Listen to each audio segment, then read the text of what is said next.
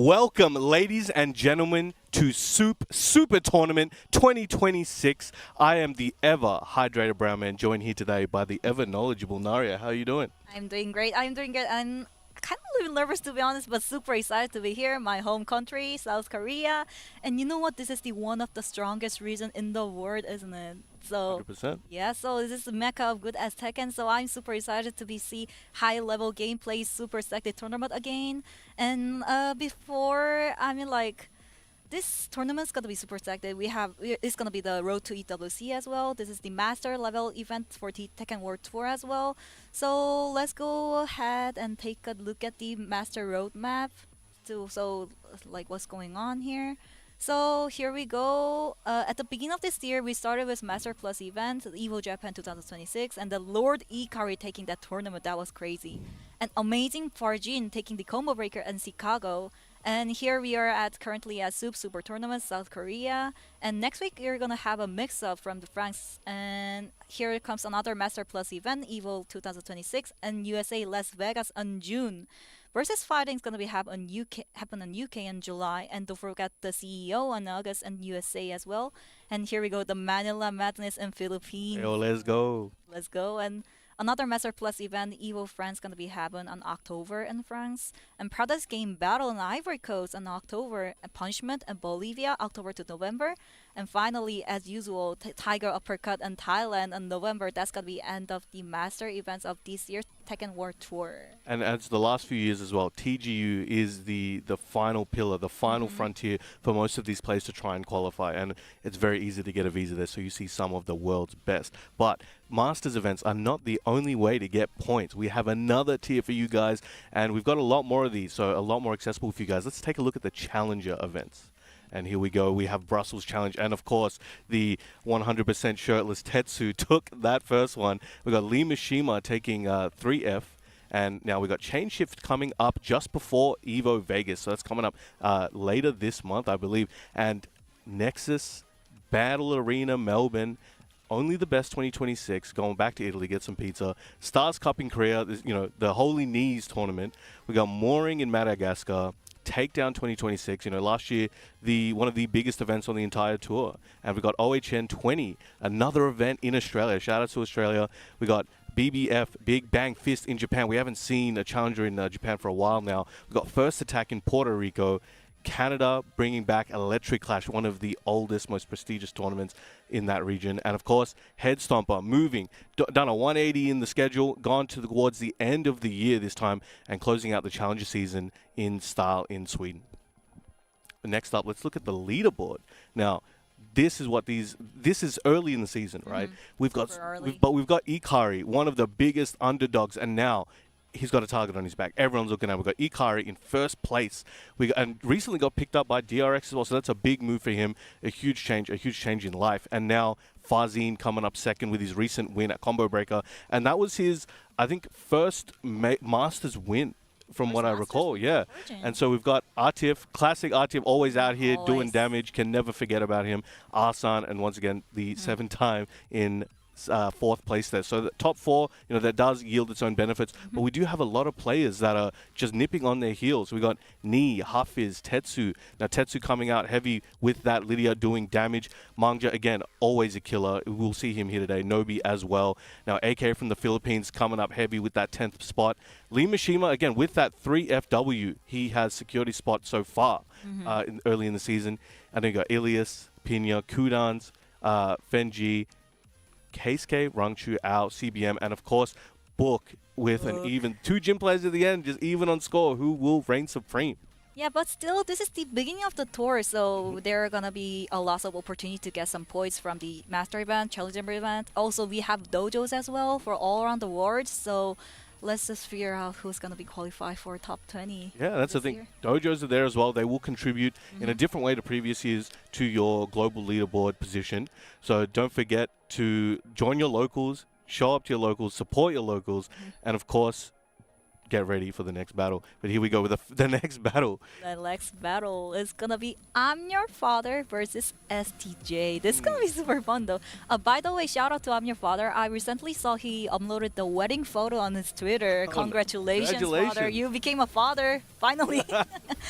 Anyway.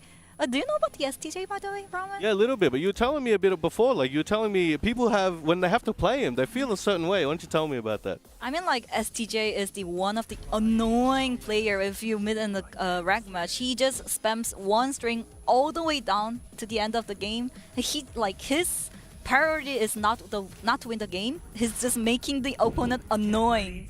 And here we go, Clive versus Lee. And we're kicking it off here today with the first inaugural match here at Super Tournament 2026 Masters event, Road to Evo. A lot on the line here. Let's get it going, Nario. Let's go, the first match, STJ Lee versus Clive. Let's go how it goes. I do recall seeing STJ do some damage in the in the STL league, right? Yeah, right? Annoying people, trying to ruin their path. Yeah, don't confuse with PTJ, by the way. They're a totally different person. We'll definitely probably see him here today. He's one of the strongest Juns in the world, I think. Yeah, right? Good wall combo here.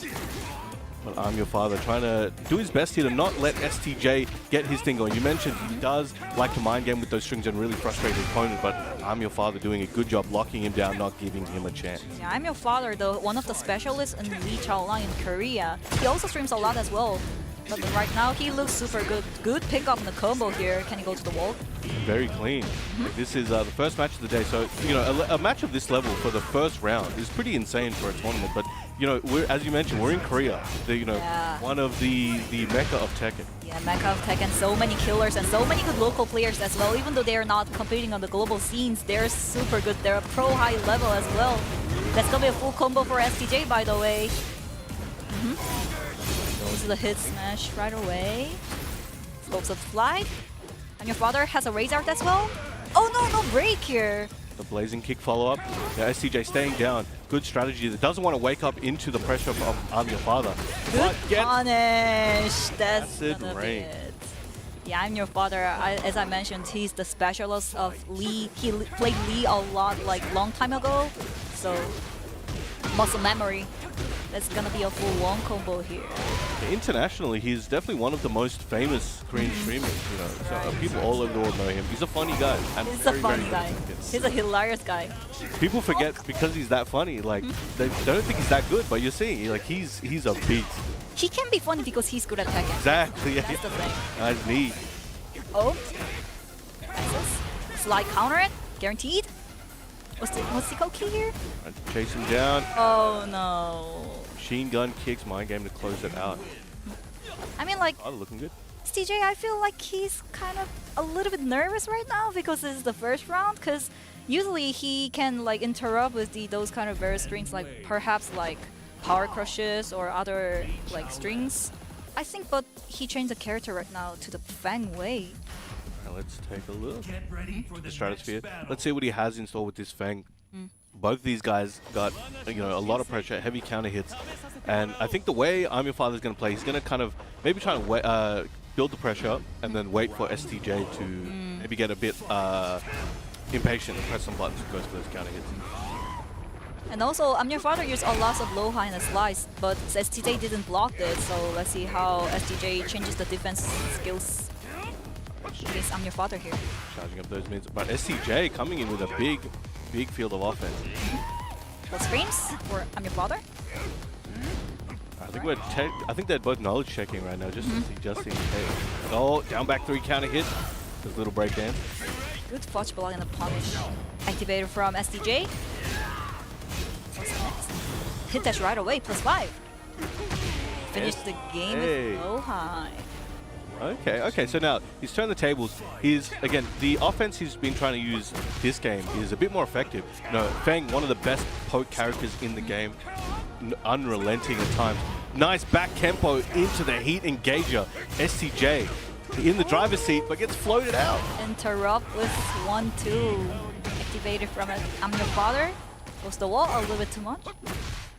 Again, looking for it. Now, Lee in heat is an absolute menace. Still has half the heat bar. Can I'm Your Father make something happen? Your Father wants to use a hit here. Got a little bit. He needs to spend it. but STJ fighting for his life. Oh my goodness, perfect punish with the hop kick. But the Lexus was unfortunate. Oh, he hit him with the snake egg, sidestep 4. Yeah, that was super unfortunate situation for Imyourfather. That X was kind of hard to adjust, but still, he has a chance.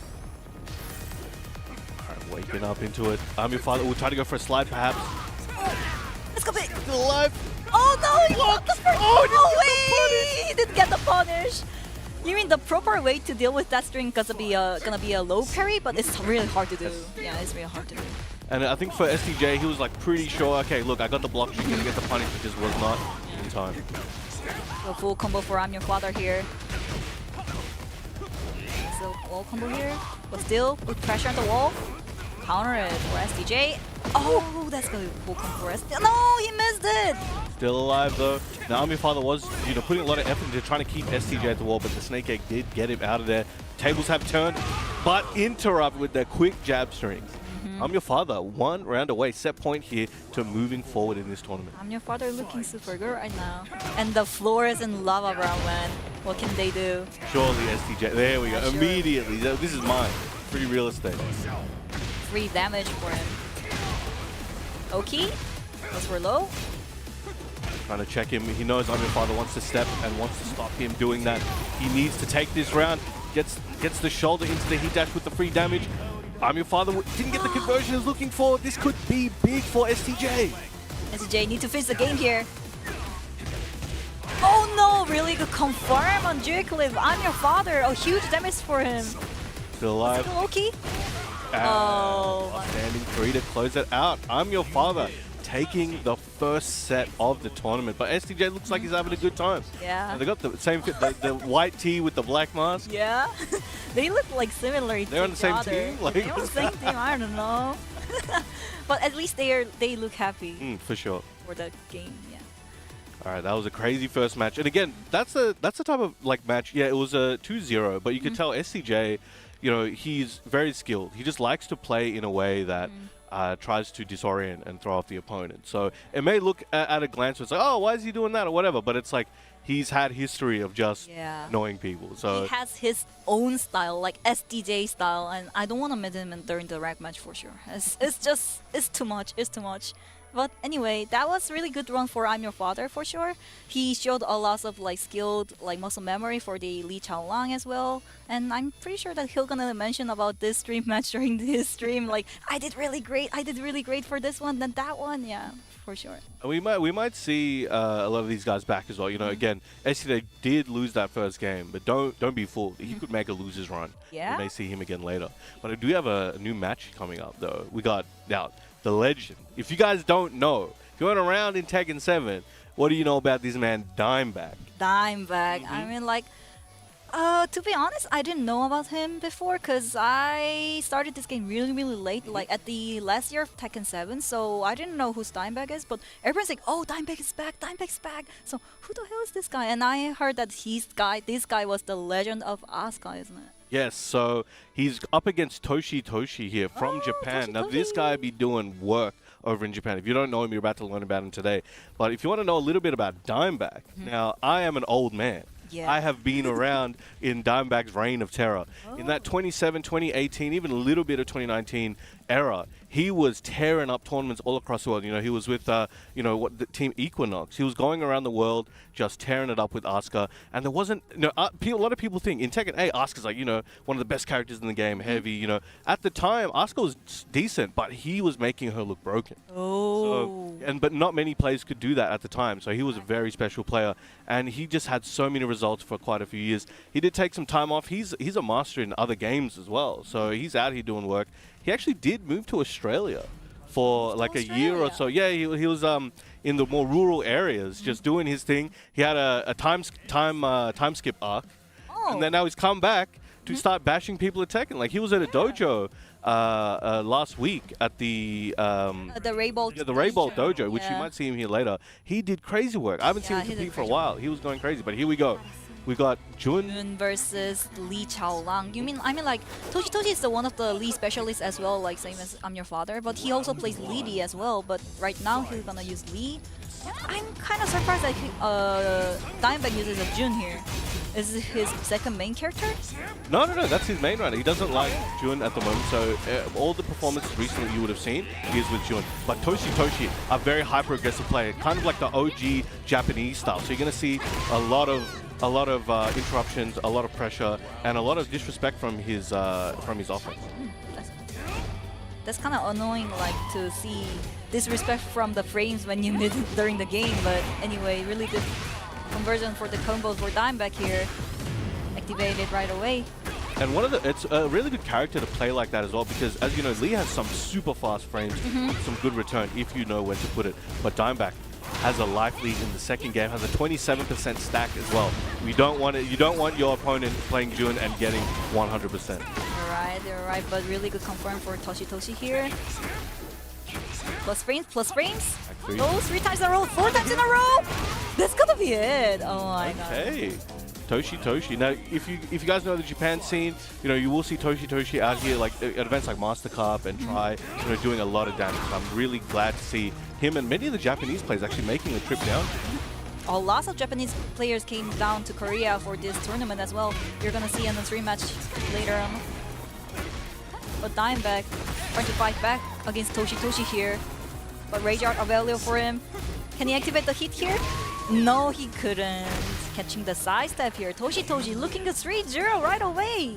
Very, very dominant so far. Now Dimeback, again, that was a very overwhelming first game for him, but let's see what kind of adaptations he could put in there, because I think there are a lot of situations where he was definitely pressing in times where he wasn't, as I mentioned before, very aggressive there from Toshitoshi, and he was not ready in the first game to kind of deal with that, to pull back at the needed times. But now we're going to see Asuka.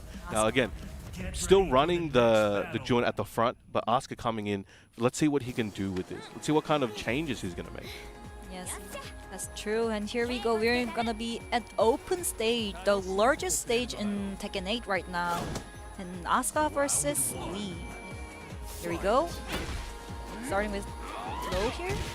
Good punish. A good lateral movement here from Dimeback. A bit more patient now compared to the first game, but nice hit confirmed there.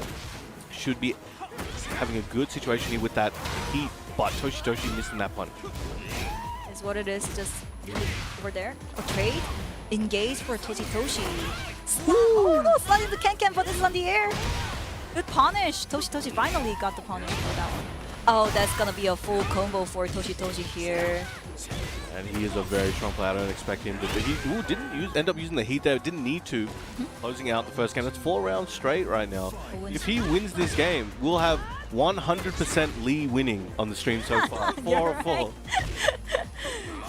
At least until right now. Oh, good. I'm back and do it. Read on parry here, Toshitoshi. It's a neck breaker. Again, Toshitoshi just, regardless of what Dimeback is trying, Toshitoshi is just unrelenting, keeps his game plan up, and it's working very well, but nice step there from Dimeback. Could this be the shift in momentum he needs? Yeah, he's gonna activate hit here right now. Alright, bunch of damage. 80. Oh no, he missed the punish! Ah, good punish and good decision making from Dimeback here. Finished the game 1-1. Finally got the first round against Toshitoshi. And Toshitoshi got a little bit too greedy there, and Dimeback was able to capitalize. Oh no! Attempt at the punish. Yeah, really good attempt. Time. Really good attempt. That's gonna be combo for Toshitoshi. Alright, trying to check again with that Dimeback one. Alright. Nice throw breaks. Alright, good. Faking out. He's trying to close that distance, I think, because I think Dimeback doesn't want to stay at range 1 or a bit back, because again, Lee has some very good options there, but the low heat smash, Toshitoshi does not care. Dimeback on life support right now, 1 round away. Toshitoshi here might be able to move forward. Yeah, the tiny little size that can be really good choice against Asuka, because Asuka has a lot of choices against like the parry or the power crush can. That's gonna be a full combo for Dimeback here. He needs some momentum in order to come back this game. Good whip punish from Toshitoshi, however. Huge recovery as well. Insane recovery. Dimeback here has a little bit of heat, but Toshitoshi not letting him get to it. Alright, plus frames. Oh, nice. Oh no! Not going to be able to kill here, but this is going to be potentially one last mix. Looks for plus frames on the crescent kick. Oh, goes pretty low, high, and finish the game. Toshitoshi 2-0 in the game, and Lee Chaolang players 100% win rate here. Let's go. Okay. So that's very interesting because I think there's a good chance that we might see Dimeback come back later on. You know, Toshitoshi, very, very strong player. Again, those who don't know, go to YouTube, go check his matches in Japan. He's an absolute monster, so no shame there. But up next, we will have a this is some grand final material already. We're like 20 minutes in, man. What's going on? We have got AG Double imported from Japan, fresh off the plane, versus Onic Rest. Residing in Korea, but used to hail from Australia for a little while. You know what I'm saying? So we got a lot of previous Australian players on the stream today. I mean, like, this is the brand new beginning of the pools, and we got a Rest versus Double. Crazy. How? I don't know. Korea, man. This is right, you know how it is in your hometown. Man. It's crazy out here, man. They don't take no prisoners. So Double going in with the law, one of the world's best law. They used to call him the Speedstar. Now that was years ago, but he has not changed. Still, his APMs, he's pressing 50 buttons a minute, and he knows when to do it. So you got to be very careful. Whereas Rest, now he is one of the best Hwarongs of all time, in my opinion. Still a machine. He does play a lot of other characters and has some of the best combo conversion I've ever seen. He just makes combo videos mid-match. It's mid-match. You're right.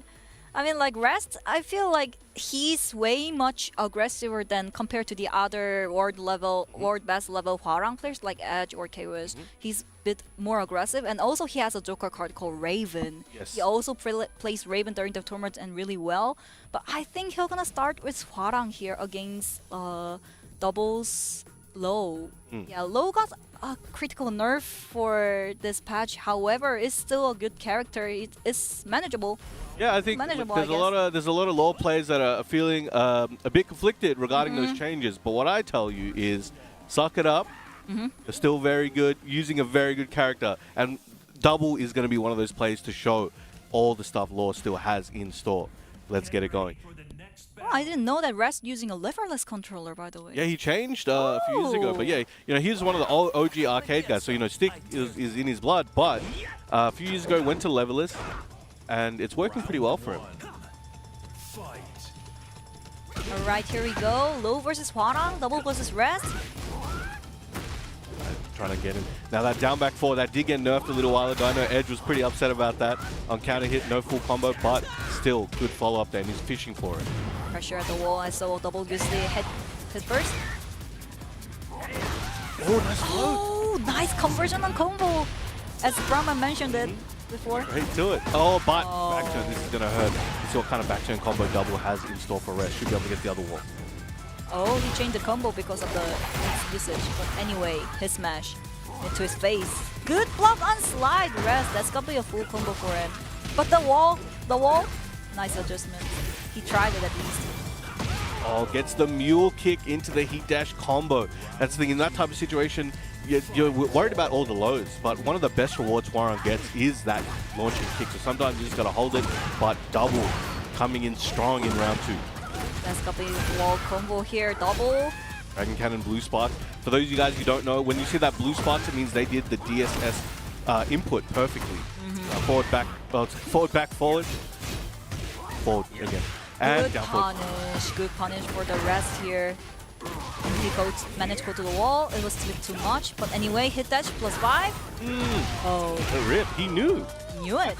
If he did not have that hit on like that, he could have got launched for that. Double is ready for those ducks. Starts off with the nunchuck, but Rest 2 rounds ahead, looking strong. Perfect punish from Rest here. Good punish from Double as well. Mid. Oh, might be the punish. Punish it. Be excellent. Nice. I mean, like, punishing the power crush with the throw, that's kind of hard to do. But I think for the players who get used to it, that can often be like even more damage and better OP. So those of you guys at home, if you can practice using that, it could benefit you heavily. But Rest on the verge of taking the first game. And for Rest has been traveling. He's with Onic at the moment. He has some opportunities to travel. But I think for a lot of people, if he can take this, it may be an upset for some people where they would expect Double to be able to take the win clean. But as you see, Rest ain't no slouch. He is a menace. And it's not like he's... a lot of Hwarang players, Rest is so fundamental. He can go crazy when he wants, but if you see the way he's playing very tight. He's really trying to lock Double down, stop him from stepping and trying to catch those counter hits. And it's working out perfectly. Let's see what Double has in store for him to get to. Let's go. I mean, like, he's one of the strongest point is that he can change the tempo by himself, rest. So let's see how Double adjusts the tempo in his gameplay style. Nice, good match 4. Yeah, good lateral movement into the Shaolin. And again, another Dragon Cannon Ender. Excellent wake-up block there from Rest. High risk, high reward. Alright, going for the down 3-4. The Huaron Classic. Double is ready. Activating, he should be able to extend his combo and stabilize it a little bit. Spikes him down into the nunchuck and cracks the ankle. Double coming back with a vengeance. This can be a huge momentum for Double here, winning the first round of game 2. Now you see Double using a lot more quick step duck fuzzies and then, trying to do a button to interrupt any option Rest has in store. And it's working wonders so far. And the craziest thing is that both of this character has a free down for 2 as well. So the timing can be mattered during the game here. And activated from Double. From Rest as well. Excellent punish while setting 2, and Double does have heat, wants to let it rip, and 1-1-2. In Korea, we say that string as God, because that string is so good. So good. Yeah. I still got the muscle memory to duck the 3rd hit from older games. I just get hit now. That can be true, that can be true. But anyway, the floor is in purple right now. It can be break anytime, any soon with both players. But really good wall splat for Double here. Full combo, 80 damage. I'm your Dragon God. Excellent break. The 1+2 grab from Rest. Switching it up. Oh, let's rip again. Oh, guaranteed follow-ups. Nice. Oh, goes for the low to finish the game here. Rest. Don't want to go to game 3 here. Just want to finish it right now in this game 2. And the floor is primed for a break, so any combo could take us downstairs. Oh, dash up his face. Got that down back 4 on the counter. But nice combo here from Rest. Let's see if he takes it down. No. Ooh, doesn't get the spike he's looking for. The pressure, no duck here. Double, good punish from Rest. Engaged. Recovery as well. Slide. Slide on the heat dash. Good step on the 2 jab attempt. Oh, really good side step, but couldn't get the punish. Punish it? No, it was too far away. Oh! Okay. And we talked about that down forward 2 before. Excellent punish. Now, even on rounds, if the closest one out here uses the heat smash, keeps it safe. Now, Double fighting for his life here. Rest 1 round away from taking the set 2-0. No one breaks the floor yet. That's crazy. Trying to keep it tight and compact. Keep it upstairs. And take it down to you. Punish it. Good punish from Double. Alright, just a game of pokes. No one wants to overcommit. It could mean everything. They're both in death range from one combo. And no recoverable inside. Both have all heat. Oh, that could have cost. Double still has a raise and a hit as well. Can you activate it? Plus frames and goes to the low again, but Rest.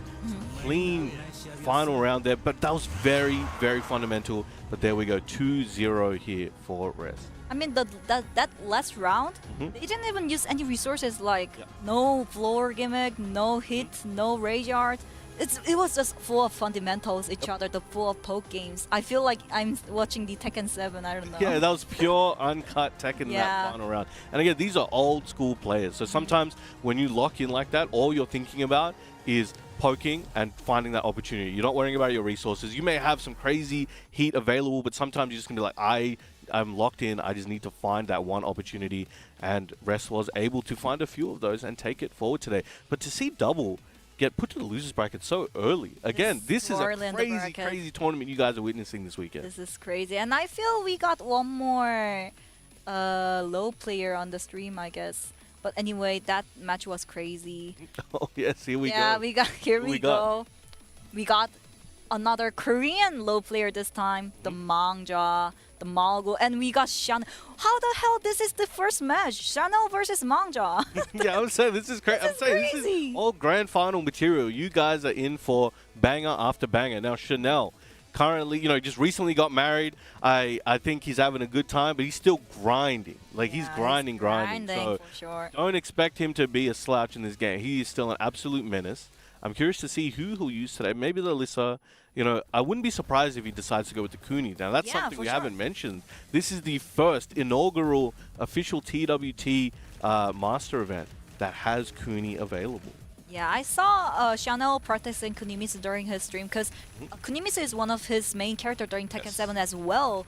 But it can be like lack of time, like since we have only like 10 days since Kunimitsu got released, so I'm not sure he's gonna just Yep. let's go, the That's first thing, Kunimitsu in the there's tournament. lack of time for him, but there's also lack of time for Mangja, Yeah, right? for sure. You never know. We've had 100% slide characters actually since the start of this tournament, but here we go. We have Kuni, the first Kuni of the tournament on Chanel of all people, and we have Mangja with that law. But the thing is that Mangja also practiced Kunimitsu really hard since after Lo got nerfed. He decided to practice another character as well, and that one was the Kunimitsu. So I'm pretty sure that he knows the matchups really well. Sure. For sure. Or does he know Chanel? That's going to be the question. So now, okay, one of the best moves there. Yeah, one of the best with full crush 1+2. Now it is minus, I believe minus 12, but you gotta guess afterwards, and a big combo here from Chanel. Yeah, Oki here. Oh, screen kick from the Mangja. Oh! 1-1 punish. It's low. One again. Oh that's my good. goodness! I haven't seen him use that in ages. Good combo from Mangja here. Activated. Yes, it is. Recovery God should be able to get all of his recoverable back. 112 damage. That's crazy, but really good punish from Chanel here. 2-2, 2-2. Okay, 2-2. with that, he left it, as you were saying. He knew it. That's gonna be it. The Rage Art used by Mangja here. I mean, that 2-2 death strings can be really annoying. However, if you decide like one thing, like if you want to dog it. If you want to punish it, punish it. The decision making is the thing against Kunimitsu here. You have to be ready. You have to commit. Fudge block on Mangja. Cracks the ankle. Good interrupt. No punish. Oh, it does not have punish. It's safe. 2-2. She's going to the stance, going for the low. Chanel trying to make something happen here, but Mangja, hyper offensive, just trying to smother him. Out gets the follow up. QC2. Activated from Chanel here. Oh, unfortunately. Good, safe option there, that forward thrust kick. So I asked a few pro players about Kunimitsu, like what's the hardest part for Kunimitsu during the game, and they said if opponent uses down 4-2 or the like electric at the distance, it's really hard to deal with that one. So maybe Mangja's gonna use down 4-2 a lot. Anyway, the wall splat Yeah, for sure. combo here. Definitely, depending on how the Kuni likes to play, you know, keep out options like that, the electric down 4-2, will make it very difficult for her to have to kind of force the player to think twice before coming through. But Chanel, he's making something happen here, but again, comes in, runs in. Yeah, always set 2 or set 1+2 can be really good tool at the distance. As a Mishima player, I hate set 2. It's very dangerous, and Kuni players know how to make it hurt. First and goal game, down trap. Chanel was his choice. In trouble, he got 8 seconds left. No follow-up. Oh, the counter for back to 1. Mangja. I said you like he played Kunimitsu a lot since Kunimitsu got released. I feel like this tournament he'll not gonna use Kunimitsu, but maybe if in future he might gonna use it. So Yeah, he might be. Yeah, I mean, this is the first week, right? There's a long time for this character to develop, to see what kind of source she's got as well. A lot of players are going to be putting a lot of time into her, developing her style, developing her tricks, developing really how she's going to be used in the meta. So I'm very curious to see how that progresses. Engaged, set 1+2. Oh, yes. That tool is really good. Very, Besides very. that, I mean, Kunimitsu's movement got a little nerf compared to Tekken 7, but still it's a female character. It has a good backdash and it has a good side step as well. Good conversion. Mangja, full combo. Unfortunate side foot there from Chanel did get him in trouble. Now back to the wall and Oh, 14 frame hit smash became a punish. Mangja keeping up very well, trying to take the position back from Chanel. Back to the wall is not what you want to be. Plus frames after the heat smash. What has Chanel got? And the 1-inch punch to close it out. Plus frames on plus frames here from Mangja. Good choice made from Mangja here. Lead the game at game 2. Alright, low pokes. Look at that spin. But the trade! And it's good for Chanel here. A full combo. Even I felt that one. Ah. Oh! Nice combo gets the carry. Not quite. Slightly off axis there. Activate from Mangja. Engaged. Nice. Good punish for... Oh no! A little bit misinput for the wall combo. Anyway, it's fine. Alright, backing up. Now you can see Chanel trying to use traditionally using that Kuni backdash to get away. And you can see him fuzzying as well, just in case of slide or any other mids coming through. But Mangja's doing a really great job of breaking through that strategy. Yes, as you mentioned, like Chanel's strength is using a lot of sidestep and the backdash because he's the master of female characters. Nice whip punish with a hop kick. Big finish it out here. Oh no, I missed it. Got a chance. Mangja's gonna do something crazy. They have the down back 3. Yeah, I mean the poke at the rage art, Mangja is just like Mangja's on fire. But anyway, 4-1+2 engaged. Right, trying to catch him moving. Alright, guaranteed. Good. Follow up. It's a slide this time. Oh, staying in his face. Oh my gosh, they're doing nothing. Just staring at each other. Punish, nice, good punish from Chanel. Oh, alright, they're only 12, so you got a minimal punish there. You still got to do it though. So yeah, a lot of poke going on, both players, but still Mangja has a hit as well. Not Chanel. Oh, really good timing. Double dragon launcher. Doesn't get the combo he's looking for. Could this be Chanel's chance to get on the board? Needs to make something happen. Mangja though has heat, has rage. What can Chanel do? Activated from Mangja here. Oh, sidestep into his match, avoiding down jump of Chanel. That was really good choice and good read. Mangja looking super hype and super good today. That was crazy. But there, once again, another crazy match so early. Again, it's not even like 11 over here yet. What is happening? But up next, we have an absolute bang. How much lore gameplay are we going to see today? I don't know. We have tons of leads and we have tons of low here, but I think we're going to have an international match here.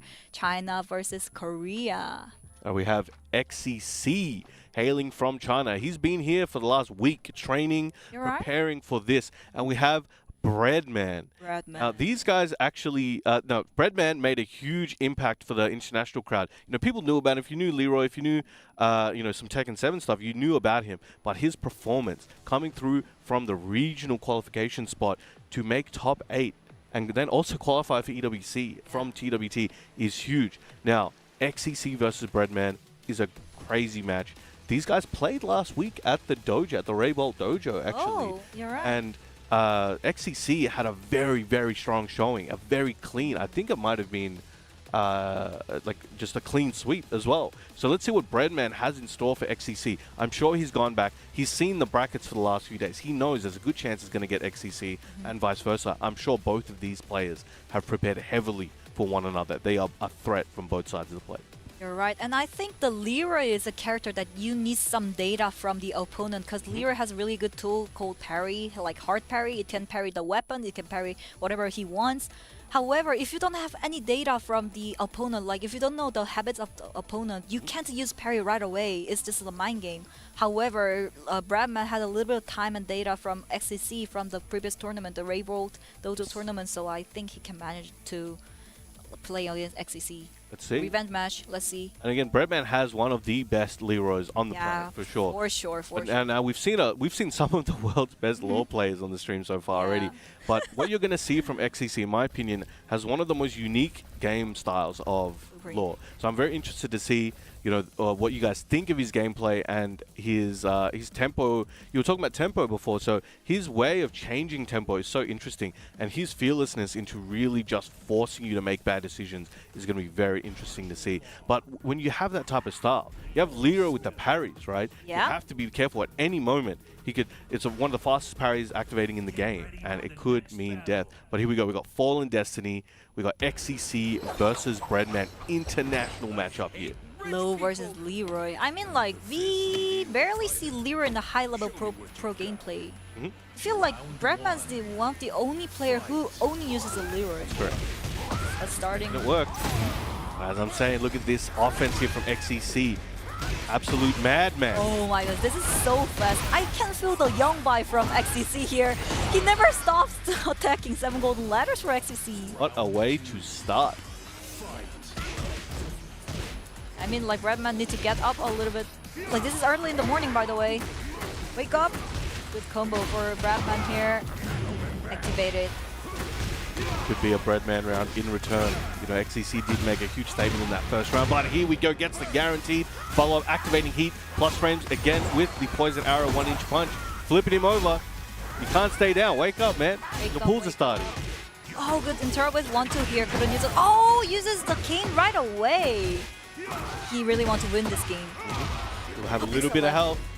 Oh, good defensive option there from Breadman. XCC needed something quick there, and Breadman did it. Yeah, really good decision as well, because that does not have a punish, so it was really good. Strong. Nobody wants to overcommit. Strong defense from both players, but as I said, that XCC sending up Breadman. That's gonna be a little bit too much wall carry, by the way, but anyway, bunch of damage. I'm trying to really utilize those plus frames. Lots of pokes going on. Oh, really good whip punish from Breadman. That's gonna be a huge counter for Breadman. Able to go to the wall here. Activated as well. Should be able to get there. Goes to yes, perfect wall carry. Look at this. 19 hits for 74 damage. A lot of effort, but still good positioning. Breadman in trouble. XCC activating heat. Adjustments at the wall a little bit. He wants those plus frames. Wants the mind game. The insta slide. One more hit. Literally a pixel left. Literally pixel left. Oh no, that mind game. Got those parries coming in. 2 seconds left on the clock. Oh, nice. Confirm on counter at XCC. Unfortunately, Breadman didn't have enough time to come back, so that is what it is. Punish. Perfect punish from XCC. It's a legend kick at the end. Now XCC just waiting for Breadman to overcommit here. Then coming in, trying to press a few buttons, and then we'll step out once again. But, oh, Breadman, excellent sidestep into the chamber punches. This could be what he needs. But anyway, XCC activate as well. The trade goes for the low. Oh, slide into his face. Oh, missed the guaranteed, by the way. But anyway, his smash from Breadman, the plus frames. Down for two times in a row! XCC special. Shout out to OCE. That's gonna be it. XCC 3-1 winning Breadman at the game 1 here. I mean, like, XCC is super young, isn't it? So I feel the young vibe, like MZ vibe during the game. He's super fast. He just pressing the buttons. However, he know when to defense as well. He know when to think about the parry as well. So that's the reason why Breadman having a hard time. Yeah, and the tempo of XCC. Yeah, he's got that young man energy. He has no quit. He's just keep going and going. He's gonna wear you down. And you can see here, his fast tempo mind games are so difficult to deal with. Excellent counter hit there. Excellent decision making here. Goes to the wall. Nice. Dragon Cannon end up. Good punish from Breadman. Wanna use an engager here to recover the game. Oh, use a cane at the beginning of the game. Unfortunately, bye-bye to cane, Breadman. Going for the stance. XCC staying so elusive, so agile, making Breadman work for it. Oh, down for 2-3 times. I feel like down for 2 of low is really good. However, XCC utilized that one really well here. Up pixel left. Breadman needs to do something. Oh, okay. Huge counter. That's gonna be. This could be the Hail Mary he needs. Obviously no wall splat from that, but still good positioning. Spending all his resource, 5 seconds left, chipping him down. XCC needs to make something happen. And the slide gets blocked. 8%. Did you saw Breadman's strategy of using a throw to make a time to go, like spend the time a little bit? Waste some time. Yeah. That's a good option. It's a really good option at the last seconds. All right, chipping away at the legs here. Right? Oh, Breadman, I think he's back here. Oh, that's gonna be it. That's gonna be it. Breadman, there we go. 7 gold and letters, making a statement in return. 1 round away from taking the second game here and evening up the score. The momentum from the pixel, that's really huge right now. XCC. Wanna do something here. Maybe another down for 2 here. Oh, look at this. The parry, that was perfect timing for him. Oh, went for the Tsubaki, but XCC ahead of the game here. Activating heat is going to be a big combo. Look at this carry. Hey, yo, he's like 1 crumb away from the wall. Unfortunately. 1-1-1, the God, that's going to be a wall splat. Alright, still hit available for both of players. Breadman uses his match Alright, good punish. And that was a huge risk there, and XCC taking advantage happily. Breadman just wanted to finish the game by 3-0 for the momentum. However, XCC still in this game. Down for 1. Low pokes. Punish it. Perfect. Alright, waiting for it. No way punish here. Good timing there from Breadman to use that. XCC definitely was ready, but lets the full string rip. Still uses the full string. Punish. You can see both players slow down a bit more. You know, XCC before he was very, very offensive. Now, you know, his Breadman's made him respect a little bit. He knows he needs to back up and wait for those opportunities. But Breadman getting the huge counter right in the guts, and one game apiece here in Aria. I mean, like Breadman right now, his strategy is gonna like making one huge counter and do a full combo for that. I feel that's the strategy of game 2 on Breadman. So XCC needs to think about it. How can I manage of those kind of huge counters? Should I wait it? Should I do a side step and launch it? That's a key point. And here we go. One of the craziest stage if you go to the downstairs. You got like more than 8 gimmicks at the wall. However, right now we can see the alpacas here. Oh my goodness, really good. Like we can go to the wall easily. Easy wall combo as well. Big damage. Alright, XCC taking a huge lead. Again, he's gone back to his natural way here, and he's trying to be hyper oppressive here to Breadman, and it is doing one. He still has a little bit of heat, and the Dragon Hammer to close it out. He's like, no, man, what happened to last guy? I forgot who I am. Let me go back to basics and take it the way I need to. I didn't know that back to basic means that way. This is his basics is hyperactive. Like this. He's like the guy that's like naturally has like 7 energy drinks in his gameplay already. That's funny, but his smash, I feel Breadman's a lot in trouble at the wall here. He needs to do at least one engager in order to get some huge recovery anyway. Really good confirm from XCC, unfortunate. But the thing is that Breadman has a cane here. Yes. And you're gonna use it. You can have it at any time. The previous game, you know, he was feeling a bit... Oh! He heard you. Does that count as coaching? I didn't meant to coach him. Anyway, that's gonna be a full combo for Breadman, and it's gonna be a huge, huge damage. Activated from Breadman. Already 100 damage. Crazy. 103. Alright, trying to wake him up. The counter hit. It's not. It's the wall! Oh my god. Hit. It's all calculated. Breadman. It's all calculated. All calculated. We know it's gonna be the side axis. It's the all calculated, but really good. Lucky for Breadman here. Alright, side step 3+4. That string is really hard to deal with, by the way. Alright.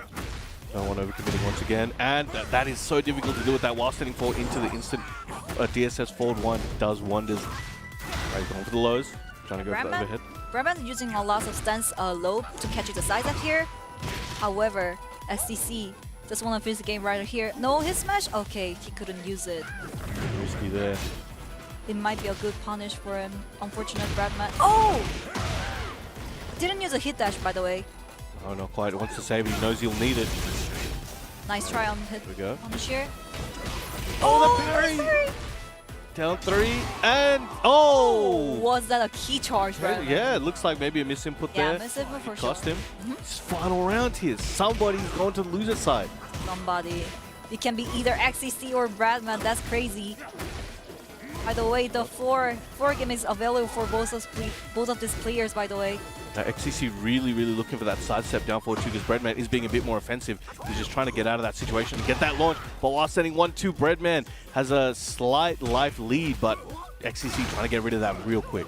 Oh, it can be oh my goodness! Did not confirm. This could be terrible for XCC, but amazing for Breadman. Really good catch on mistake, Breadman. That dog was crazy.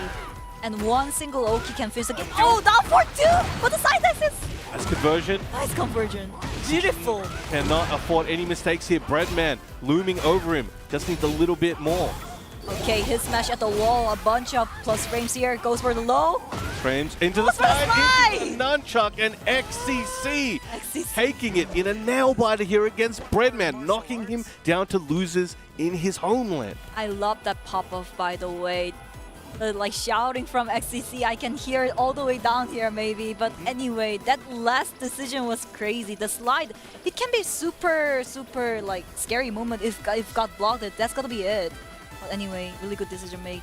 That's the thing about XCC, and a lot of law players who are really good, they know they need to be fearless. Calculated risk or not, they know I can't afford to let my opponent think, oh, it's too risky now, he won't do it. That's when you need to do it, and that's when he did it to close it out. Amazing work from XCC. You know, Breadman has already qualified for EWC, so now XCC's in that path, trying to get it himself. You're right. XCC trying to get some EWC ticket for this tournament, I mean. But anyway, I mean, XCC, he traveled all the way down to Korea, so I think he deserves it. Yeah, for sure. He works He's a hard. really good player. And I think if you want to stay up to date with his activities and everybody else here, you can go to TekkenWorldTour.com and also follow on X at Tekken, at BNE Esports, and on YouTube to catch up with all these matches. You can hear our lovely voice and on a replay at BNE Esports. So you can check all the action out, check the leaderboards, you know, check your local dojos as well. Don't forget, go to the event schedule, see where the dojos are happening near you, and if potentially you can set one up yourself, make sure to do that and get people playing some Tekken. Good as Tekken. Here we go. And I think, can you introduce the next? Oh yeah, this is gonna be okay. This is gonna be good. Can You guys are gonna learn some stuff today. Okay, but we're gonna have that action back for you soon, and we'll catch you guys right after this break.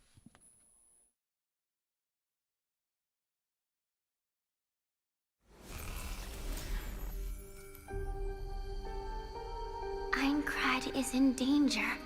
Equilibrium will be lost, and the resurrection of the god of death grows near. Attention players, I welcome you to my world. Destroy the core of life and save this world, for if not, death will come for us all.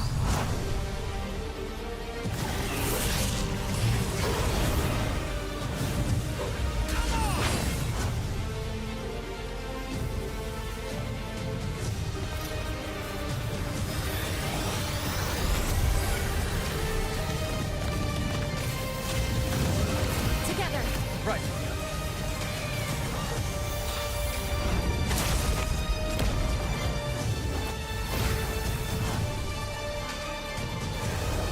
I'm not gonna let you get away with this.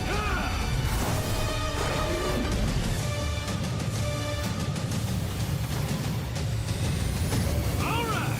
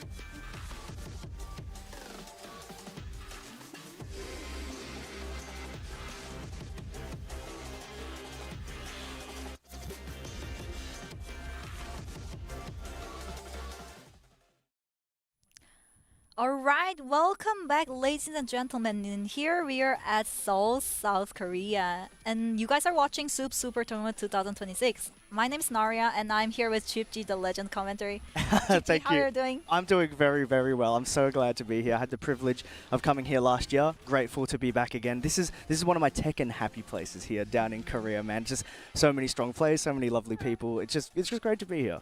Yes, it is, and this is gonna be super stacked tournament. As you guys already watch it, we watch Mangja, we watch XCC, and we're gonna have another international match for sure, isn't it? Yeah, no, absolutely. We've got a Japan versus Pakistan. It's going to be Ooh. PINYA versus Zubair. So yeah, a lot more coming at you. But man, those first series of games I was watching in the crowd before, absolutely insane. That's Like, absolutely insane. I jokingly say, like, Soup round 2 could be someone else's grand final. You know what I mean? Yeah. Like, it is just next level. There was a lot of lore, by the way. There's a lot of lore Yeah. happening. Lots of low and lots of Lee Chaolang as well. But Yeah. I feel Zubair, he used Paul and Dragunov. This is my personal opinion, but I really want to see Paul on a tournament. Yeah. Yeah, we see a lot of poor players during the rank match, but why no one uses it during the tournament? That's the thing. Yeah, Paul's always been one of those characters that, you know, he's always been relatively strong, but he's just not as represented in tournaments. So when you do get to Yeah. see him on the big stage, it's always a treat. Because he can be so scary. I don't want to go up against him. In tournament. That's all I'm saying. Yeah. He scares me a little bit. But no, yeah, you're absolutely right. I'm keen to see more of that. And here we go. We have PINYA from Japan, the Raven, the Ninja. And I feel this match is not familiar, to be honest, because Zubair does not travel a lot.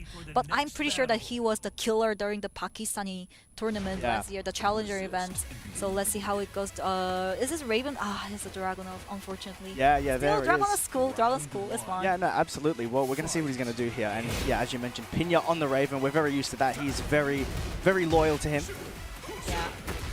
One of the strengths of PINYA is right now is that he utilized the wild sending 2 really well for the counter. It started from Tekken 7, by the way.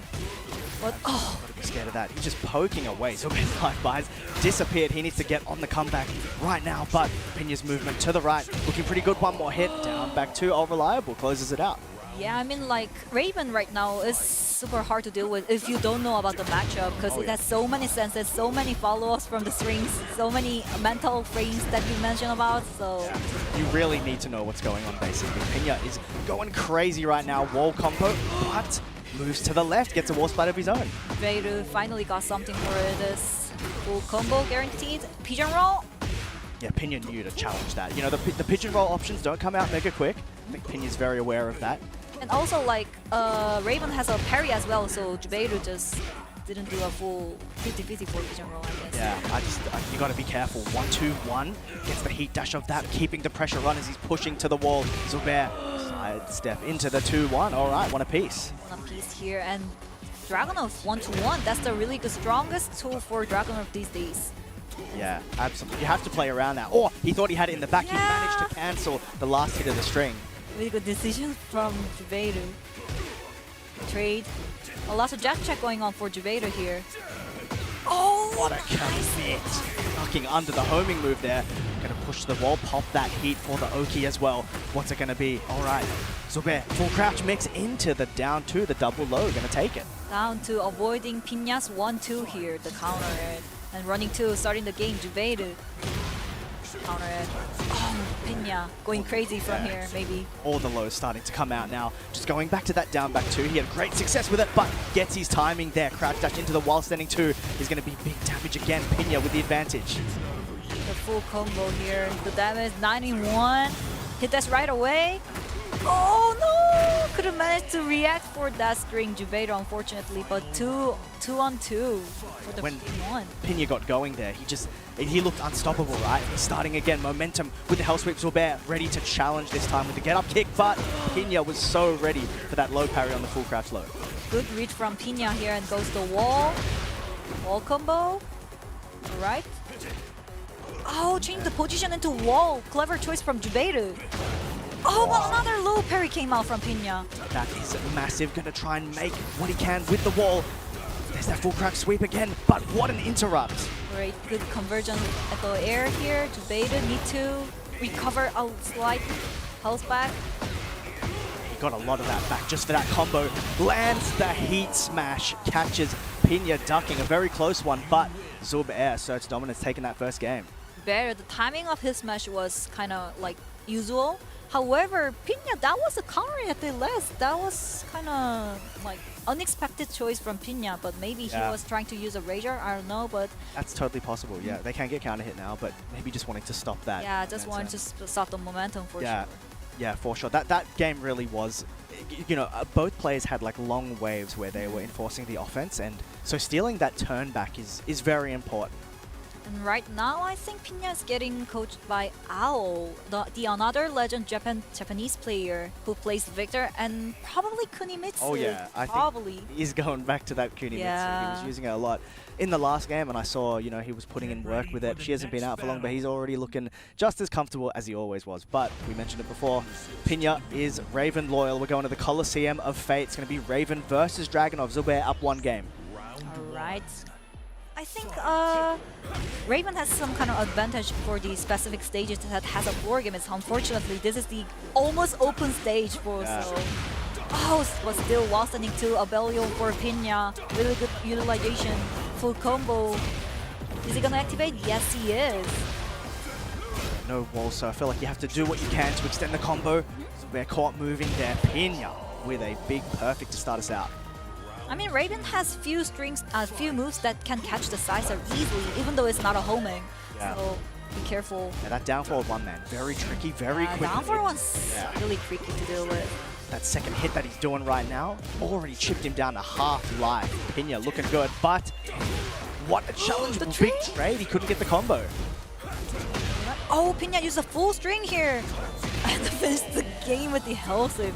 That can be really scary, like that can be super risky. Yeah. However, PINYA just wanted to finish the game right away. And you got to be thinking, right, if you're Zubair, so he's not going to do the full crouch sweep here, right? Like, why would he do that? That's why stuff like that hits him. Or maybe the risk is worth it in the end. And especially during the tournament. Oh, alright. PINYA tried to use a parry, but it didn't work. Oh, had the counter hit there, didn't rip the string. Just forcing that pressure with the snake dash again. PINYA, everything working out for him as he engages the heat. Another sweep, one more hit. PINYA with an ultra quick 3 rounds straight to level this one. That was great. During my stream, I called that state when PINYA uses a lot of health sweep. I just say Devil PINYA mode. Oh yeah, he was definitely in Devil PINYA mode. Yeah, Devil PINYA mode, he just used a health sweep all the way down, like from the beginning and the end of the match. No one can block it, because his time is crazy. He delays a little bit. Sometimes he uses really quick right away into his face. I think that timing is like super crazy. Yeah, just being able to change it with the snake dash is very important, and I think that first game is what he needed to feel comfortable with ripping that low a lot more. He seems like he's just ready to rip it all day now, so a lot of thinking for Zubair, because, you know, the mid is still on the table just because he's hit me with 10 hell sweeps. You know, all it takes is that one mid. It's going to be trouble. The side result, let's go. Raven versus Dragunov didn't change the character. I assume that he can change into Paul, but still sticking with the Dragunov. Maybe download complete? I don't know. Yeah, maybe. I think, you know, he might be a bit more comfortable now. We see PINYA fishing for that counter hit with the wall standing 2 instead. What a parry as well. Getting some damage for that. Down to counter it for Zubair. Throw break, nice. Oh no, side. Yeah, being ready for your counterplay after a broken throw. A lot of people like to mash there, so PINYA is well aware of that. Oh, Zubair, it might be the punish, but unfortunately didn't use a full. Oh, activated. That's the punish as well. To reach that first heat string, catches him with that down forward 2. PINYA looking like he's not stopping anytime soon. That's 4 rounds straight on the board for him now. Didn't respect the frame, PINYA. I feel Dragunov, it has a really good side steps. That's the reason why Zubair keeps sidestepping. However, PINYA catches the side step really well right now. Yeah, that has been such a big factor. Not only the sweeps, but his ability. Look, he was ducking. He changed that timing just a little bit. Caught him right as he stood up. But you don't want to just like full crouch for 3 seconds or 4 seconds. That's too risky. So people just tend to just stand up. And that's the timing for PINYA to use a health sweep. That's crazy. Yeah, absolutely. All right, onto the wall now. PINYA with the heat activated, ready for the Oki right now. What's on the table? Oh, he's a full. Oh no, it's the cycle! got to his back. Zubair gets away with it, levels it 1 apiece. A little unfortunate for PINYA there, wasn't ready for the situation.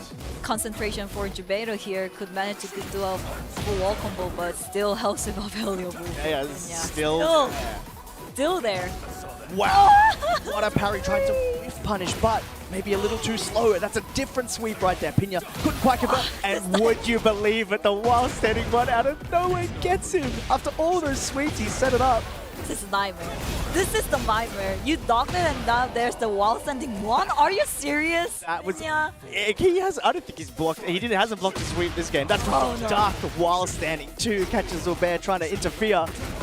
Wall standing 2 works a lot against Zubair right now because Zubair uses a lot of jab check and 1-to-1 right now, and both of them are the high strings, so it works really well. That is absolutely true. Forward 3 launch, everything working out for PINYA. Heat on the table. Is it going to be enough? There it is, into the heat dash.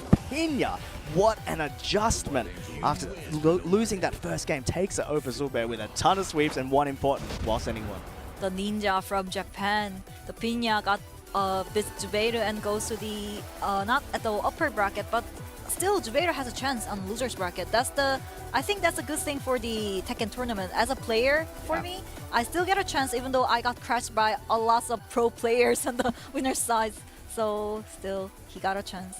Yeah, absolutely. Having that second life is really important, but you can't help but wonder. We were talking about how many strong players are at the tournament right now, jumping into the shark-infested waters, as we often say, of the losers bracket down here. That is next level. There are so many good players on both sides. So many. Like, all those pools are full of nightmares right now. Like I saw the reaction of Korean pro players when they see the bracket, and oh my goodness, why is this so super stacked? It's called Super Tournament. Yeah, it's Super Tournament. Right? I mean, well, we got tons of international players this time as well, because this is not just a master level event. This is the road to EWC, isn't it? So absolutely, yeah. 3 spots even on more the line. Even more stacked. Yeah. So yeah, it's big. There's a lot. You know, you got your Wear Master event here. Lots of points on the line. Great prize pool on the line. Yeah. Yeah, those coveted 3 EWC spots. So important. Everyone duking it out for that. Yeah, I think so. And I think we have another international match, and Keisuke versus Dr. King. Yeah. I think a lot of international players might don't know about Dr. King. He's an old school player. He always laps with the King. He has a craziest setup with the throws and the situation at the Oki situation. Yeah, he's old school player, but he has crazy setups with the Kings and Armor King as well. Yeah, all right. I'm very interested to see that. I want to see what he pulls out. You know, those characters really do have to get into the chain throws to start opening people up. But he's got a tough time ahead of him. He's going up against Keisuke, who's been extra tip-top shape lately. One of the best Kazuya player in the world as well. And always, if I see like Keisuke's combo, like that's so insane. Like his timing for electric is perfect. His combo is perfect. He's just like ordinary Mishima players. Maybe star idols. Yeah, no, absolutely. And look, Kazuya in general has had the spotlight on him a bit recently because we did see Ikari take out Ikari as well. Japan. That was big, right? We don't see Kazuya represented that much, especially that level. And then the day after 96 Dojo in Japan, Keisuke took that the day after. Is the like, I think this is entry for the Kazuya, I guess. This is the year for Kazuya players. That's it. Let's see, Kazuya versus King. I feel Kazuya players now understand how Tekken 8 and Kazuya works. The delayed hell sweep, that's the thing. That's a key point for Kazuya players these days, the trend. Yeah, we see more of it, you know, at a crouch now, right? Sort of delaying going into that crouch, ripping it out of there. Very important, and makes it blend with while standing options, like while standing 1+2, a lot better. We're going to probably see that right now as Keisuke goes up against Dr. King already into the giant swing. Alright, Dr. King gonna use a lot of wave dash into a throw. There it is, yeah, you weren't lying. Straight into the sharpshooter, going to be some solid damage. Dr. King steps to the left and sets up the L sweep for Keisuke, but no wall splat. Wall splat, lucky for the Dr. King here, but electric for Keisuke. Combo damage here. Oh, I didn't confirm. Oh, he set up the hell sweep though, little cheeky setup. Gets the low pops, the heat. Dr. King with the back to the wall. Gonna do the Irish whip, that's guaranteed. That's gonna be a wall split, and that's gonna be a full combo for him as well. And King has one of the best Oki situation after wall combo. Okay, hit dash from Keisuke. Oh, nice push block, but couldn't finish. Oh. There's that extended dark. Yeah, delaying deep dash into that wave dash to hit that CD 1+2. Dr. King tried to dock it. Oh my goodness. Punishing with electric. That recovers quick, that kip up, so Keisuke was clearly ready for the option. Oh, nice low parry from Dr. King here. Can he go to the wall? Yes. Stabilizes with the E-burst. Perfect combo from Dr. King. The Optimal. King specialist. This is a King specialist and the giant swing, blue spark. You gotta remember, with the heat, they are homing. I think it caught Keisuke off guard a bit. Trying to step. Wow. Puts him onto the wall, uses the heat dash to stabilize. Doesn't no. quite get it. This can be a chance for Keisuke to come back. Okay, hit dash right away. Oh, side step into electric. Right, that was crazy. And why not? Keep it safe. Take him to the movies. We're gonna be doing the rage art. Keep it simple and safe. And Dr. King, unfortunately, like if he did a like proper wall combo, it might be the end. However, maybe he charged a little bit too much. Yeah. I think he didn't realize how many wall hits he'd used. Yeah. He slumped too early. Keisuke was able to get up and get out of there. He's one round away from taking his first game. All right, good punish for Keisuke. Electric counter. I said you, the timing of Keisuke is super good. He just went mid sidestep this time. He's got the 4-1 on lock. Going again. Look, Really good. damage. Really good combo. I said you, like Keisuke's wall conversion is crazy right now. Absolutely, really. It only took him one round to get very comfortable there. I think the momentum definitely was in his favor, but Dr. King was able to get a lot of those throws off, and I think, you know, being able to land that giant swing, taking advantage of the homing property with heat is very important. We're going onto the Phoenix Gate. Same characters. Let's go. Let's go Phoenix Gates. We have a wall gimmicks and floor gimmicks as well. I feel Dr. King, he didn't use one single howling yet, isn't it? So I feel that can be a key tool for Dr. King to make some momentum for this match. Yeah, down for 2 as well. Just maybe trying to poke a little bit more. Yeah, we didn't see much of the counter hits as you just mentioned. Oh, second hit caught him, but he had the low parry ready to go. Good combo, nice combo. Low parry from Dr. King as well, the revenge low parry, but missed the combo. Wow, he tried to wave dash, change the timing, but Keisuke was ready for the grab, not quite ready for the combo though. Irish whip broken this time, and Keisuke, you can see him moving to the left. He's trying to get that wall position back. Yeah, wall position for the Kazuya players are really, really important. Oh, nice. He didn't even need to block it. He made it whiff, had the launch ready to go as well. Now, he's got a big life lead. There's not much time. Is he going to try and kill? 8 seconds left. 1-1 to interrupt. He's going to take it. Keisuke continues the momentum into game 2 here. Yeah, there was like mistakes for the combo for both players, but it is what it is. So leave it alone and try to move on. It's part of the game, Yeah, right? it's just part of the nerves, game. It's the tournament. It's the first match. It is what it is. Not to adjust to wave dash, but it wasn't enough. Dr. King moves to the left, gets the whiff punish on the forward 4-3. Good wall combo this time. Oh, I think he might have scouted that kip up. He just didn't step enough. But Lariat, all right, going to be decent damage. Heat still ticking down for Dr. King as he burns the heat smash. Sprain plus brains, burst brains, trying to finish the game here, Dr. King, but Hellsing came out. That's gonna be a wall slam. They love doing that. When the wall is there, there's a high chance that Hellsweep coming out. Keisuke with the great wall awareness. He's going and going. All right, that's gonna be it for hits. However, Keisuke looking good for the wall. Ooh, broken. Oh, the electric! Yeah, you were not wrong. These electrics, man, his timing has been so perfect. He's just happy to approach with the electric as well. It's not necessarily keep out. He's happy to come to you, deliver that electric. Right. I mean, like, also, it was 10 seconds left on the clock, and Dr. King just wanted to finish the game right away. That's the reason why he got countered by electric. You should always be aware against Mishima characters. There's electric on their way. Yeah, playing to the time, so important. All right, 1 hell sweep, 2 hell sweep, went mid. Couldn't quite land it. Dr. King gets the mid mix there. Another mid. Yeah, Dr. King just want to break the floor with the throw maybe, but electric again. Maybe Keisuke gonna break the floor here? Yeah, that might be the play against King. We'll see. Oh, is it? Because Kazuya's Hellsweep can break the floor, but anyway, this is for Dr. King. Unfortunately, Keisuke. Yeah, no, I respect that. Yeah, I respect that one as well. You want to try and take it for yourself, use the mind game. Big picture. Yeah, exactly. Thinking into the future. Don't just burn it straight away. Why not? Frankensteiner attempt well punished by Keisuke on the ground. Just waiting for him to get up. Going to use the heat to switch the sides there. Ooh, a little hit. 12 seconds left. These rounds have been long, but stature kick. That's going to take it. Keisuke, that game was a bit closer though. I think Yeah. Dr. King was cooking a little bit. I mean, like in score-wise, it was not that close, but the gameplay, Absolutely. the context of the play was super close to each other. Yeah, because those rounds were going very long. I think we neared a timeout towards all 3 rounds there, but you made a really good point that I think Keisuke is very aware with his move choice depending on the time, ready to rip that electric when you know someone needs to approach to get that comeback because they don't have much time.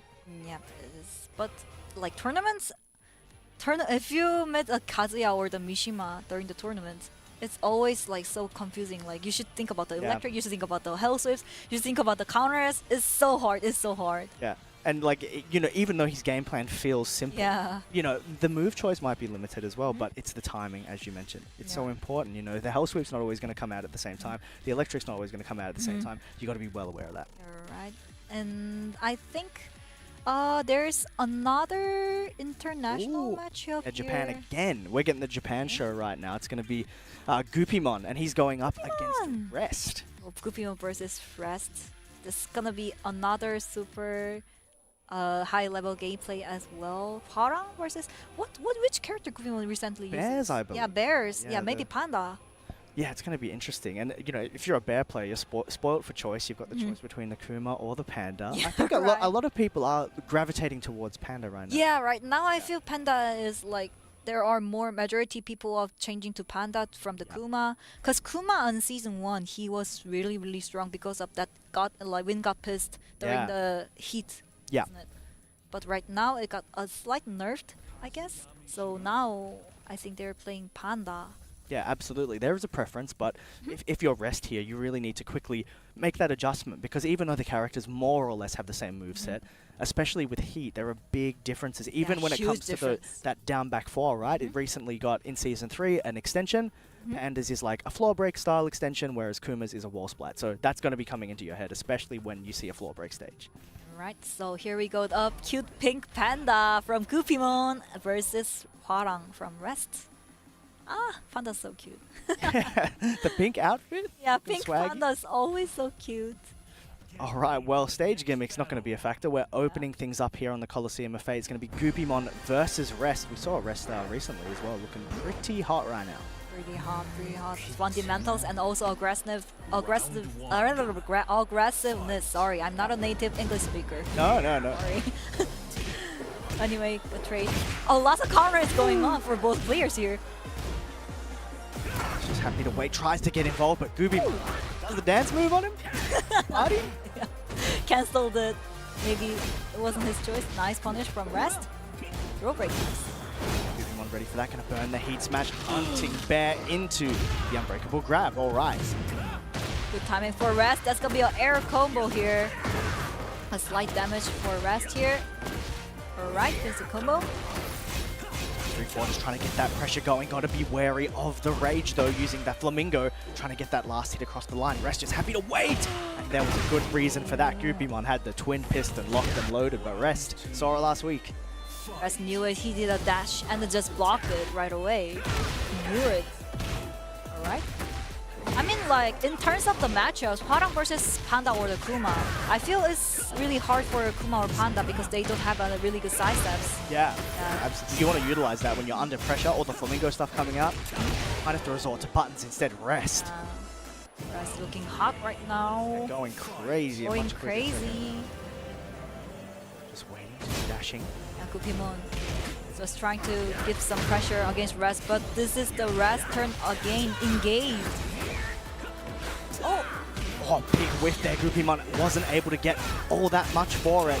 Rest finally burns the heat on the heat dash. It's going to be one more hit now. Gupimon tried to steal it back with down back 4, but Rest, that's Hwarang classic right there. Back 1. That back one, that got nerfed a lot at the beginning of Season 3. It's launchable. I can't believe this. I can't believe this. Minus 15 now. Minus 15 for that one. I mean, like, it never, like, in the history for Tekken, it hasn't never had a launchable punish for that. Yeah, that's right. You had to make it whiff, basically. Yeah, You had to step to make right. it whiff. But now it's launchable on block. That's crazy. Yeah, you can just wait. All right, probably not the stage Rest wants to see right now. Bear's really good with the floor breaks, and there's, what, 6 of them? 6 of them. If you go to downstairs, we have 5 as well. So Wow. now that's gonna be a huge whip punish for the Gupimon. Time for the momentum. Time for the comeback. Full wall combo. Okay. Crazy damage. Wow, that reset as well with the heat dash. I don't think Gupimon was ready, but doesn't matter. All right, generic low kick. Wins a win. First round for Gupimon. That's right, winning's winning. Doesn't matter if it's by an inch or by a mile. Here we go. We're going through the floor. That's the first one. As Chichi mentioned it before, breaks the floor with the throw. Unbreakable throw, I mean. Activate. No. Goes for the Oki. Just a little slow on the punish. Rest gonna use that small window to activate heat by the heat burst. Pressure mounting now. He's working his way to the corner. Counter hit. Confirm from Rest here. Goes for the low. That's gonna be it. Yeah, For Rest. he had that perfect Yeah. spacing, right, to set him up for that hell sweep onto the wall. Rest knew what he was doing. Punish it. Perfect punish from Rest. Engaged. Wow. Wow. That challenge. That was crazy. Super risky, but it's worth it. Gotta do it. All right, Rest went big as well. Gupimon got a small punish, trying to armor his way out. Gupimon starting to get more and more comfortable. He tried to send him to the sky with that. He knew he was on the explosive platform. Huge counter from the hell sweep. And that's gonna be it for Gupimon. Yeah, keep it simple and safe. Yes, yes. Absolutely. All right, One. 4 floors still available, 1 on each corner. Gupimon now in the lead of this second game. Huge. Oh, no, he's got stopped. I don't think he was ready for that. That was too unfortunate for Gupimon, but is what is really good punish from Rast here. Good concentrations. Yeah, you don't see that move all that often from the Bears, but Rest still had the back 3 for that. I didn't even know it's launchable, by the way. Yeah, well, he's here to teach us. The Rest Yeah. really well across everything. All right, heat, dash. Dash. Into guaranteed follow-up. Rest 2-2. Rest just won a fifth game right now, right here. And game 2. Launch it. Nice. Yeah, well aware. All right, I think Rest's defense is really getting him across the line right now. Setting up that wall. What was that? Gupimon tried to do down back 4. Some weird thing happened with the Flamingo entry. Rest, Nice. yeah, calls him out. Yep. He knew he's not gonna use the full follow-ups here. No spring kick. The dash from Rest +5. Nice block on the Hell Sweep.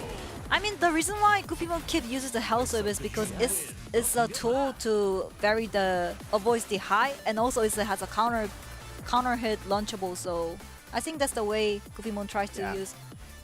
Besides the side step, they can't use the side step with the Kuma or Panda. Yeah, absolutely. Especially, you know, like Hwarang does like to use that 1-2 to try and get in. So if you want to try and counter hit that, that's a good option. But I think Rest really just on point with the general defense as well as his reactions in general. He's just ready to block that sweep. Yeah, he was just ready. But anyway, I think I see Breadman on the stage, I guess. Yeah, waiting for his next opponent. Yeah, who's the next opponent? But anyway, this is super stacked tournament, by the way. We have tons of international players. We have tons of international matchups coming on as well. I mean, like, this is early in the morning and this is pool 1, so... Yeah. Pool 1, like round 2, straight away. It's already insane. We've got a whole day full of this, so be sure to not go anywhere because we're going to be seeing amazing matchup after amazing matchup. This is really a masterclass because, you know, we're all well aware, Korea, local talent as well, is astronomical. Everybody's so good. And then, as you said, we've got so many people coming down trying to get those EWC spots that are up for grabs. This is a Road to EWC event. Who's going to get the qualification, man, is going to be very interesting. Oh, this is gonna be loser semi-final match. Breadman versus Zubair. Yeah, that's right. I think we saw Breadman go up against XCC just before in a close one. He got it over the line. Close one. And Breadman as well has been in pretty decent form, but man, does he have his work cut out for him. This is crazy that this is happening on the loser's side. How the hell this is the loser's side already? This is crazy. One of those players gonna be eliminated from the bracket early in the pool. That is, yeah. That is insane. I really don't know what to say. Like, That is so the turnout has just genuinely been so incredible. So we're going to see two of the best go at it, unfortunately. Somebody not gonna make it further. Like Korean versus Pakistan, as always. But this is gonna be Breadman versus Zubair. So Leroy versus Dragunov, I guess. Yeah, he was using the Dragunov before. You said you were rooting for the Paul to come out as well, and maybe, you know, if that's on the table, then we might see that as a last-ditch effort. But yeah, I think Breadman is usually quite Leroy loyal, but I see... Leroy. Yeah, He often uses a June during the tournament, but I think these days he's just sticking in with Leroy. Even though Leroy got a little bit nerfed for previous patches. Anyway, Leroy versus Dragunov. I'm pretty sure that Breadman knows the matchup because we have also a lot of Dragunov player in Korea like JDCR, Ulsan, the 2x EW champion. Yeah, so maybe he knows the matchup is the... Yeah, if you're going to be ready for any matchup, especially at this high level, it's going to be Dragunov. He's been so well represented over the years, right? He's a fan favorite. Oh, something's gone wrong here. Yeah, little. This is just a button check. Got to. Yeah, maybe that's just a button check for that one. Yeah, it often happens. Because, you know what, we have own controller. The thing that I got surprised when I came into the Tekken's tournament, because I used to do other games tournament as well, but we don't have really like our own controller. Yeah, that's right. The fighting games, we can have our own controller and we can like do some decoration with the stickers and we have own settings for that one. That's crazy, so... Yeah, that's a really good point. There's nothing that's really standard, right? You can sort of... bring whatever's legal. Everyone's bring playing. whatever you want. Yeah. I saw like guitar-looking controller during the TTU as well. That was crazy as well. Yeah, steering wheel, like driving a car. Like just people are willing to just come up with the craziest stuff. But hey, look, if you can push the buttons, that's all you need to do. Yeah, that all you push button. At least you can use a combo for that. That's it. That's it. Here we go. Sticking to the arena. All right, now we're underway. Zubair not hesitating, going straight to the lows. Oh, that was a punish for it. Yeah, maybe not quite the counter hit that he was after. Evaded. Nice intro with 1-2. I think Zubair using jab really well to track the opponents. Oh, I think that's maybe why Breadman's going to that high crushing low. Zubair spotted that though. Similar life, but burns the cane so early on the mid. That timing for the cane was crazy. It was kind of risky though if he missed that cane. Yeah. He can't use until the last of this round. I mean like the rest of this set, so... Yeah, if you use it early, it's gone. But hey, better to use it than to not use it at all, and especially if it hits. Breadman. One round up, goes for the orbital. Zubair not falling for that one. That was really good mind game. Really good mind game because Leroy has a parry, so it doesn't have a like correct punish for that in that situation. Even though you block the low, Zubair knew it. Yeah, I love seeing stuff like that. That is so cool. So sick. Ready for that? Going to the wall. Heat ticking down for Zubair. Breadman just won one single engager to recover the health here. Nice interrupt, a nice whip punish here, but still. Breadman need to poke a lot in order to win. Activated. Step heat burst went back 1+2. Burns the heat dash on the parry. 14 seconds left. Oh my goodness, that's gonna be it. Yeah, massive counter hit there on the down back 3. All right, Breadman going 2 rounds up. 2-0, that comeback was crazy. And Zubair started the game with down 2 here. Oh, that might be a huge counter for Zubair, unfortunately. Oh, really good. Good punish with wall second too. That's like a full wall combo here. You know what Dragunov's damage is like at the wall. Gonna get that heat to get that extra little bit, but also as Breadman gets up, he has to think what's coming out. Orbital finally connects. Huge damage inbound. Wall might interfere. Unfortunately, didn't manage to get the full combo because of sidewall. But anyway, looking good. Breadman. Oh, docked it, but couldn't punish it properly. Got a little bit down 2 counter hit. Tried to do the parry. Zubair was ready to wait though. Oh, that's gonna be side steps. Nice punish with back 4-3. Finish the game here 2-1.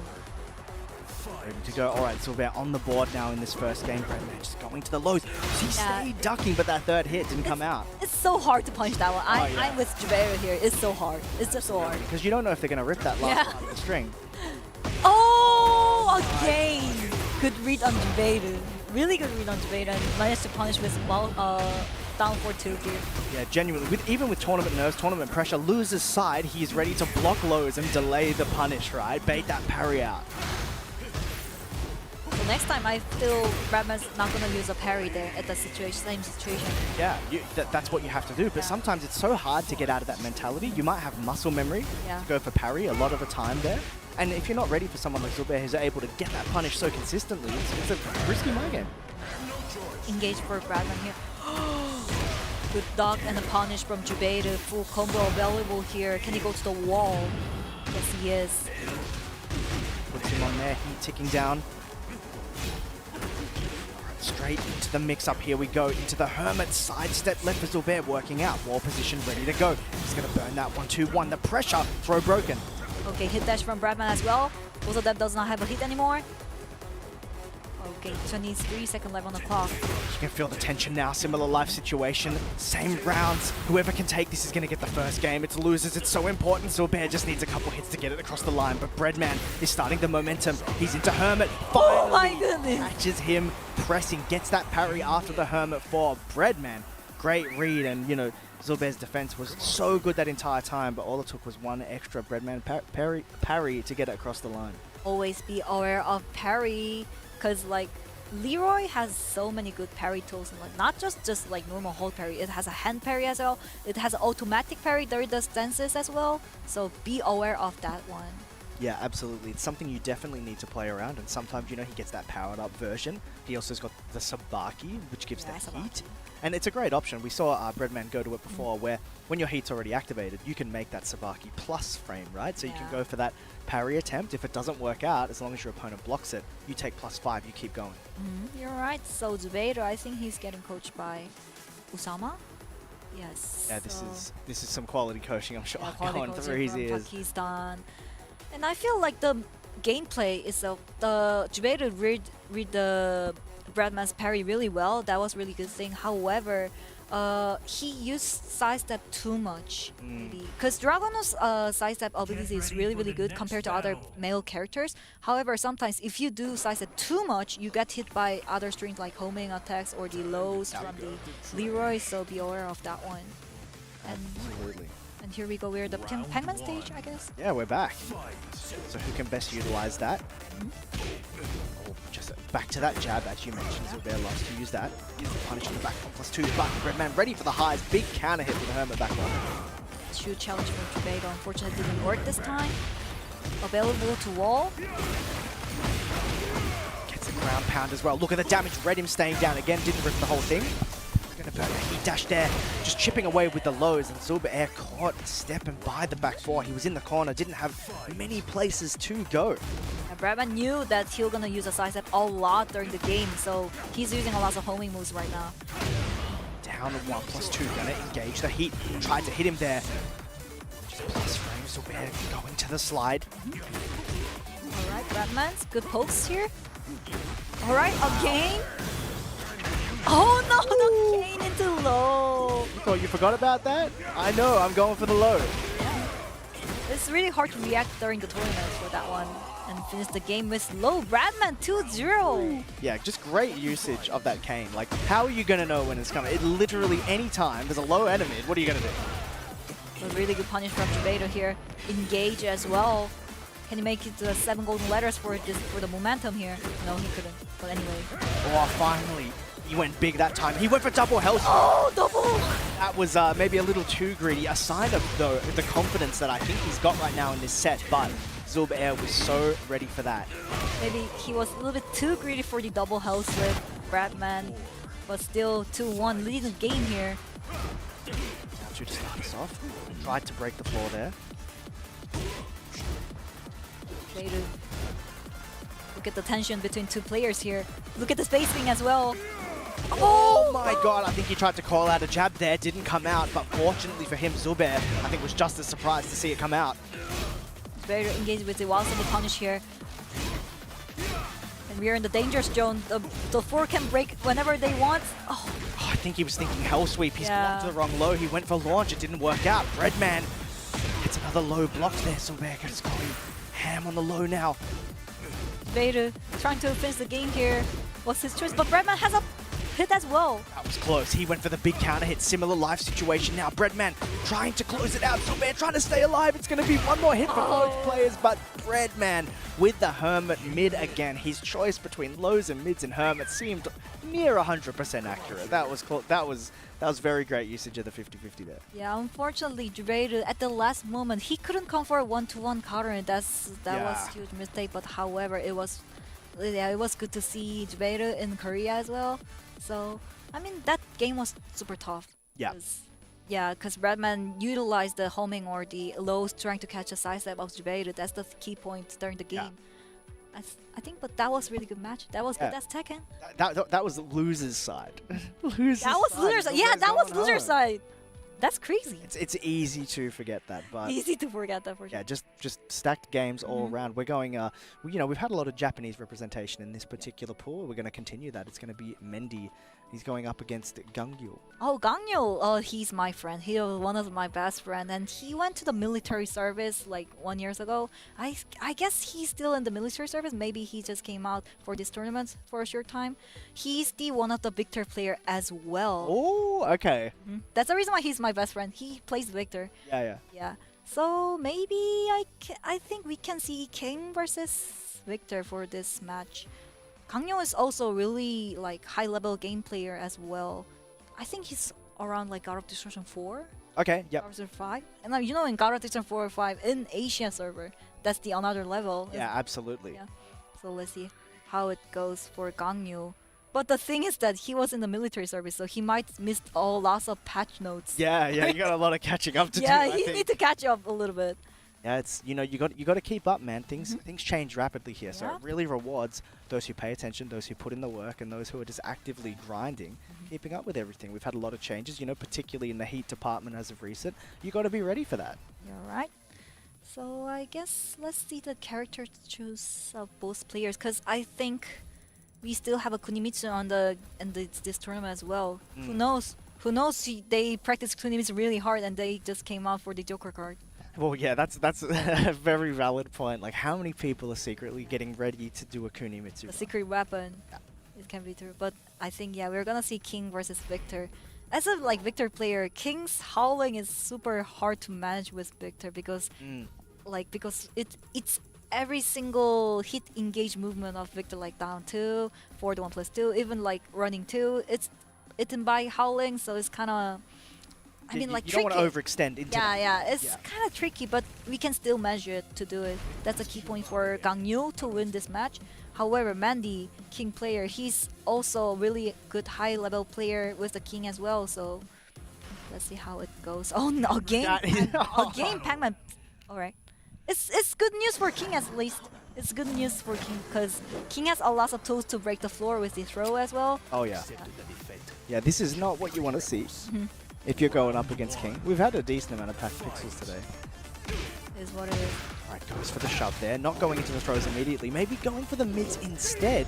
Or was in one attempt just a little too slow, but heat engaged by Gangyul. Engaged for Gangyul. Goes for ice stance. Unfortunately, nice throw break by the way. Alright. Got nerfed by +8 to +5. That's right, yeah. Maybe not as aggressive in the open, but Ash launcher really present. Gonna get to the wall, not quite with the wall combo. Mendy doing a good job to down jab out of the pressure there. Running 1+2 available. Oh, lots of down jab coming out of the ice stance here.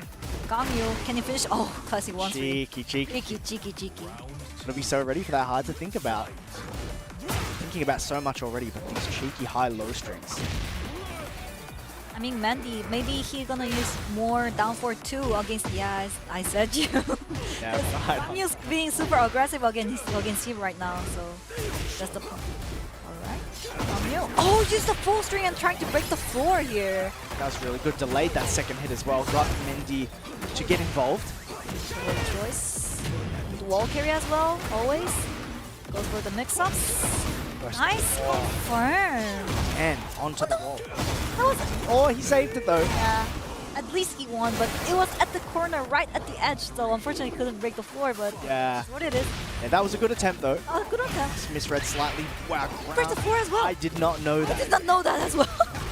Crazy damage inbound, alright. Over to the wall. We know this King Wall situation with the Jaguar sprint. Oh, nice dog, but couldn't launch it. 2-1 gripped the string. Gangyul just backdashing out of that, couldn't quite get too much. Mendy's going to capitalize. Okay, Gangyul's using a lot. Oh, again breaks the floor. Alright, let's see wall combo here. Goes for the Oki. Wow. Sweep. Yeah, commits big on the low there. Caught Mendy trying to do armor. The armor. Alright, hit dash from Gangyul as well. For break, nice. Oh! Back 3 string ripped against the wall. Gangyul, wow. 3 rounds straight. 3 rounds straight. I mean, like, Victor with momentum, you can't stop him. You can't stop him. Since he became aggressive, you should, like, make a huge decision making. Like, are you gonna dodge? Are you gonna interrupt with the counter tools? Yeah. But when you meet him during the tournament, that's the thing. How are you gonna manage the aggressive Victor during the tournament? Well, yeah. It's hard. He's very snowball heavy, right? Snowball heavy character. for You sure. block the running 2, you eat the full crouch low, and those sort of that fluid stance transition gameplay is going to come out. Yeah, I feel like, this is my personal opinion by the way, Victor, it feels like similar with Lydia, like Oh, yeah. yeah, snowball characters, like making opponents mentally broke during the Okis and the 50-50 at the wall Yeah. situations. Yeah, there's a ton of stuff to think about, but we've had a character switch. We're moving away from the King, we're going to the Armor King, so same but different. We're in the King realm. So, but we've got access to a couple of different tools, right? Yep. No more Howling, but Armor King has really good poke tool and counter tool as well, 4-4-2 or the... Yep, that one is a size step 2 as well. Wow, looking good already, landing that throw. 6 wall breaks are on the table on this stage. Size step into forward 1+2. Wow. Yeah, you talked about the stances before, using that charge up to just get them all going. That's gonna be guaranteed for Mendy here. There's the heat string. It Nice is. side step. Yeah, sidestep guard to the left. He's It's the expulsion. To no wall break. Mendy maybe not ready for the punish there, maybe waiting for that 3rd hit, but stunner. All right, 1 hit left to go. Tried to get cheeky with the string, but finally gets it across the line with a different string. Mendy, Armor King pick, getting him around. I feel Gangyul, that was so tricky to deal with. Oh yeah, That did a was- good job. Yeah, he did a good job Low to high? block the low, Yeah. unfortunately. But still, Mendy looking super good right now. After changing to Armor King here, chain throw. Nice. Oh, blue spark coming out for the chain throw here. And That 3rd one, heating cage though, push to the wall, burn that heat again. okay, that's changed it. Yeah, that's no more frame advantage for Armor King Right. anyway. That's looking good. Mendy almost got 7 gold letters. This might have been the play. All right, Gangyul needs to get back into this one. Gangyul needs to change the brain. This is not a king. This is Armor King. He needs to change the game plan here. Yeah, that character switch really forces your opponent to adapt quick. There's not much time. Shining Wizard, Unbroken, not going to be able to convert off the wall splat. Round 2 for Gangyul here. Activated from Mendy right away. Oh, back 2. He tried, couldn't quite get anything into the guaranteed, but going to hit the heating gauge. Instead goes into crouch, but Mendy scouted it, went for the hop kick option. Wall going to be broken, but it might mess up the combo. We'll see what he's got. Alright. Wow, does pretty well. Couldn't quite get the end though. Goes for, Cross, yeah. goes for the stance to 1-2 here. Mendy looking super strong after he changed to Armor King. That's Very quick. very super quick. 3 rounds, yeah, just that Armor King really working out. We're going back to the character select again. Is he gonna change the character? Oh, changed Oh. to Clive. Another Okay. weapon character. Oh, he's thinking about it yet. But I mean, like, changing the character during the tournament. That's the thing that you can mentally, like, confuse the opponent during the games. Because you should think, like, change the brain right away. Oh, this is King. This is Armor King. Oh, this is the another character. I should change the game plan. Those kind of Yeah. things. So, Yeah. still sticking with the Victor here, Gangyul. Yeah, sticking with your main character though. Get ready for Yeah. the next battle. Yeah, and like it is a really big decision to make because it can force your opponent to make that quick adaptation, but you got to do the same. Yeah, you got to be do ready the to play same. someone else. Yeah, you're right. All right, so sticking loyal with Victor, is it going to pay off? It's going to be Mendy versus Gangyul. It's going to be Armor King versus Victor. Here we go. We're here at the Sanctum here. All right, double throw. That's insane. I thought he broke that for a second. Wasn't able to get that one though. Sidestep to the right, able to punch for the up forward 1-1, but great use of the armor to get out of the EI mix there. Reaching the size of the stance. Here, go finish the game right away. And momentum showing no signs of slowing down. Mendy back on the board here in this third game. Okay, Mendy's trying to use a 4-4 natural 2 at the distance, and really good wall spot here as well. Looking good, Mendy. Gangyul need to change something in order to stop Mendy here. What can he do? Punish it? Couldn't launch it though. Got a little something. Patience paid off a little bit, but counter hit. Iron swing. It's going to do big damage, but able to tech that. But Gangyul does not have much to work with him. Mendy just going to try and chip him down. Pokes on pokes. All right, he is one round away from moving on here. Mendy definitely know how to deal with Victor here. He used armor, he used down jab, trying to stop the Victor's momentum in the stances. That's really good. And engage as well. Gangyul, what can you do? Oh, couldn't react for that one. That's gonna be a full combo. Shining Wizard into combo at the wall. Got the whole thing with the wall break. Can't quite get to the other wall, but man, does he have another life to play with? You're able to finally connect that heat engager. Can he get some momentum going? It's just like he's struggling so hard to get in on Mendy here. And there's less fire here. I couldn't go wall slap, by the way, unfortunately. But here we go. Mendy 3-0. That was cool comeback after he changed to Armor King. The momentum of Armor King was crazy. Wow. Yeah. I'm surprised it was that drastic, the change. Yeah. You know, like sometimes, you know, a character pick can get you over the line, but it totally reinvented the game. I think maybe Gangyul might be more familiar with King, maybe? I'm not sure. Maybe the playstyle just... Yeah, playstyle just... easier for Armor King in this situation for Gangyul, but that was a dramatic turnaround just from the character switch.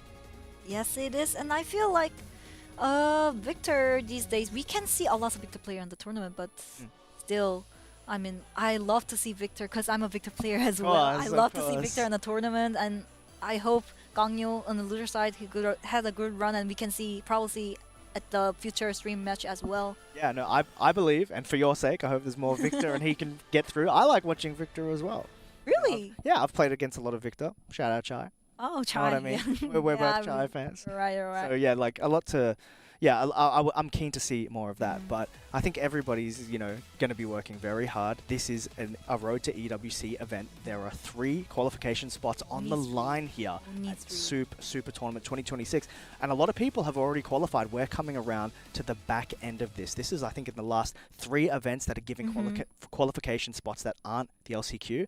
This is going to be one of them with those 3 slots. You're right. This is super top. Yeah, there's 2 more to think about as well, right? We got the mix-up in France, Big Master event, TWT importance, EWC importance. Another 3 qualification spots happening there, June 13th to 14th. And then finally, the last hurrah, it's going to be the Master Plus event at Evo, June 26th to 28th. 4 spots on the line there as well. So if you want to qualify now and not be relying on that LCQ where there's 4 final spots, you best get it done now. It's going to all come down to this. Yeah, LCQ is always hard. You get tons of pressure because that's going to be the last chance to get the Matika, so you're going to be sweating. So it's if you want to also watch it, you're going to see some of the best Tekken of all time. It's going to be 32 players duking it out for a prize pool of $1 million over in EWC France.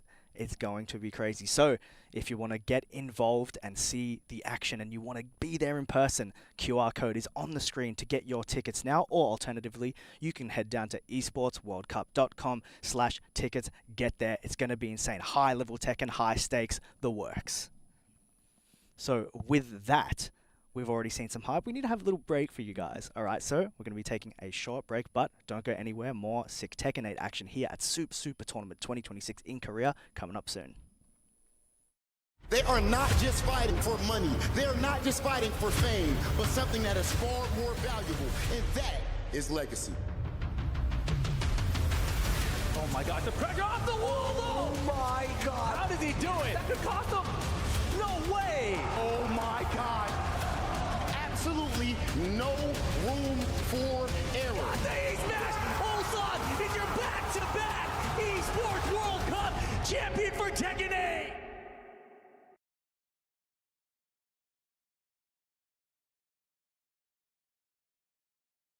Take a look. What a sight to behold. Whew, it's all over. The last lands of the FCU, the Federation of Central Asia. First of all, thank you for joining us on this ship. Hello there, my dear newcomer. You are very lucky, you know. Yes, we are critically undermanned on this ship. Don't worry at all. The man in front is Jan Rexco, the Wings of Thief.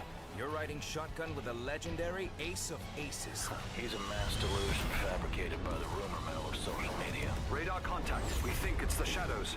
Our lone target is Wings. All dogs fire. Time to pull out. 22. Roger that. God damn it. Start swimming, soldier. Make it home alive. Let's keep at it, Rex. Ray, heads up! On your orders, Rex. To keep hope alive, Wings of Thief must stay on the mission. Must fly on. I can make up your kill count to be whatever. Alright. From now on, you'll be the greatest ace pilot this war will ever know.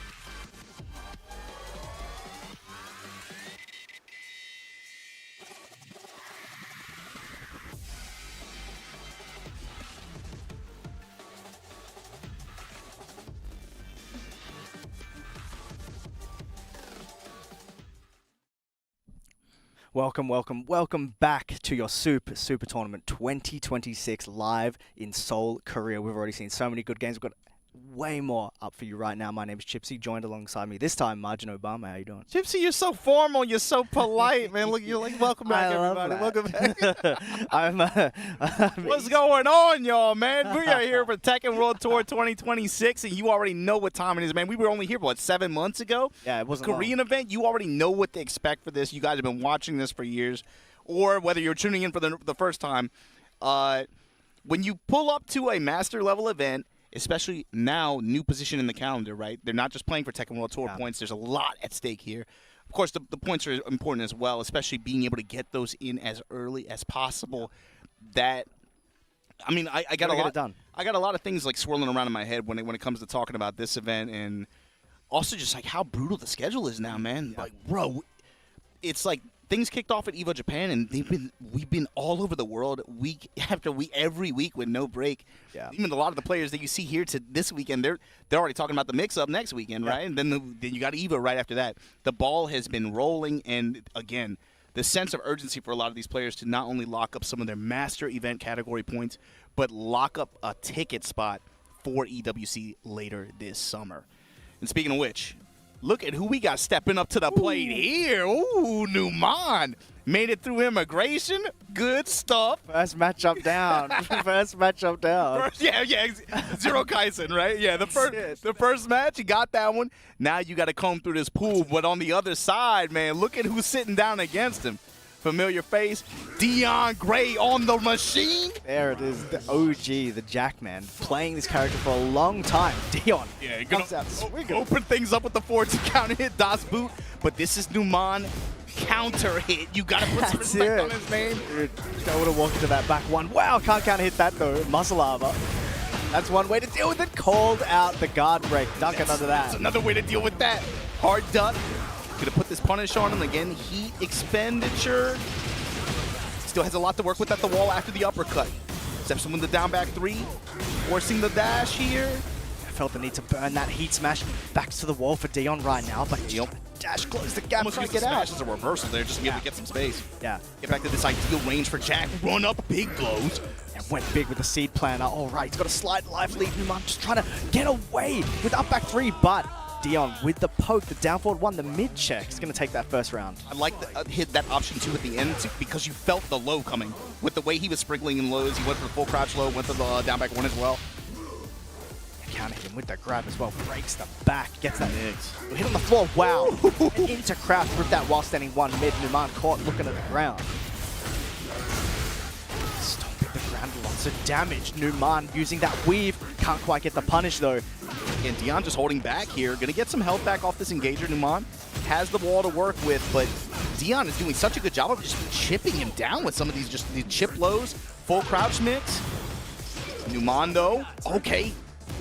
Erroneous pickup there. Could have been a lot worse for Dee-On. Cashes out that mid free kick in the trade in his favor. Dee-On Gray. All right, 2 rounds up very quick. Numan looking a little lost here. And you're not really seeing a lot of the Tekken 8 Jack stuff either, right? It's not like he's forcing frames into armor, guess game around armor. This is kind of just, this is Dee-On Gray, this is vintage. He's been playing this character, as I said, for a long time. He's been around with Jack. Standing 1. Shovel punch, no buttons being pressed. He's just holding back. That time counter hit on the gut punch, but here we go. Step on the heat burst, and Numan with an excellent call out there. Gonna take the round, stop the bleeding a little bit, cuts off some of that momentum that Dee-On has been building. Yeah, absolutely. We'll see if that round is the start of a comeback for him. Nice to Sherman stomp in the plus frames, and there you see it, the bubble. Yeah. We haven't seen Dee-On really work with any of those new unique Tekken 8 Jack tools until this round here in game 1. On the ground, big damage as well. Gonna pop the heat, but cancelled it, whiffed. Numan gonna capitalize on that, getting so much damage here at the wall. It's gonna be 1 more hit. Tried to do down 2-1. Dee-On did very well to stay on the ground there. The patience is paying off. Sends him to the sky with the Atlas Hammer. This is gonna be huge. Look at the damage he's already done. Gonna burn it early. Not gonna even try and risk getting to that wall. Not being too greedy. Yeah, and cash out what he can. This is full combo though, so it's likely Numan survives this. He's gonna get a little bit of health back. Oh, but yes, for game. Shoulder, no, he pumps the brake and goes for He did a down jab, run in down jab. He wasn't even thinking of mix. He was thinking of jab keep out. He knew Numan was going to try and stop his momentum with the jabs. He's going to pick his fastest option that gets him into crouch, the down 2 string. Dee-On going to take that first game. It's a good like layer 1, layer 2. Like he was very that whole game running options raw. Not even really like layering the offense at the beginning, but just going for high return options that I guess maybe he wasn't anticipating Numan would trying to catch him off guard, essentially, right? Yeah. So just what, run up into his face, just while standing one, you know, not even really trying to like layer the offense like that. Yeah, that's it. And he got the lows. And that works in game 1. That works. You can catch an opponent off guard in the early rounds like that. But now I want to see how Dee-On kind of rotates that option rotation. Wow, muscle armor went big as well. Got the launch for that. Caught Numan trying to get his offense going. Emma charge, activate. Oh my god, he went for 2? Numan didn't have any of that. He went for back 1, getting that big counter hit. I don't know if that was a misinput. I don't know what that was. Nice duck on the whiffed stomp string. Yeah, that's a good return here. Dee-On Gray still has rage to work with as well. Nice working the 2-1. Run up, plant the seeds. Crouch jab. Dee-On's doing good playing around these keep out jabs. With the dash, break the grab. The whip punish, 2-1. Dash into stomp, trying to make sure he can land that, and the weave shoulder. Numan gets it over the line in a very close first round. That got scary though, man. Dee-On is playing really well. And this is the other thing too, Chips. You noticed it, I think, towards the end of the first game. As the match is beginning, as he slows the match down, Dee-On Gray is going to have to really consider some of his options that he's going with. Because Numan is doing a good job of being able to use patience to be able to like stop some of these really hard presses. Never mind, he steamrolled him that round. Yeah, just a quick round. All you need is maybe that one piece of momentum to get you going. Dee-On doing all the right things. And just now back to that full crouch low game that we saw at the start. And again, that's what Numan has to do. He has to slow this match down. Then tried to get a keep out down forward to Numan. Happy to wait. Sonic Fang punish. If he waits enough, Dee-On will give him these openings. His patience, when he's had it, he's gotten good return from it. But right now, Dee-On active in his face. Where Steve supposedly is, scary, but Dee-On's playing with no fear right now. Jumps at him, didn't work out. Numan ready with the punish. Forward 1 check. He's got a big life lead here. Time on his side as well. Sonic Fang plant again. Yeah, he's placed them in good spots. Going twice. Will he go for a third? One goes for the mid. One more hit from... Oh, it's close. Numan trying to close it out. Time ticking down. Dee-On needs to get back in here. Third seed plan. Numan right now on the verge. Dee-On Gray on set point. Punish on the Fang. Wow, nice call out using the armor in between the string there. Dee-On just happy to wait. It's a little tense now. Big gap in between both players. Who's going to be the one to engage? Wow, called out the low parry. Maybe finally wisening up to the full crouch game, but not ready for the combo. Down back 3 hook. And again, dashing into his grill. Counter activation here from Dee-On. Getting Lowe's immediate smash. Now Dee-On, what's your play here? Front up, down forward 2. Called him out big time. Caught Numan doing something. Damage is going to be pretty decent here. Just outside of rage at this point. Dee-On Gray, if he can find a launch. Low parry called out again. I think he's, a lot of the game has been lows and down jab. Running low, stayed down. Rage Art, can he tank it? No! Forward 2, too much damage, but Dee-On with the right idea knew he would press into that.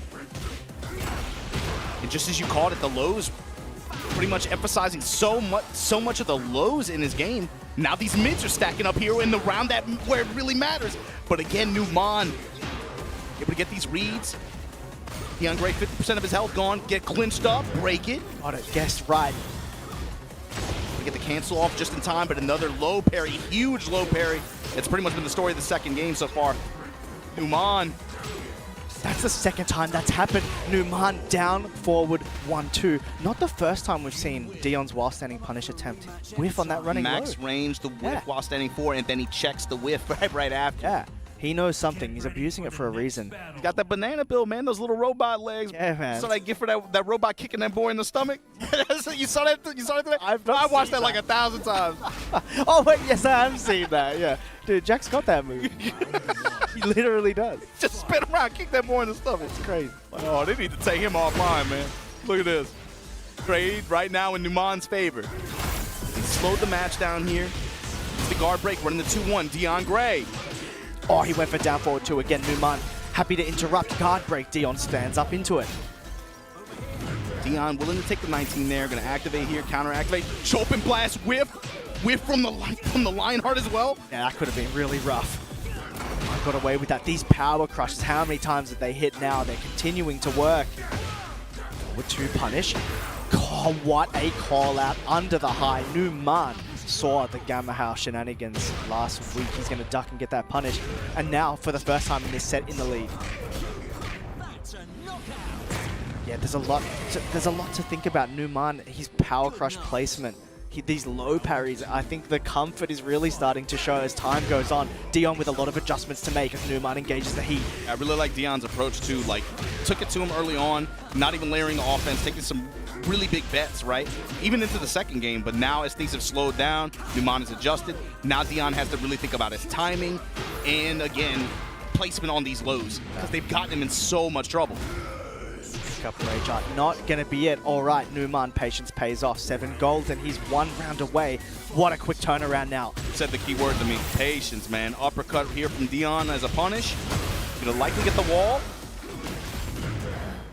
Activate to stabilize here. Not quite.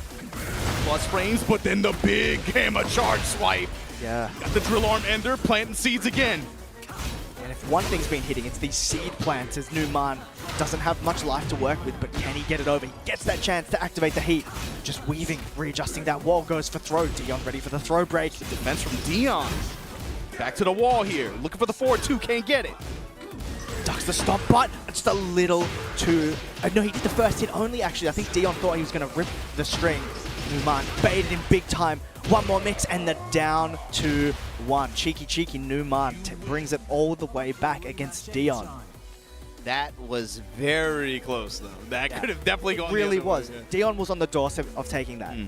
Absolutely. He was ready to do that, but unfortunately, unable to close it out, afforded Numan just the right amount of time that he needed, because by the end of that last game, I think a little less close. That's the thing with Numan, man. He's got this like this firmware update timing, right? Where it's like when in longer sets when he's able to really understand how you want to employ your offense and what your button press habits are.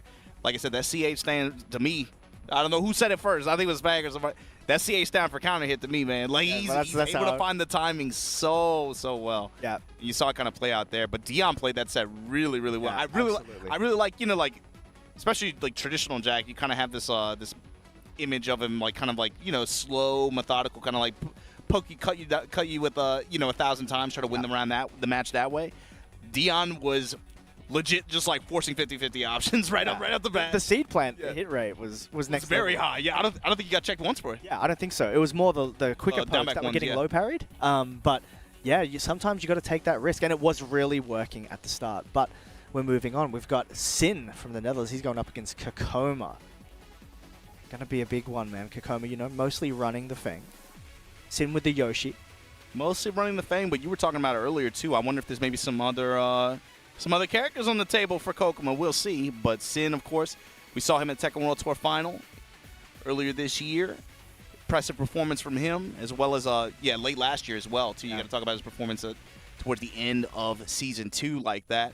But out here on the road now in Korea, sitting down against Kokoma here in pool play. That's it, trying to get it across the line, trying to get one of those qualification spots on offer today. But it's a tall order. We were talking about how strong this event is.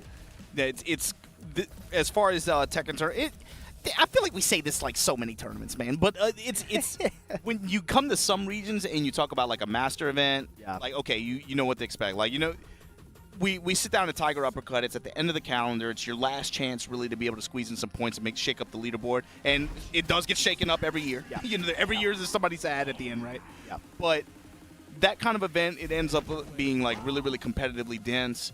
This event is at the beginning of the year for this year, and it's the same story. You know what to expect. And it's maybe even worse just because you got to think it's not just Tekken World Tour Master points that we're chasing here. Yeah. It's EWC tickets, so that puts an additional sense of draw. urgency or pressure and draw on the event like that. So you get maybe some other players that maybe wouldn't have considered this event otherwise. Now they're out here again just playing for more than points. You see Sin out here representing EU. trying to take it to Kokoma right here with the 1-1 with this Yoshimitsu. Wow, run up, down, forward, 3. Already cashing out there, big on the mid. And the lift kicks in your activation. Looking for this wall, and you know he gonna get it. Back 4 stomp, big damage here at the wall. Heat ticking away, Sin tried to spin out of there, but Kokoma tracked him down just a little bit. Low poke to close it. I can't wait to see what Yujiro says when he has to step against this character, man. Oh, Kokoma yeah. taking the first round. So you looking familiar. Yeah, legit. I've seen this guy before. Going into the stance there. Time Flea stance, just playing around with it. Yeah, a little tricky. Wow, counter hit. CD2 there. For Kokoma trying to get in. And the return going to be the wall here. Looking for the activation, going to restabilize here. Yeah, even though it hit to the side, he was so ready. As was Kokoma though, scouted the double low. 1-1 just to push him away. Get that side switch with the throw break. Yep. Now back 3. Back 2, and again. Heat dash and just going to grip him up at the wall. He's going to send him back to center stage. While sending 4, Kokoma just not mucking about. Saw the opportunity, went straight low, no fear there. 2 rounds straight for him now. That's the thing, no fear. You can't have it. You can't second guess yourself if you want to close things out confidently. Especially with the back-to-back lows like that, the way you did on. Yeah, no what ifs. Just get in, spin, gets around the down forward 1, but Kokoma's movement just as good. Great sidewalk, taking advantage of Sin's. Again, just wildly approaches here. He's giving Kokoma a lot of different looks. Got him with a no sword flash there as well. That's going to be a full combo as he sets up the corner. Going to get that heat as well. What's the play here? Empty jump, throw. Just trying to get a little wacky. That's the Yoshi way. Now jab just to alleviate a bit of that pressure, but that heat timer is ticking down finally. Sin gets a chance to spend it. Jab float on the hop kick there. Nice. Put it on Kazuyu slash with the dash behind it there, and then from this flow conversion was looking to cut him up. Kokoma now though, sidewalking and gonna take this wall positioning. Mid strike kick. Not much time to play with now. Sin really needs to get involved. 3 seconds on the clock. What? Back 1-1-1. Anti-air spin. That was crazy. That was next level. Sin didn't feel the need to go for the mix. He got the float. Anti-air spin.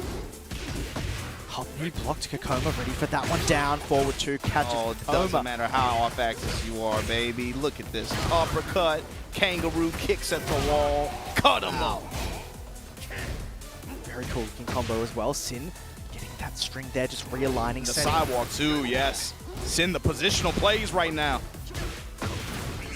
Duck and punish on the down back 3. Gets that splat from downtown. All right. Final round here, game 1. Just dashing. Kokoma really just trying to poke him down as much as possible. Find these little opportunities to be able to slide him down back 3s. You see him working for the first time, really even trying to threaten with back turn stance there, but really about trying to find the wall for him. Yeah. Yeah, very important. Just being aware of your surroundings. Heat still available for both players. They've kept it both quite tame, honestly, in this last round. Yeah. No one want to go overcommit. They're both playing like they have the same win con. They both just want the wall, and then just Sin's like, I'm going to just go crazy. Kokoma's like, I'm going to kind of stabilize and just, force a 50-50 as best I can. Woo! The official kick. Low out of back turn. The lows! The lows! Kokoma! Yeah, but we were talking about no fear before. The back turn low launcher? He knew that wasn't getting that position too. Exactly, with the wall and everything. Great time to finally cash out. I don't think that was on the mind for Sin, and Kokoma takes it home in that first game. All right, sticking it out as we move to the Genmaji Temple, but a very close one. Hopefully a sign of more things to come. Nice, and the winner of this set's going to play Book. Winner side of the pool. Hope you're ready for King. The new development. Book doing very well with that character. Yeah, it says a lot. it says a lot. Oh, not many people pick up that character, you know. They just, King players are King players, but Book's sort of broken that stereotype lately. Wait there, Kokoma, able to get that whiff punish. It's funny too, he doesn't play him like a King player. He's got the new take, man. New style. Oh, I tried to switch duck flash, couldn't quite get it across the line. Kokoma again, just with these small cuts like this, able to have the health differential right now. Looking for the Falcon. He can't get a good duck and reaction from Sin. We get the wall as well. The big cut. One more hit. There it is, a little low. All right. Sin in the lead of game 2. here come all the shenanigans. You know, Yoshi can be played so fundamentally solid, but then you can just get tricky with it. It's just additional mental stack. Kokoma has to worry about the fake out into the Dragonfly, gets that throw. Yeah, Raw Dog too. Just run up and do it. Wow. And here we go, jab float sequence from Kokoma. And, you know, I think maybe Sin will feel a bit hard done by. You know, that hop knee can go under the jabs. I think maybe that's why he did it. Just didn't work out. Breaking side swap here. See Kokoma trying to step left there. And back four. What an option for that situation there. She loves to spin out of there, but back four tracks so well. He's had really good judgment calls with using that back four string extension in key moments. Yeah. Be able to take rounds like that too. Yeah, that's exactly where you got to use it, I think. Especially rounded corners, zones like that in some stages. Now just kind of threatening with the extension. Playing chicken with that back four. Whip punish on the flash. Block on the jump cut. Punishment's there. Sin going crazy. Showing rainbow roll, trying to back out. Fisher with the uppercuts. Manji spin kicks while standing four. Down back three, we slide past it. Yeah, he made the whiff. Couldn't quite get it. He just burnt a lot of life doing that. Still spinning, but the shoulder says no. Kokoma set point. Yeah, he was looking for something huge. I think he spun so many times. Flash punish though. Kokoma now just one round away. Sin's got to pull everything out now. Getting that wall splat. Full damage, charge it up. Full string here. Wall position so important. Sin with heat ticking down. Block on the mid slash. Kokoma gets that full counter hit confirmed. Sin had the chance to put the sword away though. Full crouch sweep. That is one of the factors of not having the sword out. Gets that big low and just gets onto the wall. All right, Sin has a chance to get back in this one. He needs to take this round. Goes around the back four. Just poking Kokoma, looking for a whiff with that back tempo. Stay up to the blade. Sliding into while standing one. He's just, Kokoma's waiting for something. But as a result, he's lost half his life bar. Sin has had the keys here in final round game 2. Low shoulder number 1. Down back 3. Yeah, all the lows. The lows, yep. They weren't there before. I think maybe he's got the confidence. Can Sin see it coming? Duck under the high, into the flash, on to the wall. Damage here, one more hit away. Sin goes low. Kokoma's so ready for it. He's still in with a fighting chance, but Sin gonna get that whiff punish. Wow. Maybe a little too patient there from Kokoma, waiting for something that never came. Sin did a very good job there. He was... The Twitch Duck Flash is such a good option because it covers that high off of back 4, but also that stomp, that mid, it's a lot slower, right? So he's not just guessing, he's sort of quick little Duck Flash. Very good stuff. All right, we're going to a final game here as we make our way to the Sanctum. You saw him leveraging spin a lot towards the end of that second game as well. Yeah. Didn't work out one time, but the other times he was able to, again, it's about the opportunities that you can create. Yeah. Right? So he was able to shave off a good 25% of Kokoma's HP just with really, really good spin and just some small mid checks and jab checks after. Yeah, finally, low sword sweep. We haven't seen a ton of that. Cutting the ankles up a little bit. Kokoma. Ooh, gets the flea launch. Okay. The Pogo went for the bad breath. Still keeps going here. Kokoma would wait around. And homing options too. He's trying to keep him locked up at this wall. He knows he wants to get out of it and didn't give him a chance to even use his heat. It just ticked out. Ooh, double good low. Yeah, we saw that before. Sin ready this time. He's just happy to wait in his face. Avoiding the puddle. Nice block on the low. It's going to be one more hit. And Sin, with that delayed timing, catches the Kempo. Advantage now. Yeah. Yeah, in the lead now. First time to step back dash down forward. 2 so ready for that. Threads the needle. All right, we're going to the wall. Does some damage to it. Now it's one hit away from breaking. Sending 2 checks. Sin is these dash approaches. He's just happy to dash guard before launching into offense. Yeah, the timing layers with his offense now. You can see him really, look at that, just ducky in his face. And you get weird stuff like that when both people are waiting around. Finally knew he was waiting a little too long. Straight into the duck, full crouch sword sweep. Will we see it again? Kokoma doesn't want to get off the ground. I don't blame him. Heat ticking down, duck.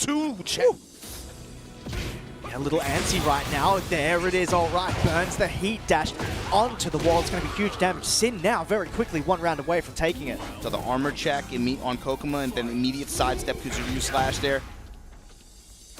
Now Sin. Getting checked for his armor now. Counter hit strikes. Going mid now. Kokoma pressuring, really just swinging on him. Yeah, looks angry now. Really wants to get involved. We'll push towards the wall. Break on this grab. Gonna side swap back to center stage. 3-3. Sin. You knew that last. Nothing. Yeah, that is a grounded hit. Plus frames with the 1-3 after. Woo! The jab flow. Very important to keep it safe with the mid there. I think Sin wanted to try and get that robbery with a hop knee. A good reaction though. Yeah. Adjustment. Seal the round, but now Sin backing up into Rage 2, Range 3. Cutting the ankles, trying to cut him with these lows. Good mix of lows and mids so far, but here we go. Gonna engage on Kokoma's side. Just poke away. Kincho, but ready for the low there. Getting that full launch. Yeah, he hadn't really used that option, so Kokoma was very smart to be ready for that. Just plus frames again, trying to delay, but spin, down forward 2, counter hit. All right, a lot of recoverable life. He's got rage. He's got a lot to work with here. He does. Will he get a chance to use it, though? Kokoma might not let him throw. Side switch here, down back 3, it's 1 hit away. Sin still has not activated heat. Has the chance, does he have the time? Low parry! Sidestep low parry into the Rage Art. What a call out. Didn't even feel the need to activate heat there. And straight into the Rage Art. That's going to be it. What an adjustment from Sin. He's going to take it 2-1 over Kokoma. Insane. I think a lot of people would have panicked there. They wanted to, just get that heat on, but he just knew it was an opportunity to, use some defensive tech right there. Sidestep Good low set. parry. Good adjustment too. Yeah, absolutely. Sin. My goodness. I can't believe in the clutch like that. I think Kokoma just wanted to maybe answerly close that out. That's why low was an option. Especially in the moment too. Yeah. A lot of the tools that he was leveraging in game 1, they weren't as profitable as they became in game 2, game 3 when he started to layer his offense a little bit more. Yeah. And then again, clutch low parry to close it out like that at the end. But also just a lot of good patience from him too. He's willing to get in Kokoma's grill. Just I'll wait for you to press. It felt like there was a momentum shift somewhere in the second game where he started to take that approach, and it had really, really good return overall. Yeah, absolutely. And I think Sin, he was using Flash more for punishment purposes. Yeah. It wasn't very much just like, not playing the Yomi as much as like, okay, I got my Flash duck here. Okay, it's guaranteed at this point. Yeah, I'm just going to use it to punish. Option select a couple strings, and but when you're going into Yoshi, it's always on the brain. That's why you want to utilize delay timing, like maybe Kokoma did there. But ultimately, it never comes out how you're supposed to know. It's first to 2. You got to be quick. Well, that is going to paint a pretty interesting picture looking at the head of that bracket. So Book is then going to have to play Sin, winner's side, and that is group Pool B2. Yeah, wow. On loser's side, it's going to be now Kokoma drop down loser's side of that group. Mendy, king player from, I believe, Osaka region, is going to be down there as well. PTJ still has to play in that group as well. Okay. But coming up on stage, man, you can talk about these guys we got coming on. This is going to be one of the guys you have to have your eyes on if you're talking about this game at a global elite level. Mulgold going up against Zeugal from Japan. Yeah. They're going to be a big one here. Mulgold, we all know how strong he is. He's here to defend the title as well. It's going to be big. And, he's had we've seen that discussion. Claudio had a few major changes over the last couple patches. And, there were some signs that he's lost the confidence. We've seen the Farkham Ram as well quite a lot of late. So the question is, who's going to make it out today? Is it going to be the Claudio or the Farkham Ram? Yeah, so the character selection is always an issue. But also Fang. He's leveraged him on big stages as well. Yeah. Especially when chips are down. You want to talk about what DreamHack Atlanta, what happened out there. He's somebody who's already kind of locked up his EWC ticket, right? So for him, this is a lot about just competing at home, being able to try to get your master points in when you can, and seizing the moment, seizing the opportunity here. Zeugal as well, he competes a good bit internationally. He gets out there a good bit. But for, I think, a lot of the JP players, this event is almost like a home region event. Like, there's so many JP players come out for this. Oh, yeah. Nari and I were saying before. Yeah, it's like this and EVO Japan almost feel like home ground tournaments in a way. Yeah. There's such a huge Japan representation here, so good location. All right, we're going in with the Fang going up against Claudio here. Get ready for the next battle. Yeah, so Zeugal as well going to leverage his Fang here in this matchup. Zeugal, of course, also helps. He does a lot for teaching people how to play the game, and runs his own gathering out of Ueno as well. This is a very much an ambassador of the game in Japan. Zeugal going up against one of Korea's finest. Mulgold. Wow, duck while standing too. Where did that come from? Zeugal caught ducking into that. Ooh, and the hand is glowing too at the wall. Chips, you talking about he lost confidence? I don't see it, man. Neither do I. I don't know what he was talking about. I think he got it back quite quickly. Claudio is dead. I'm not seeing it, bro. No more dooming. Woo! Wow, Back 3-3. Drop the heel on his head. All right, and you mentioned before, you know, Mulgold's got that Feng as well, so maybe some extra experience. You know, when you play the character, you can put yourself in the mind of your opponent a lot easier. Launch, though, working toward the wall, Zeugal. There you go. That's the kind of spot you want to. Gets the 87 damage there. Has the wall with him. Gonna break. Immediate Abare jab from Mulgold to break up any further wall pressure like that. Threatening with Tantrum. Mix of lows here, but the mid-strike with the dash behind it. Burns the dash Zeugal in a very unfavorable situation. Mulgold just gonna jump on him, making quick work of that next round. Stage gimmick in full effect now. Zeugal just trying to poke, maybe just cut off the momentum early, but what a punish with the twin pistons there. Mulgold so ready, confirming. You said it, momentum, man. Mulgold just backs up. See, he has the vision, finds his launch, finds the floor blast. Wall pressure now, chip damage adding up. Zeugal, you're in trouble. Down back. Counter hit, down back 3. Went low again. Mulgold just out of splat range. Had the right punish though, out of splat range again, just sideways to the wall.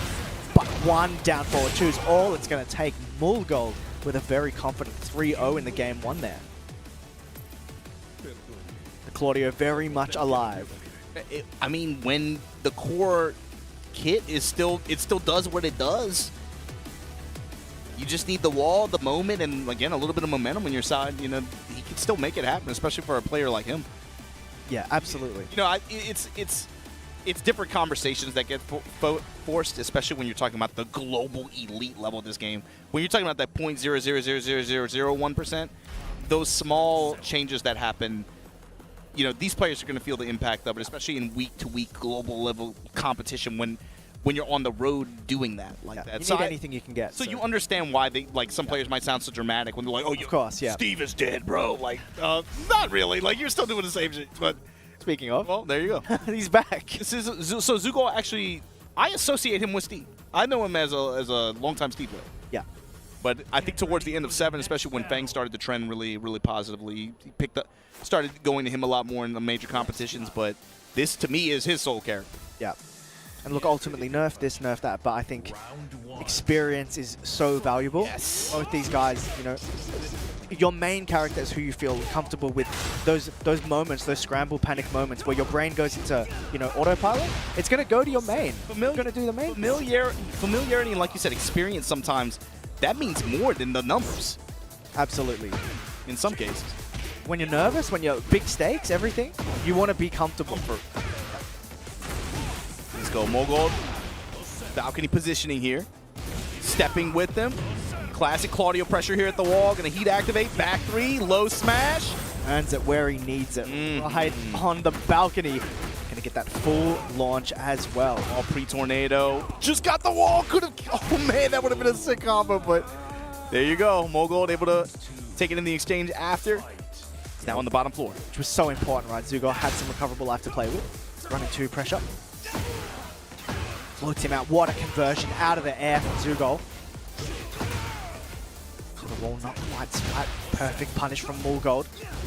That's something that's been a kind of tail of the tape this whole set so far is whenever Zeugal has wanted to bet on big lows, Mulgold has made him pay for it with that while standing one. Yeah, the punish star yeah, really, really heavy. It's not even necessarily about that one attack, but it's like what it sets up for after. Once you get starburst, then it's just, especially if he's at the wall, you're giving Mulgold the free positioning almost. Not free, but you know what I mean. Yeah. Mid-strike with the dash behind it. Grab, gets gripped up. Zeugal, you got one shot. And the counter hit mid-kick. Just like that. Mulgold, set point. Zeugal, you got to make something happen with the Steve. Break his guard. What we do again, just trying to go for those flicker jabs. Mulgold just happy to wait. Patience pays off. Side stepping around the running 2 there. Wall position. Chips, the way he just waited and walked him. Oh my god. Yeah, right on the timing as well. Tried to burn heat smash again for the for the wall explosive. It's going to be Zeugal that gets it though. Oh! On the other side too. Ripping the string bullseye, big back one. Oh, huge damage here, Mulgold going into rage. Something else to consider for Zeugal. He's going to pop the heat. Throw broken. Wait, we punished he wanted the wall. No, Chips, not like this. He wanted that blocked, man. That was definitely not the intention. He wanted to make it plus with the heat dash. It's just whiffed, and the damage here is not going to be enough. It's a pixel and a dream for Zeugal. This is his last shot, but as he gets back in, Mulgold running to, gonna shut him down. Cracks his jaw, and he's the boxer character. That's it. Yeah, he didn't get it. You know, he got that one back one at the end, but man, that was still a lot of Mulgold. A lot of Mulgold momentum. And the adjustment, you know, like character switch, Mulgold still looked just as comfortable, even though the character switch, he just got slotted right into that Steve, like, anti-gameplay. Yeah, you got to remember, he's defending champion of this event from last year, right? Yeah. So there's a reason for that. there's Fakam too. The clutch Fakam pick at the end. Like that. Yeah. That's another reason, but that's Mulgold, man. This is kind of just doing what he does, and he's out here in Korea at one of the most, like, when you talk about bracket density, one of the most competitively dense brackets on the tour calendar out here at Super Tournament here for Tekken World Tour 2026. Absolutely. He really wanted to do that double. You mentioned before he's already locked in for EWC, which is another big factor of this event, but you want to do that double. You want to defend that title easily.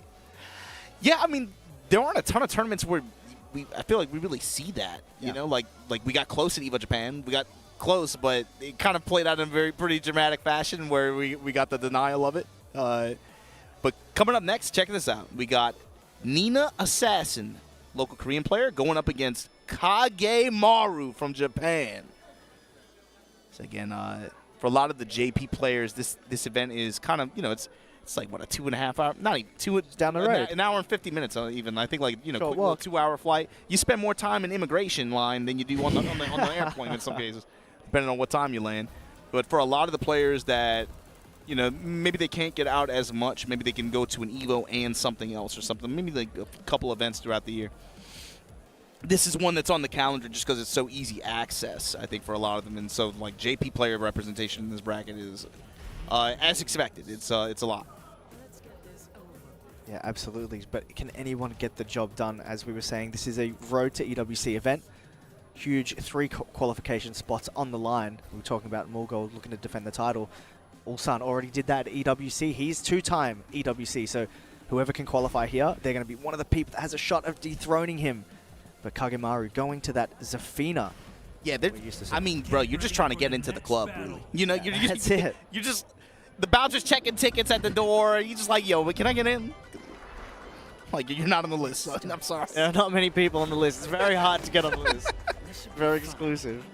We're elitist on the list. Only the best of the best. Like, yo, call Ronnie. He knows. Nah, you're not. Ronnie doesn't. I don't care about you, mate. Ronnie doesn't know you, man. Who are you? All right, Kagemaru already coming out swinging big time here. Yeah, especially for Tekken 8, this has kind of been the character that he's been ride or dying with since Jump. And one thing about his playstyle, too, I always say this every time I'm watching him on screen, he is so good at being able to force you to be better and learn all your characters' passive tracking attacks and understanding timing of how walks and steps work in conjunction with that, with your button presses. He is someone who is so active with sidewards movement, lateral movement, and leverages them to great effect to the point where it's he's really going to force that out of you in a 1-2 format, especially. Yeah. You got to be ready, man. Like, Zafina, you know, not as popular as the good old days, but Kagemaru really wants to make it work. A little unfortunate there, had a bit of the whiff punish, but yeah, man, you better be ready for Zafina. Right, now you see him backing up, counter-activate here. This is, again, a winner's qualification spot in this pool. Both these players at the top. Heat dash just checking with the jab string there. Wow, what a keep out counter hit from Nina Assassin. Caught Kagemaru wanting to end that a little too quickly. Rage art to keep it safe. That's all it takes, man. Sometimes, you know, as the person trying to close the round out, all you're thinking about is mid or low. Sometimes you forget. You can die. You press at the wrong time, you're gone. That last hit sometimes is you do a lot of damage. These rage arts as well. Yeah. Really reward you for getting that comeback hit. Just poking on the ground. Just chunks of damage. Ooh, they hit that down back 3 ramp clean around. Stiletto here. Yeah. Stomping the explosion follow-up. Kagemaru activate and cancel. Clean walk around to the backside. Couldn't quite reap the rewards of it though. Still gonna keep the offense going. Heat dash into more and more. Plus frame just chipping away. Pokes. Last hit. Cheeky. Third hit of the string. Finish the string.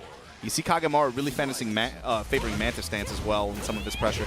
Clean walk around Manticore just to take the down hit. Pick up here with Tornado and the heat activation. No, gonna save it.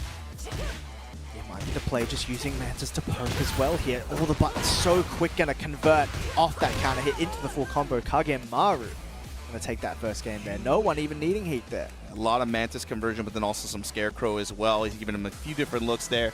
But really, it's those big sidewalks that have opened up opportunities. He's been able to find these small gaps, be able to create big openings up against Nina Assassin here. Absolutely, a lot of work for Nina Assassin now. Kagemaru so strong. Looking to move on here. So for Nina Assassin too, I'm wondering if he has to have picked up on that as well. So you gotta imagine he's gonna throw a little bit more delay, maybe some dashes into his empty dashes into his pressure a little bit more. Really just looking for any kind of opportunity to be able to try to, again, force realignment, a sidestep one, some pressure off perhaps, or just cut him a bunch of times low like that, especially with the wall to back him up. Yeah, he hit 4 lows in about 4 seconds right there. Wow, several different attacks, and there you go. That's an example of what we were talking about earlier, right? Uppercut, catch Kagemaru trying to step. Sidestep one again. Corner grip the full string. Kagemaru ready for that though, able to get a counter hit into the heat engage. And I like Nina Assassin pushing off the wall there through attacks. This dangerous situation here. Zafina now with wall control, with rage. Yeah, with big damage as well, getting up off the ground. Nina Assassin has the heat to think about. Goes rage up, but yeah, just not enough life. Like, felt the pressure, but maybe not paying attention to the life bar there. And he's finding plus frames, willing to back up a little bit now. Woo! Right into the mid strikes to engage. Fakes out stance, tries to go mid there. Even when they're not hitting their mark, man, the chip damage, I mean, no longer a factor. He landed a bunch of strikes. Yeah. Nina Assassin, good pick up off the wall here. Going to be able to reposition, activate, cancel. And just, he knew he did it a bit late, but going to get it all back. Low block and punish against the wall. Kagemaru rolling on the ground so smartly, able to set himself up to take it. He's now 1 round away. I thought that was going to be, that was really scary when Nina Assassin in heat got the gunshot punish like that on the wall standing attack. Thought he would have been able to maybe reversal fortune there, but Kagemaru now with all the advantage, heat active, got the wall, clean duck, and look at this pickup, spin. Yes for game. Damage. Plus frames are going to chip away with the low. Is it going to be one more? Double down forward one. Keeping it simple and clean. Kagemaru takes it over Nina Assassin. Very oppressive with the poke game there. We saw a lot of down back 3 in that set into the Scarecrow. And, you know, Kagemaru just picked the best times to do the fastest attacks out of stance. He was able to get a lot of counter hits in Mantis stance and Scarecrow stance because, you know, you want to mash out of that mix. So Kagemaru's 1 step ahead there. So with that said, Nina Assassin going to move on, the loser of this pool. One of them anyway. But Kagemaru going to move on winner's side. So in this bracket, man, it's unfortunate that John wasn't able to attend. Nino wasn't able to attend. They got DQ'd out. This was definitely a pool that I was looking at. I was like, this one could get kind of crazy. Especially, could you imagine if the John shows up and you get a rematch of like TWT 2019, yeah, LCQ, you get the Kagemaru John run back. But Kagemaru going to be moving on there. Big throwback. It's not that. It wasn't that long ago. That's a long time now. It's 7 years. Yeah, it feels like it was a different. It feels world. like 2 days. Time flies, bro. But check out the next match. Oh man, you were saying Japan representation. We've got Matsuba. He's going to be going up against DNBD from Korea. So Matsuba, of course, is another player who is, recently was signed to a pretty big org, and he's kind of course, good 8 squad. They've had pretty good success with fighting games, not just Tekken, of course, but Matsuba going to be representing their team here. And he's kind of, again, just been really, really consistent over the years in terms of always being in these big moments and being able to get really, really deep into some of these brackets, but hasn't really had the marquee win or really like marquee moment like that. So for him to be on the road here in Korea at Super Tournament like this, up against DNBD, like you said, winner's final of this pool. That's the big thing. So let's see, this is pool B3. Yeah, absolutely. Let's see what we're looking at. Well, it's almost felt like exhibitions the way it's been Korea, Japan all day. We've seen a ton of those matchups. Oh, wow. Yeah, so this group, DNBD and Matsuba, they're going to be playing. This is the winner's qualifier match out of this pool. Also in this pool, Akil, loser side, waiting to see who the winner of Polton and Alidor are to play that loser's qualification match spot. So yeah, this was a pretty competitive group as well. Yeah, absolutely. Yeah, we haven't even seen, Akil yet, so to hear, like, loser's side, like, we know how well he's been doing. Yeah, he lost to Polton 2-0. Yeah.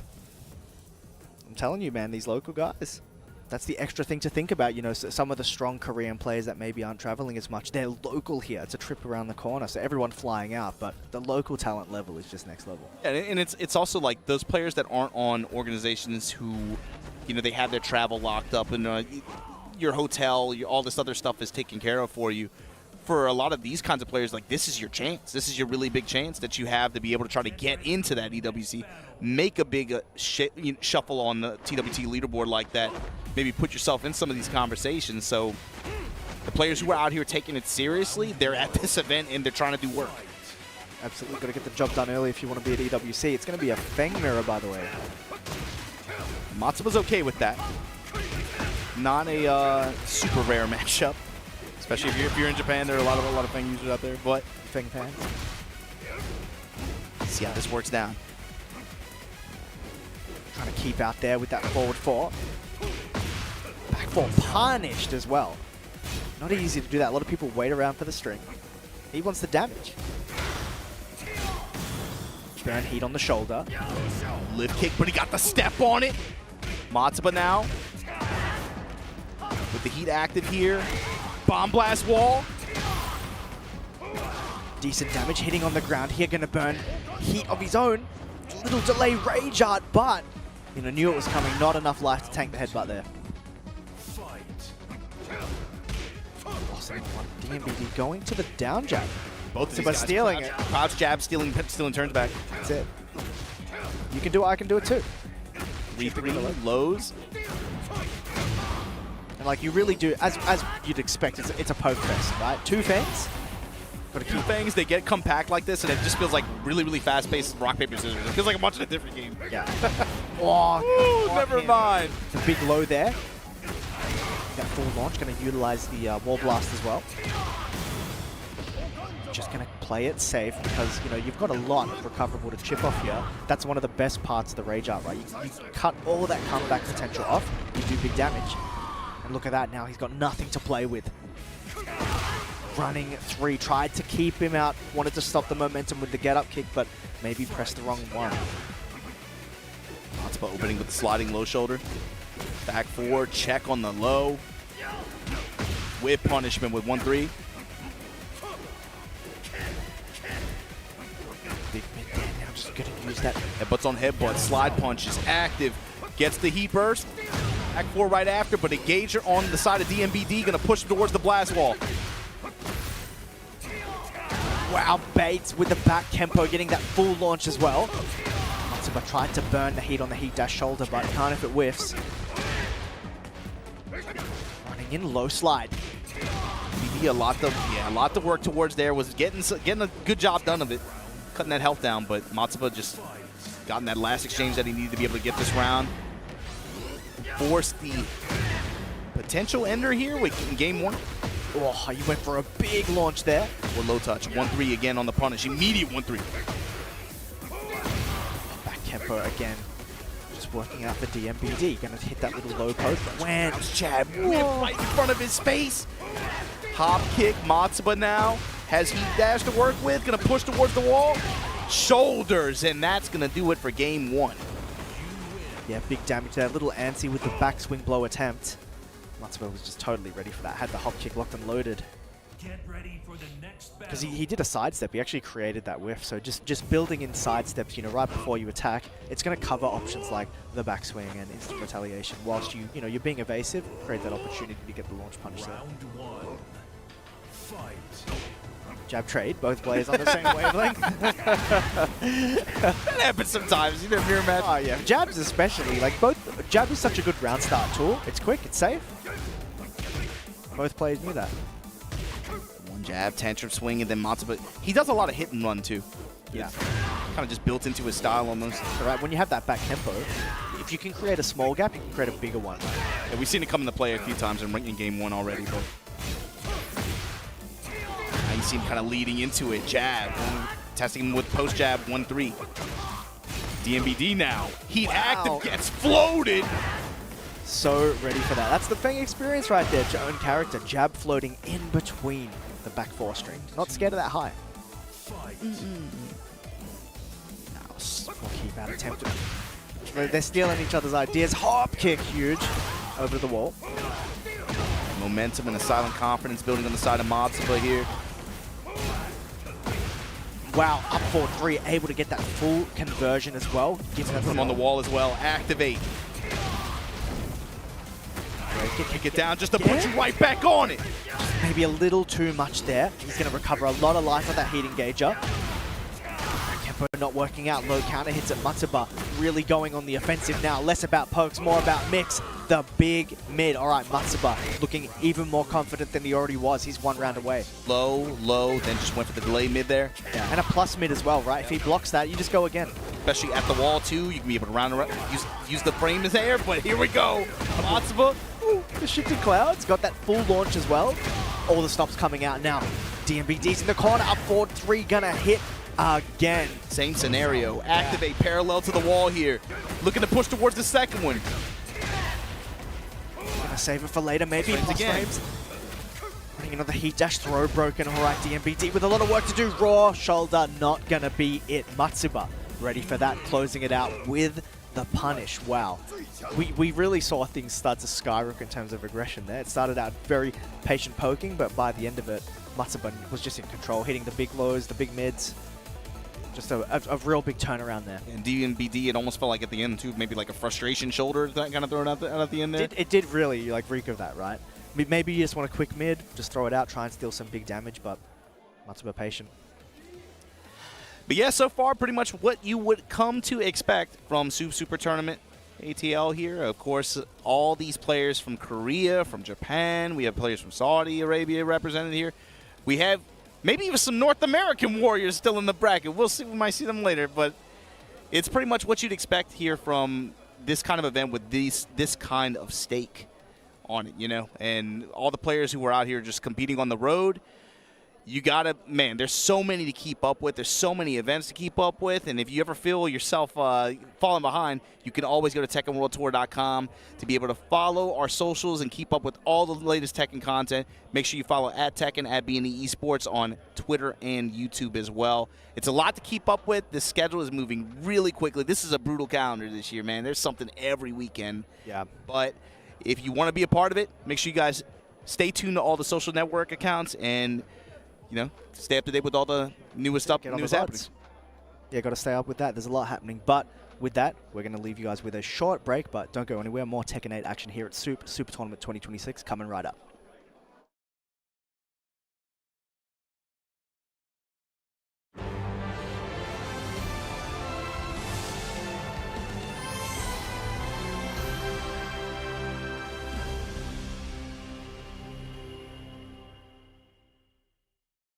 サッカーボールを友達に日本がワールドカップで優勝することを夢見る少年がいた。少年はサッカーを通じて多くの仲間やライバルに出会い、激闘の中で彼らとの友情や絆を育んでいった。少年の名は大空翼、キャプテン翼。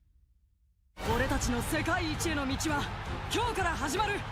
気合を入れていくぞ。行くぞ日本。そら俺たちのパワーサッカーを見せてやるぜ。押して押して押しまくるぞ。うわーぶっ潰してやる。サッカーもムエタイと同じく格闘技であることを体ごと教えてやるぜ。よし、翼くん。読み通りだ。何？この魔人バルカン、お前たちには止められないぜ。全力の君を止めて、サウジアラビアユースマーク・オワイランの名を世界中に響かせてみせるぞ。最高の竜を俺に見せてくれ。もらった。何？世界にはまだまだたくさんのライバルたちが待ち構えている。あれは俺はワールドユースチャンピオンシップ優勝を目指して戦い続けるんだ。サッカーボールは友達だと。ふざけるな。貧しさの中で必死にもがいてきた俺たちの方が強いってことを証明してやるんだ。今の俺の居場所はここだ。南米の黒豹の力を見ろ。このウルグアイの仲間と共に世界を取るんだ。何があろうと諦めはしない。日本代表の正ゴールキーパーになるために。大会に生き残りたいのなら戦え。闘志を失えばただ狩られるのみ。それがサッカーだ。僕はカレンとの約束を守るんだ。この試合レビン対策は俺に任されてるんだ。なんて衝撃だが止めたぞ。相手を破壊することになっても僕はこのシュートを打ち続ける。お前を止めるのが俺の役目なんだ。あの連続ブロックをする勇気、君は立派な戦士だ。翼さん、こういう戦いを望んでたんだ。思い通りにはいかせないぜ翼。俺が世界一、俺が天才ファンティアスだ。若林、その右腕を砕いてゴールを奪わせてもらう。この腕が折れようともう手はやらん。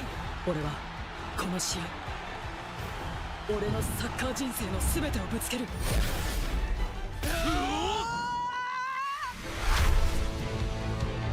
当然俺たちが勝つ。俺たちの夢はただ一つ。こっちも全力で行くさ。いっけー。ここで負けるわけにはいかないんだ。点を取ることなら誰にも負けないぜ。今日は勝負だ翼。日本が世界一を取れるなら死んでも構わない。今の俺は止められないぜ。スピードとテクニックだ。誰にも負けない。俺たちに期待してくれているみんなのため、そして世界一という大きな夢のためだ。俺もチームのみんなやブラジルを応援してくれる世界中の人たちの期待を背負っているんだ。サンターナ、このボールお前ならばラトゥレーザー。オーケー、見せてあげるよ俺の神業を。マトゥレーザー、必ず君に勝つ。これから先君と戦い続けるためにも。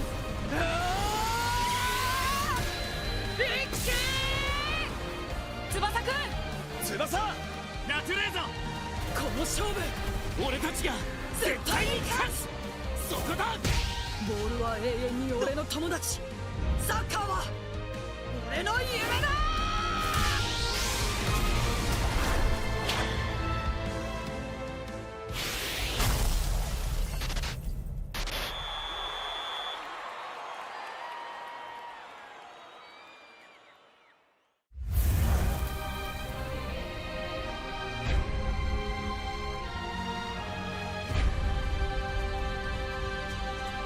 あの時の借りは必ず返す。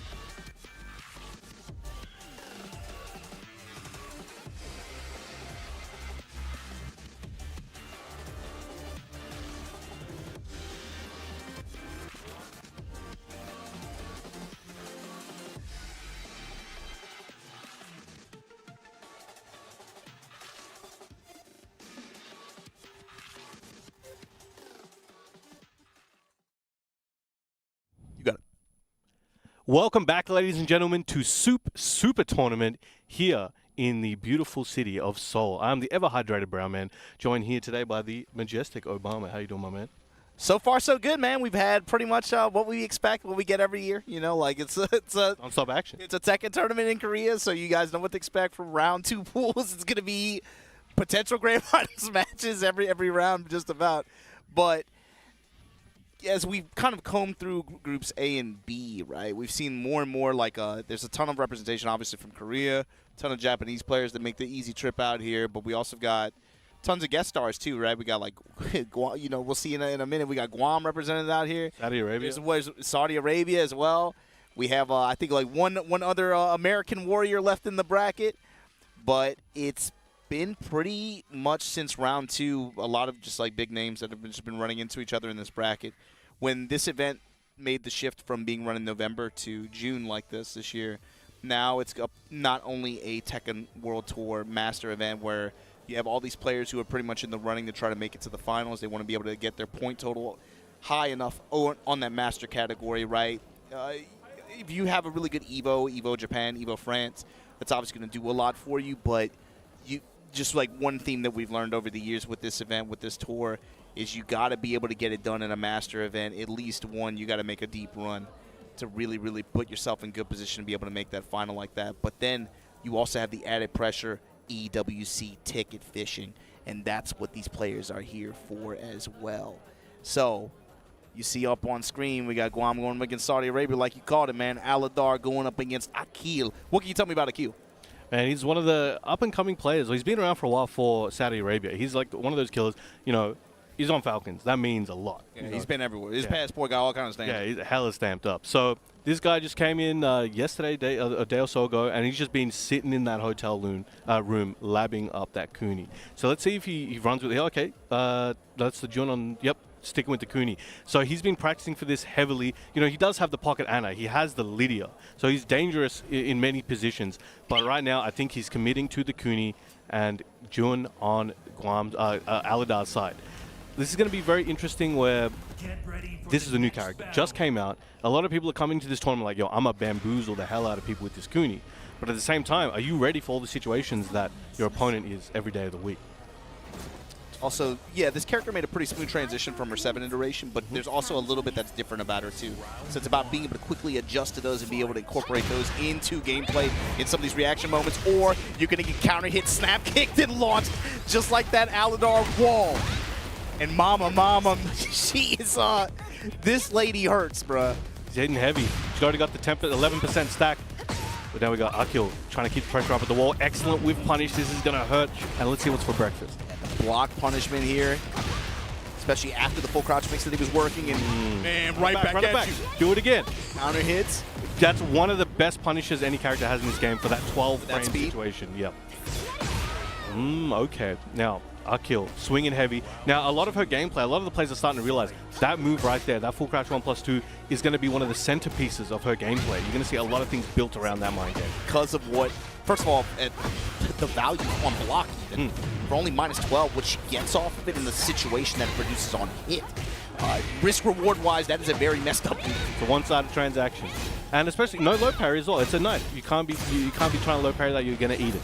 But here we go, Akil activating that heat, but excellent power crush here from Alidor. And I think Alidor's really aiming to try and smother Akil. Right? Doesn't want him to start getting the ball rolling. We don't even know how much experience he has with Kuni, so it's best for him maybe to just smother Akil. Don't let him play. Yeah, and this is kind of this is kind of how Alidor likes to play too, as well, right? He's willing to leverage immediately right out the gate. I have HP. I'm gonna put it on the table with armor, Geyser Blast, you name it. I will put it out there, especially if I'm able to get my Kazama Essence built early on like this. Boss character incoming. Brown Man. Here we go. Yeah. Hit the 100. This is going to hurt. Now Akil in a rough position again. Maybe about to be 2 rounds to 1, and that mid kick to close it out. Alidor on a roll. And this round is going to be harder than the ones preceding it. This is how he likes to play, dude. Alidor does not like to play fighting games. He wants to murder you. He wants to play RPG. Yeah. Like, yo, let me level up. Let me get my stocks up. Put you on the wall. He's trying to run you over, man. Accumulate my resources and just throw everything at you. And it's working wonders right now. Akil just looks a little bit helpless. Can he find an opening? Nice grab. Okay. Yeah, it felt like a Hail Mary. Frankensteiner, changing the situation. I know Akil wants that wall, activating that heat. Can he push Alidor to the final round of the first game? And that heat smash doing wonders. Just outside of Rage 2, Alidor. He does have boss status, though. Give me that string. And goes for the low teleport. Okay, evening up the rounds. Final game first. Final round first game. 2-2 in the Catan slot. Gets the launch, but again, no combo conversion there. Drop. That was the homing into Tsubaki. A classic Jun setup right there. And still works 50% of the time, every time.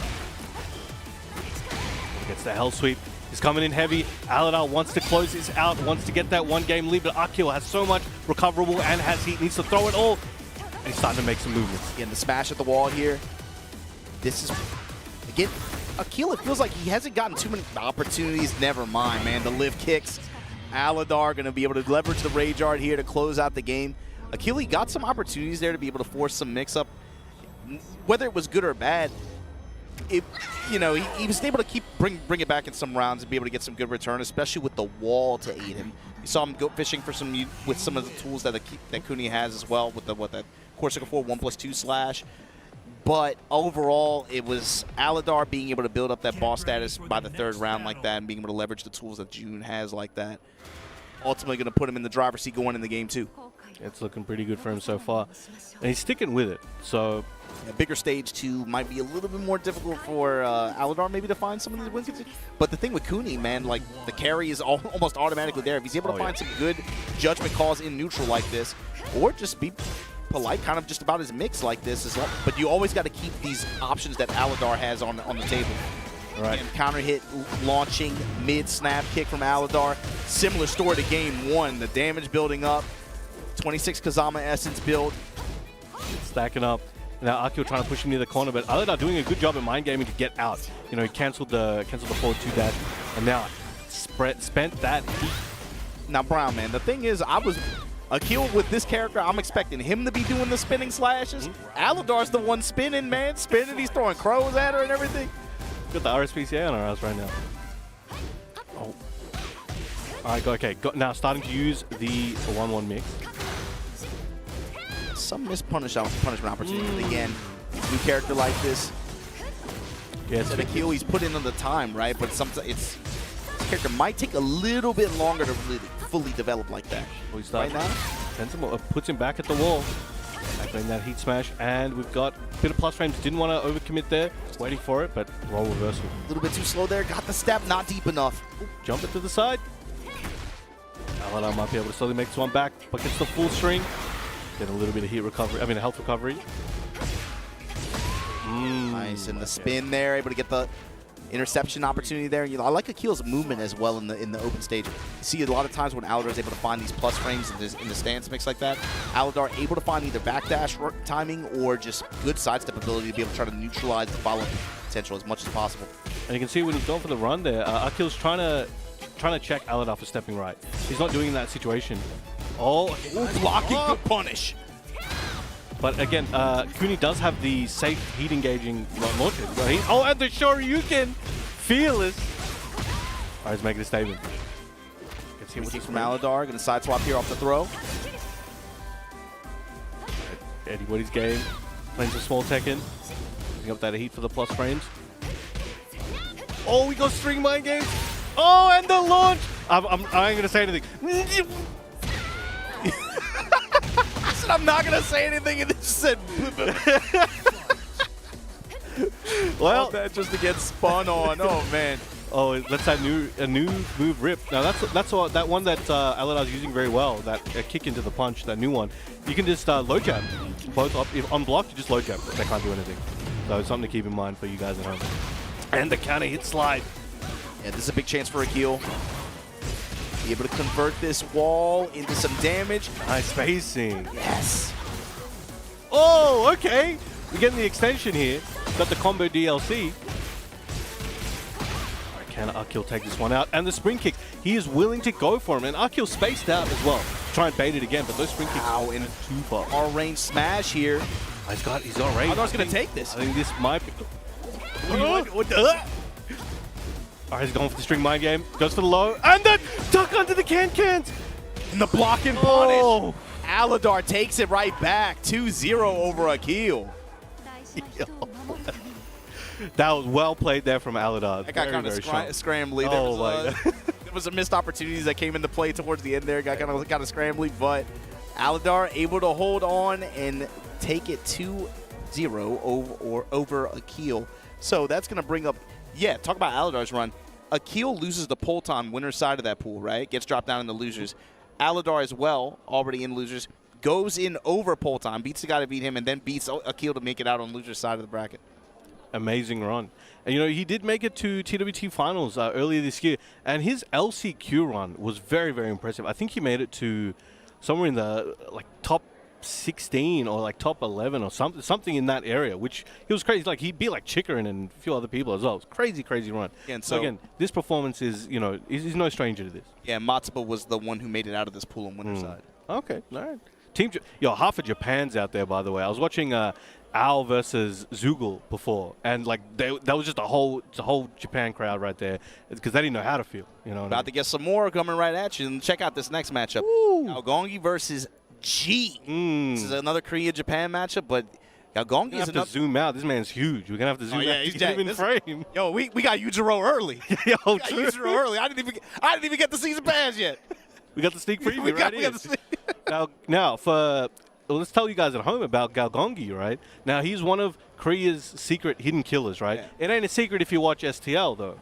He actually quit his job. He's got a family and everything. He's trying to feed him with Tekken right now. So he's here with a purpose. He's got the family buff. Let's see if we can make it happen here. But we got the brick wall, Mr. G. What can you tell us about G? Yeah, G is another Tokyo-based local player, mostly known for Bob, is kind of the character that we associate him with. So he's looking forward to what's coming out later on this season pass. But he's been representing mostly Zafina in his competitive history for 8. Yeah. Mostly been running her in events, and he doesn't get to go out as much as he wants to, and he travels for a lot of the dojo events that happen domestically in Japan. But it's this event, in particular for the JP community, was one that they really wanted the ball on. Yes. So a big group came out here like this. He has experience in this region as well, so for him it's kind of a welcome, welcome home in a certain way, right? Kind of nostalgic for him. But like you said, Galgonge as well. It's about the ATL performances, but also, going back, even just a few years ago, if you talk about the end of 7, he was one of the players out here that was turning really, really positive. I remember that Katarina play was crazy, man. Yeah. Got the Azucena on deck. And shout out to G as well, fellow organizer as well. He's doing work out there, putting on events, letting people enjoy the game. Events, but also not just show up, play in your bracket events. It's fun stuff. Let's go play on the beach. We need that stuff. Let's go. Each episode. Let's go. Renting out a club and it's just Tekken music and just giving people a chance to unwind and just hang out and stuff like that. It's those kinds of community-based events that we end up playing. So here we go, Galgonge with the Azucena. I know Chip would love to. Yeah, Chips would love this. We'll try to do him justice. But yeah, both these guys, Galgonge and G, these are not their regular characters, right, if you look at previous games. But they're doing their best to master what they have with these. The thing is, I think if you play Tekken, especially Legacy Tekken, this is kind of a situation that you get used to, depending on what kind of character you play, right? Your character might not be in the game, but you're still a Tekken player, so you got to find another plane to pilot, you know what I'm saying? So it's about settling on characters who have toolkits that maybe you find something familiar with, or that you can utilize tactics or certain strings, certain kinds of attacks that you found really, really, really strong comfort, or maybe even are similar to the character you play. That backswing blow from Galgonge, shades again. I'm thinking of the Katarina play like that. Maybe that's one of those tools that I've got to talk about. Oh, got the launch tornado kick from G on the Zafina. Running up, trying to continue that mix, but big launch there from Galgonge. Let's see what he has at the wall. Scarecrow, squid punch, this time checked really, really hard at the wall. Flip over, man. He's like a hamburger. Woo! In the stands, got the check after. Was looking for the plus frames in the wall standing 3 there. G swung into the stands though. Get the side swap, Manticore. This time let the whole string rip. Well, he wasn't able to capitalize as much as he wanted to, but still in the driver's seat. Bit of a life lead, but as I say that, Galgonge absolutely deletes it. Yeah, finds the counter hit launcher here. 2-1-4, 4-2-1-4. Woo! In the running 3 with the follow-up parallel to the wall here. See if we can, yep, yeah, you should be able to stabilize a little bit here. Oh, okay. Bit low, but still very good position. Galgonge should be able to take this out. Excellent defense here. So I'm fighting to feed my family. I'm fighting for my kids, man. Good patience to see that low. Good patience. He's playing super solid. It looked like, yeah, G kind of had to, he forced G to overcommit quite a few times. And it's like, he had to get him to a situation where he had a life deficit, he's going in, and he's out here like backswinging or like just having really good defense. Galgonge is really good at finding characters and being able to find his playstyle rooted in characters that have really, really good built-in movement, and then characters who are also really good at sealing other characters' movement, being able to force mix-ups like this. And you see him using that at a great effect with Ozzy Center right now, especially with the when he gets those wall situations. This time stance, goes for the sweep, running 3. Again, homing attack at the wall. He's just trying to settle G down, trying to hold back. Sidestep right, not quite there. I was trying to get him off him. Okay, G's momentum starting to build up. Can he keep it going? The cracks are starting to show for Galgonge in that round, but that call-out hop kick. How did he know? And overall, too, Galgonge's had really, really good low block punishment as well. It's really given him good opportunities, especially with this character.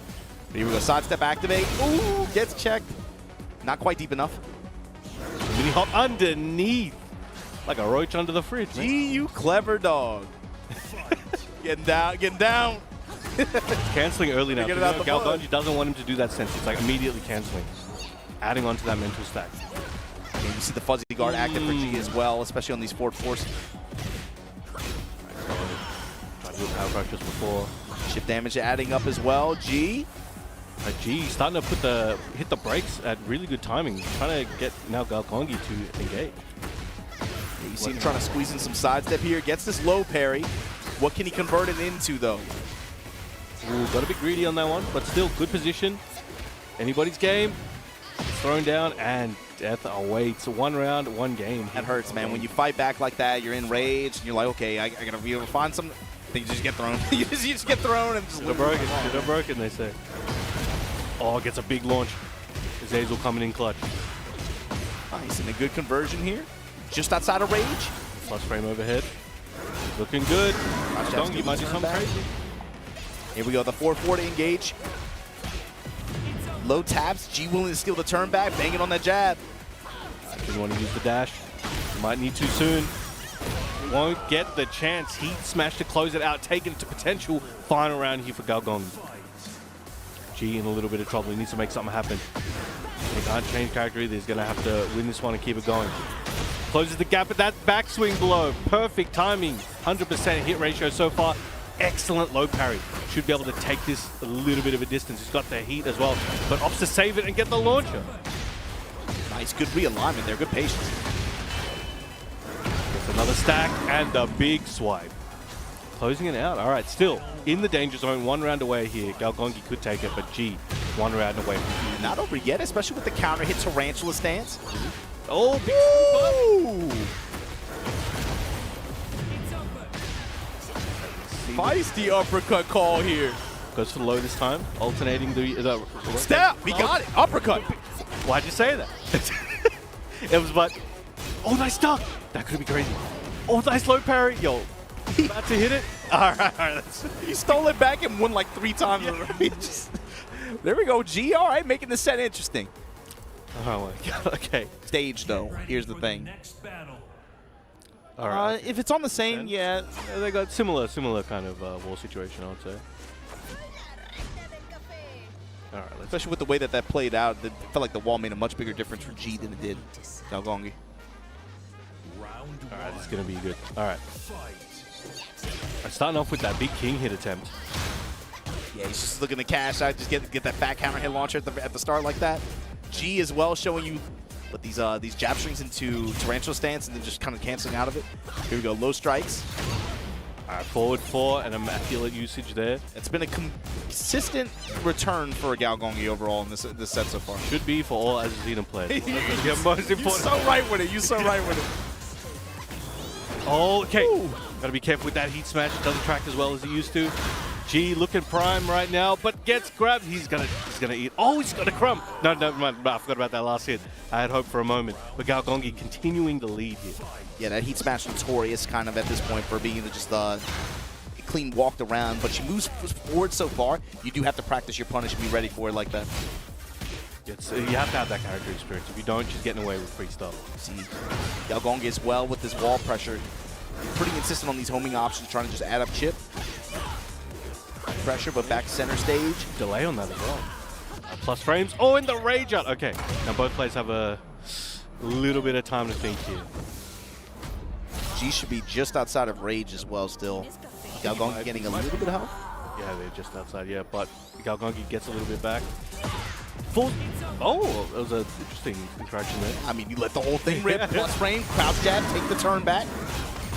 Swipe, using up the rest of the heat, and backswing blow! 3 for 3. Oh, nice dodge!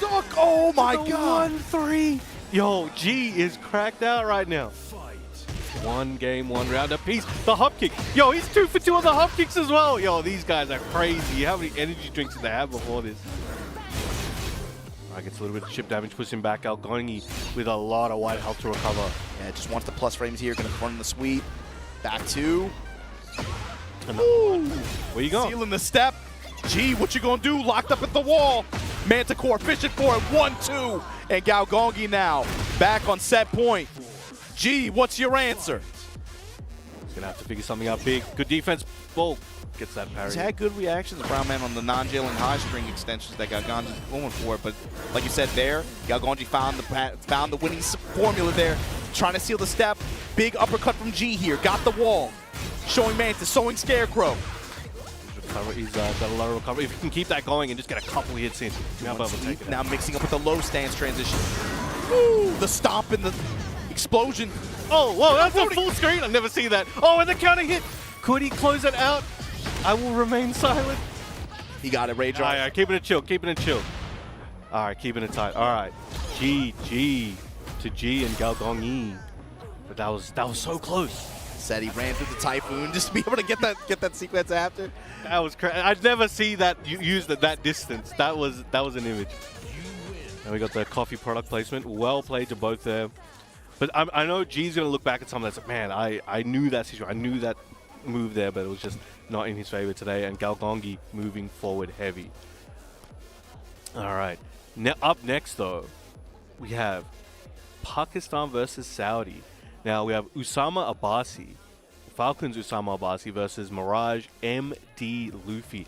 Now, Usama Abbasi, a lot of people know more about him. He won Takedown last year, which was, as I've said before, one of the biggest TWT events of last year. I think 554 players or something like that. Insane, right?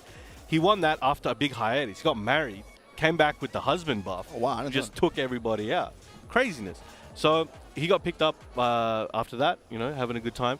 But MD Luffy. Now, this is a player, if you know Paul, he knows ball. He's been the Paul for a long, long time. Even Nee has admitted, he's an inspiration for him to start using Paul again.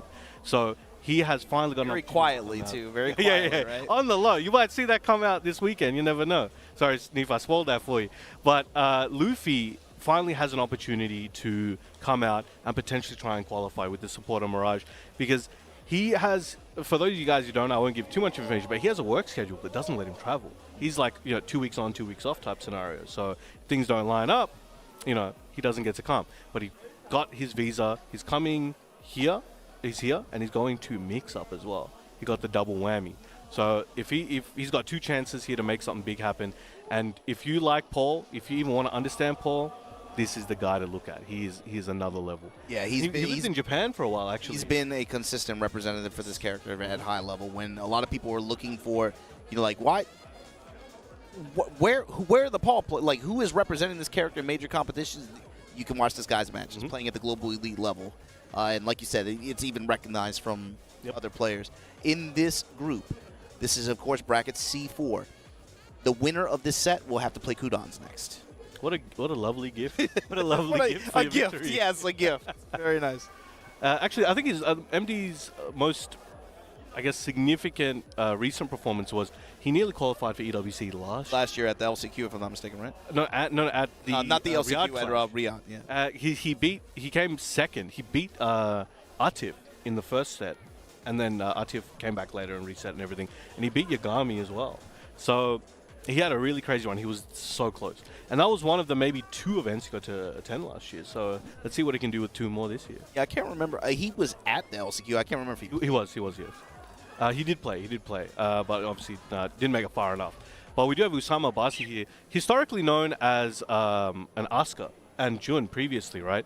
But then last year, he ended up winning Takedown when he came back with Eddie. Yeah, found really good fortune with Eddie, I think, competitively. So now he can kind of run all 3 in theory, but he's got a 4th now. 4th now. He's got that king. He's been running that king at Pakistani Tekken League. You know, Baz has been running Pakistan Tekken League. If you want to see high-level Tekken action, that's another place to do that, because you see all these Pakistani players where you may see them at this event, for example, for the first time. But you can see, if you need to study them, they're in your pool, you know where to go. Now, Usama Abbasi has been running the king and finding decent success with him as well. So I'll be interested to see who he rocks here today. And, of course, like you mentioned, shouts to Baz. They talking their stuff. They said, look, man, we went to Korea last year. We ran, 10v11, whatever it was. He said, why don't y'all come out here next time? I'm trying to see it, too. Here we go. Luffy locking in on the trademark Paul. Like you said, Usama Abbasi, when he has this 4-character roster to pick from, hovering over the king and going to show it. Now, I think, and again, if you aren't watching those tournaments, this will be the biggest crazy pick. You would have never expected this, right? A king from Usama Abbasi. So he plays him quite well. He plays an unorthodox style. You'll see very soon. But Luffy has a trading partner in Federer. Oh yeah, I forgot. Yeah, if he loses this, Federer's gonna be pissed. He's gonna take him to the parking lot afterwards and teach him how to play King IRL. This is also another thing too. The book with the recent King pick as well. You're seeing more players, I think. At least a few more, being able to see the competitive viability of this character, especially in pool play, 1st to 2, and just being able to just run him to good effect. In different ways, too, with different styles. That's the thing. He can play so many ways. He's, traditionally in most fighting games, grapplers are grapplers solely. King is one of the few characters in fighting games that has everything and very elusive, as we saw just now. The spot kick at the wall. Usama Abbasi, the break. Luffy enraged. This is the thing. The health bar does not matter with this character, but there you go. You're going to catch heat for that one, brother. Didn't get to use his heat himself, actually, either. But the floor is primed and ready. Let's see what he has in store. Now, a lot of for whatever reason, King players don't think King's strong, except the Kings that have come, after. So let's see. You guys got to watch and learn. Let's see how Usama reacts defensively, too, against any of these string attempts in the backs. Especially when the sway options start to get worked into Luffy's offense a little bit. Ooh, out of the air. Immediate spike and floor break. All right, Luffy getting a bit actually hyperactive in these rounds so far, and Usama's able to make him pay for that. But he's trying to really just keep the pressure up and gets the low heat smash. One more hit is all he needs, but can he get it? Committed to the mid grab. Interesting. Maybe in anticipation of deep dive option perhaps. Nice counter hit, sidestep low. Good return already. Luffy's only hit him twice. Just nearly half up. I was trying to catch him moving with that back three. That does crack one way. Excellent. Shining Wizard. Gives him a concussion. Going for that chop. Jaguar stepping out. Give Luffy the space to be able to advance and try to pick it apart defensively. Just like that. Counter hit, chop him up. Drop him through the floor. We ain't done yet. Be a nice combo. See what kind of Oki's. Yeah, he's to stabilize here. Just outside of rage. Trying to grip him up. Luffy ready with the immediate touch and the sway option. They're both ducking right there. He's got that heat. You know he wants to use it. Excellent punish. To the left. Good 2 break. Oh, the muscle arm lands this time. Luffy in trouble. Forward neutral 2 goes for that low. And Luffy 1 round behind. Usama 1 round away. Usama, he's shown that exact same sequence maybe 2 or 3 times so far too. Right after the hammer, just goes down 4-1. Immediate timing. Look for him to change that maybe. Nice, good back dash, sidestep canceled. Just like that, fat uppercut from Luffy, one of these cheap uppercuts. Right, strong aerial. All right, let's see if he can close this one out. Spikes him down. Gonna jump at him. All right, running 2.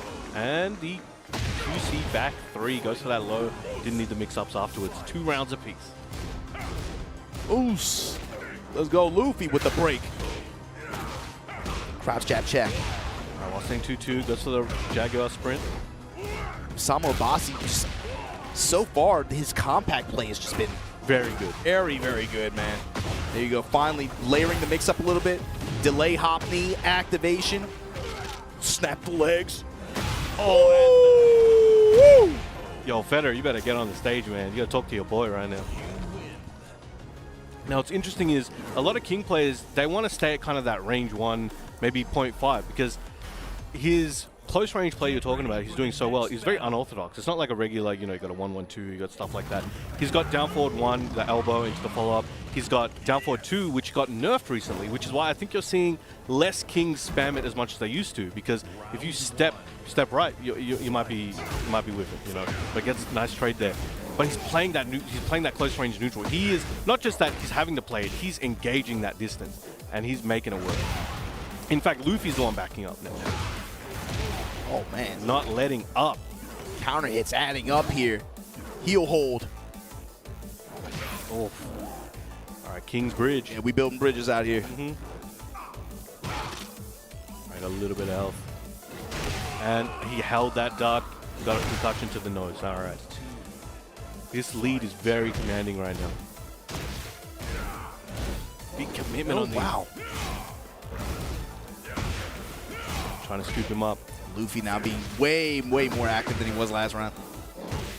And I guess Usama now has a position where he can back it up a bit. Let Luffy use some of his strats, use some of his situations, and kind of tire him out a bit, and then just start taking him back. You know, he's got a healthy lead. The thing, play around. The thing is too, Usama has shown really good defensive ability against the pressure that Luffy wants to employ. He knows. Hammering that time delay, change up from the sequence that he's been running before. Landed. Good break again. All right, using that heat dash. All right, he's trying to jab. He's trying to find the opening. Usama, patient. Look at that fuzzy. He knows the timing. He knows the situation. Running knee into the guaranteed forward for a mule kick. This is looking rough for MD Luffy. Usama, what this set to me has shown discipline, man. In some of these situations when Luffy looks like he's going crazy and you know the firepower that this character has, Usama just disciplined, just willing to hold back, run fuzzy guard timings, unstrings to completion after the entire game of showing it to him. Finally gets the launch and the return from it. 3-2-2, punish and check at the wall. And just like that, Usama Abbasi, I want it all. And he's taking it. And it looked like just another day in the office. Like we talked up Luffy quite a lot, and deservedly so. But Usama's like, yo, I don't care, man. I'm here to do a job. I don't care who's in front of me. There's no way for us to be wrong, Brown Man. Sure. At this stage of the bracket, at this tournament, anybody's game. You can gas up either player on either side. This I think what people need to go back and watch that match for is the mastery of Usama's counterplay for Paul. Like, it was very subtle. It was mini steps, micro, like just mini ducks, waiting. Sidestep right, sidestep duck. What Luffy wants you to do and what a high-level Paul player wants you to do is get flustered by the deep dive into mix, into pressure, into weight, and you start pressing, and then he will send you to your grave. Usama's like, nah, I'm chilling, bro. I just had an iced tea. I'm going to wait for you to just hang yourself, and I'll take the round from that. Yeah, he doesn't even need the counter hits either. You know, the damage alone can do so much. But like you said, discipline, really, really good defensive ability, and really patience to me. Just stood in some of those situations like, I'm going to just do my defensive drills here, just rely on my fuzzy guard in this situation, or be able to try to find the step, or just backdash in some cases. He was able to just wait him out. It was really good. I'm going to watch that one back later in case I have to verse when he pulls. Oh, okay. So we got up next, we have newly acquired KRX Ikari, move back to the motherland as well, versus, I guess his former countryman, if you look at Japan. We got Zero Watanabe, coming from Japan. I saw Gupimon out here as well. He doesn't get to travel too much. For those of you guys who don't know, they're siblings, right? So they're out here together. It's good to see. Yeah, so Ikari only moved back to Japan, I think, last month. Yeah, just after Japan. You literally won and then dipped. I'm going to head out. I started like, yo, anyone want to buy my fridge, though? He got the W and then came back. And, yeah, but I saw a lot of people, they were talking about, like, who is this guy? That's how I know y'all don't be watching. That's how I know y'all don't be watching. He's been in the mix for years. Well, a baby's in the scene. You got to learn. Sit down and learn. As you said, he's been around for a long time. He's been streaming. And the funny thing is, his Kazuya alone has changed the entire meta for Kazuyas worldwide, right? So the way they watch, even I talked to Keisuke, he messaged me a few weeks ago, and he was like, yeah, I'm trying to put my style together with Ikari's style. and see if I can do better. And I'm like, yo, everyone's talking about the Ikari style, right? And well, I think what they're referring to is, the way he times his hell sweeps. Yes. He'll do, full crouch situations into options that you're usually seeing from wave dash, for example, right? It takes a little execution. His timing's very interesting. In fact, I played him the other day. We had some really good sets. One thing that I was caught off guard by was his usage of Heat Burst. I think once you get used to it, it's a bit different. But we got a bit of a technical issue there. We'll look at that soon. But the Heat Burst usage from him, I think, will catch a lot of people. So I'm looking forward to seeing how he uses that here. And these guys historically would have played, a lot. Ikari's online grinded out here. But here we going in, running slash kick, big electric. Watanabe as well. Sazo Senna has been consistently represented, I think, in most of the, especially Oceania and Southeast Asia tournaments. He's been traveling a lot, looking for that same success as some of his former teammates. But here we go. He's rocking his favorite costume. This is trademark Watanabe. Yeah, this is him. Okay, excellent punish. Makes me nostalgic for the Eliza in Tekken 7. Yeah, he wants it back. He wants it back. For those of you who don't know, he really made his name internationally when he made top 8 at EVO that year. Yep. That was really what started it all for him. Oh, very nice. And that was Eliza era. All right, we got that Rage Art. Takes a bit of time to chill. Spikes him down. All right, that was a long first round. So I think they've got a lot of data on each other for that one. Let's see how we start off next. Starts off with low. Flash punch keeps him out. The knockdown. That hell sweep time, we were just talking about that. Run up sweeping in the 4-4-4. Flutter kicks, just going to take his lows here. Watanabe with some polite pressure. Fishing with uppercut, no punish. All right, trying to use the homing, keep him in check. Delay 4-4-2. Immediate sweep with the extension. Chopper up. All right, plus frames. Oh, okay. This is going to be big. Sure, we get a strong aerial. And but he's going to leverage heat. No! Mini dash. And immediate rage out. Well played there from Ikari. Should get near maximum damage on this due to his health and should be able to recover a solid amount. And just about to run out of heat. Oh, tried to use it. Hit it with the buzzer beater. Oh, the low grab. Low hit grab. Hit that down back. Watanabe steals the round back. Ducking under that jab. Comes with the while standing one. Big hatchet there. And just chunks of damage so far. Woo! With the while standing two. Good combo selection here. Oh, got the extra carry combo, but didn't, again, those heat activations are not hitting for Watanabe. Flash punch knockdown. This time goes with the mid option. Activation. All right, has a life deficit, but I think even Watanabe's on the back foot here, even though he has the life lead. All right, it's looking good for him. Needs one more hit. Goes for the quick mid option. Lets the flash. Still let it rip. He was just 3 degrees out of range, but it worked out for him. All right, 2 rounds to 1. Watanabe looking very strong. Kind of just poking Ikari down. Using a lot of down back 4. The Vertidor stance, but this time trade with the Demon's Ball. Woo! You go for that running 3. Now Ikari just trying to stay in his face. Try to stay at range 0. Look at how Ikari's moving too. Just dashing up in his grill. Pumping brakes. All right, here we go. Putting the fear of God in Watanabe. Up sweep with the activation after frames. Oh, that could have been big. Oh, all right. That takes a lot. After the recent patch, that takes a lot more heat as well. But this is looking good for Watanabe, but I shall refrain from speaking. All right, we're clear. So he's looking good. So first game going to Watanabe. Mentioned a common theme of the last patch is that a lot of those heat attacks now, they use up so much of the gauge to where you only get really like 1, maybe 2 uses. 2 usually, yeah. Pretty much across the cast too. It's been like that.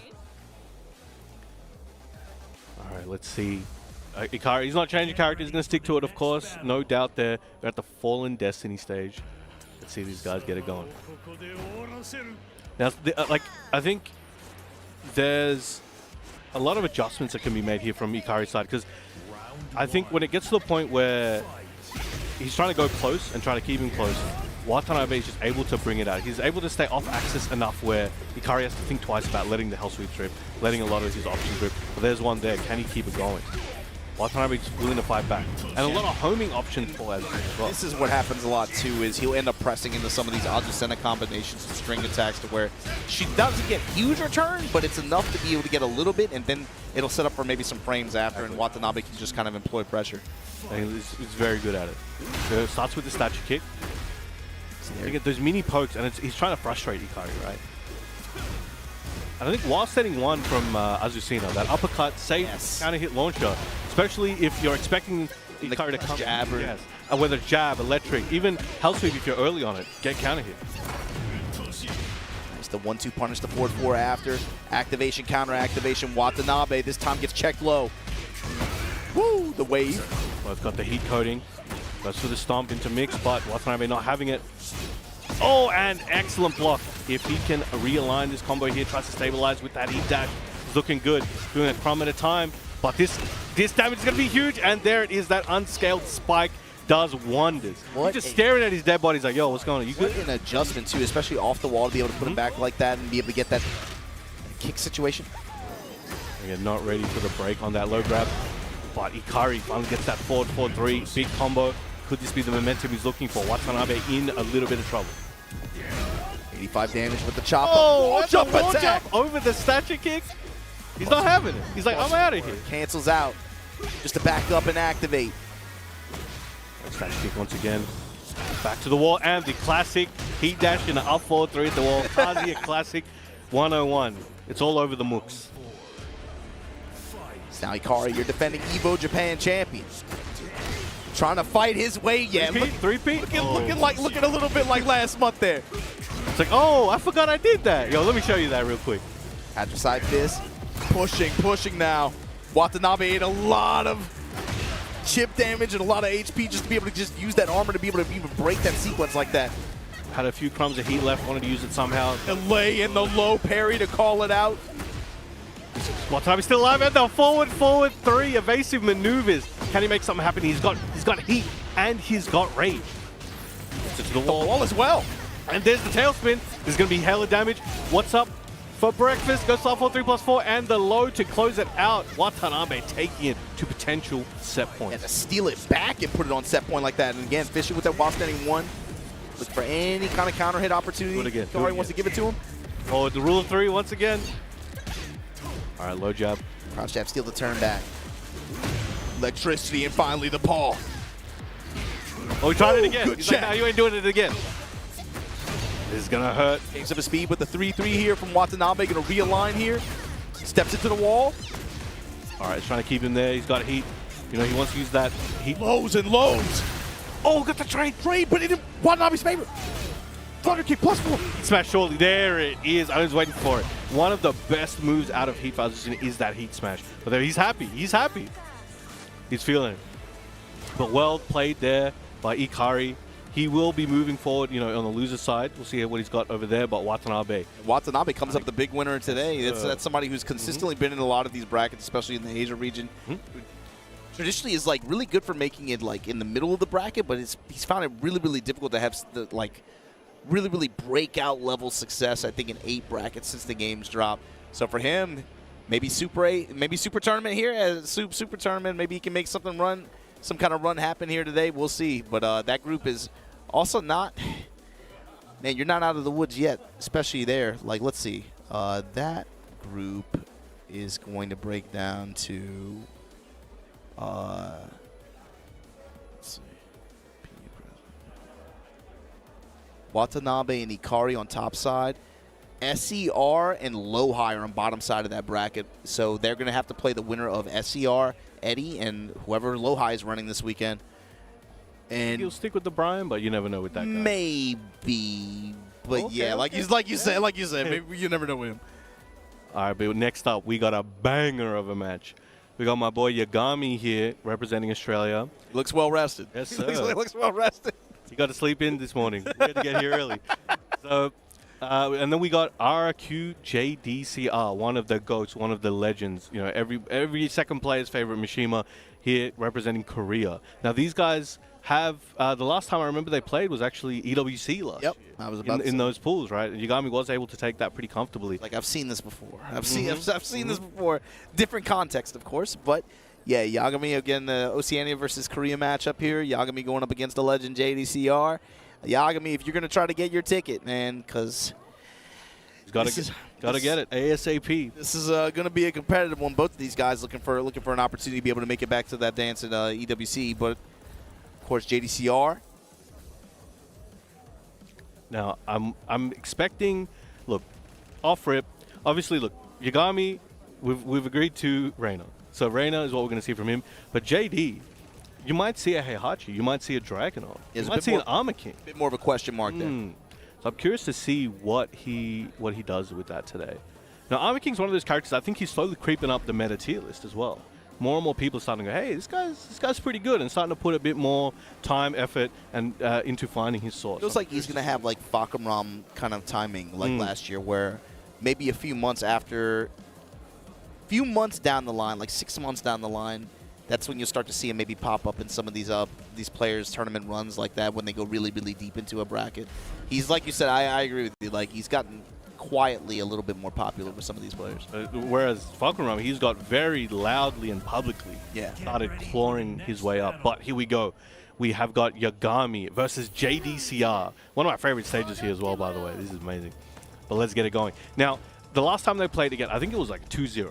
You know, it was pretty clean, if I remember correctly. But JD, you know, he's been grinding a lot. He's had more opportunities to travel a bit more as well. I'm curious to see how we go. But Yagami ain't no slouch. Right off the bat, already just war kicks, and sweeps. Grips him up at the wall. JDCR back off of it. Punishment here for Yagami, and he's going to get the check there on the Rage Art. Kind of like a desperation Rage Art just to be able to break up any kind of offense like that. Give himself a shot at being able to bring this thing back. He's had a little chunk there to recover. He can get one launch. It's going in his favor. It's cold out here, man. Down 4-1. Got a big sweep.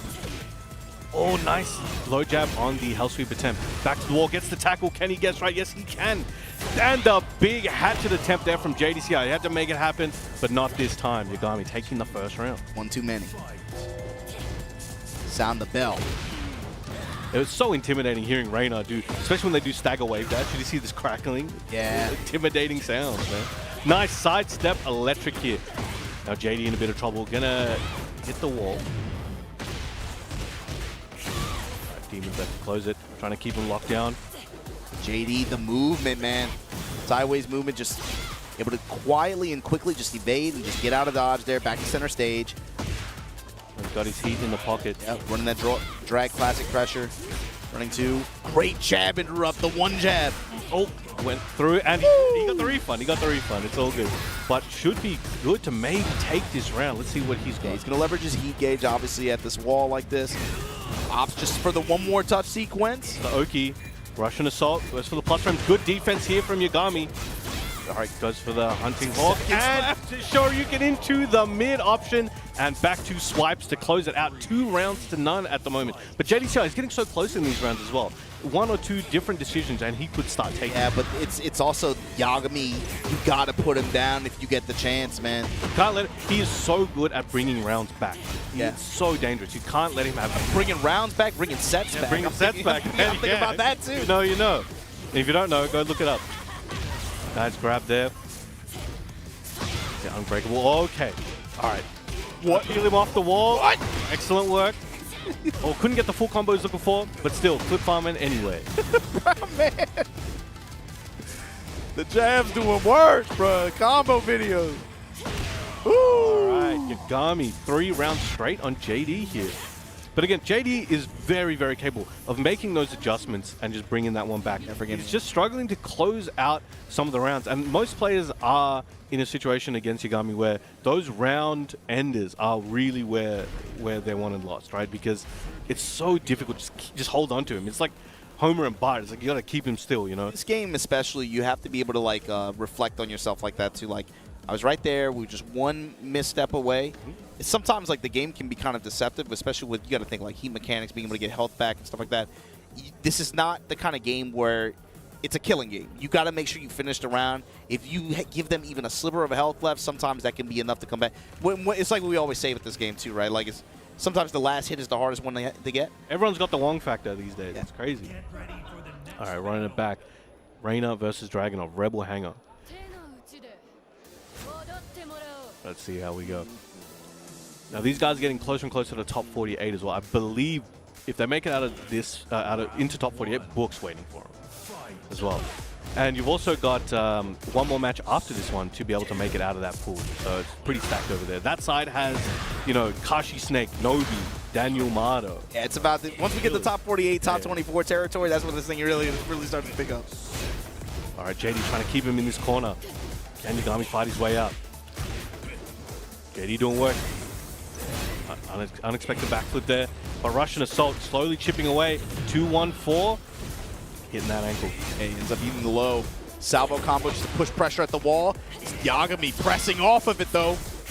With this Abare trade in his favor. Oh, and the back 43 to close it out. I don't know, JD was like getting straight. He's like, yo, if he starts bringing this back, it's going to be a problem.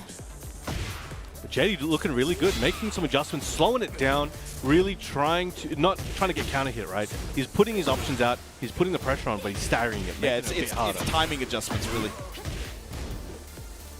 I don't mind getting with that string. Even the delays here on even just to get the pressure started, right? Delays on this one jab approaches. All right, good grab break there. Might have been intentional there from JD just to switch sides, right? But both of them using that lateral movement, rearranging the positions. Good parry from Reina. War God kick again. And they just step in, empty activate. Got that hatchet this time. Goes for it again. Back three, gets the homing. This could be a JD round. Crush Destroy. Activates through the last string extension, and just like this, Russian Assault, but the down 4-1. Headbanger's ball. Yagami right back at you. Good option as well. Even if it's blocked, got the heat dash, got a free attempt. And forward 4-2, big snap kick to the head. All right, he's trying to make it a Yagami round. 1-1-2, goes to the mid, jumping option. JD trying to fight back, but Yagami still got that heat. Quickly and quietly, 75% health just gone. Rage for JD, finds the big whip in open field. Uppercut, activate. Spiking him down. Not that much health to get back though. The inertia kick in heat, that does give you that full animation. Flips him over with the pigeon roll. Can JD bring this one back? He'll crush destroy. Oh, gets clipped back 4. 1-1-2, JD in trouble, and the hell sweep to close it out. Really pushing that assertive. Point for Yagami, Brown Man. It's looking good. But JD is JD. He ain't going out without a fight. This could turn in his favor at any moment. Now putting him back in that corner. It's your corner. You put Baby in the corner. Especially if you mistime your button press and press into that extension off the down 4-1. Off the balcony now. JDCR working with heat. To get the full distance he wanted. The ignition switch with the down 4-1 clips. Yagami now in heat. All right. Flows adding up. Mental stacks adding up too. They still got that heat. Uses that free down forward 1-2. Trying to stagger him at the wall. Trying to keep him there. Doing a good job so far. But JD fighting back. Activating heat of his own. Sidestep. Back 2 able to catch. Good patience here from Yagami. Sidestep guard from Yagami. Crazy right now. JD fighting. With the uppercut. Looking for that opening and finds it.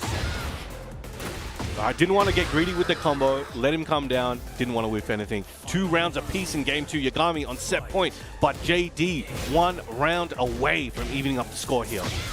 Crouch at the offset, electricity in mid-range. Yagami, you got to make this count. Doing some Yagami combos, should be able to get this one near the wall. There it is. This is a rough situation to be in. You know, most of the heat gauge left for Yagami. JD needs to make something happen. Got to use some of his resources as well. But how the turntables turn. JD with the 1-2-1. Salvo to heat engage here. Take the wall. Oh, not quite. That might have plus him. Using that heat dash, he had a crumb left just to get that. Plus range on the running 3. JD weaving in those hatchet kicks. And nice electric here. If Yagami can finish the combo here, should be able to get it near the wall. There it is. And KO 2-0 here. JD, valiant effort there, but I was unfortunate in a lot of those interactions. He was really able to find some of these openings, but they just were not able to count enough against Yagami this time. So that brings up Yagami versus the winner of Kashi Snake versus Nobi in this pool. And that's to even get to top 40. Yes. That's to get to top 40. As we said before, Book's waiting there. He's chilling. He's having a coffee. He's just waiting for you guys to come through. But yeah, it's looking pretty crazy out here.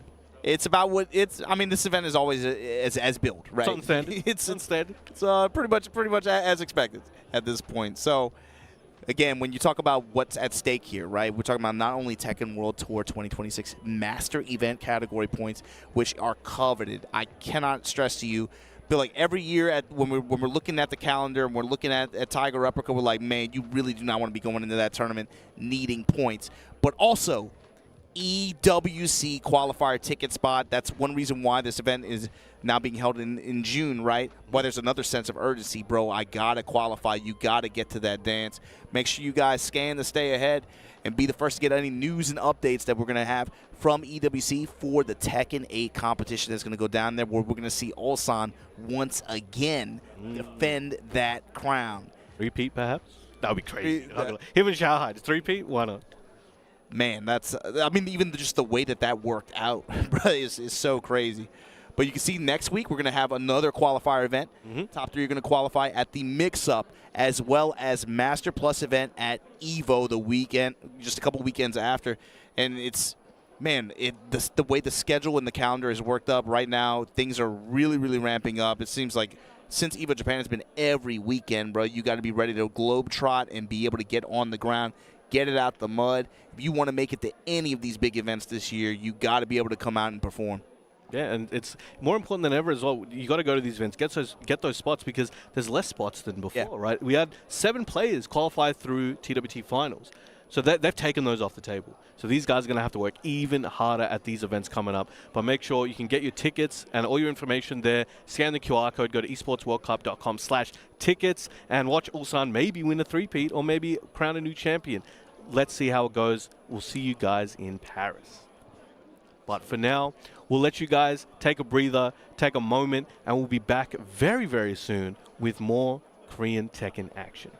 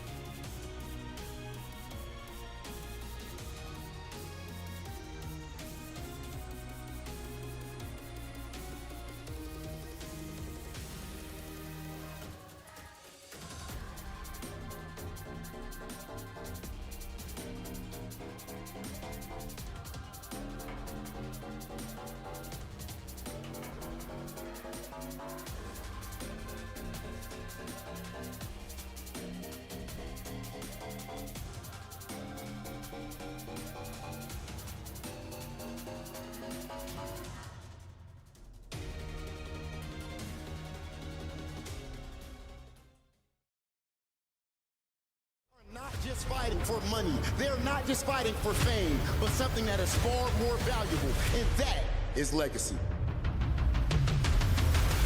Oh my god, the pressure off the wall though! Oh my god! How did he do it? That could cost him! No way! Oh my god! Absolutely no room for error. God, the E-Smash! Ulsan in your back-to-back Esports World Cup champion for Tekken 8!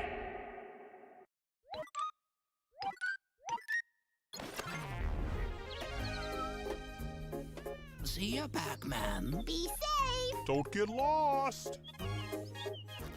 Oh, memories. Well, time for the next level. Snack break! Let's roll! Oh, amazing! Huh. Ooh, power pellet!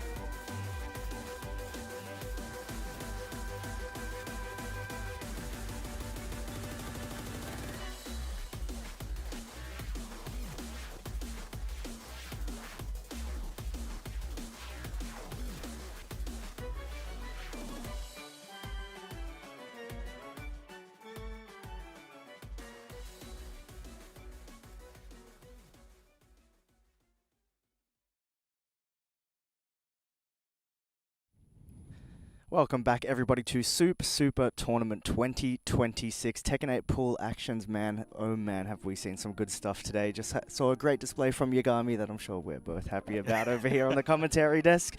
Much love to JD. Yeah, with full respect to JD, but we are big Yagami fans for obvious reasons. My name is Chipsy, alongside me, the ever-hydrated brown man. Hello, how you doing? It's been a crazy set of matches so far.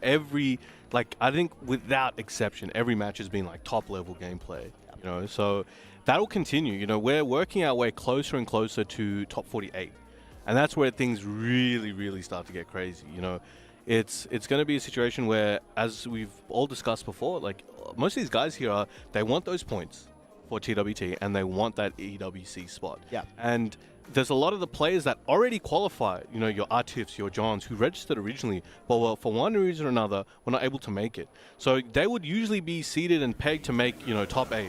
That will allow, like you saw a combo breaker, you know, people as low as like 9th place were able to, you know, qualify. Yeah, that's right. That's not happening this weekend, I don't think. I think all of the qualifying players, most likely, will be within top 8. But we do have a lot of these players. You got Knees, CBM, Low High. You still got a lot of players here that will be there. So there's a good chance you still fall out of top 8.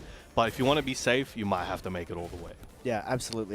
Yeah, if these guys aren't going to be here for that, then yeah, you need to get further, basically. 100%. We've seen how stacked this event really is. You know, I was joking before that like round 2 here could be grand finals. 100%. So you're totally right in saying that top 48, if it's like this already, top 48 is just the best of this, greatest hits. And by the time we get to top 8, our minds are going to be blown. I don't know what's going to happen there. It's a health hazard or something. Absolutely. But we do have 2 very strong players from 2 different regions here. We've got Yamasa Nobi from Japan, and of course, Vision Kashi Snake from Pakistan. Now, nobody needs no introduction, but we'll give him one anyway. But he's a legend of Japan. He's been playing since before most of you guys were born. And he's been a championship for even longer somehow. So he is known for his Dragunov. He was the Dragunov on the planet for a long time. But now he's rotating a bit more. You know, he's got the Steve, he's got the Lars, he's got the Drag, you know, and whoever he decides to whip out at any point. He's a multi-character master on the low. But then we got Kashi Snake here as well. Now, Kashi from Pakistan recently finally got an opportunity to travel a bit more with his new team, Vision.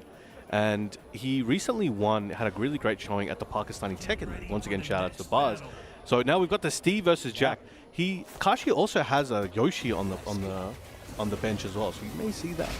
Yeah, it's good to have the tricks up your sleeve ready to go on the side, but we're not going to see him just yet. We're going to see the Jack tricks instead. It's going to be Steve versus Jack 8 Nobi versus Kashi Snake, trying to get that muscle armor right off the bat. Waiting for big bubble hours, but we get the Steve, the UK back tempo there. The back weave. Getting that whiff, you will. Max launch as well. Already going right into the stomp. Pressure at the wall. With your back to the explosive, you've got to be careful. That's why he wants to switch the side with the grab. Oh, okay. Wow. The unblockable. Yeah, great awareness there from Kashi Snake. I think Nobi cancelled because he thought it might get absorbed by the Gamma Howl there. No hesitation there from Kashi as well. Good awareness. Taking him wall to wall. More situation scary here. Tries to pounce on him. Not going to work. He just closing that gap, just dashing, fishing for that counter hit. Oh, throws him down. It's going to be big damage. And good Oki here. Oh, gets the 4-2-1. Goes for the Pablo. Nice whiff punish. Wow. Good patience. They created space there with the backdash, and great use of the throw there from Nobi just then as well. We know Jack likes to go to the armored options frequently. Big counter hit there on the duck 2. Take it to the wall. Good spiking him down. Okay. Does not want to let him up. No relenting here. Wow, in between the string as well, getting that gamma charge. Can use that later for a move like that. The guard break there from the stance. Another one. Tries to send him a massage. Nobody home. Doesn't want it. We delayed it and still got the payoff there. And look, I'd normally say that's a bad trade, but because he gets a heat engager, he can recover a lot, but it doesn't mean much when you take the heat smash there. Nobi just needs to close this out. Oh, went underneath. That was crazy. Ducked underneath the heat smash. All right, goes for the down forward 1 string. Nice weave to the left. Kashi in trouble. 2 rounds to none so far. Nobi's done his homework. Yeah, absolutely going for all the right options here. 1-2-1 working up, but absorbed again. We're going to engage. Jackhammer attempt gets floated. Spikes him down. Couldn't get a full combo there, but still let him know. No fly zone, sir. was punished yet. He didn't burn the heat dash though. Didn't opt for that. Yeah. Good option. He's not going to be able to get a full combo on that anyway, so might as well just keep it on deck. Instead burns on the back too. Nobi just dashing again. Ooh, to get the counter hit after blocking the bubble. Kashi caught mashing there. And that dunk, yo, Michael Jordan, is that you? That's crazy. Call that the extended dunk. He's still alive. One pixel. Jumps over. That's going to be guaranteed on the wall. And dunk himself. He was a pixel away from taking it. Now Kashi's going to regain a ton of that back. Life situation similar. Oh, he tried to go again. Oh, that delay. That was a good counter hit confirm on the wall, standing 1-2. Nobi got it over the line in the end, but that was a really good comeback attempt from Kashi there. We got Usama summoned on stage to give Kashi some words of encouragement, some advice. Let him know he's well loved. You never know what it takes. Everyone's behind him. Bought it.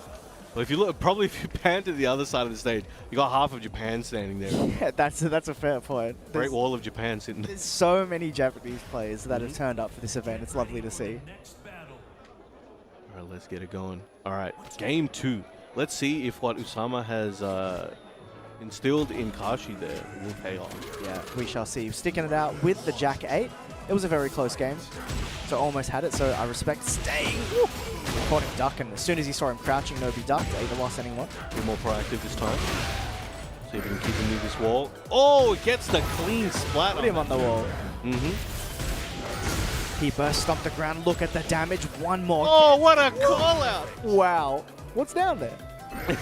He still hasn't found it. We'll have to check again later. It's a, you know it's a big call out when they go for the crouch throw. Kashi ducking 1+2. This looks like a new Kashi run. What did Usama tell him? Like, yo. Play better. Oh, yeah, true. You're right, though. It's working. Yeah, man, when he gets up at the wall, just start doing a crouch throw or something. Oh, look at the jump back. Yo, this is looking crazy. Nobi in trouble, fighting his way out. Holy. The duck woke up at the wrong time, perhaps. Everything coming out for Kashi. Nobi weathers the storm a little bit, but that white health, man, he's got to make it back and gets a war standing call for his trouble. Kashi looking like, well, I was about to say looking like a machine, and yeah, he does. He's literally a machine. Yeah. He's a big robot. He's playing very much more aggressive, I would say. He's not really giving Nobi a chance to breathe. That dunk. Side switch grab, gonna actually connect. Still get that side switch into the free seed plant.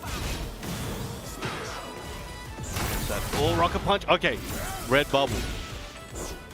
What a little whiff there. Went big with the power crush. That's gonna break the balcony. Yeah, wow, from downtown, by the way. He's got that rage. If he can get this one there, this might be potential. Oh, he's style on it. Wow, he's got a crumb. I did not expect that to hit the wall like that. I don't think he did. Like, it was in one of those situations where you think it's going to be a side splat, yeah, but it was just a regular wall splat, and he had the wall combo ready to boot. What kind of switch was flipped in that coaching session? It's like that Krusty doll in The Simpsons where he flipped the switch from like good to evil. He just flipped into evil, and he just went absolutely menace mode. What was that? I hope he's on a salary for that coaching. Yeah, honestly, if someone's getting a split of whatever Kashi's getting, man. That was instant result, and we're going to the character select now, and that game may have Nobi questioning if it's time to go back to the old Dragon. Could be. That's the thing. When you look at that matchup, you start to wonder. But the Lars. It ain't Dragon. Okay, so we've got Robo-Man versus Beyblade. Let's see how we go here. Okay, Elegant Palace. We're about to perform some property destruction here. It's going to hurt. With the robot wars going on. Yeah, right. Spinning around. Metal parts going everywhere. Okay. This is going to be big because, you know, Nobi, definitely probably the favorite for the, you know, might be the pull, you know, or at least for this match, but he's looking like he's in trouble now. And it's looking like we're seeing, I think, the way the last game went, it may not even matter what character Nobi's using. If Kashi's catching him on certain situations, he's not letting Nobi play anyway. Well, yeah, like, if you're not getting a chance to play the character, it doesn't really matter if Kashi's just going to go full aggro here. But are we trying to do the same in return? Yeah, ultimately, Lars is a character that lets you do that. Red bubble, going to connect again. Guaranteed follow-up. Big life deficit here for Nobi. The counter look like. Okay, Kashi, he's feeling himself.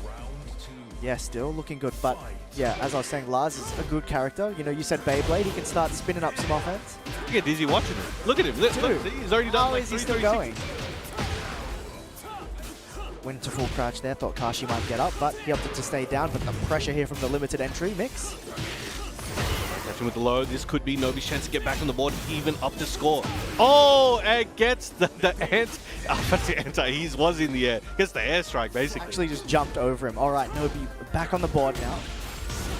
Tying things up. Kashi just happy to jump backwards, down, forward to call out. Caught him overextending. Offensive scoop. First here, going to stomp the ground, take that guaranteed follow-up. And the Oki, you have to watch out for that Gamma Howl. Burns the Heat Smash instead. The white health, man. Oh, he's trying to kick him the pancake parlor. Yeah, he needs a health potion real quick. Gets it. Got the short stack there with the ice cream on top, and the whipped cream's about to be made. Yeah, that's it. But not so tasty if you're Nobi. Goes high, Nobi, yeah, called it out. Done. Needs to make it all happen here, though. He has no room for mistakes anymore. Yeah, Splat down. He's got a lot of work to do. Went low there from Silent Entry. Oh, goes under. Oh, I guess the wall splat. This is going to be heavy, heavy damage. Yeah, that broken glass right behind Nobi. And that is not the place where you want to eat the Heat Smash. He goes straight through the panels. Will we see two? Is that destruction you were talking about, at least property. Wow. Attack throw on the wall, sends him off the balcony. Nobi with not much to work with here. If he can survive it, this is wall to wall to wall. He's done it.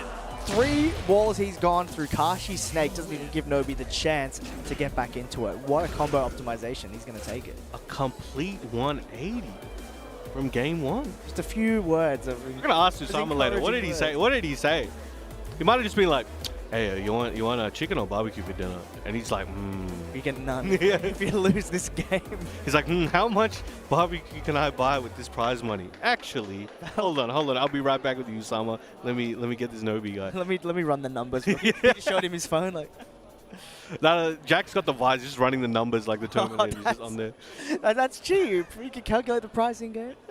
All right, but next up, we have another Yamasa player on deck. We have Take, again, hailing from Japan, and BPlus coming in from Korea. Yeah, interesting. Yeah, Take, relatively good run of form, especially as of recent, so very excited to see what he can pull out. But BPlus as well. It's going to be an interesting matchup, I think. He's one of those players that, is in that in that high tier in Korea that just hasn't been able to travel around too much or go around that much. So most people really aren't aware of his game, but he's a menace. And Take, of course, triple OG. We're talking like 20 years in the game and very high performing. He's made Evo top 8s. He's won major tournaments all over the world. And, he's kind of like, he's still performing pretty well. He's not hitting those points where people are like, yo, he's one of the world's best. But on any one day, if he wins this, for example, I'll be like, you know what? Yeah, that's within spec. Like he be doing that. Yeah. So I'm always keen to see him. I love seeing his Brian. So I'm hoping his Brian's out here today. He had one of the most underrated Brians in Tekken 7 because he wasn't really using him all the time, so people kind of forgot about it. So I'm kind of hoping we see it here today. Yeah, it would be very interesting to see Brian. Obviously, he's one of the sort of the top picks when you sort of get to the end of the tournament. A lot of the best guys are running Brian, so they're doing something right. Oh, thumbs up. Let's go. I heard it, Brian. I heard it. I heard that yes, giggle. Sir. Let's go. All right.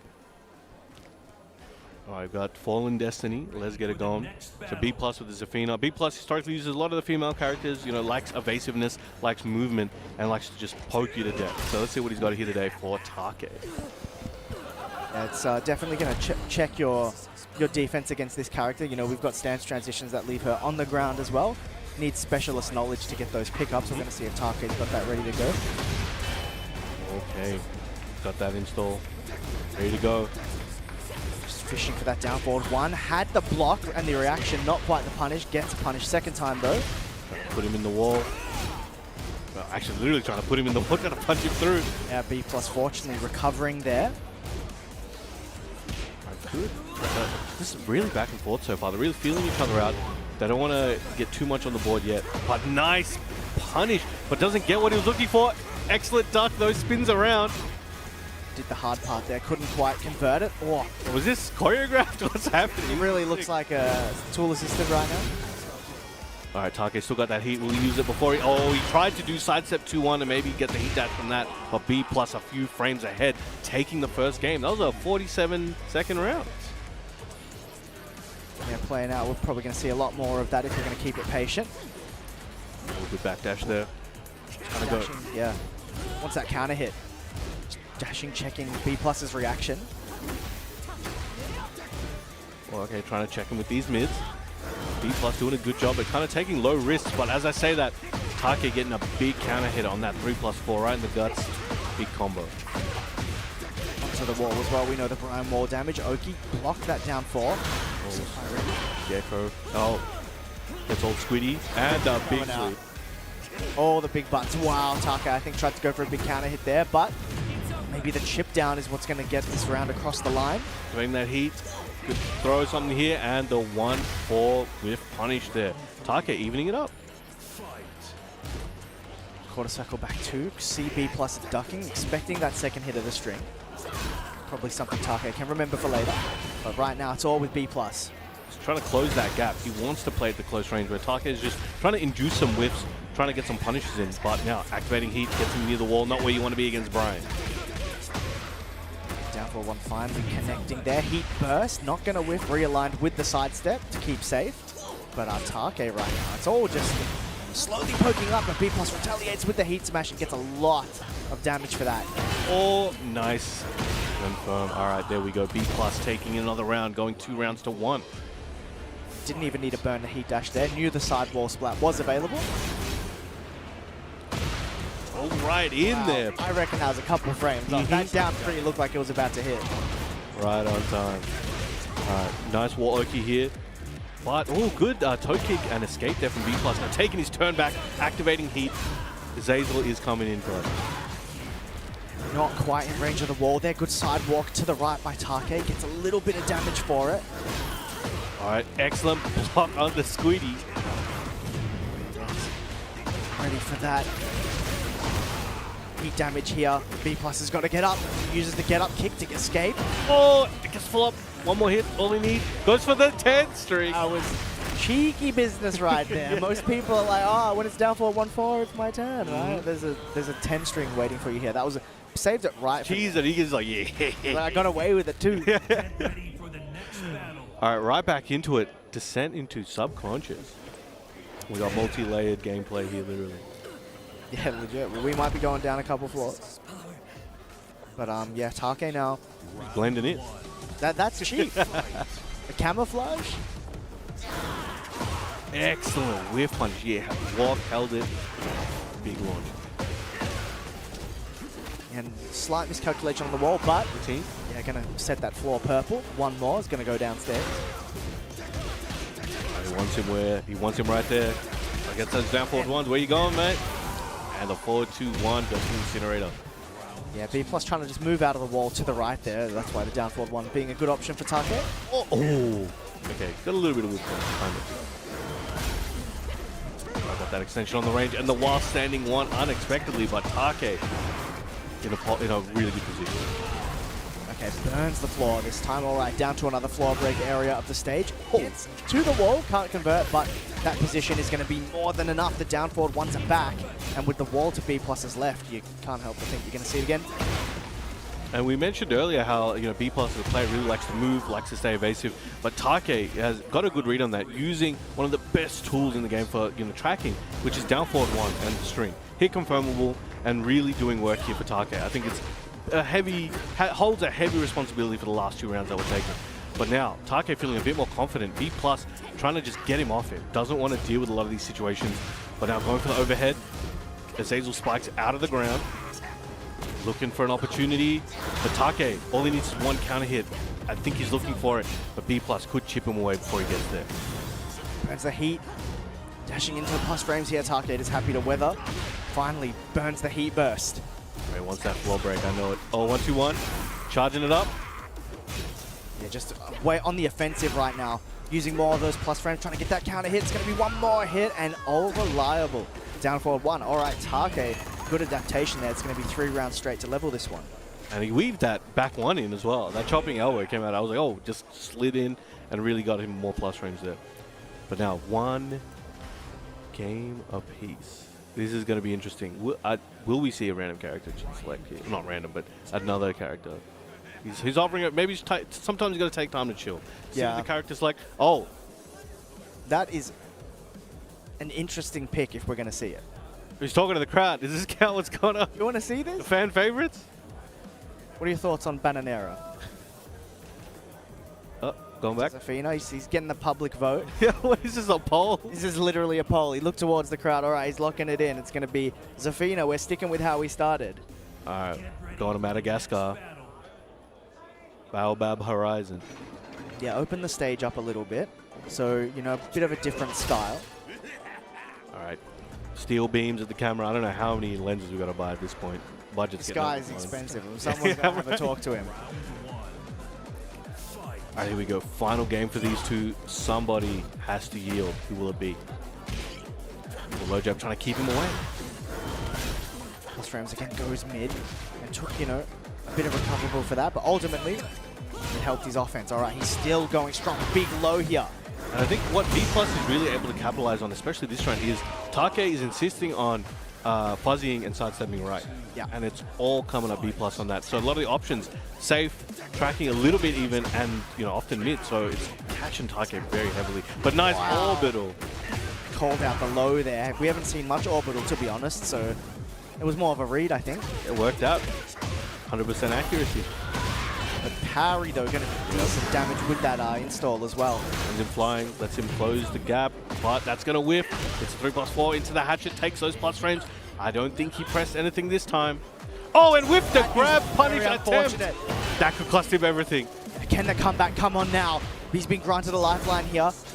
Only 1 pixel, but a bunch of recoverable. If he can keep going, Take forces one guess with the heat dash. And yeah, he went for that throw punish for safety, but ultimately turned out to be a very unsafe option.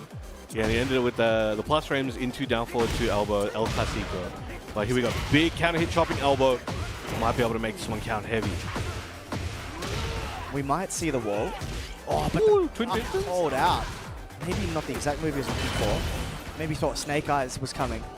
Well, didn't get the full combo, but still got a big chunk there. Take has a chance to bring this one back. BPlus on a reasonable life deficit, but slowly closing the gap. All right, activating heat. He's trying to go for it. Oh, gets the reversal. Toe kick to get out of the way.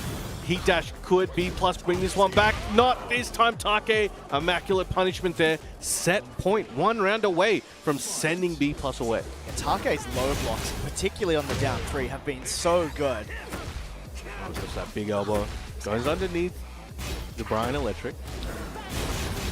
Checking with little pokes here, moving to the right again. There's the punish and rips the second hit of the homing string. That's going to be a big counter hit launcher. Take going to use that heat to push a bit more to the wall, but drops the combo. A little unfortunate. After heat situations, that QC2-1 is very unreliable. You got to be careful sometimes. But if you don't have too many hits left, sometimes you got to risk it. But BPlus activating heat. Oh, use that heat smash. This could be anybody's game. Slight life lead. We'll try to mind game a second hit on that string. Plus frames. BPlus, can he do it?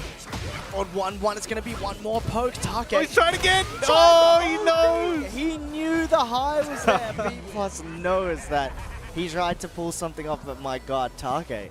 Ready for that high, exactly there. Don't test this man in the heat of the moment. I respect it. Honestly, I respect it.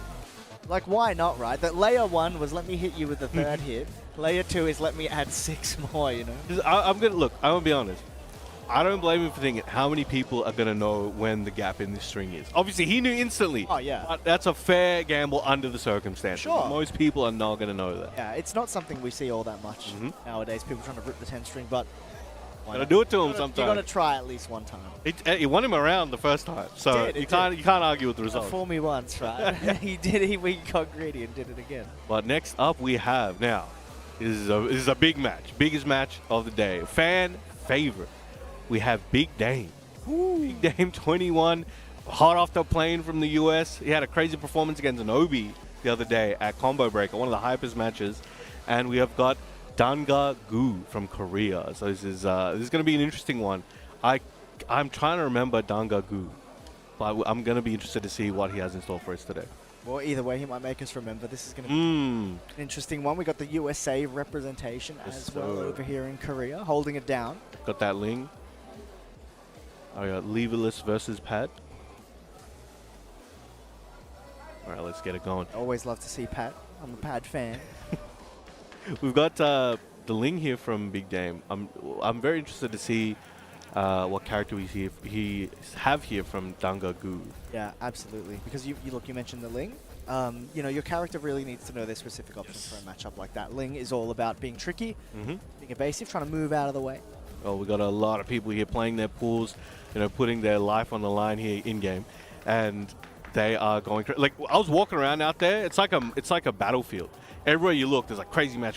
Someone's getting eliminated. Somebody did an upset. It's like, oh, geez, it's like 1924 or something. It's crazy. You don't actually know where to look. Yeah, you don't know. I'm just like, I need to get like fly vision, where it's just like full like 180 or something. Let me 40 see degrees. everything. Just be there rubbing my hands like a fly does, like, yes, gameplay. But it looks like he's got no, he's hovering over Brian. I don't know if that's going to be his pick. No? Okay, he's going somewhere else. Oh, the Lydia. Okay. Freshly adjusted from the patch as well. Let's see what he has in store for us. It's going to be quite an interesting one. You know, Lydia's style of offense really forces you into her game, into her stance type of stuff. So the question is, does the Ling shenanigans apply to dealing with that? We'll have to see. All right, moving forward. Try to bring it forward first, but Big Dame fighting back pretty early. See how much he knows. Now, Big Dame loves the back one, and it works well. But Akyo goes for the side step into the heat activation. Yeah, he went through that string with a sidestep AOP, so clearly very well aware of the anti-Lydia. Sidestep right AOP again is going to send him into that lightning sky. We're doing big damage. Age 1 of the Ling playbook never fails. For their first round, going to Big Dame. He came a long way for this. He ain't going down easy. He's not here to mess around. He's not here to do casuals, you know what I mean? He's here for one of the big three in the EWC. Sure. It's that with punish. Oh, goes into the grab. All right, no break. All right. Oh, I thought if any closer, that could have been a different type of situation. Just checking with the back turn offense. There is the armor ready for that retaliation. Okay, trying to catch him with those mids, like low hitting mid. Yeah, going for 2-4 might be the play, right? Have that second hit of the jab string be a mid to cover you from, you know, Ling, who's trying to get out of there. Gets that float. This could be what he needs to get on the board. Still has that heat. Oh, nice held the duck. He saw that coming last week. Wow, did he do that? He just sensed it. Like, it's that time zone stuff. Right? It's that time zone stuff. That's how he's doing it. Yeah, from the future. All right. Got that waning move. Getting again. Spike down into the flip over. I'm not just going to push far away, fortunately, but Big Dame's going to put him right back. Canceling these stand. Oh, okay. Going 180. I think that extra confusion helped hit that low from the stance. The Xiaoyu's are used to chaos. Yeah, you got to be ready, man. Oh, and the heat smash shooting star to close out the first game. 3 rounds straight there from Big Dame. He's looking happy. He's cheesing. Look at He's looking very happy. I'd be happy like that too. That was quite a dominant display. Came out of the gate swinging, but showing some good anti-Lydia using that sidestep right AOP to get around a lot of that stuff.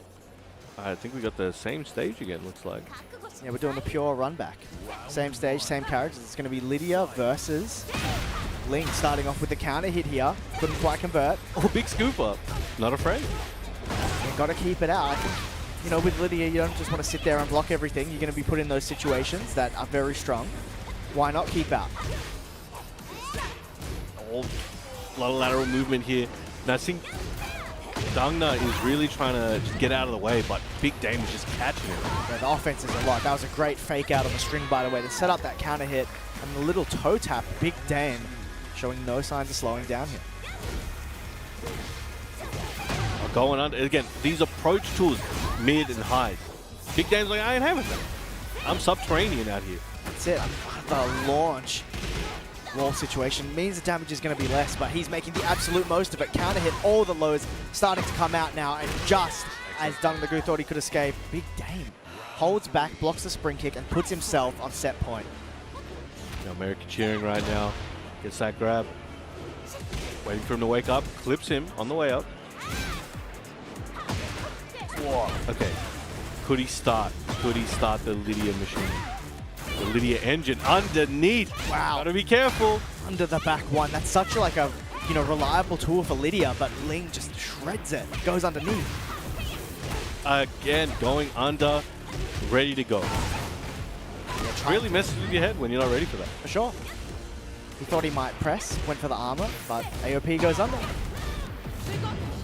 And that is oh, he cancelled the hit. Yeah, I think he thought it was going to whiff, right? Tried to burn it.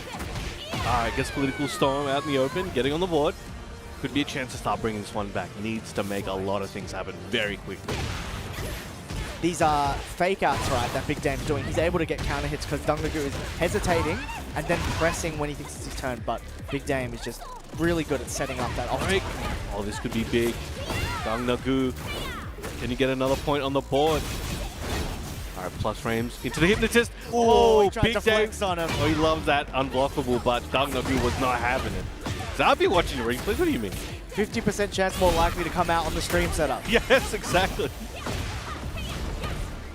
Oh, good cancel. Dungnagu seems to have figured something out. But as I said, that gets scooped up with a counter hit. Yeah, again, just from the back turn. Combo not quite working out. Jumps. Backward. Good challenge on that time. Not actually waiting anymore. I think that is key. Time's ticking for Big Dame. 10 seconds left. Big counter hit. And with Rage on the table and 1 pixel, no recoverable, this is going to be near max scaling. Should be enough, I would say. I don't want to say nothing, but I'm pretty sure we're both thinking the same. And there we go. Closing it out there. Big Dame.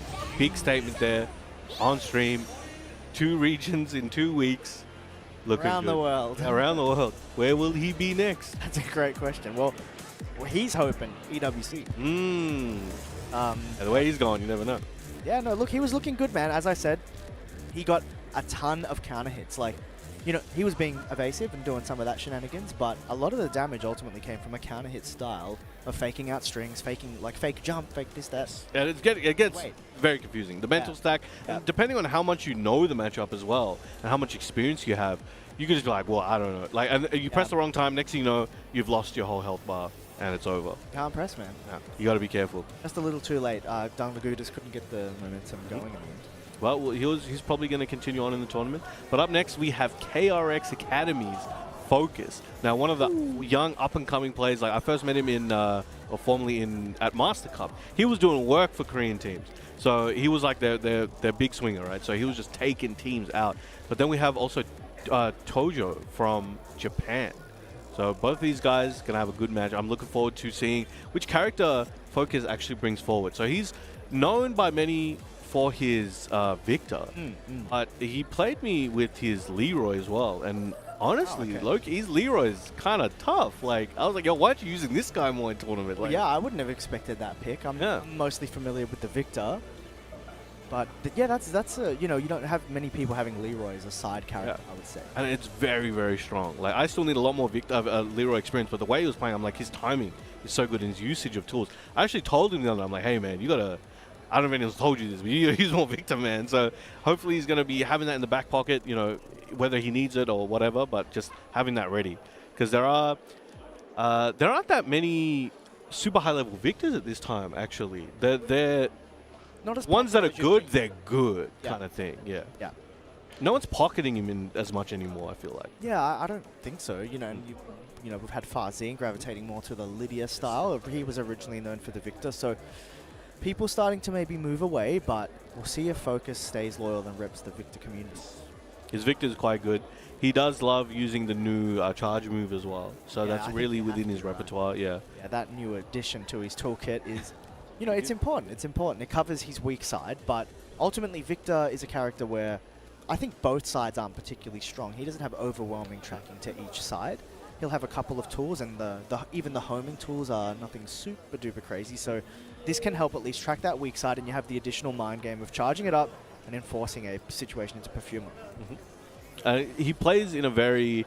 He's not hyper-offensive, where he's just like, all right, I'm just going to keep rolling this offense stuff. He will get very methodical, and he will really kind of force you to make those mistakes and really get that mental stack going to a point where he's going to be able to start cashing everything out. Yeah. For sure. And, Victor is a character typically associated with aggressive style. Rush down, big time force, just get in there, get that stance going and get out. But, yeah, we shall see. We shall see. All right, let's see what Tojo has in store for us as well. Representing Japan, has come a long way for this.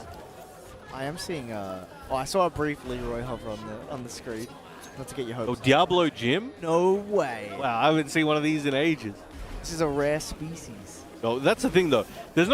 So this is what happens when you see a Diablo Gym on like a big tournament like this. It's either like they do okay and it's like blah blah blah, or they're absolutely cracked. Yeah, There's no middle ground. Secret beast. Every time. It's just like, yo, I'm using Devil Gym for a reason. So let's see what he's got here for focus. This is going to be a brawl, I think. Victor versus Devil Jin. Characters that have access to great lows, especially when there are explosive walls in play. All 4 of them here on Arena Underground. I'm very excited to see how this plays out.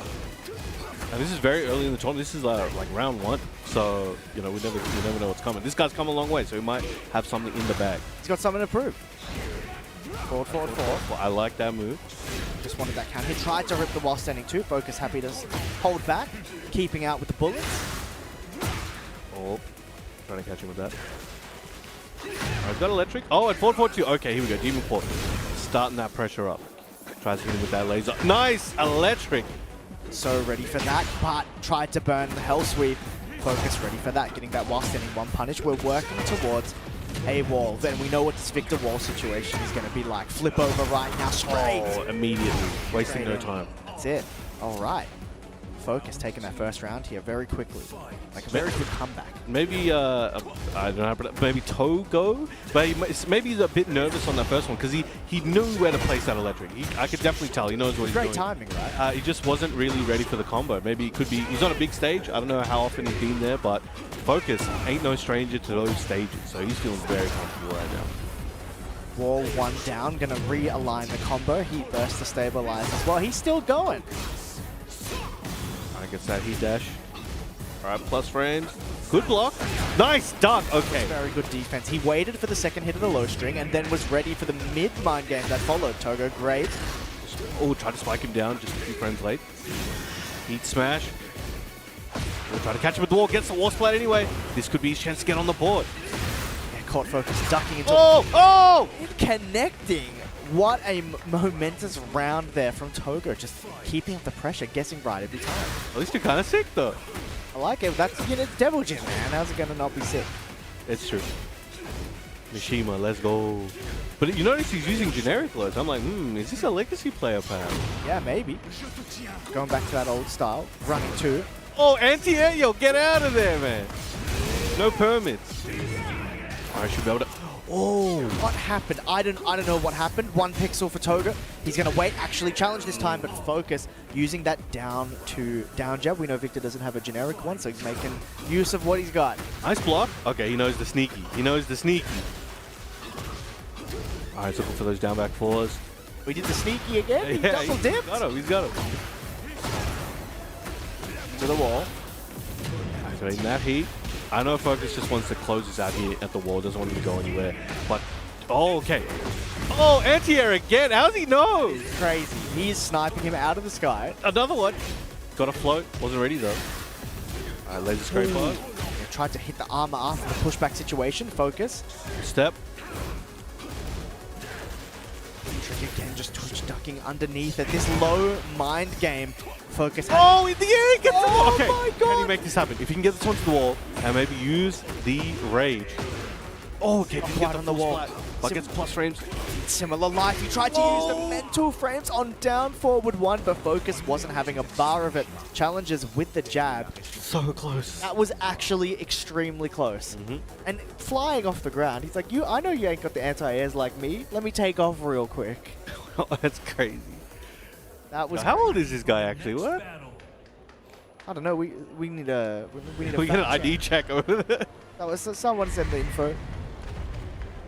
All right, game 2. Now, what you saw in the first game, we saw shades of very high level gameplay there from Togo. So I'm curious to see if he can just get a bit more comfortable. If he can bring that forward, he might be able to even up the game here. Getting that combo cancel, faking out. Yeah, this EI, low mind game, all right. Yeah, Togo's been doing a good job blocking low in that stance. So now that the big low comes out, he's ready with a launch punish. Wow, getting up and moving left, hell sweep, taken out. That's gonna hurt. Now Focus just keeps trying to roll that offense as much as he can, but gets an anti-air once again. I've seen a theme here. Is that only I can fly around here, right, buddy? Oh, gets a heat dash launch. Oh, gets a second hit. Into the stomp, into the steel pedal. I really like that decision. Does it again. You know, last round Focus closed it out because he disrespected there. Togo now ripping the second hit. Oh yeah, he put a Oh, he's flying again. This is crazy. Alright, Heat engage running in, faking the crouch out. Oh, nice hell sweep. Oh, he's building that momentum. He's looking good. And he starts getting the max damage out of these combos as he was trying before. Oh, down back two. Heat available for Focus, a lot of recoverable, probably why he's going. Yeah, you gotta be careful. Take cover. There we go, hits the heat, that's what he wanted. He wanted to get all that life back. That's why he was fishing for the heat engager. Now he's in the lead, just like that. Oh, and your favorite, our favorite move of that one. I can't fuzzy that. I can't see that. It hits me in the face. I see it coming into my jaw. Just boom, it's gonna hit me. Bang, back four. Staggering that timing. Excellent electric into the laser. Gets the chains. Yeah, rip the second hit of the laser scraper there. Oh, you gotta counter hit it clean to get the full thing. Fortunate trade for Togo, getting that block punish against the wall. All right, this could be his round. Can he close it out here? There's the broken plate into the generic low. He's looking good. Got a lead in the second game. One more round, and he is tying this up. Yeah, he's getting better as the game goes on. New dynamic though, floor, red hot, burns it straight away on the throw. This is gonna be big damage. All right, it's taking the floor explosion off the table. Floor's looking good. Might be able to get this one to the wall. Yes, he is. Here we go, rips the string again this time. Oh, nice punish. Togo really likes the down forward one mind game as well. You know, got the high, got the mid. Yeah. There are punishable options, but he's really playing it well. There we go, bang. Nice side step, held the duck, and then let it fly. Yo. Sounds like something that happened at a zoo. Big plus frames right there. Welcome to the pond, my guy. Oh my god, Heat Smash connecting as well. More hits, all he needs. And not much time. Oh, 10 seconds left. He flew! What? He flew to the sky! All right, Focus was ready. He's going to survive this one. Especially there'll be... Oh, but he's got the time. The time he scammed. Oh, did he press? Wait, is he going to be able to cancel the time? Yes, he is. Oh. That was crazy. He booked a flight at the wrong time. He got the surge pricing, man. And as he was doing that combo, he was recovering health as well in preparation for that timeout. All right, this is not looking good for Togo. Can he make something happen here? Focus, looking very aggressive, wants to close this one out. Can't let it go to the third game. We haven't actually seen a hell of a lot of that. Wow. Heat engage off the Demon Paw. We're going straight into the Hell Sweep again. Wall maximizes the damage. Flip over Oki. He's trying to track him with those laser scrapers. You know what I've noticed? He doesn't throw out electric as like a keep out or a counter hit. He uses it very, very specifically. It's very interesting. Oh, too low. Fakes it. I knew he would wait and stabs the ground. Focus gets the job done, but that was an amazing performance from both players. Togo looking pretty good, man. I wanted to see more of that. That was pretty hype though, Luki. Like, yo, shout out to this guy. I want to see more of him at some point. You don't see Devil Jin that often, and he's not just like, you can tell he's not an amateur either. He's very patient. He knows gaps in strings. His combo completion was just not as high as maybe it would be usually. I could tell he knows his combos, he knows his stuff. Maybe he's just a bit nervous this time. Yeah, that's the name of the game, I guess. Like, that's tournament, high stakes. That's just how it works. I mean. But we just wanted to give a big shout out to our new challenger, sponsor for TWT here, M.Rage. Look at this stuff. We got King, we got Reina, we got Xiao Yu. They're stepping up and giving us some amazing merch here. We got a brand new line here, and it's arriving at EVO 2026. And this is art we haven't seen before. This is exclusive to this line, as I understand. Yeah, exactly. On the back, we got the patch and everything. Got that unique pattern all over the you shirt. got the chest pocket. I like that as well. Yeah. We haven't seen much of that. I really like that. It's a unique touch. But yeah, big shout out to them for being an official sponsor of the World Tour and hooking us up with the drip. Very, very nice. And also, if you want to stay up to date with all of the Tekken action we're seeing today, go to TekkenWorldTour.com. Follow the socials at Tekken, at BNE Esports on X. And of course, watch all these replays. Watch this last match back again. Please do. BNE was sick. Esports. It was sick. BNE Esports on YouTube, so you can stay up to date with all the action and see us wherever we go and where the Tekken action is. But for now, we'll let you guys take a breather after that one. I know I need to take a breather after. I want to go find that guy in the venue. Shake his hand. Yeah, I was like, yo, real quick. kind of sick with it. I want to see him back again. Somebody sponsor that, man. But yeah, we'll let you guys take a break, and we'll see you guys very, very soon.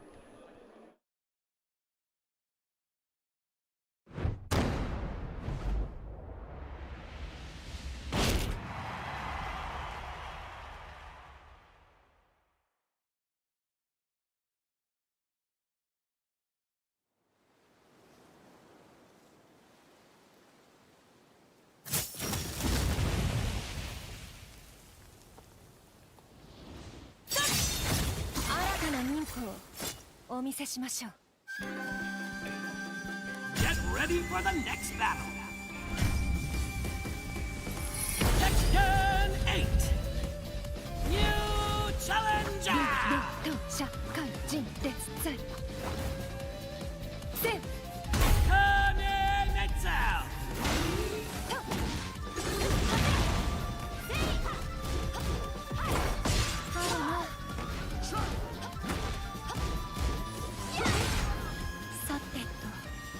仕事の時間です。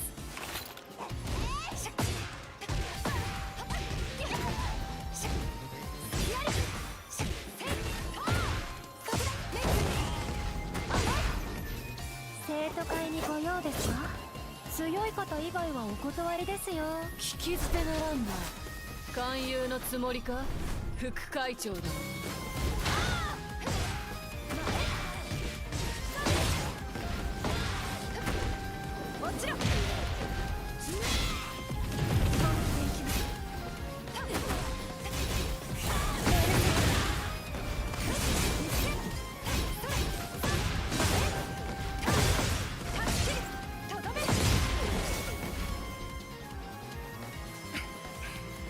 これからもずっともでいましょうね、レイナさん。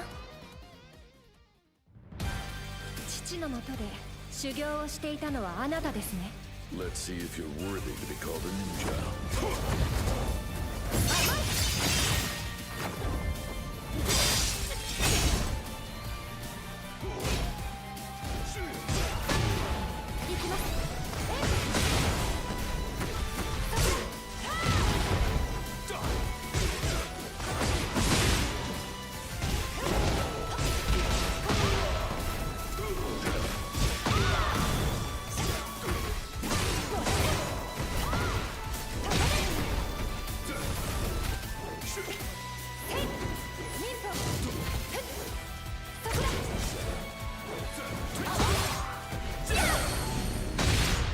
命の花を散らしましょう。いでよ、クワカタ。はあ、終わりです。最後の仕上げといきましょうか。燃え尽きなさい。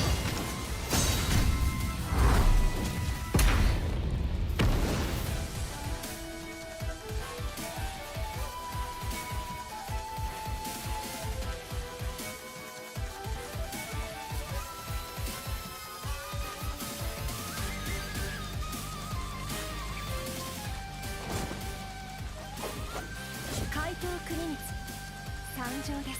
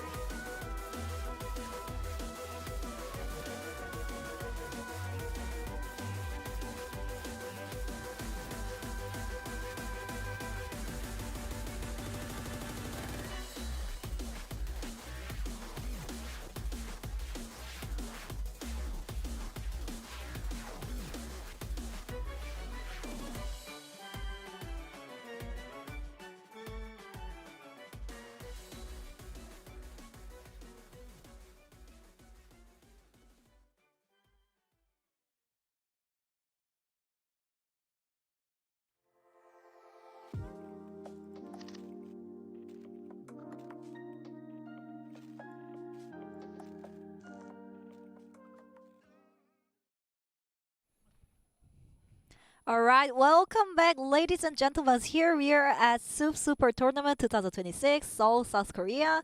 My name is Naria, and here I am again with Chip G. Yeah, we're running it back. I'm doing very, very well. We just had an enjoyable match on stream that me and Brown Man were going crazy over. There's just been so much stuff. We see Devil Jin, you know, we didn't get to see all that often, so it's a pleasure to see that. But yeah, it's been great. As always, I'm having a lovely time here. I just love watching all the high-level matches. Pretty high level for sure. Yeah. Pretty high level. And I feel we're at the end of pool right now. This is gonna be the last stream for the pools matches, I guess. And still, we're gonna have a lot of international matches as well. Not just the Koreans. We got like Japanese, we got Pakistanis, we got players from USA, Europe, all around the world. Yeah, everywhere. I love to see it. I love to see it. Yeah, no, it's great to see so many people making it out. Yeah, not only for the experience as well, but we've said it many times today. There are high stakes on the line. This is a master event. Points are on the line. Cash is on the line. 3 EWC spots are on the line as we make our way on the road to EWC here. We've got another big one lined up. It's going to be John Ding from Korea versus 01 Beacon from Japan. Both of those players urgently need EW ticket as well as the master level event. If they gonna get some TW points as well. So let's see how it goes. Probably it's gonna be Eddie versus Victor. Yay, shout out to Victor players. You got your wish before we saw a bit of Victor. Oh wait, it's Kunimitsu, he betrays me. You jinxed it. He betrays me. That's very unfortunate. You gotta learn, you have the commentary curse power. Oh my goodness. The moment you say that, you're gonna get something else. Curse. It's gonna be Kunimitsu. But look, deep down, I'm happy because I want to see more Kunimitsu. Like, this is one of the things I'm really interested to see. The brand new character. I want to see what people are doing with this. You know, it's been, you know, not very long at all. What do you got? Alright, let's see. Starting with 4-4-4 Junting here. Alright, good timing. Just getting that sidestep launch right there. Working our way to the wall, and with the heat activated, getting that one stack. You know this Oki's going to be insane. Oh, set 2? Big quick. Maybe just fishing for that counter hit here. In a big life deficit, John Ding not going to give him a chance to get back in. Good confirm from John Ding here. 1-0 lead in game here. Yeah, thought he might contest there. Opted for the handstand 4. Something working out so far. Just getting that back 2-3. I think urgently missed some wall splat here. However, Bikun set 1+2. That's a really good string as well. From Kunimitsu, nice timing for the engager here. Got it straight on the wake up, enforcing the situation, but the pushback of that heat string gives you better movement options. John Ding aware of that, moving to the left. I think knew the matchup here against Kunimitsu. Staying forward, check and Beacon get back involved. Heat smash gonna just track that side swing blow. Good to proper punish, but good hit smash here. Oh, that's gonna be it for John Ding. Clever choice, 2-0. Maybe John Ding knows about the matchup for sure. Yeah, could be the case. Just being very oppressive right now. Floor gimmick. Now ready to go. Who's going to be the one to burn it? Oh, that works. Where's another? Float him down with the while standing 1-1. Probably not what he expected to happen. Full combo for Bikun here. Oki. Nice. Full crouch 1+2. That's the thing for Kunimitsu right now. That's the trend. Oh, it tracks it. Oh, missed the combo. And you do want to go, oh, big hop kick call out. But yet, John Ding tried to go right earlier, got called out by the string. We're going to the wall. Good wall carry from Bikun. One single Oki can finish the game here. Up 1+2. All right, now he's cooking a little bit more, getting around on the board. And that heat string, you got to be so careful. Countering for John Ding. Wow. Oh my goodness, that jab check. That was nuts. Knew the jab was coming out. This jab is that dangerous? Yes, it is. If you're ready for it like that, yeah, jab is actually, you know, it can be risky. It can be risky, depends on the timing. Plus frames on plus frames. Yeah, plus frame into plus frame into plus frames. Ripping that full 2-string side step hop kick again. Kun's timing for the hop kick is just insane right now. He's on fire. Yeah, literally with that scarf. Goes for the low. Side swing connecting again on the counter hit.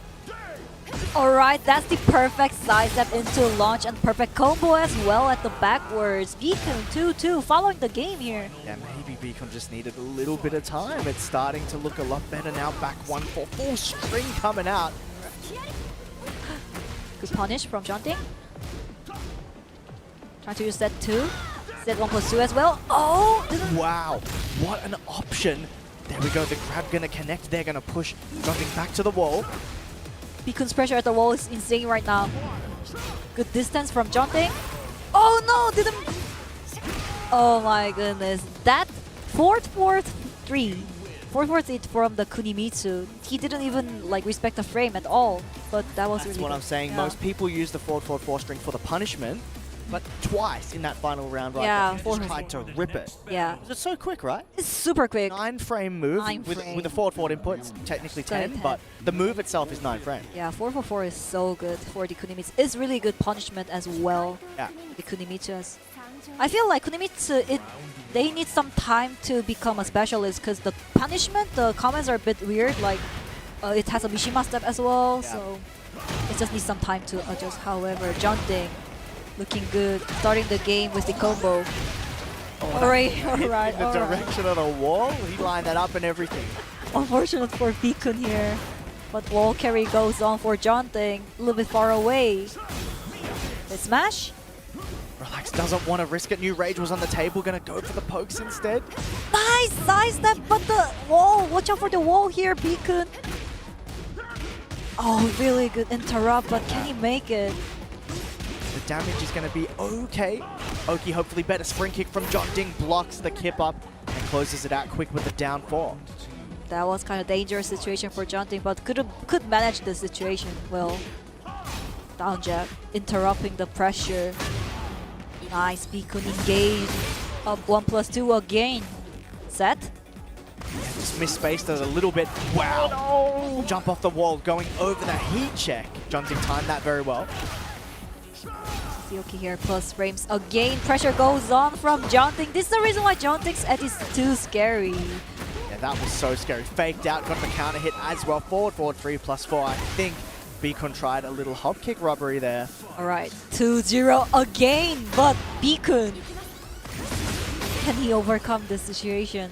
As same as game 1. Yeah, that's right. Jumping was starting the game 1 with 2-0 as well. Yeah, that's right. So you're not safe. That's what he needs to know. This heat string is putting in work 3 times this round. Finally burns the power crush. It's going to be one more hit with a down 1. Maybe I cursed them, Jumping. I'm so sorry. I reckon it is what it is. You may have predicted the future right here. Nice punish from Beacon. It looks so good for Beacon right now. Alright. Everything working out. Good interrupt, but the wall didn't help Jumping here. Oh, that was a scary situation. He got into relax, didn't burn the hell sweep. Oh, nice confirm on counter at Jumping. That's gonna be a full combo. Is he gonna break the wall here? I don't think so. I reckon he might save it because you've got that hell sweep, right? Is he gonna burn it? Running 3 back into handstand. Alright, nice punish. So ready for that. Yeah, here we go. Relax, guess. Just gonna slap and the back 1. Everything working out. Alright, Jumping levels it now. But yeah, the defense was looking quite good on Kuni. We saw Beacon, you know, he faked the string into crouch, tried to go for the low, but Jumping knew that low was coming. So a lot to think about. Alright. To be honest, we have some offline practice session for the DNS and other Korean pro players, as well as DRX as well. They have their own practice room as well. There are a bunch of players playing Kunimitsu for this tournament because they thought there are gonna be a lot of Kunimitsu players, so they just prepared for it. So they're gonna know what's going on with Kunimitsu, like defense mix-offs. Hell yeah. Yeah, a lot of people like, especially if you feel like you can play the character, you can put yourself in your opponent's like shoes. So I think it's a really valid option. Good punishes from Jumping here. Nice. Finally, Beacon got engaged. His face. Down jab. Ready for that, gonna activate the heat. Checking with that back 1, wants to stop Beacon moving. It's a big launch off the heat dash there, working towards that breakable wall. Oh, breaks it right away. Jumping, good choice. Safe choice with the mid. And taking the lead again, Jumping. Well placed down forward too. Oh, trying to teleport, thought he might press. But that one's also a little bit hard to punish it because it has a second string as well. Yeah, that's right. And in a lot of the ranges, you block that first hit of Katon 3. It's actually safe anyway because it's got a lot of frames. Right. But even though it's unsafe in this game, like you're never confident. You're never confident that that's going to work. Yeah, it's so hard. Beacon up 1+2 again. Activated from Jonting. Jonting versus his smash. Oh my gosh! Perfect punish from Beacon. He finally tried to do it. Beacon saw it a mile away, blocked and launched, got it over the line. That was the first time, if I remember correctly, that was the first time he used a Hell's at the stance, and Beacon blocked it. This can be really huge. Here come all the lows. Went back turn low. Jonting ready for that one. 2-2. Nice hop kick. Oh, but a little bit mistake on the combo here. Hop knee floated, so gotta readjust your combo for that. If you can convert off that, try to get the set 2 counter hit. Alright. They're staring at each other. They're staring at each no one other. wants to They're do just staring at anything. each other. Well, back 1+2. Wow, Jonting spring kicked from full screen. It worked out. Don't think Beacon was ready for that one. Heat activated. Activated from Jonting as well. Alright, mid. Goes for the hit dash. Hulking didn't even respect the frame. It was +5. That was insane. He said, I'm not having a bar of that. Wow, kunai to close it out. Another, we've seen so many of these hot knees hit from Beacon, and now set point for the Kunimitsu. Oh, that's a trade. Fortunate for Beacon here. Oh, tried to do something cheeky, tried to turn around. Hop knee again. Alright, watch out for the combo. Nice adjustment. That was crazy. Yeah. I didn't even know that it's possible for that one. And I did not expect that at all. Wow. Rips the forward 4 out of nowhere. Doesn't see time, Mr. Confident right here. I didn't launch it, Jonting, but still his smash available for him. Rage Art available for him as well. Beacon activated right away. Oh, Jonting tried to whiff punish that just out of range. Heat burned immediately.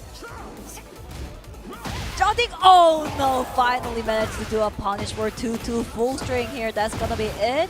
Jonting, good, keep it simple and safe. Rage Arts. Yeah, cashing in the Rage Arts to just buy a little bit more time here, because that was getting really scrambly and scrappy. Yeah. Everybody was just sort of swinging. Let's calm it down a bit. Let's go into this final round with a cool head.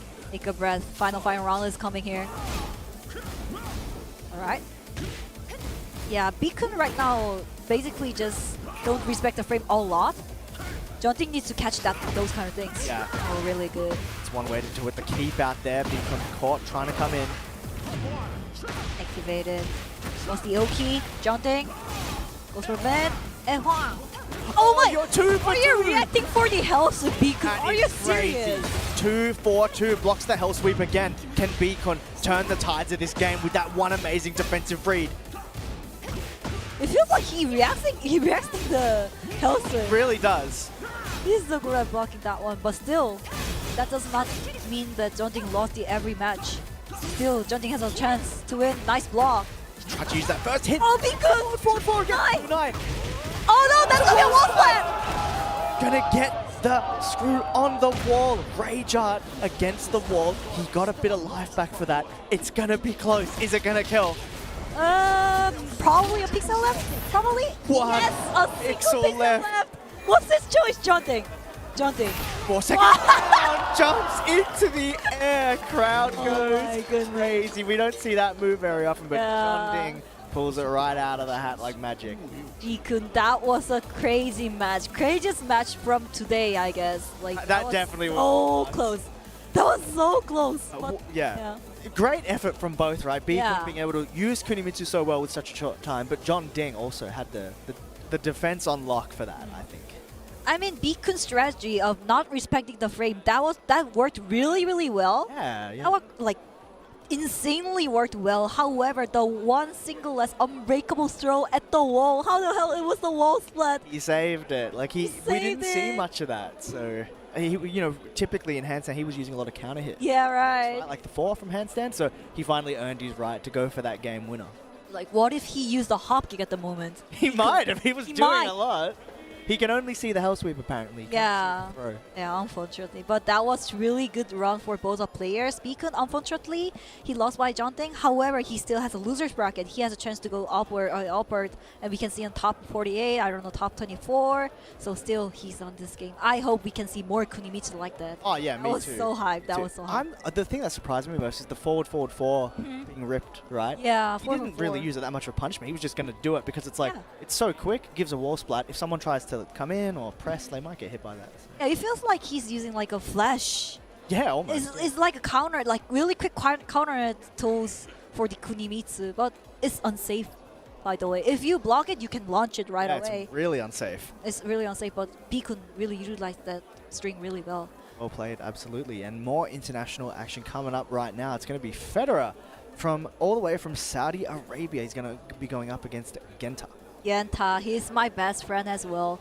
You know what? It's really hard to find some friends who has the same age with me in this community, especially in Korea. He's the only one who has the same age with me, Genta, and he's really, really good King and Jin player. Yeah, you know, that combination is a bit weird, like King and Jin. That is a very weird. Super weird combination, but however. Unless your name's Book. Yeah, unless his name is He's the other one who's doing he's that. the other one. Yeah, but I mean, like his King and Jin is super good. His fundamental is good as well. However, Federer is also strong killer from Saudi Arabia. So let's see how this goes. The international match, probably. Oh, which character Federer recently used? It's King and Armor King, so we might we might be seeing the double King. Yeah. Or it might be time to do the Jin. Yeah. Or Genta. They might have some other like Joker card, like Joker picks. Yeah, Kunimitsu. Kunimitsu again. Again. I don't know. Oh man. I asked Genta about like which character are you gonna use, and he said he practiced Kunimitsu a little bit, but he feels like Kunimitsu in rank match are all the same. They just like spam full crush 1+2 or back 1+2 all the time, so he feels it's not that fun. So I think it's gonna be Armor King versus King. Yeah, so not quite the full mirror. Funnily enough, I was talking to Federer yesterday, and he was aware that this might be in his path. Oh. He said that he's actually not the biggest fan of playing King into King. So the Armor King does not surprise me here. I think he's had this planned. I'm gonna say half mirror match. Yeah, halfway. Half mirror match. Almost there. Yep. Special intro for the King and Armor Kings here. Trading blows. Let's go. Show me what you got. 4-4 Metro 2. Straight into he did it right back. See? This is a half mirror match. That's what happens. I got one too. Again, Genta. Oh, that's gonna be a giant swing. Is it go to the wall? I don't think so. It's too far away. Yes, it is. It's a bit far away. Another one. They're just coming out full force right now. I think did he go for another one? I don't know. Oh, again, this time Armor King. Giant swing. Nice throw break on that one. Federer. Shining throw break. Down jab. And giant swing. So many giant swing and throws here right now. Good breaks, but that second hit just tracked Genta a little bit. Not much life to work with. Tries to get the heat off. Alright, 50-50. Genta. Oh, shining. A piece of left. Goes for the low. Genta managed to win the first round against Federer. They're using that low-high string as well. We saw Federer step to the right around that down forward 2. You know, that's a relatively recent change, being able to step that to the right. Full combo guaranteed for Federer here. Can he go to the wall? But it's the weird X's, by the way. Watch out. Good adjustment. Throw break as well.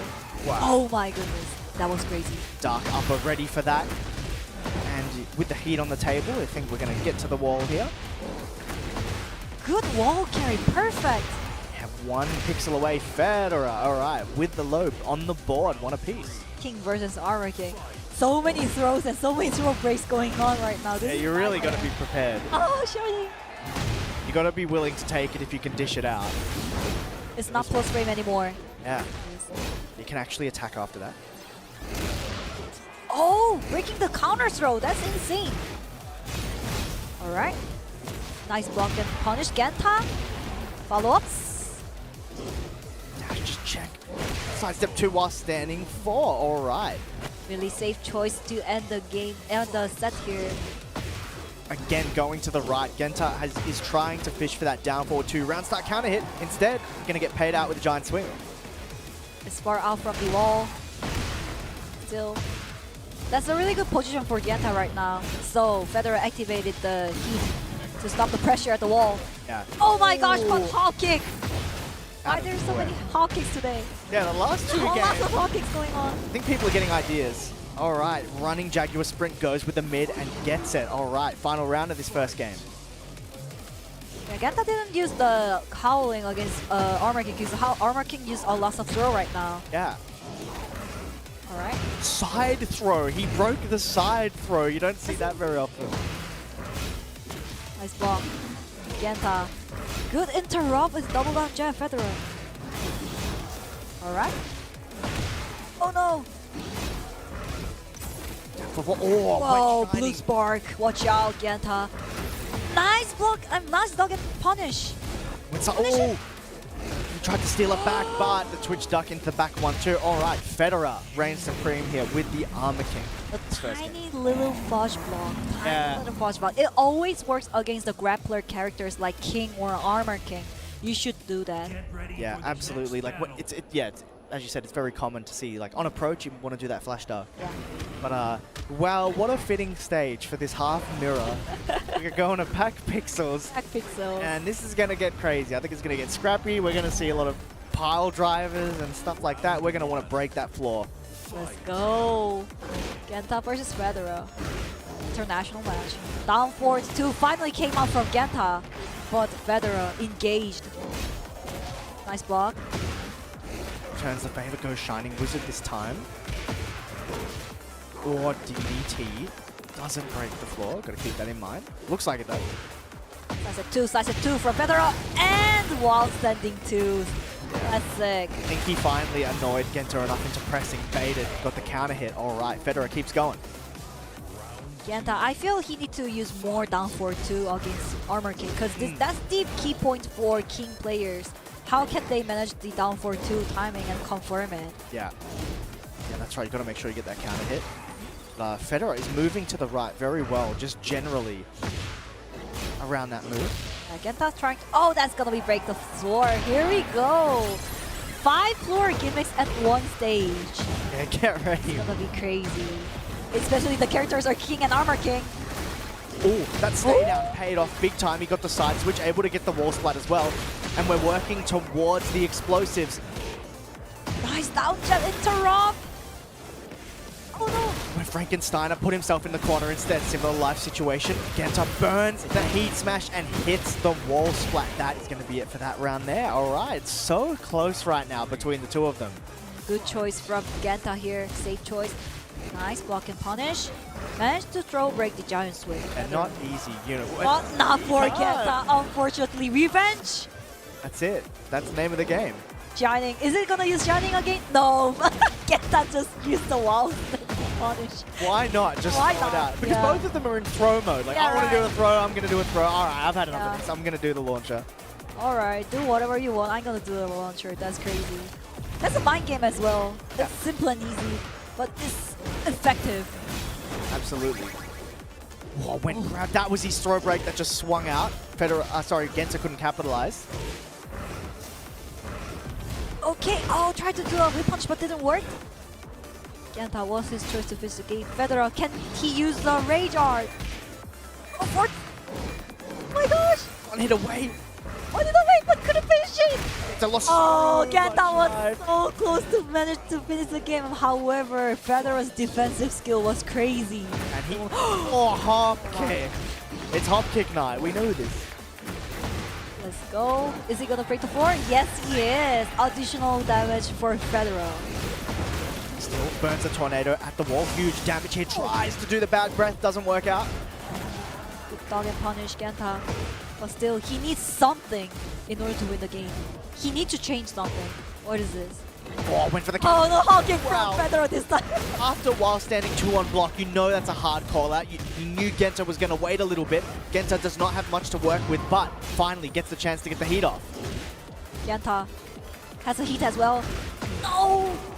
Alright, that's gonna be it. That's gonna be it. The wall. The wall. Always. So much damage with the rage. That's exactly when you want it to hit. When the wall's behind you, you got the red stuff. Yeah. Watch out for the giant swing. Always be aware of that one. Nice block and punish from Genta. Federer using a lot of down forward 1 here, trying to check what Genta's doing. Down forward 1. 4-4-2, 4-2. Double 4-4-2. Yeah, just all the 2s coming out. Mid, low. That's gonna be a wall spot. No, unfortunately! It moved the other way. It hit him to the right. Wall was to his left, so a lifeline for Genta, but still, with heat available, there's not much life. Big low giant. Sweet counter hit. The wall is there. The rage is there. Look at the damage of this. Is he going to pop the heat? Oh my God! That's the nightmare for Federer for sure. He finished this. That's the end! Look at the damage! I cannot believe what I can't believe this. I can't believe Genta waited. Federer is shaking his head. He knows he didn't really need to do a toe kick there. He One wanted to get out. toe kick. Shitsy. One single toe kick. That was in... I can't... Genta did such a good job to wait. Yeah, Genta did really good punish at the moment. Because I feel every time I mentioned he need to do something, that one was the whip punish. He didn't do a proper whip punish against Federer right now, but finally at the end he managed to use a 4-2-1 perfect punish. Oh my goodness. Well, as a result, we're now going to a final game here. Sidestep right. Again, these down 4-2s at the start of the round. Just a big scouted out by Federer right now. Good throw break from Genta here. Federer looking for the counter hit here with 4-4-2. Or Dark Offer. Oh no! Picked it out really good. Dashing up there, made it look like a Shining Wizard. It's a really hard thing to do. Punish it. Good punish from Genta. Activated. Oh, that was a counter, but couldn't confirm it. Federer. Nice chain throw! Haven't seen a whole lot of chain throws. Genta able to escape. Dash. Oh no, hop kick! But it's not the air. He needs to adjust the combo. Yeah, not going to do as much damage, but he's doing his absolute best to maximize this. Heat smash ready to go. Burns it. Just waiting 10 seconds on the clock. Back into another chain throw. Another one. Sidestep 4. Similar life situation. 4 seconds left on the clock, but moving to the right. Genta scams out the time and now takes the lead. That was a perfect sidestep into 4-2-1. Down 4-2. It wasn't quite counter hit. And Federer finally used the follow-up for down 4-1. Yeah. That couldn't dock it. Really good point, yeah. That's a mind game. Alright, can check the sidestep with the homing. Oh, the trade! Activate! That's gonna be a whiff! Huge whiff punish there from Genta. Everything starting to line up for him now. Moving to the wall. Heat to stabilize. Oki here at the wall. Scary moment. RKO into his smash. Perfectly spaced from Federer. Just gets the dark upper from range. Federer has a rage art as well. Heat as well. Not anymore. Nice sidestep into 2-1 punish.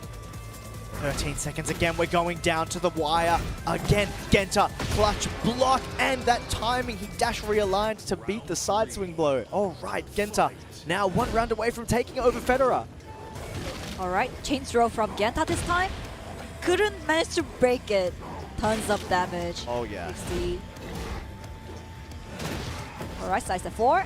You know, he's been doing a lot of sidestep 2 towards the start of the game, so that's why these mids are hitting a little more. Nice block and punish. Heat engage, pushes to the wall. Gonna get that wall splat as well. Alright, Oki from Federer this time. What's his choice?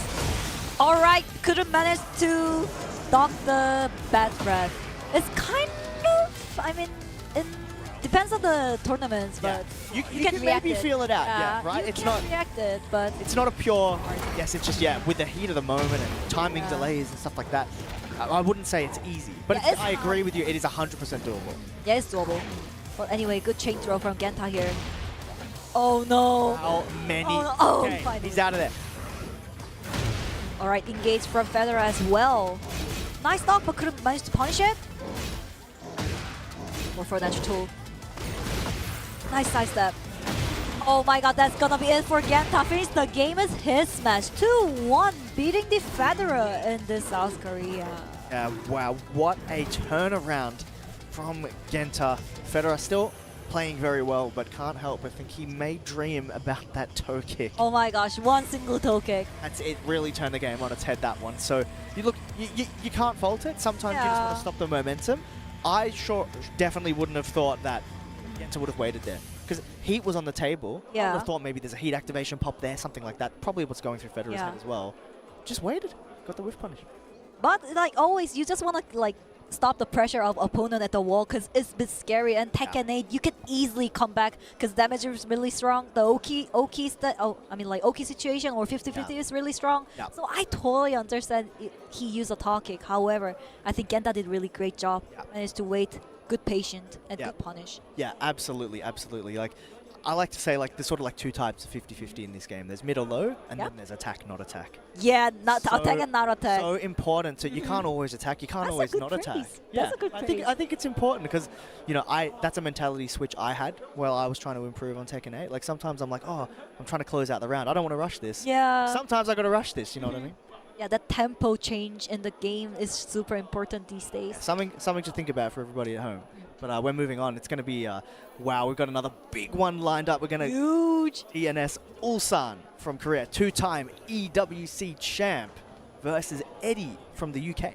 Eddie? I think Eddie was in Japan for a while? I think Yeah. doing some training as well. So Eddie, I'm pretty sure that he'll gonna use a Fang Wei. Yeah.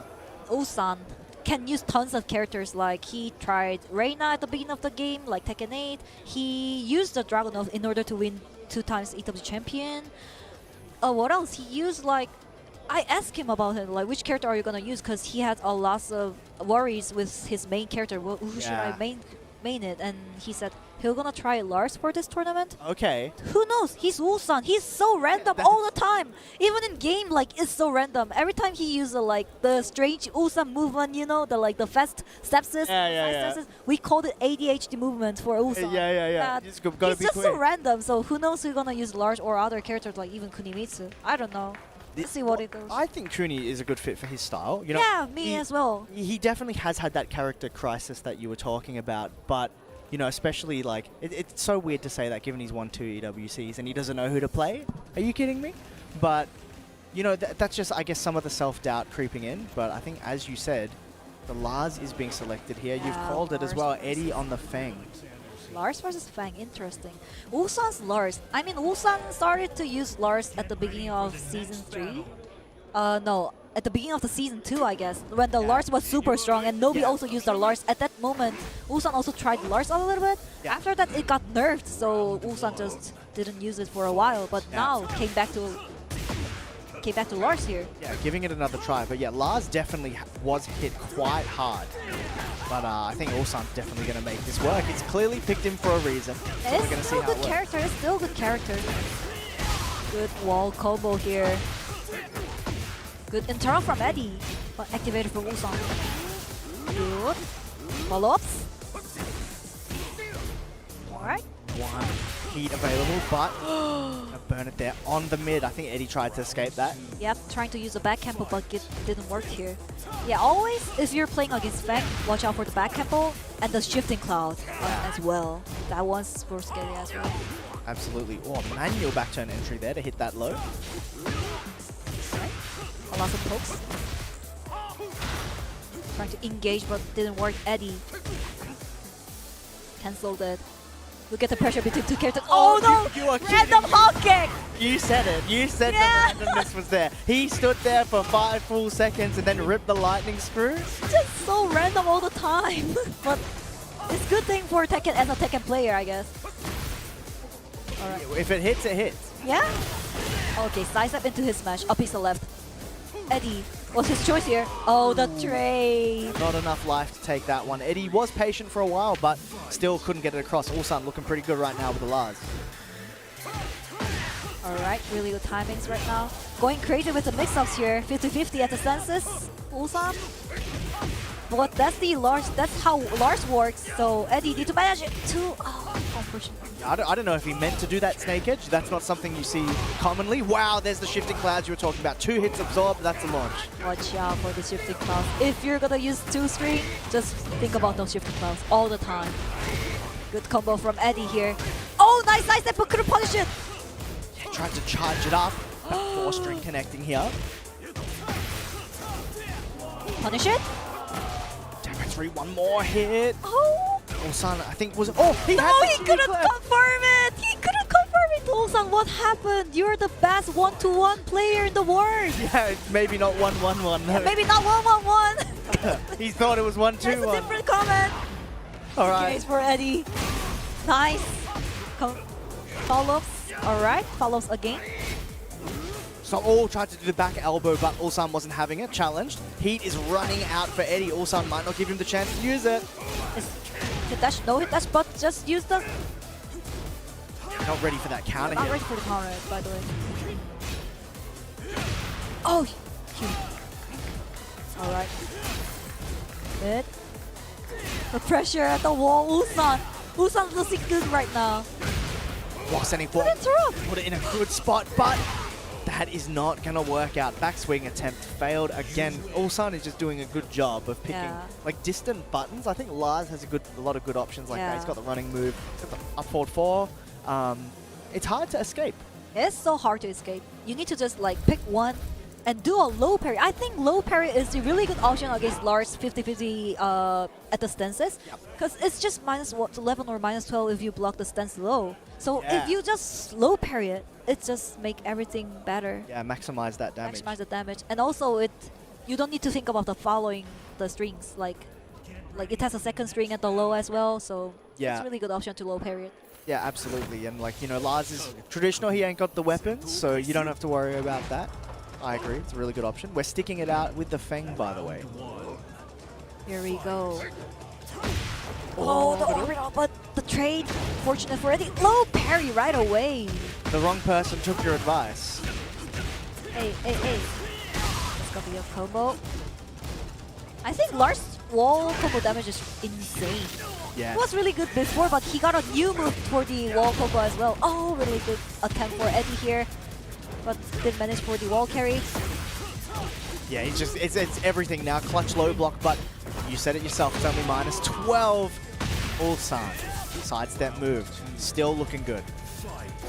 Still looking good. I mean, Ulsan love to move around sideline. I mean, like use a lot of side steps. Tiny little side steps and tiny little fudge blocks. That's the reason why we call like ADHD movement. He just moves all the way around. And now he's just pressing buttons all the time. Triple? Oh, a little too greedy. That was yeah, Eddie was ready for that, but man, were those lows racking up big time. And because of that, look, he's got no recoverable. It's because everything hit him while he was standing. Alright. Down, back 1-3. Didn't even give him the opportunity to win the game. Ulsan. Yeah, I think Ulsan has just done a good job generally of smothering Eddie. It's difficult for him to fight back, really. We're back to the shoe shine. He's going to have sparkly shoes by the end of this. Look at this. He's just being super aggressive right now. Ulsan, can he finish the game here? Eddie, can he use a Rage Art at least? Alright, huge counter for Eddie. This is the only opportunity to win. Oh no, unfortunately. Avoids the jab of Eddie here. Ulsan looking super good today. That was actually terrifying. Now I see why he's vibing with the Lars, you know what I mean? Like, it's just 100% just aggression. Aggression into the stance. all the way down into the game. All the way down. That's really good thing. But doing a good job, able to get that across the line. Ulsan might not be in a character crisis after this one because that was looking perfect. He's obviously already qualified for EWC, being the 2-time champ. Two times. That's crazy. How can you be the 2 times in a row? I don't know. It's hard enough to win it once. I don't know how he's done it twice. So the question is, are we going to see someone who's qualified somewhere else, or maybe here, or maybe in the near future? Are they going to contest this man? Or is he going to do the 3-peat? 3-peat, that's gonna be crazy for sure. 3-peat, if you do a 3-peat, but that's gonna be hard. There are so many good players all around the world, so let's see how it goes. He's gonna have to fight a lot of them off, but you got your wish. All right. We were talking about it before. Who should I root for? It's the CBM versus Focus. Focus is also is from KRX Academy right now. He also plays Victor, the Victor player. But the opponent is my sensei, CBM. Who should I root for? It's a tough question. It's so tough. That is a very tough question. My mentor. But anyway, in terms of the matchups, Victor versus Jin, I asked Farjin about who's the worst matchup for Victor if you're gonna play in tournament, and the Farjin just say right away Jin. Okay. Because Jin can launch running 1+2 because it's -14. Yeah. It has a good parry options for Jin as well. So that's really hard for Victor. Manage the Jin. However, I think Focus also practice the Leroy. Yeah. So it can be another option against CBM here. But The reason why Fortune think, yeah, we can see the Leroy. Yeah, Leroy versus Jin. The reason why Fortune said Jin is so hard is right after the match at the C Major against CBM, and Fortune just lost against CBM's Jin like perfect 3-3-0 because of the parry. That's the reason why. So I think it's a good choice to change in the Leroy. Yeah. It's not good news for me as well. I'm a Victor player. I just want to see the Victor. Yeah, It's what it is. Well, maybe now you know who to go for in this one. No, I'm still rooting for Focus as well because he's really good friend as well. Of course, yeah. Of course. KRX Academy, Focus. Wow, back 1+2 so quick. CBM tried to wave dash, but Focus didn't afford him the time for that. This is really good to see because we got another Leroy player in tournament rather than Breadman. Yeah. This is really good to see as well. But he's honestly not all that represented, Leroy, in the tournaments. He's on, like, you know, the more niche end. Again. Alright, the full combo guaranteed for Focus here. Oki as well, his smash into his face. Oh no, the rage art! Yeah, a really smart option from CBM. I don't think there's very much at all that's going to actually prevent a rage art other than cancelling Hermit in that situation. Alright. Still hit available for CBM as well. His smash. The amount of recoverable. You are kidding me! That was insane. Focus knew his back was against the wall. He didn't have much time. Why not introduce the low cane you're not thinking about?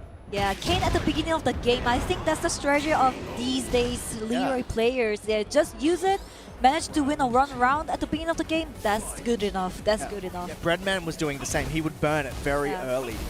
Just use it right away. Oh, huge counter for Focus here. Alright. Good wall carry as well. Perfect. Wow, gets the spike and everything. That's going to hurt. CBM waking up into some pain right now, but it was not a wall, but lucky for Focus here. Super lucky, super lucky. Is he gonna use a hit dash? Nope. Just pull. Oh no, the random hog kick. And maybe a couple too many lows there. CBM scouted that out, working our way to that explosive wall right now. Omen stance mix-ups. Omen stance mix-ups. Pressure at the wall. Nice punish from CBM. Oh, goes for the low! Out of Zen, all right. Hitting it. What a comeback there from CBM, working all the way back. That comeback was crazy, but I feel the gameplay, Focus is better right now. Way much better. The pokes are working right now. Yeah. CBM trying to look for one single electric, but Focus didn't. Oh no! That's the backward! Huge bunch of amount of damage for sure. The laser scrape just confirmed that last hit that's guaranteed there. Poking with the down fours. Trying to just cash out that mid with the heat. Watch out for the parry. Yeah, the interesting thing is that both of this character has a hard parry. Yeah. That's the thing. Yeah, they both really need to think about that. We haven't actually seen it all that much. Forward 4-string connecting. Nice dog, but he didn't punish it because of the parry. Yeah. Good mind games. Yeah, it's almost like a safe low at this point. It's that full string there kicks him all the way to the explosive wall. Punish from Focus. Good position at the wall. Focus looking really good right now. Watch out for the gimmick. Oh, double back 1+2. The damage. It didn't even use the gimmicks. But final round 2-2. Alright. Finish out a nice punish from CBM. Getting that full string. And, you know, the more time that goes on, CBM's getting a lot more comfortable with the lows. Speaking of, comfortable with focuses too, apparently. And this, when your back's to the wall here, with Jin with heat, how are you going to duck? I think we're going to see the lows. All the little chip lows coming out now. Focus managed to get out of the wall here and also engage, recover engage as well. His smash CBM. How did he know it's gonna be a low? He just knew. And he did the right thing. Low parry, eliminate that block mind game. Alright, that's gonna be a lot of recovery engage. Oh no, it's not again! That's not gonna stop him. Alright, CBM couldn't quite get the wall split, didn't need it in the end, taking that first game. That was really good gameplay from Focus, by the way, because this is the first time I'm watching his Leroy gameplay during the tournament. Because Brownman just mentioned about his Leroy, that his Leroy is super aggressive and super strong when he met in last week's Rainbow Dojo. However, he changed it to Victor. Is it really his choice? Yeah, this I is... thought Leroy was okay. I think Leroy was doing super well. That game went very close, but ultimately, it's his decision. It's his decision. And look, the walls have opened up, but Yeah. for Victor, Victor's got the carry, right? So maybe you can use that to your advantage. You can maybe get to the wall. Jin might have a harder time, but we're gonna see Focus going back to, I would say, the main here in Victor. Yay! Shout out You're to- happy? There you go. Shout out to Victor players. By the way, Focus is more like fundamental based Victor, not the crazy 50-50 Victors, to be honest. But in terms of fundamental, CBM also has really good fundamental with Jin as well. So this is gonna be a classic match. Right, nice running too. Cancel it because of parry. Wow. Okay. Wasn't having any of that focus. Didn't go for Perfumer mix. He tried to go into craft, but CBM, I think, saw that coming. That's too far away. Activated from Focus. Is he gonna use a hit smash? Wow. He couldn't.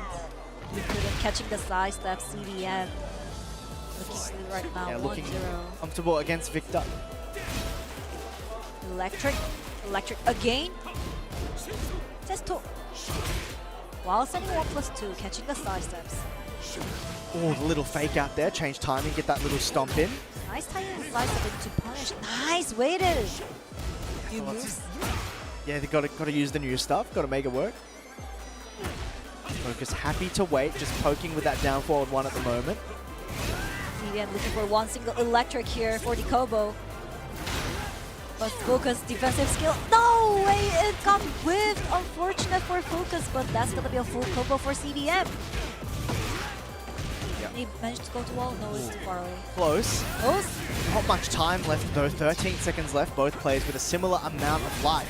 Focus has a lot of recoverable he may be able to exploit, but CBM's gonna try and get the job done quick. Back to 1. He's gonna put him on set point. Back to 1. That string catches the side step as well a little bit. Yeah. So it's a really good option to finish the game. Or 2. I'm like running 2, sorry. Oh, tried to, he didn't see that. Yeah. He tried to parry it. But 4-1+2 is a bit slow, so he couldn't parry it. That's the good option. Wow. Wow. Called it out. Called out the dive, jumping kick from full screen. This might be possible to go to wall, by the way. This is Victor. With the heat dash? Yes. Where easily. Yes, it is. This is Victor. Walker is so good. Ice dance too. Ooh. No way. Okay, that's big. Heat engage gives a lot of health back there. All right. CBM looking for one single wall. Oh, nice punish here, Focus. Happy to wait. CBM up 4-2, gets around it. Rage no way. right away. Oh, That's interesting. that was either a misinput or a Galaxy Brain read. Like, he thought he was just going to get up and press, maybe? Or maybe he thought it's going to be a low wall split. Ooh, yeah, that's so actually he just valid. wanted to do Rage right away, but it was a bit too late. But good electric from CBM. Electric, trying to catch a side step left here. Watch out, Focus. Side step left is super dangerous against Jin. Right, placing between two characters here. Engage Demon's Paw, CBM. Focus has backdashed that down forward for a couple times now, but is not ready for the whiff. Oh, nice punish from Focus. No way, Omen! That was a great usage of that. Too many for Focus. Counter hit! Alright, it's gonna be a wall carry, like all the way down to country, Korea to USA, I guess. Around the world. Oh no, he missed it! Oh, rips it big, finally with the big low. 8 seconds, not gonna matter. Running 2, all right, Focus a round away from taking this game to level it. Focus got focused, I guess. He's locked in, man. Yeah, He's locked very in. focused. Locked in. Going back dash side steps all lost right now, Focus. Alright, while sending 1+2. 1+2 as well. Oh, seeing the 1-3. Yeah, both of this players just looking for one single counter right now. Yeah. Oh, that was his throw break. The little flash came out. Nice punish from CBM. Engaged. Just happy to wait. Oh, goes mid finally. He's gone low a couple times off that Omen mix. Focus is going to activate that heat burst. Nice. What a block. We hadn't seen that low before. It doesn't matter. Focus saw that a mile away. And once again, the timer has gone all the way down. Both players have a ton of life, but not a ton of time. 8-second left on the clock. What's his choice? Running 1+2. Focus. Dive. Do it. Wow. The forward That two. was crazy. That was perfect punish, by the way, because if he just used down for 2, it might whiff because of the distance. However, forward 2, that's super hard to do if you're not a Victor specialist, for sure. You have to be so ready for that. Hope the camera doesn't switch. Like, it's a very specific input. But he processed what happened, knew he had the time, and did that full screen punish. He knew it. Maybe Focus is also a young player as well, so he has really good reaction times. I think he managed to like react some lows against CBM right now. That's a key point. However, here we go. We got some walls, and we got some breaking walls as well. Yeah, all 6 of them. You got to be so careful. And you know, Victor, a character with that low heat smash that is capable of breaking those walls. Well, CBM loves to do a 14 frame electric those kind of low smashes. Yeah. Good job. Yeah, that's right. He's been practicing it, right? Yeah. If he blocks that, there's a good chance he's launching it. Yeah, just in case. I mean, it's hard to do. Yeah, look at this. He tried it. Okay, I see. Yeah. That is an ambitious attempt. He almost had it. Down forward 2 came out. He's really trying to, you know, push Jin to his limit. Because that's the Jin's strength right now. Yeah. Nice, but couldn't manage to launch a CBM. Punish it. Oh my gosh. Are we gonna see it? No, he didn't get it. That might cost, but still has hope. Heat on the table for CBM. Once reused by Focus. Oh, just like ignoring the frame with while sending 1+2. That was good attempt. Yeah. Focus. Yeah, you got to just stuff out the offense there. Hop kick again. Yeah, Focus is not really mixing up out of the eye anymore. He's starting to let go. Nice electric wind hook fist punish. Forward 1+2 can be reached to CBM right now. Really good side steps here. Demon's paw. Trying to get the side step here. CBM. Trying to trap the opponent at the wall. The breakable wall here. Good side step from Focus. There we go, running 2. Just checking with that first hit. But yeah, caught waiting in the stance. CBM pops the heat smash. Yeah, that stance mix-up is really good, but it's also risky as well. So watch out for that one. Alright. Finally to see the full crush 1+2 here. Here comes all the running pressure now. Focus looking, he's sort of ducking at range, right? Thinks that electric might come out. Oh, that's not a wall split again, unfortunate for CBM, but that's gonna be a combo. Let's see adjustments of CBM here. Yeah, wow, might get to the next one. Oh, nice try though. Oh no! Unfortunate timing for Focus. Forward 1+2 is super slow. It's the risk, right? Just CBM was happy to rip the heat smash. We're going through the walls again. Alright, what's his choice? Activated from Focus. Oh, double laser scraper. Laser scraper. You barely see that from CBM because CBM really hates to. He loves to respect the frames. Yeah. He loves to respect the frames unless he uses the hop kick.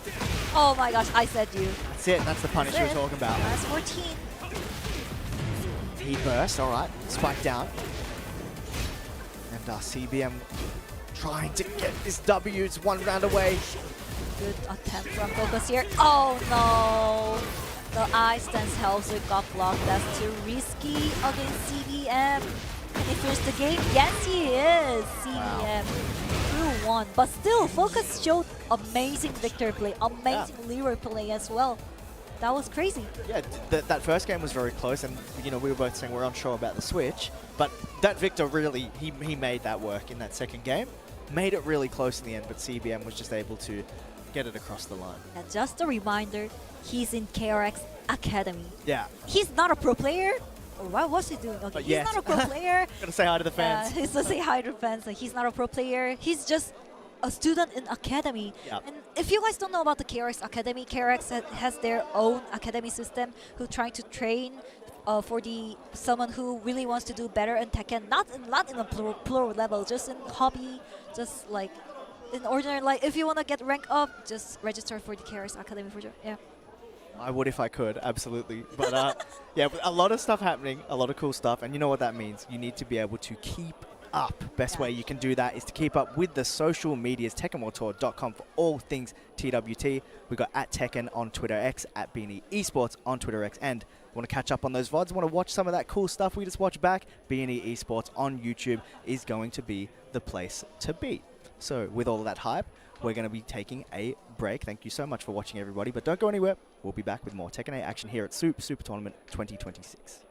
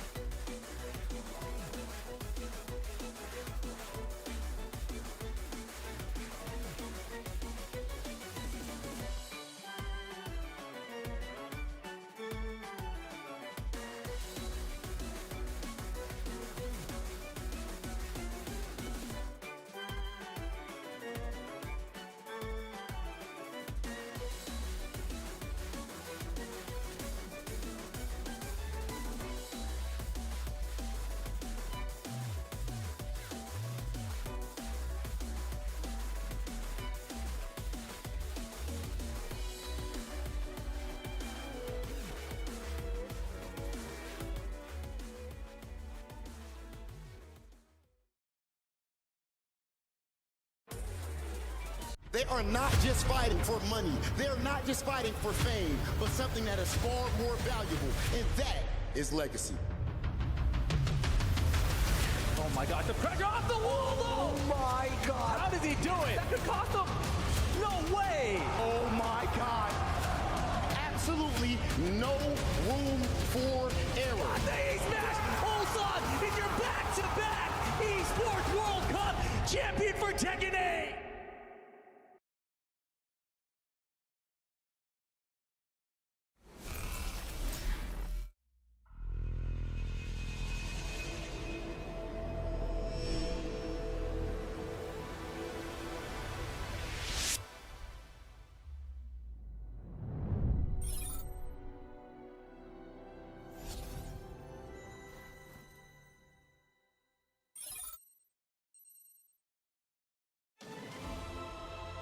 I was so eager to see what the world's first VR MMORPG would actually be like.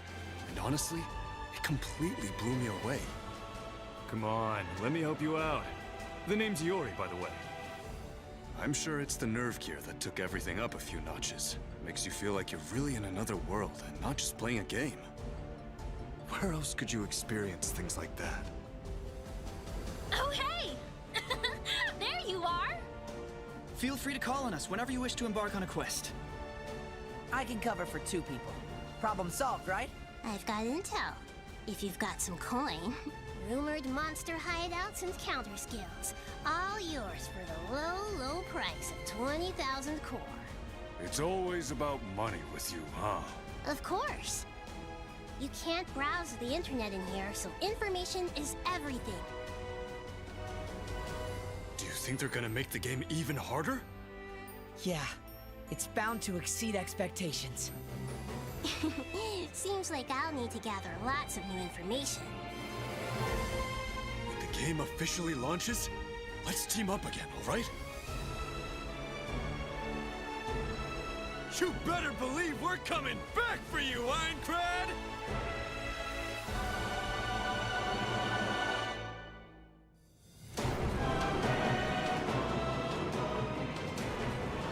Attention players, I welcome you to my world.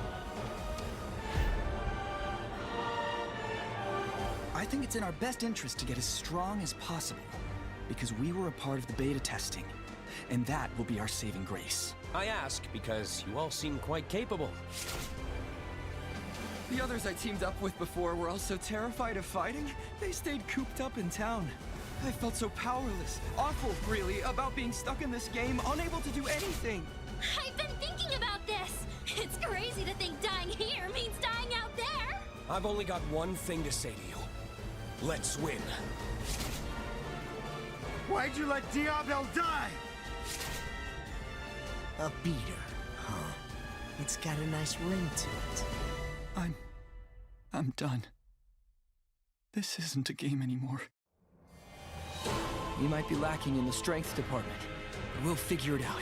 We can do this. I don't plan to wait for death. If I beat you in a duel, will that convince you? Where I go and why is my business. Why us?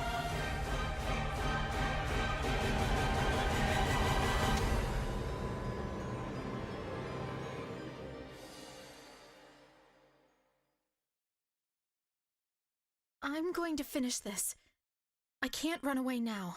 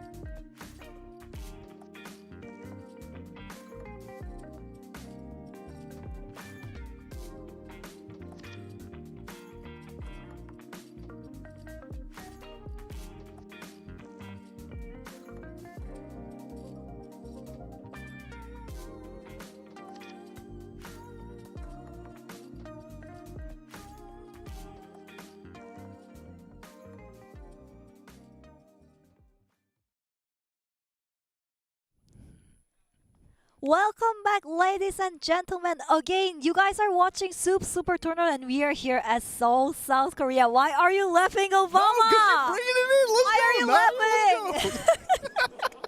I feel awkward if you're left like that. No, it's because I'm excited that you're here. all right. I'm on you. But anyway, good to see you, Obama. It's been an honor to do commentate with you. No, I'm glad to be out here in Korea for Super Tournament here. Master event for Tekken World Tour 2026. You already know all these players. You know what to expect when we have a tournament out here, especially in East Asia for these stakes. Not just Master Tournament points, EWC tickets on the line as well, but we're so far off. Top 48 in this tournament, you can't even be thinking about that stuff until you got a long way to go, at least several matches. And we've already had, think about it, so many players lost in the shuffle early on here, but unfortunate. It's unfortunate, but also I think nature. It's just it's nature. It's so hard. This tour is so hard. Like, see the lineup. Is this top 48? I don't think so. It's just like a top 8 or something. The lineups are so brutal right now. And also this game as well at global elite level. This game is still just, it is definitely just hard to be consistent at, too. So hard. We had EVO Japan champions last year, this year, like, out before top 48, you know? And that's just the brutal reality competing in this game, especially in competitive regions like this one where there are so many, not just players that everyone knows, but also players that maybe a lot of people don't know, and they're so strong. We have so many killers as well in South Korea. And here we go. Who's next? Who's up in the stage? I think it's Guri. We got Guri from Korea and Haru from Japan. You might never heard about Guri before, don't you? Yeah, tell me about him.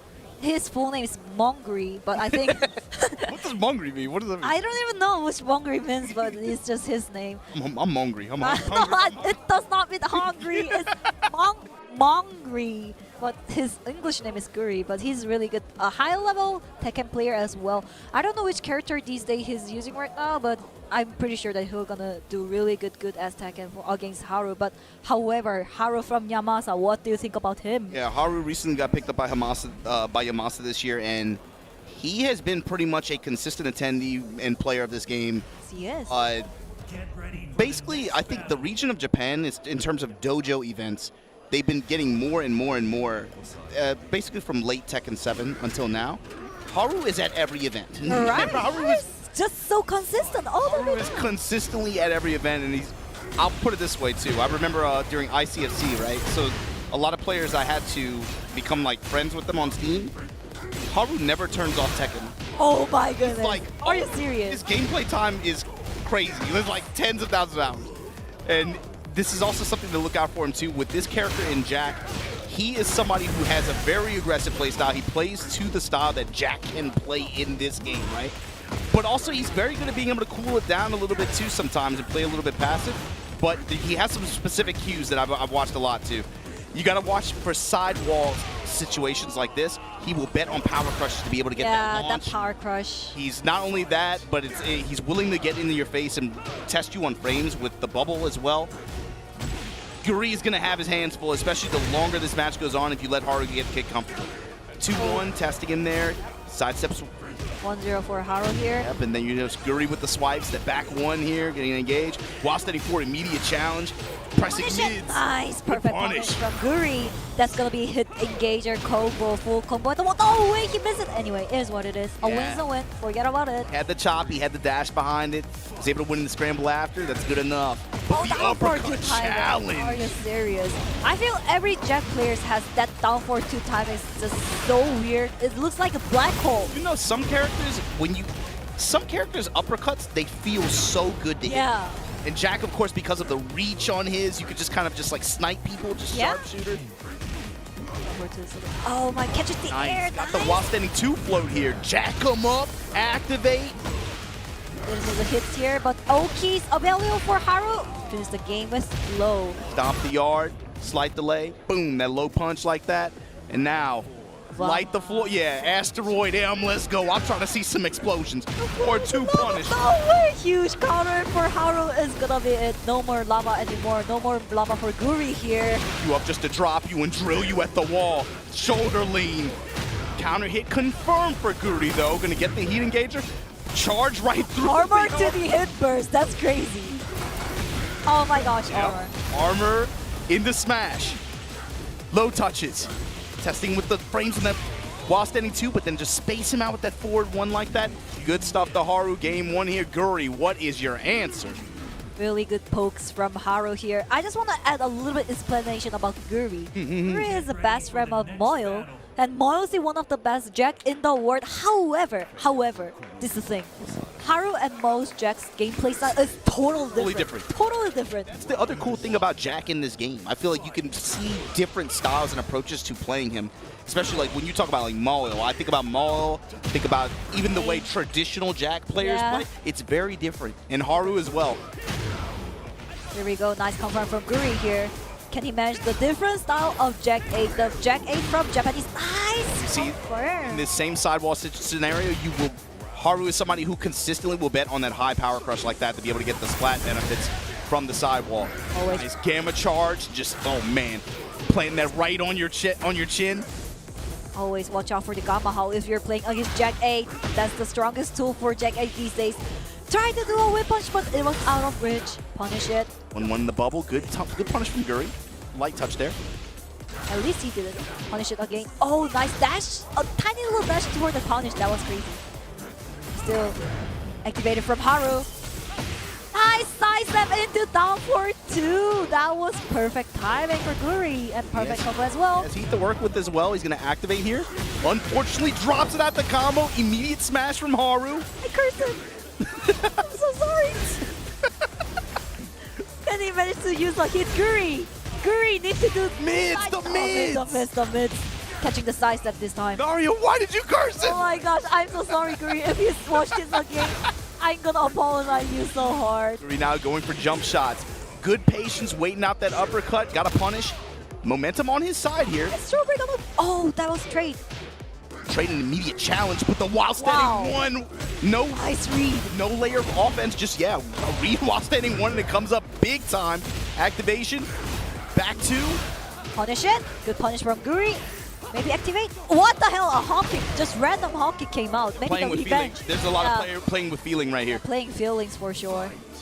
Emotions in the game right now. This is too hot. Haru again trying to slow it down a little bit in the mid-range, poking him out with these mids, mixing with his lows. Activate from Haru. Activate. Oh, nice side step into hop kick. Good scout from... Not gonna curse him this time. I'm not gonna say anything. Alright. Plus frames. Nice counter from Haru. Alright, his dash. The Chulpin blast, and again with the back 2 this time. Catch him out the air. Still carrying him. That was all pre-tornado. Gonna get the wall. Drill, baby, drill. Drill. The back 2, the low check, and now Haru. Set point. Guri, you still got a chance here. Dude. Got to be able to extend the set with this one. That's the machine that we want to see on Tekken 8. That's so strong, robot. Now look, Haru's been going to this 2-1, that high mid string a good bit. Yeah. Looking to see how Guri is going to react and how he's going to treat that second hit, what he's going to do after. 2-1 that time, he bet on the press after, counter hit forward 2, Das boot, 2-1 string again, still going to it, activate. Oh my god, this game's so fast. Alright, what should you do? What should you do, Guri? Challenge with the 1-1, heartbreak, smash.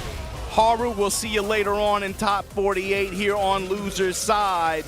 Guri, good stuff though. That was a good game too. Nice try, but I feel like that's a totally different gameplay style on Jack like compared to the Moe-IL, so he might be a little bit confused because like Haru's just so aggressive all the way down the game. He starts aggressive, and then I think with longer sets you might see him kind of be back up and try to make more like reads and more careful approach like that. But in 1-2 format like that, it's not strange for me to see Haru kind of just go in and just like just go press on some of these situations, especially with a character like Jack and a character with like good mobility against a character who can move really well. You don't want to give them too many openings to be able to try to pin you against the wall and things like that, right? But yeah, for sure, Guri made that interesting, especially going in the game too. He had some pretty good adjustments and calls there. But Haru going to be moving on, loser side top 48. However, our next match, baby. Nari, tell me about these guys. I don't reckon they looking a little different. Let's see, KRX Low High versus Zero Taihei Yo.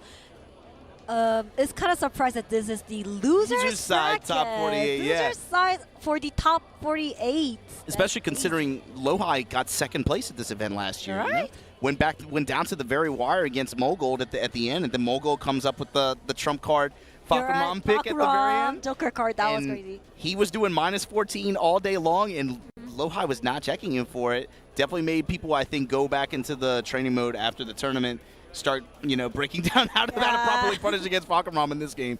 But going up against Taiheiyo out there from West Japan, got the flight to Korea. He's locked in. This dude's always smiles. Whether it makes some crazy stuff happen in the bracket or whether he chokes, it doesn't matter. Right. He's going to be having fun regardless. Look at this gentleman, sportsmanship. I love to see those kind of things. I mean, like, even though this is a competition, we are still in the same game. We are all friends who enjoys the Tekken 8. So I love to see those kind of gentle movements each other before the game as well. Like, Naria likes to all love Tekken. It's all love. Yeah, it's all love. I mean, like, even though I'm not a native English speaker, I always think that Tekken can be another language that we can all communicate each other. Even though you don't know English, even though you don't know any other language, it's still okay. We can be one together with Tekken 8. Naria, that's you're such profound, really? such profound that's wisdom on the game. That's a real thing for me. I think it's true, and you know how I know it's true. I remember like Gigas players when they play Gigas mirror match. How do they talk to each other? Yeah, they just all the time. They just grunt and put their hands on their hips. You know? For the Yoshimitsu, they always do that, like the thingy. You know what the movements? It's like they're communicating with each other. Yeah, they're just communicating with the Tekken, even though they don't know each other. You don't know who the hell is each other, but they just communicate with the Tekken. That's the fun thing for Tekken. Okay, so Naria, what is Lo-Hi telling Taiheiyo right now?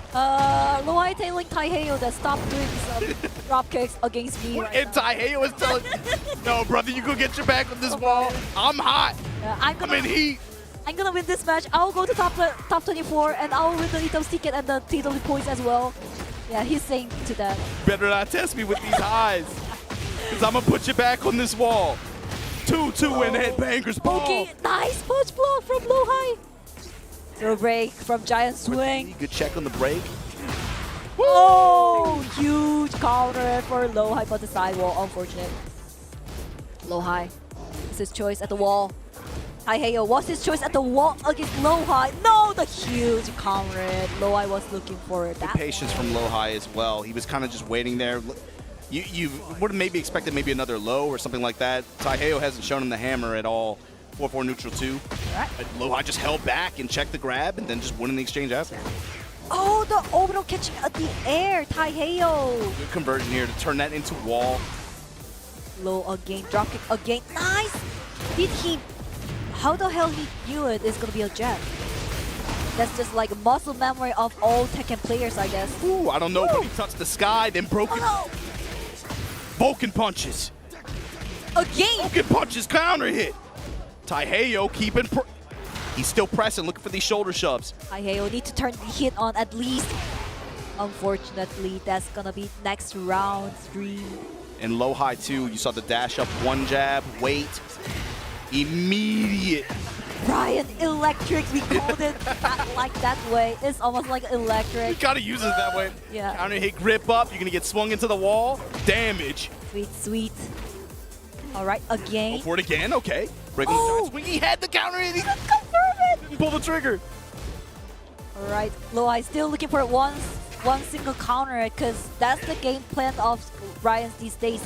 Brian has such a high damage combo for the combo at the wall, so one single launcher is just done. Debated from Lo-Hi. With the dash behind it. Oh no! But almost at the end, couldn't dock it. Activate from Taiheiyo. Oh no way! Oh no way! That's gonna be it. Oh mama, that's gonna be it. Rage. Oh no! It's something else. The low touch after Taiheiyo. Are you serious? Lo-Hi. Like a thief in the night. Steals the round. Steals the round with Giant Swing. I was like, again, 3 times in this game. Yo, he's gripping up Lo-Hi right now.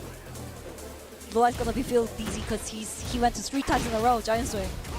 That's not expected for Lo-Hi here. Cracking the legs now. Back one from Lo-Hi. Whip punish from Taiheiyo. Good range play right now. Step after the activation. Nice! Finally managed to launch the throw here. Can he go to the wall, Yeah, that's Lo-Hi? going to put Lo-Hi in good position here to close things out at the wall, and he will. Woo! Set damage at the wall. Set him on fire. Lo-Hi up 1 game here. Yep.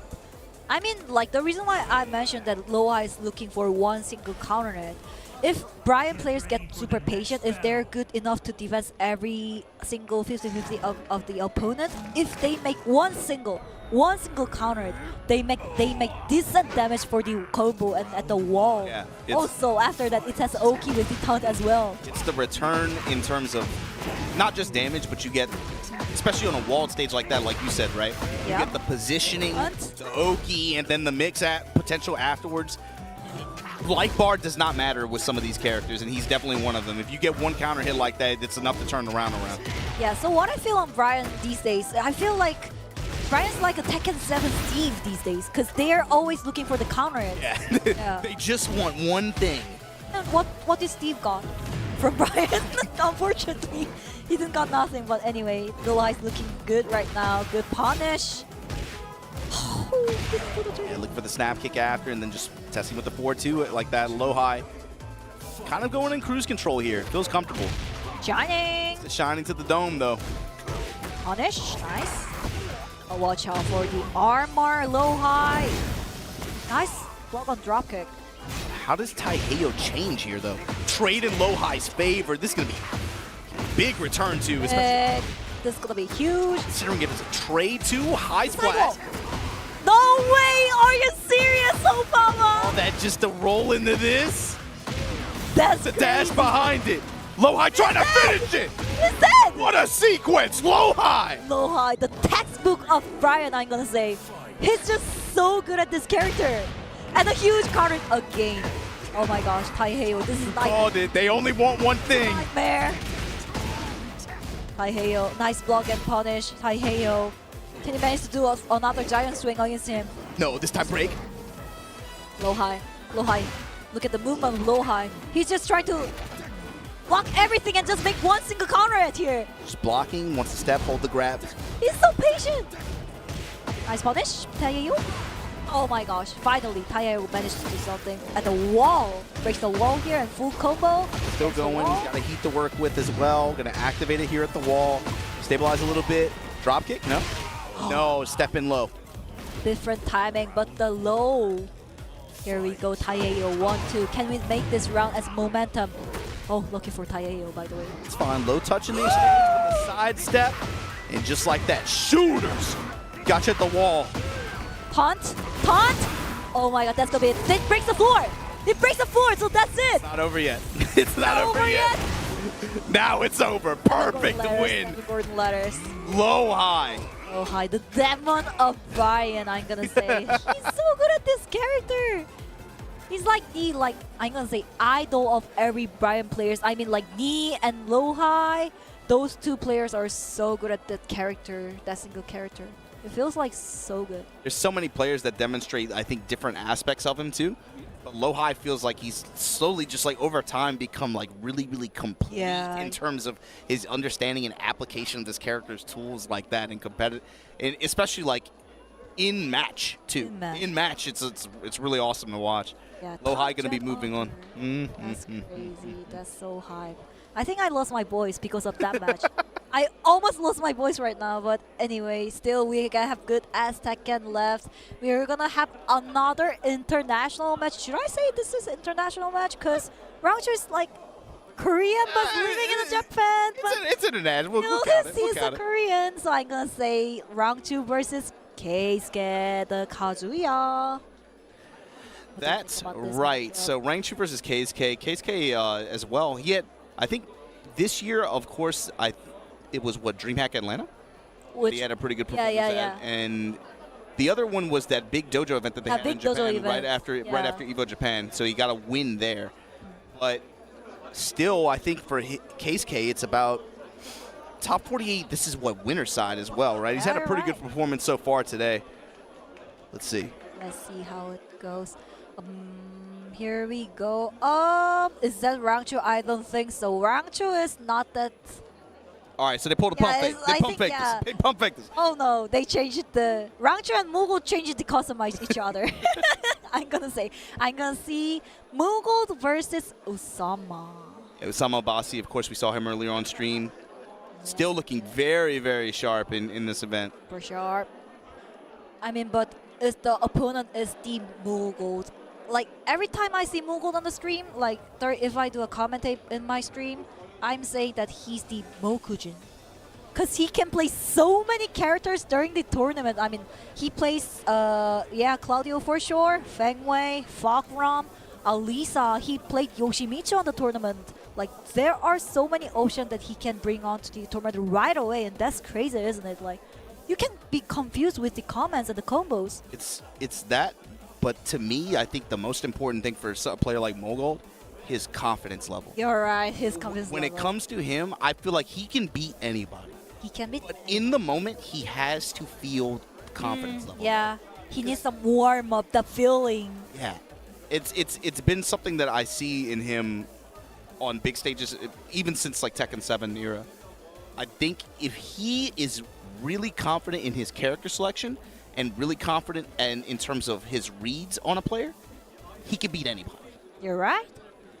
And also, he was a champion, the champion of Super Tournament last year with the Fokram. Defending champion, and you got to think right now, look at where he is in the bracket, top 48 winner's side. This is going to be a big matchup for him. He's already qualified for EWC. He doesn't have that pressure on himself, right? Like, I have to do well at this tournament or anything like that. It's for him, this is just about maybe even developing that roster of characters he has. You talked so much about it. I feel like mostly it's been he's expressed like displeasure, I think, with some of the Claudio nerfs recently, like maybe again a loss of confidence, but you can't tell looking at the matches that he's had today. He's still good Claudio player, I guess, like maybe one of the strongest, like similar as we got our Pakistani players who played Claudio, who was his name? Hafiz Tanvir. And here we go. I think they asked for the blind pick because of Mulgold. Yeah, well, maybe because of Usama as well. Yeah, maybe because of Usama as well. Yeah. On several characters as well. Right. And you got to think too, man. Mulgold over Zeugal 2-0. Mulgold over Numan to make it here as well. 2-0. Hasn't lost a game yet. Let's see how it goes. Yeah, they are right now doing for the blind pick. I'm not sure which character Mulgold's playing right now. Maybe starting with Claudio and changing it to other characters, I guess. Oh, I think he said Feng, isn't it? I think. Yeah. His mouth. I saw his mouth. It was Feng. Pretty sure. You said with the split that he's been running. Versus King. Yes, and so this is another character that Usama has added to his roster.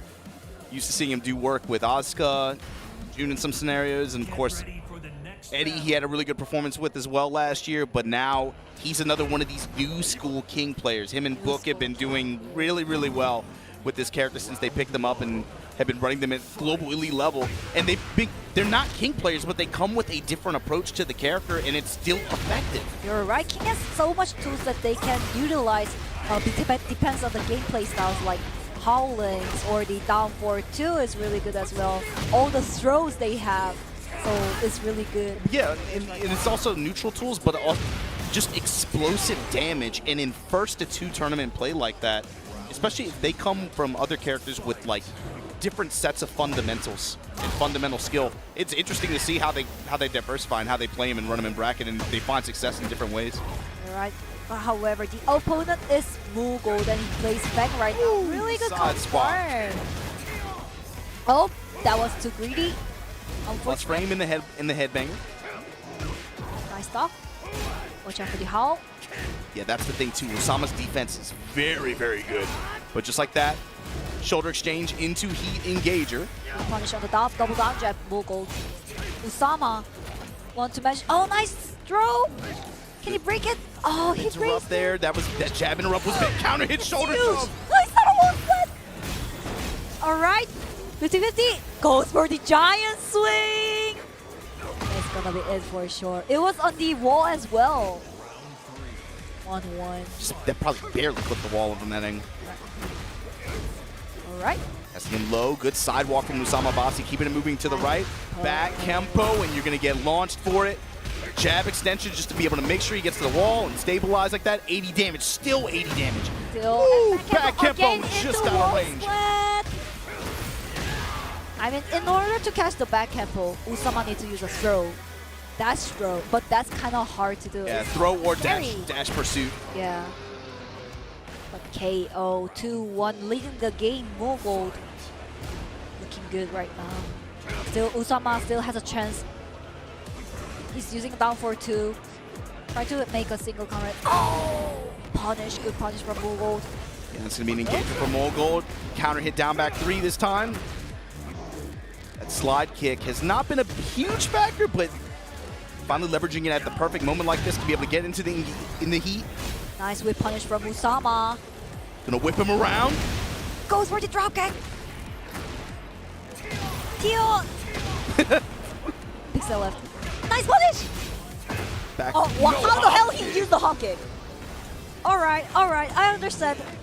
Is that a momentum that you mentioned about Mulgold? Is he confident enough that he just He would just do gave his hop kick there instead of going for another safer option like that? Yeah. Yeah, that might be, honestly. Or the perfect read. Yeah. Is that read or he just randomly? I don't know, but the timing was perfect for Mulgold. I don't question his judgment. Yeah. To me, it's like, again, he's feeling it, right? Yeah, he felt confident in his read in that moment. That's a big thing for Mulgold in terms of him being able to convert that into success in bracket. Yeah, right. And there's a special habit that Mulgold has, and that, like, some Korean pro players might know about this. If Mulgold gets the full momentum and he's full of confidence, he just use shoulder right away at the beginning of the match. Just shoulder right away. If we see that one and it works, I think Mulgold is full of confidence, I guess. But Just raw shoulder in the opening. yeah, just roll shoulder at the beginning of the match. That's the key point for Mulgold. If he feels like confident enough, oh, we can see the June here. Yeah, June is a option that, of course, Usama has leveraged in a lot of these situations, but he's going to go for the Eddie. So what does that mean? Why would he pick Eddie in this set? I mean, like, I feel like Fang versus Eddie is still, it can be tricky because of the back tempo. Yeah. But still, I feel Usama just went to his, like, the most confident character that he always played before. Most confident character, and he maybe just wants to make a play around Mulgold's movement and just be able to force 50-50s as much as possible. Messy games, I guess. Yeah, turn it into a messy match. Messy matches. Oh, nice block, but couldn't launch it. But good try. Oh, huge connects. Counter goes with mid out of relaxed stance here, but slippy kicks and then just kicks. Nice. Lots of damage to follow up here. Mulgold. Pressure at the wall. Let's see. That's going to be a wall splat. All right. Good adjustments.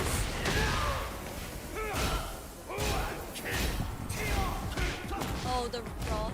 Yeah, Usama just holding back. Not even trying to challenge there, just willing to just use patience, and then finally gets a big block on the sweep, comes up with the launch, and the dubby. Big block there. Huge block, and I think Usama's patience worth it at the round. He's shown it all day in this tournament too. There's so many situations I think so far, even just on stream, where he's just willing to guard. He's willing to block. But Mulgold using the full string here. All right, side step, side roll, I guess, and goes the full combo. Watch out for the X's. All right, the X's didn't work for Mulgold this time. Again, Usama blocks the sweep and a full launch. Really good combo. And with the wall as well. He's going to get a good bit of health back.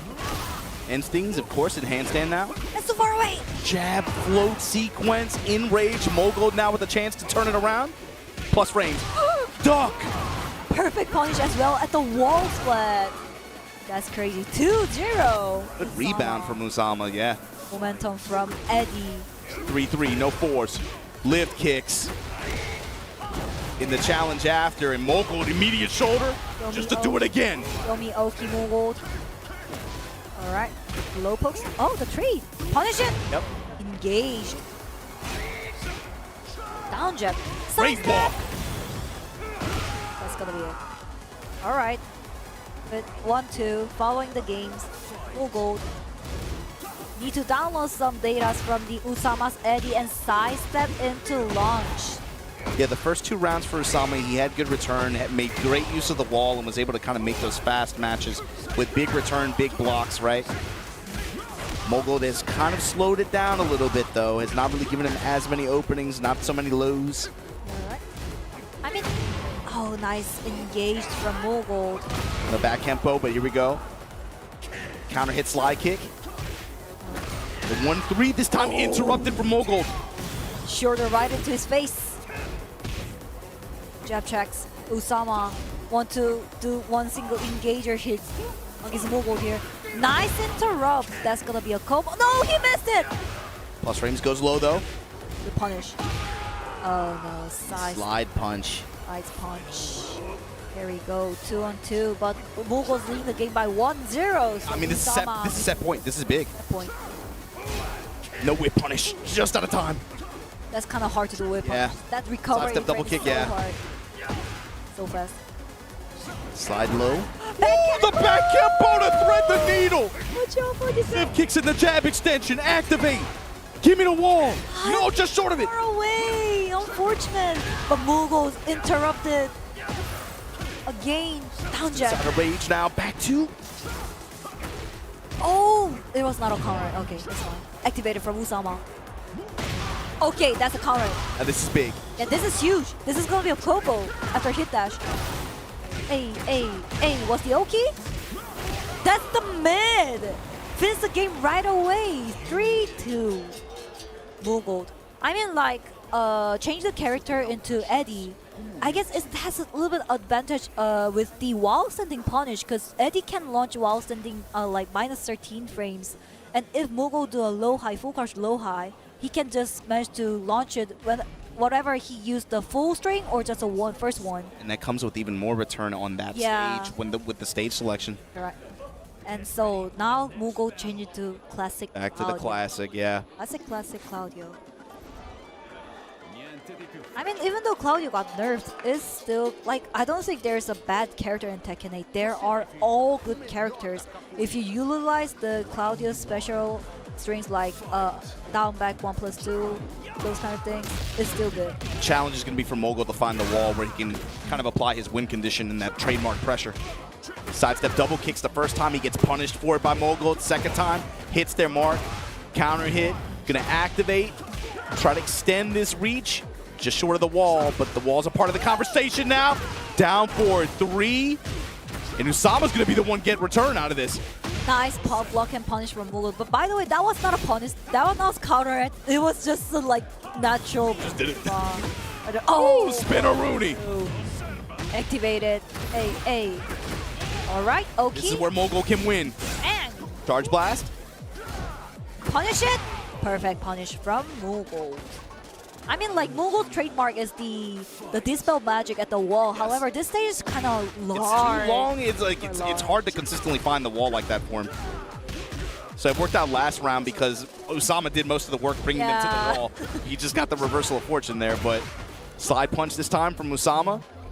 We get the punishment damage there. Mulgold consistently moving to the left, trying to avoid the forward. Oh my gosh, the hop kick. Immediate challenge on the forward 3 this time. I don't want to get 50-50. I'll just use a hop kick because Claudio's hop kick is really good. Claudio's hop kick.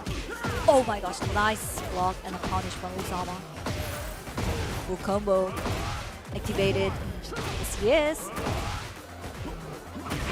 Goes to go for the mix with the Mandinga stock. Goes for the low out of handstand. Alright, 1-1. Punish it. Good set here so far. Oh my gosh, what's going on here? Zooming past each other. This time punishment from Usama on the hop kick. Goes low out of stance. Star Bars activated from Mulgold here. What's he gonna use for? Forward 1+2. And Usama the whole time too in neutral, just to the left. He's just trying to walk as much as possible. Mulgold now. Side swap, got the splat out of handstand. Oh no, I hate that throw so much. It's so complicated to deal with. As well as Mulgold's having a hard time, but hit dash, low high. Nice whip punish, that was beautiful stuff. Usama. He was all too ready after the low snap kick. Just waiting on it, this time goes for the mid option. For the mid. And Usama now on set point to drop the defending Super Tournament champion into loser's side of the bracket here in top 48. That was beautiful 50-50 Okizme after the combo. And he grab broken. Woo! Not a punish from Mulgold. Looking at range. The back one. Maybe Yeha? One times? Oh, the hawking again. Sky Slash Nova. So now we activate. No. Just running to just get my Starburst on. Give me back the Starburst here. He lost it. Anyway. Mid strike. No pull the trigger there. This time counter hit lows from Usama. Getting the positional advantage here. Nice side step into hit dash, but that's gonna be a loss of like low damage. Yeah. But the positioning. Watch out. Okay, punish. And the mid strike again, that dispel mid kick string to put it on. The Mulgold magic, Mulgold magic. Mulgold magic, that's what we're calling it. Okay. But the punish from Usama looks perfect, but the combo wasn't perfect here. Unfortunately, trying to do a whip punch here. Punish it, Usama, nice. Back four. And back three, sorry. The punishes. Good movement from Usama. These Gain!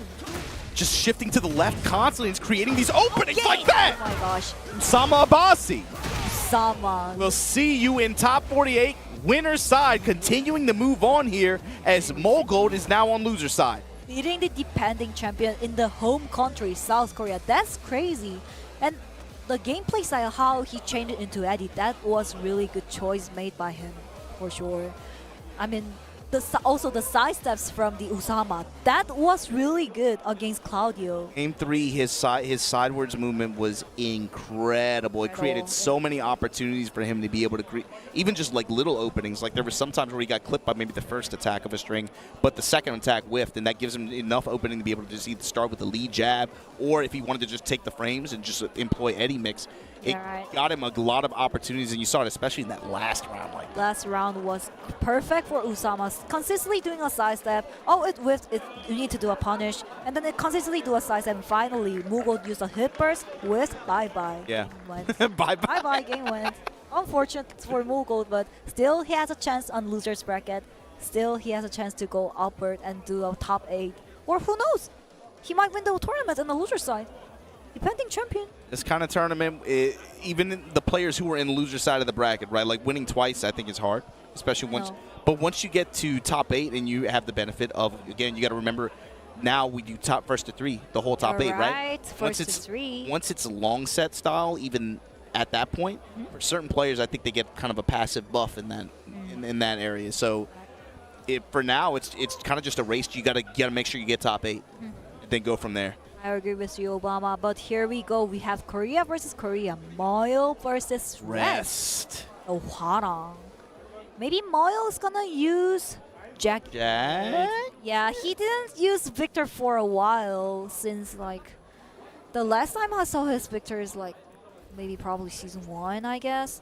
But still, the Jack 8's on his Moe-Il's side, and Jack is pretty.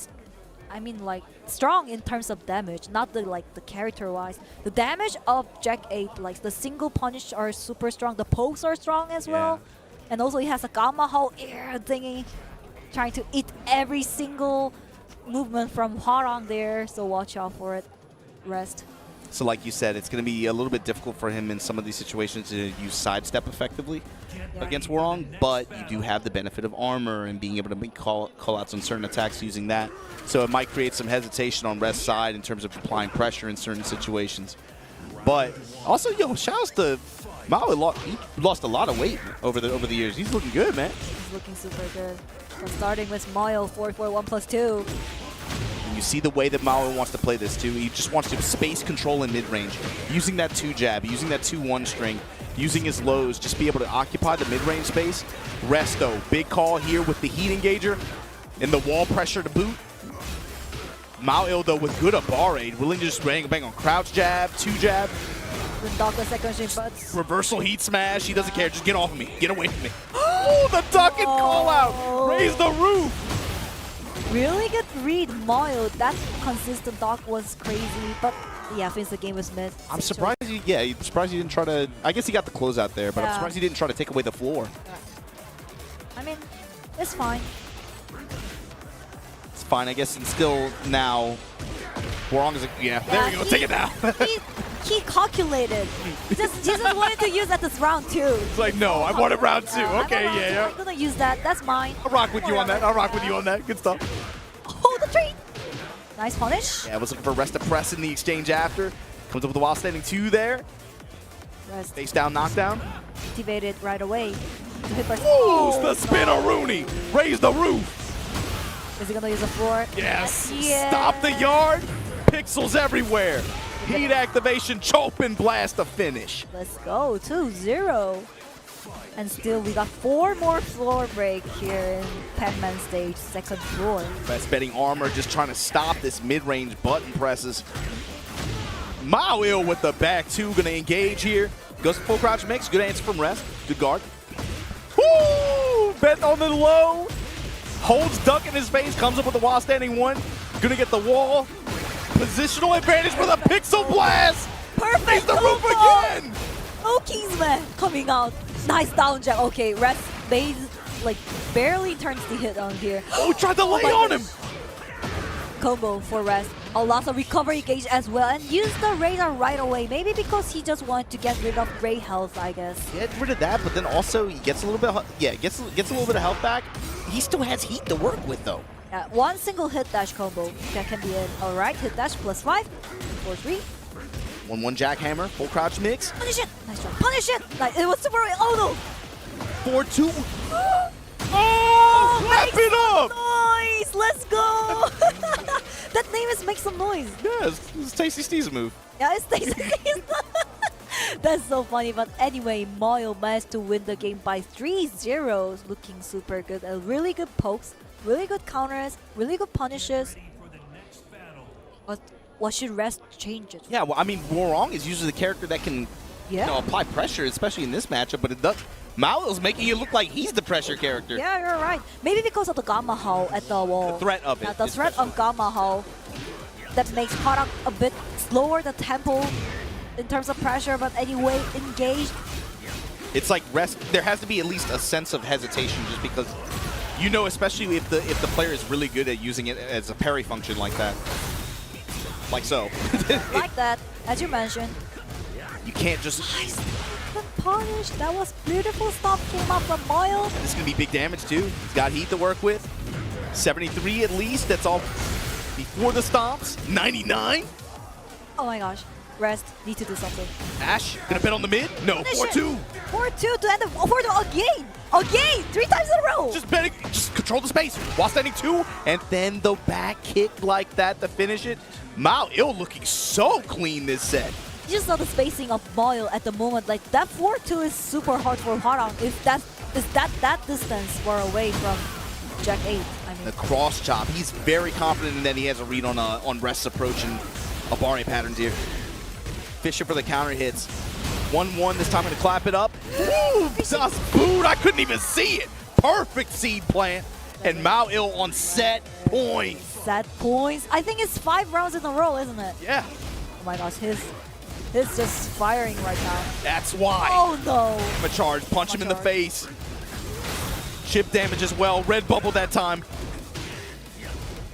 Alright, Rest trying to do some low pokes and trying to start the pressure here, but anyway, Moe-Il's timing was perfect. Oh no, Gamma Hull! Oh my gosh, Gamma Hull again! Oh my gosh, stop again and make some noise, and why the hell this game? Oh no, he can't! Are you serious? Are you serious? Oh, it got whipped! Rest, need to do something. Here, low high, go for the low hell sweeps. Hand slow. Cross jab. No way. Hey, on him again? Nice. Yo, Moe. Oh my god, finish the game with Moe-Il is bugging. But Moe-Il, I mean like Moe-Il tried to finish the game, however, Rest reacted really well 2 times in this game. He didn't get shook. Yeah. He's still like, yo, I'm gonna take this round back. Fine, if he's gonna give me all these chances. Is this a moment of Rest? Is this the moment of Rest? He can make it to the wall. The Okizme coming out. Alright, down jab again. Changing the side. Right now, here's finally some more on pressure off in this set. Activate through the string. 2 jabs, got the counter hit. Rest, hit dash. Zeugal! Do you know what Zeugal means? No. Die. 네. Red saying to Moe-IL, Zeugal, die. Said my name's Rest. You better wake up though. The Korean characteristic, Korean player Rest. Full crouch mix and these two. Up until now, these twos and these space control attacks from Mao had so much success. Right now, Rest is the one adapting and really challenging that mid-range and getting the return. Debate, one single counter might finish the game here. Watch out, side step! That's gonna be a whiff. Are you serious? Are you serious, Obama? What happened? A run back, What yo. happened? It felt like he was a pixel away from losing everything, and then Moe-Il tried to, I don't know why he did, he tried to like, he got very insistent on trying to lay on him and use certain finishing attacks. He loved to finish with that yeah. throw, I know, but Raz was ready for that one. It's kind of reactable, by the way, so Moe-Il got another coach from it. But that was so funny. It's like a slow motion. Yeah, the slow motion, Raz got managed to do a full combo against that one, and that's just it. Like 5 wins in a row, and then the rest just win the 3 rounds in a row. So I don't know who's gonna win. Now Moe-Il, I'm thinking, how do you adapt to this now? Is he maybe gonna try to change up his timing in terms of Gamma Howl? Let's see. How does Rest change his pressure up here? Because those 2 jabs and a lot of the attacks that were having good success in mid-range before, Rest has done a good job of adapting to and making calls on them. Blue Spark came out from Rest's legs here. Yeah. Plus frames. I like the approach from Mao too, trying to find plus frames more, use a more full crouch mix. If Rest start to do some pressure at the wall, I mean like at the natural stand as well, Moe-Il can sidestep because it's Jack 8. It's so hard to sidestep the Hwarang's movements. However, he managed to deal with the hit smash here. Yeah, and heat no longer on the table. Alright. At the wall. At the wall. One single wall splat. Avoiding the down jab. Full combo. Not good. Not good for Moe-Il for sure. Alright, use the full. With 2 jabs. Nice dog. Nice duck. Great duck, and even though Rest ate some lows at the end of that round, his low defense up until that point was really good. He had just good checks on Mao's lows. Alright. Look forward to looking good for Moe-Il here. Activate from Rest. Alright, low high. Hit. Pushing him in the check on the armor. This time the armor gonna get through. Counter hit was for a launch, couldn't get it. It was a little bit too late here. Nice tiny little dunk into his smash. Clever choice made from Moe-Il. Plus frame and the low call out. Finally, Rest. You gotta leverage this though. Turns into a wall opportunity. Plus frame. Punish it! It's launchable! No, but anyway, it's hard to do it. I know. Follow-ups. Oh my gosh, pressure at the wall here. Rest. Moe-Il has a rage. Rest does not have a rage. Oh, now he has a rage. He used it right away. But unfortunately, Moe-Il, good patience. I think like Rest trying to use a timing that it changes to the rage and Moe-Il didn't notice it. Yeah, that timing. Anyway, good patience from Moe-Il here. Yeah, just gonna hold back, punish. Good punish with this throw. Especially with the wall here. Is this the reason why you should try to practice the punishment with the throws if you see the armor? Especially if you have unique throws and throws that will reward you with positional advantage. Yep. Nice whip punish here. Even though you don't have a unique throws, you can just still break the floor or break the wall with that one. So it's still worth it if you practice it. Oh, here we go. Hold up with the Jack 8. He might pay for that. Trade. Look at this, look at this. Delay. Pressure. 2-1. Nothing after. 13 seconds left. 2 when he bets on it, but Rest moves to the side. Oh my gosh. Rest. Good decision made by Rest here. Moe-Il is in a huge trouble. Punish it. Nice, perfect punish from Rest. Didn't want to turn the hit on yet. It's beginning of the match, beginning of the round, I mean. Moe-Il now, the one looking a little bit hesitant here. Debated. Looking for those counter. Oh no, he missed it. Counter activation. Down jab into his smash. Clever choice. Looking for the wall splat here. Nice down jab. Trying to keep the pressure out of the Moe-Il. Pressure from Rest right now. Finally a while standing one. The punish. Alright, let's go to the wall here. This is where things can change, Naria. It's so far away, by the way. Charge punch. The low is red bubble. Punish it! Missed it! Power crush into the wall split! Are you sure? What the hell is going on the axis? Or unfortunate for positioning! No way! No way! Are you kidding me? 3, 2, oh my god, set! Oh my god. Final round on this set, are we doing this? I feel dizzy, Obama. I mean, oh my god, the number 2! What's going on? The T-Rex arms, gets the uppercut, gets the wall! Here comes Rest! Here comes the rest, and Oki here goes for the Hell Swifts at the wall. No wall spot, unfortunately. Oh my gosh, the throw, no break. The back, roll and choke. Almost there. Moe-Il in trouble. It's a huge trouble. Low high 2 times in a row. And the expression on Moe-Il's face says it all. He was so close. Yeah, that was his so set. close. And Rest just took it from him. That match was insane, I'm gonna say. Like, there are so many moments that, oh, is he gonna win? No, he isn't. Is he gonna win? No, he isn't. Like, those players are so crazy. From the end of game 2, especially to the end of game 3, there were so many scramble situations, so many moments where both players are making so many decisions so quickly like that too. Decision making, it comes off from the experience, by the way. I mean, like the last low high, double low high at the last of the game, that was from the previous matches, the mind games, that he knew that Mo is gonna defend, not gonna to press anything at the low high at the moment. So that was really good read from Rest, by the way. And now I feel a little bit dizzy because I shouted so much for that match. I literally feel dizzy right now. You were getting excited. But look, I know you guys watching at home, I know you guys are excited with that kind of match.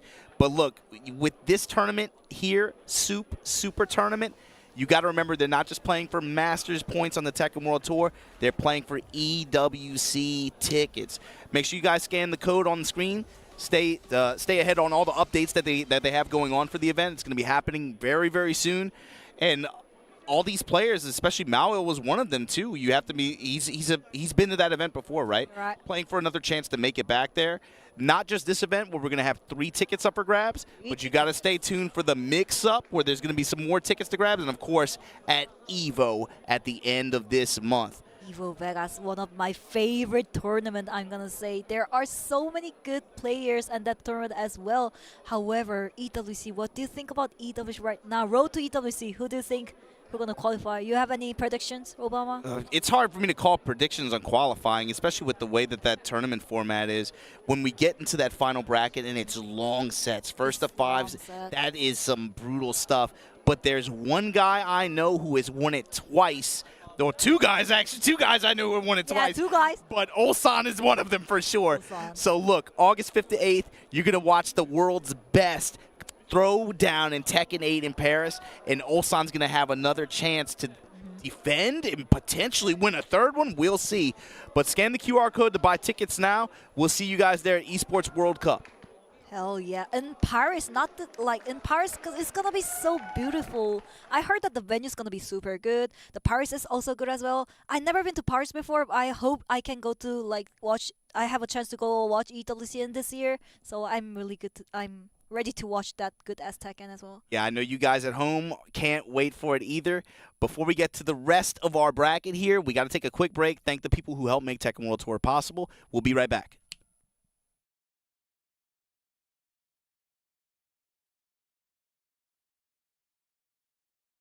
Take a look. What a sight to behold. Whew, it's all over. The last lands of the FCU, the Federation of Central Asia. First of all, thank you for joining us on this ship. Hello there, my dear newcomer. You are very lucky, you know. Yes, we are critically undermanned on this ship. Don't worry at all. The man in front is Jan Rexco, the Wings of Thief. You're riding shotgun with a legendary Ace of Aces. He's a mass delusion fabricated by the rumor mill of social media. Radar contact. We think it's the shadows. Our lone target is Wings. All dogs fire. Time to pull out. 22. Roger that. God damn it. Start swimming, soldier. Make it home alive. Let's keep at it, Rex. Ray, heads up! On your orders, Rex. To keep hope alive, Wings of Thief must stay on the mission.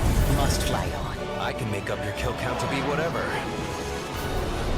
Right.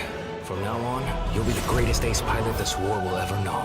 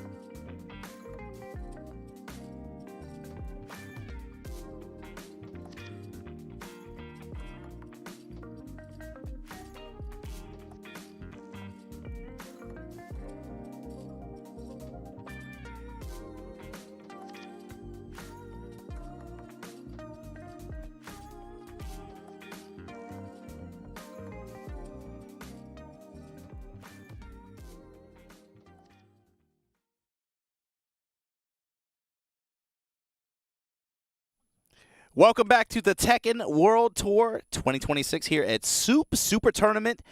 Mangja and Obama here, joined by none other than Chips. No fish, just all chips. How you feeling, man, watching this tournament so far? Oh, very good, very good. You know I love my absolute high-level action, and every time, whether I'm sitting here on the desk or I'm just going through the crowd, I'm just seeing insane game after game after game. We just saw Rest put in a shift as well. I'm a big Rest fan. I'm happy with the result. Oh yeah, there's a little bit of bias there. A little bit of bias. A little bit of bias. He's honorary Australian, okay? He was here for a long time. Yeah, I mean, he only went back, like a year or two ago, right? Yeah, it wasn't that long ago. Time flies, though.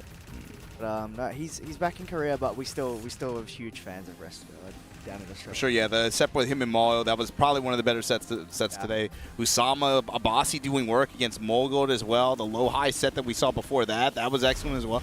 Yeah, the sets are starting to pick up as you would expect, of course, from this event, right? They've been bangers pretty much since round 2 pools at least.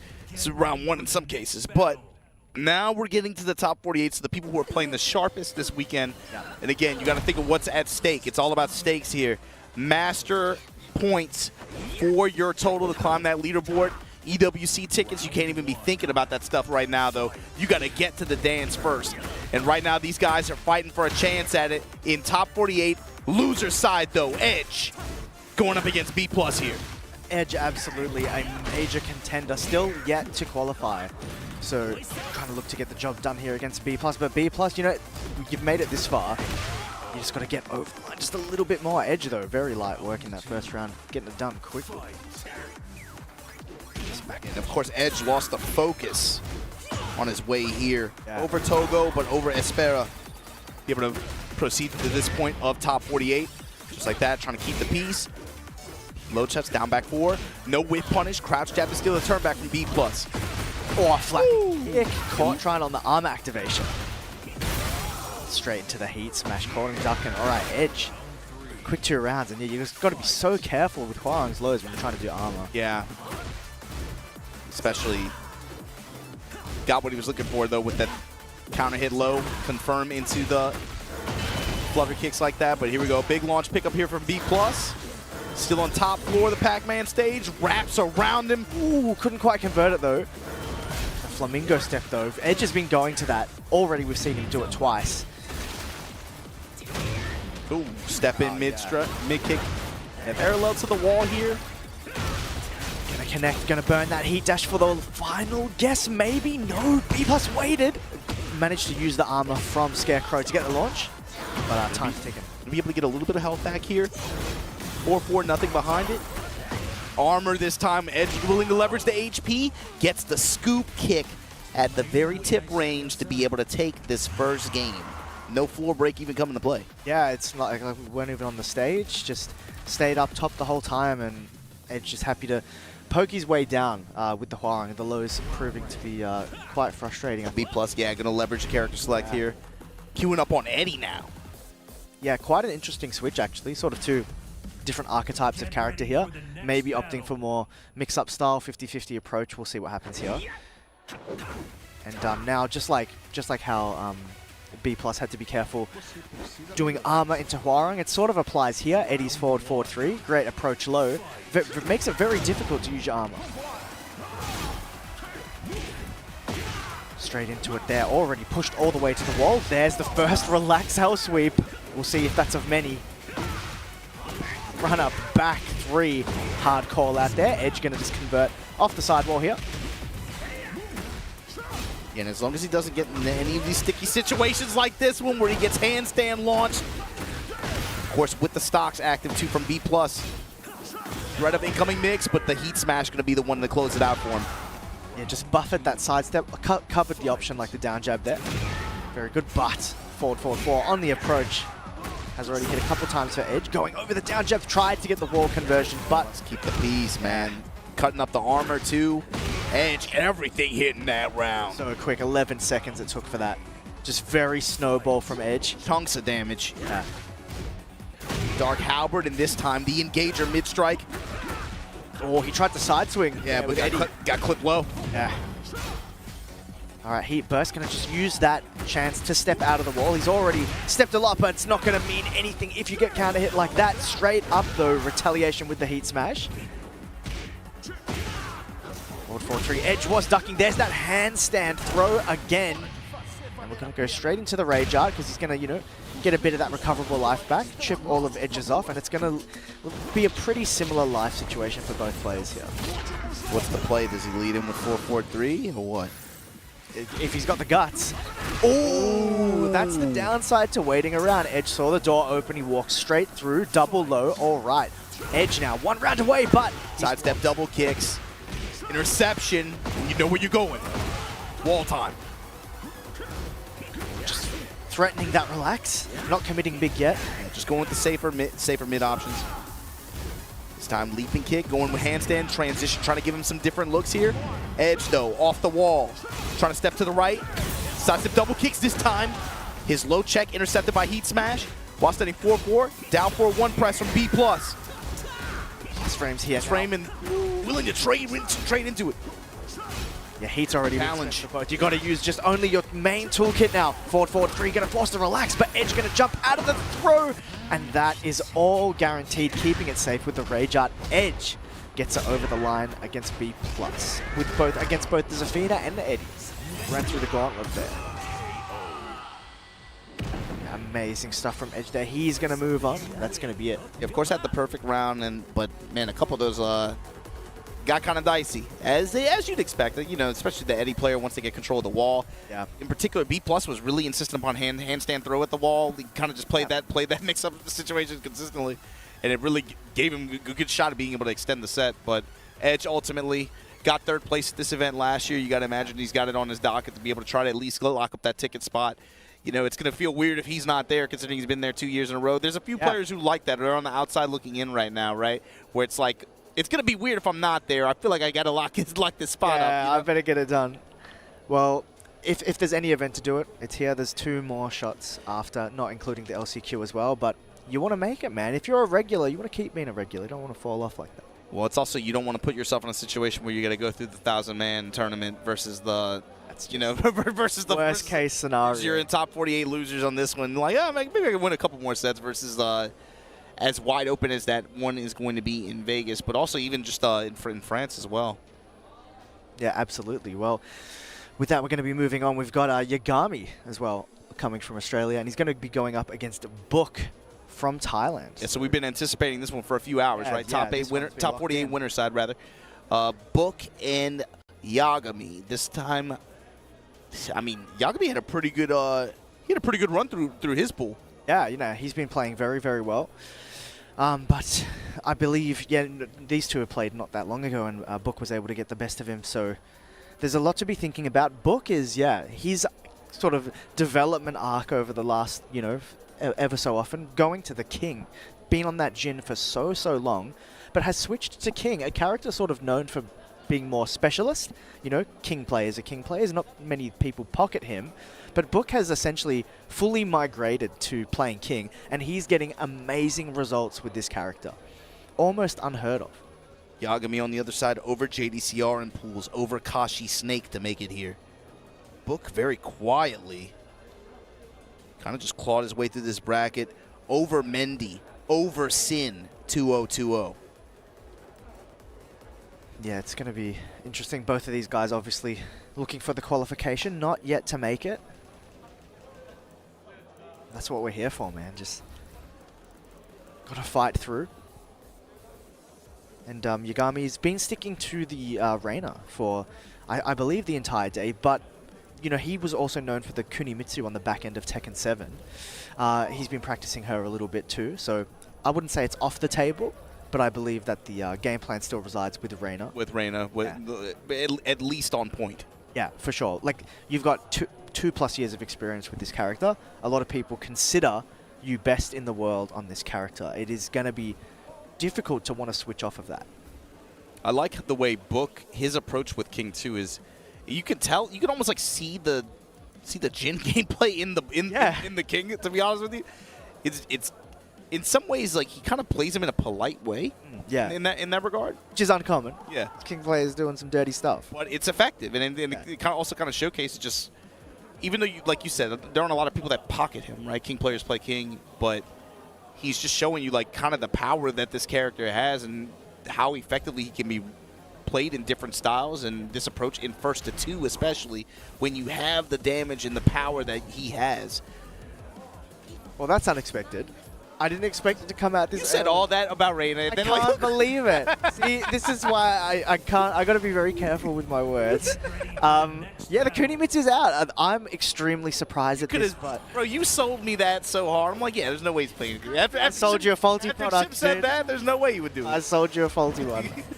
All right, Kunimitsu is on the screen. So, you know, Reina has been very successful today. So you got to be thinking this has to be a specific matchup pick. Maybe it's for King, maybe it's for Book. You know, I mentioned they played again recently. Book was able to take that, but we're about to see it. 4-4 neutral 2 so far. The only attack that's really landed its mark here. Book finally finds a launcher. To the sidestep, gonna drop her just short of the wall here. Stepping grip, sidestep activate. And this time, giant swing into the wall. Yeah, hitting on counter hit there. This is gonna hurt a lot. It's gonna be one more guess. Why? And like, you know the heat smash is coming, except when it's not, right? He's Yeah, gonna except use when it that doesn't to do come. the low. That's why the low gets even additional value there. Hey, no one's ducking there. Just poking away now. 1-1, just trying to get into Katon. Full string landing. Into the one throw. Ripped up and broken. Yeah. Not out of it. Giant swing again. Book is just hammering the throws. Wow, just ripped the forward 4-2. We saw that earlier today as well. It's unsafe, but it's so quick that why not? The additional value it gets at the wall too, and that's in that positioning. Just like that, Yagami, strong round. Yeah, using the low high there. Book tried to punish that first hit. Not working out. Trying to use the Katon teleport. It's very scary to press into Kunimitsu when she can sort of just come out of the air like that. Wow, perfect punish though on the whiffed power crush. Gonna use the throw to get it. Just running in. There's the Shining Wizard. He's been doing mostly giant swing. 1+2 for that one. Down 4-1, Fish went down 4-2. Check on the armor this time. Wow, hot knee call out. Book tried to get in there. We're going to the wall. Gives the chance to activate the heat as well. And we know Kunimitsu has access to some great heat moves like that up 1+2. Sorry, that heat smash that just went through Book's armor attempt. Yagami looking clean here. 4-4 neutral 2. This time gripped up to counter the armor. Quick drop. So difficult to try and get the armor across the line against King with so many grabs. Back turn spin. Checking Book mid quite a few times here. Gonna get the engager. Now Yagami. Using his heat gauge. Yeah, wow, well baited on the muscle armor there. Going to the heat smash again. Second time it's hit. Full crouch low. Book tries to rage out his way through and catches Yagami. Even though he turned around, he had no plans to stop. That's why he's eating the rage art. Just outside rage tunes. Right where Book wants him. Stepping around the crab. Step dog. Yeah, crab broken there as well. Yagami maintains the whiff. The punish. Yagami 1-0 lead on Book. Yeah, damn, this might have been curated, man. This might have been the play. So one game up, feeling himself. Feeling quite good, and yeah, the question is, it's like I said this before, it's not just how Yagami's going to use Kunimitsu, it's how ready is Book. How ready are you for this? You need to be, you know, you should have done your study. A lot of people are putting in the work. The question is Book ready to go with that? It's difficult. He recruited the other King players too for the advice. I know, he's forming an army. He's going to the well here. He switched sides. Big boss Federer trying to give him some advice. Yeah. Like, Book's going to take over. He'll try and do like the fundamentals and then call in Federer for the cheese, man. Hey, what do you got? Hey, man, you getting robbed. That's a ninja you fight, man. she gonna rob you blind. Gotta be careful, dude. All right, straight back into it. King still on the screen, opening things up now on the beach. Let's go to the beach. Have a party, man. Get a tan. They fighting in St. Martin right now. Let's go. That's a throwback. You don't know about that shit. I don't know. I do not know what you're talking about. I'm just gonna. I know somebody else know what I'm talking about. Somebody know what I'm talking about. Drop the hammer on him. Here we go, Book now. Trying to find something. Got the counter hit down 4-2s. Pulling the trigger. Activate. Yeah, on the side. Couldn't quite get it. tried to wake up with a while standing 3. Just happy to wait now. Tried to rip the 4-2, but Book with the Twitch duck. Reception. Yeah. Great step on the Katon follow-up. Yeah, for sure. Katon, you want to be moving to the right. Book able to do exactly that and punish with the heat smash. Just dashing, wanting to change the timing on the throw. Went for the chain throw. Yagami ready to go. With that breakdown, 1 counter hit, that's guaranteed. Now here's what's really annoying about this game. The full crouch mix up and then the layered offense after. It's going to be a few more plus frames. Went for the low, but Book Hail Mary straight over it. Yeah, why not? It's going to do a decent amount. He's still got quite a mountain to climb and not that much life to play with, but ground throw went for the RKO, but Yagami able to scout that out.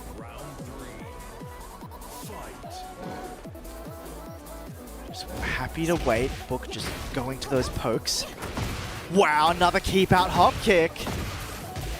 We get the wall as a reward as well. Post activation here. How does Yagami want to play? Back turn, feint, dips out. Snap kick with the follow-up. Book, where you going with it? This time to the side. Right on the side through. Very difficult to be ready to break that one. Dropping bows on her. Massive bows. He dash gets the follow-up. Back turn stab. Wait, 1-2. That's jailing, and thought Book would press go straight for the back turn power crush. All right, Yagami now 1 round away from winning the run back. Breaks the throw. Yagami's been quite on it with the throw breaks, including the chain throws, which are a guess. Mission was set 2. This time gets a counter hit. Got the jab punish string. Oh, Book wanted to punish that down forward 1-2. He's just a little bit late. Check on the armor there. Yeah, just these strings. Book's trying to move. Able to move that time. Didn't get too much for it. Trying to use the homing. Wow, he blocked that, but still was able to convert. Gets a little bit. Cancels into the full crouch. It's going to be back turn. That's a throw. It's going to be 1 more hit at the wall here. And the set for Yagami. Wow, looking the years of experience, I think, from the old times showing there. Getting the job done over Book with Kunimitsu. Really, really good compact play that he showcased, especially in that last round there. So I'm playing around with a lot of different timings, using quite a few tools on the table as well. Down 4-1, jabs, and just really, really good sidestep as well. Just kind of kept Book smothered at the wall there. For sure. The down forward 1-2 in particular, that second hit, Yeah. tracks really well. And often when you're blocking that first hit, you want to move after the fact, and the second hit's just going to get you Not good. only that, but yeah, had really good effective use of full crouch mix-ups, that full crouch low slash into layered mix-ups after. He used overall kind of like right after he would throw in a little bit more delays in his timing as well as the match went on. And a lot of string cancel as well into full crouch. We see him using the Katon string as well, able to cancel that into crouch, go for that full crouch mix. It's very, very strong, and he's using that quarter circle forward 1+2 mid from crouch as well. I'm sure there's probably some people that don't know you can do that. You don't typically think you can do that type of input from crouch, but Kunimitsu can. Makes for a very good, safe mid mix. So coming up next, we got an all-Japan affair. It's going to be Team Yamasa Take going up against Good 8 Squad Matsuba. Ooh, the Japan team kill. Team kill? I don't know if you can say team kill, man. In this tournament, pre-top 8, there's no friends there's no here. teams. There's no teams, man. Nobody's friends here, dude. Not with the stakes. But you're going to be interesting. We saw Take on stream before, rocking the Brian. Yeah, trademark Brian. Matsuba likely going to lock in on Fang as well. So this should be this is an intimately familiar matchup for both of these players. Yeah, absolutely. It's going to be, Matsuba doing well with the Fang, very, pokey style. You've got to be very careful of that down back 3. Don't want to stumble into that and get counter hit. And we've seen, on Fang on stream all day today, just creating space, then going to that back Kempo, creating the whiff. But Brian is a character who's very, a lot of moves are advancing, like quarter circle back 1. He moves forward. He's got a lot of range in moves like 3+4. Especially if you can throw dashes behind those to even help yourself even more realign for any potential misalignment there. And, there's no way. Hey. This is the second time we've hyped up the character, and it's been a Kunimitsu switch. But this makes sense if I think about it too. Yeah, because I heard he was preparing this character as well. I'm sure many people were, whether it be to try and use it in the event or just at least be prepared to fight it. But yeah, there it is. Ready to go, some inspiration. 2 Kunimitsus in a row. Perhaps a preview of what's to come. Perhaps. Maybe. She might be a success. We might see a couple. Some might qualify. Alright, Take. Keeping it compact. Just currently only going for the pokes now, but as soon as the hatchet comes out, Matsuba's ready. And Matsuba not even really just using the built-in movement from the attack so far. He hasn't even like tried to step or anything. Yeah. Swinging it. There's that full crouch low. Checking with the back turn 1+2. Very safe. Back turn spin. Heat spin this time, and again, the spin option, he's been going to it consistently. G-Clef puts Take on the wall. All right. Matsuba with a quick first round. And definitely just opting to scope things out, trying to be safe with the back turn 1+2. But stumbles into that counter hit. Quarter circle back 1 from Take. And in balls. Drop with the back 1, down back 3. Very difficult to press after that set 1+2. Take with the counter hit Vulcan punches, but Matsuba denies him anything after. Counter hit uppercut. Spike with the heat activation. Now you won the glass. Take. It's good low to interrupt here, but Matsuba goes with the low stab out of back turn. Good check from Brian. Just outside of rage. He's got the Python homing attack. Yeah. Snake Eyes options available, but Matsuba won't give him the chance to execute. Rips the string there and goes 2 rounds up. It's that full confirmed big damage there after quarter circle back 2. A very daring jab interrupt. Wow, going through the glass there. Quarter circle back 1, regular hit. This move right now working very well for Take. Yeah, off the whiff too. 46 damage. Got hit by the environmental scaling a little hard there, but uppercut in mid. Man, Matsuba, when he's been off on it, it's been off, but when it hits, it gets great return. That's decent damage. That's wall positioning, spring kick, immediate spring kick from Take. Counter hit launch here. He just ripped that back 2 out of nowhere. Caught him off guard. Heat dash. It's going to be a guaranteed follow-up. It's going to be 1 more guess plus frames. Take, though, going to refill that life bar. The wreck. Down 4 ones. There's only 6 seconds left, but no hesitation. What a great approach and commitment to the low there from Matsuba. He didn't muck about. Got the job done. Sense the hesitation in Take. That was very well played. Being able to approach with set, then transition into crouch. Empty set, full crouch transition like that. It throws in just enough of a delay in timing too, to where, like you said, if there's a moment of hesitation like that, it kind of folds onto itself for you defensively. Yeah, and the buttons in the set stance that make you not want to even think about pressing a button there. It's like the approach is just an open door. Big trade at the start. Take, though, going to come out the victor. Yeah, was going for the roly-poly slash there, and Take here going to be the one taking return, like you said. 92 damage. That's a hell of a return. Just another day for Brian. He hits hard. You've got to be so careful with all those counter hits. 4-2. Just putting the pressure on, but there's that keep out. Hop knee going over the low. Wall combo follow-up. Faking the set, just opting to block here. Up 1+2, it's going to force the back turn, goes mid. Turn spin, Take now. Looking to close it out, and there it is. Yeah, got clipped there, maybe tried to move. The Katon version is safe. Oh, went big counter here. He jab checked there last time. Take knew better to not attack. Nice sidestep into the wall standing 3 counter hit. And no press into the set 2. He does get this wall after, though. Happy to just keep it safe. Cannonball straight, delay cannonball straight. 2 check. Dropping bows on it, and this time activation. Finally gets Matsuba to challenge. Maybe trying to poke his way back to his life bar, but no. Take, the down 4. They're starting to rack up now. He's hitting a lot of these little lows. Rips the wall standing 2-1. Gonna engage, catches Take, ducking with the heat. Crouch and mix out of control, but the trade in Matsuba's favor. This is big. Yeah, I think Take thought he wasn't going to rip that. He fully committed, got paid out, while standing 3. No more offense for you. Snake Eyes activation. We're going to get the heat. Spike. Hatchet at the wall. Again, caught Take on the counter hit with the heat smash. Second hit there, getting through, but what a whiff punish. It's something to be careful, man. The kunai, she always teleports now. Down forward, 1-1-2 confirmed Take.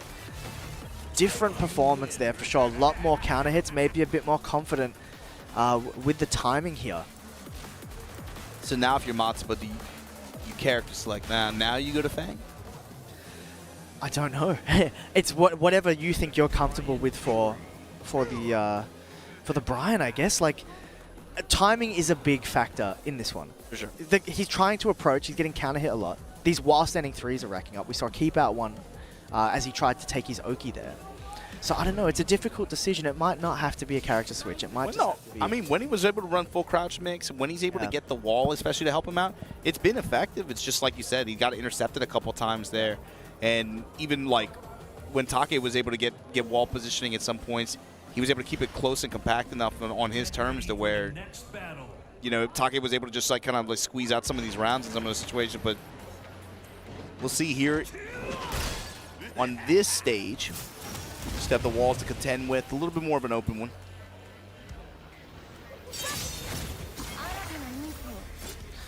But yeah, as you said, I think the full crouch low is definitely still a good go-to.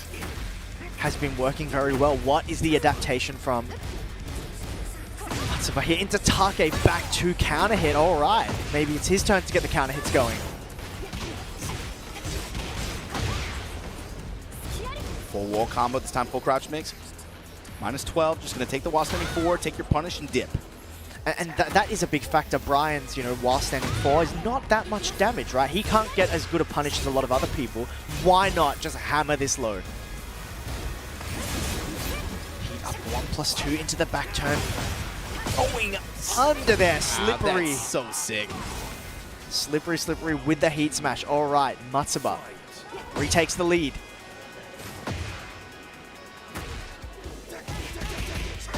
Forward one, just trying to keep Matsuba in check here. Take, these hatchet blocks though have really been on point. And the heat engage situation, Take is definitely looking for the low. Heat for both. Crouch jab, trying to steal the turn back. Heat smash out of set this time. Wow, great movement. Had the jet upper ready to go. The launch here, not quite getting that wall combo. 2-2 interrupt. No way! Onto the power crush. Into the full crouch. Oh my god, into the low after. Oh my goodness, I don't know what just happened. Take tried to retaliate with the power crush. It didn't work out, but it's not going to oh, maybe he's a bit rattled. I don't know. The match doesn't stop. You got to keep playing. Everything's getting a bit antsy now. Kind of hit uppercut. 2 slashes. Wow, to the right, gets that jet upper as well. Heat burst to stabilize, gets a little bit of extra damage. Heat on the Oki here, but Matsuba is not going to hesitate. He's going to go back to all reliable. Got to change up eventually, right? He's been going the spin option out of full crouch mix each time. Yeah, you got to do something else. Got to cash out soon, right? Yeah, he's been maybe a little too safe. Low stab into the smash, and just like that, Matsuba moving on over Take. Unbelievable. That interaction with the Brian power crush really could. That's a game changer. He had the right idea. She just low profiled. Teleporting into the crouch underneath it. That's the messed up bit. He teleported to go over and he went under. Like, that's not what he meant, dude. That's not what he meant. He got away with that. He got away with that big time. Oh, that was still a really good set, though. Yeah, absolutely, absolutely. Moving on, top 48 losers side. So you can see Matsuba a little bit later. But looking ahead to what we got, Alidor from Guam going up against Galgonge from Korea. So we're gonna see what. Oh, yeah, you've been missing your girl on stream. That's it. I need my turn to commentate. Let's go. I've been waiting for this.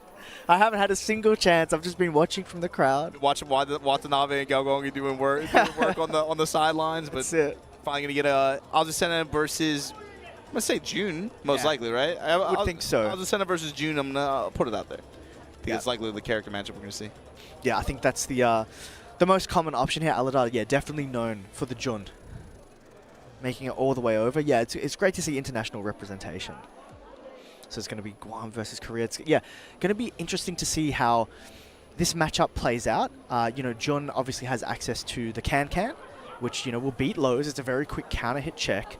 And, you know, Azucena really wants to get tricky with the lows and trying to delay timing. So it's going to be some interesting interactions here. But, yeah, Azucena, you know, rising a bit more in popularity as well. You know, Galgonge has been playing for quite a long time and getting more and more success. Playing well, getting that experience. And, you know, Azucena is a very strong character, especially on this patch, because, you know, the peers around her have been nerfed pretty hard, but her maybe not That's so true. much. That's true. Yeah. So she's definitely, you know, rising up the ranks, like, slowly.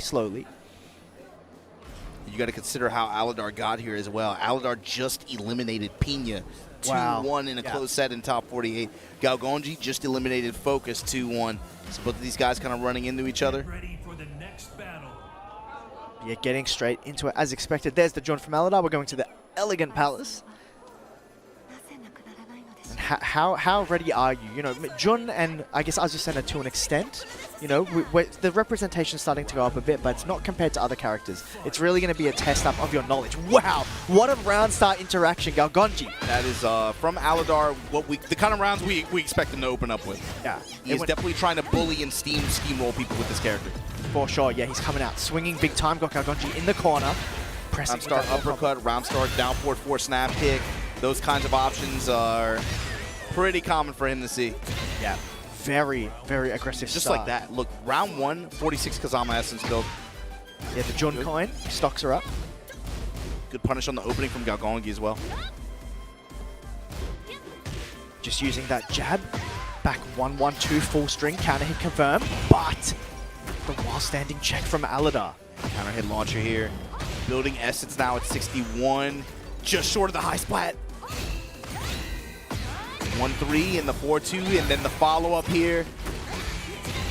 Yeah, just what an option. Committing to that launcher. Galgonge ready for the low block, but the can-can interaction against Libertador. It's going to be a good challenge against that. You may have to use specific faster options to deal with it.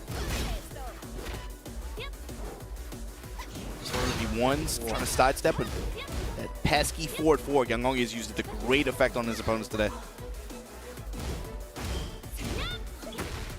String fake out, but Galgonge just looking for a chance to get involved. What a block and punish there with the full crouch. It's a pretty strong punish option for that speed. Yeah. Almost got the wall. It goes cross town. Not enough though. If you're Galgonge, you got to be able to, take advantage of this moment. You do not want to spend too much time fighting this boss character with your back to the windows like that. Not done yet. Straight through the glass. Going to save it though. Alidor with the Oki here, just poking quickly. Forward 4-4, ripped just shy of the wall. Not going to be able to convert. Keep out the armor. Down forward 1-2 times in a row. All right, Galgonge brings it back. That's what's frustrating to fight against Alidor. You can see it in his gameplay too. He's one of those players, like, he doesn't listen. Yeah. You pop him for something 3 times, he's still gonna do it. He does, like, those are really kind of frustrating players to play against. It's difficult. You don't know when they're gonna change. It's even worse when the character rewards you as heavily as this one does. Yeah. For sure, heat activation. Alidor with a bit of work to do, life deficit, but the heat should be able to help. Just going for the plus frames and pokes. Great sidewalk. Not the most return, but that's okay. Be able to get off the pressure from the dash here and get the dubby just like that. Boss character status 1-0. Yeah, absolutely. Alidor is absolutely keeping the pressure on it. It really feels like Galgonge just doesn't have a chance to get going. The pace is absolutely being set by Alidor here. These fast pokes and plus frames, and you know he's almost stun locked his opponent. But pack pixels yet again. We'll see who it benefits, but yeah, currently Alidor in the driver's seat. Gotta see who's gonna get this floor break first. Polite opening from Alidor. Wow. Just backs up, works his lows. And just rip the 3-ring circus. Sidestep engage, pushing back to the middle of the stage there, just checking mid. Yeah, the right heel dropped engage here. Both of these players in heat. There's the first one going downstairs already. You got to be ready for that. All pre-tornado. First round, and you've already built up 47. Galgonge goes all in with the Rage Art there. Why not? It's one of those reads where you feel the pressure. You just know your opponent's going to try and close it out. He's going to get rewarded big time for this, get a bunch of life back. Life situation not that dissimilar. It's going to be one more pixel after Galgonge uses the Heat Smash and the up forward 3+4 approach from downtown. Nice. Brought it back all the way from that Rage Art. Far range flutter kicks like that, able to intercept.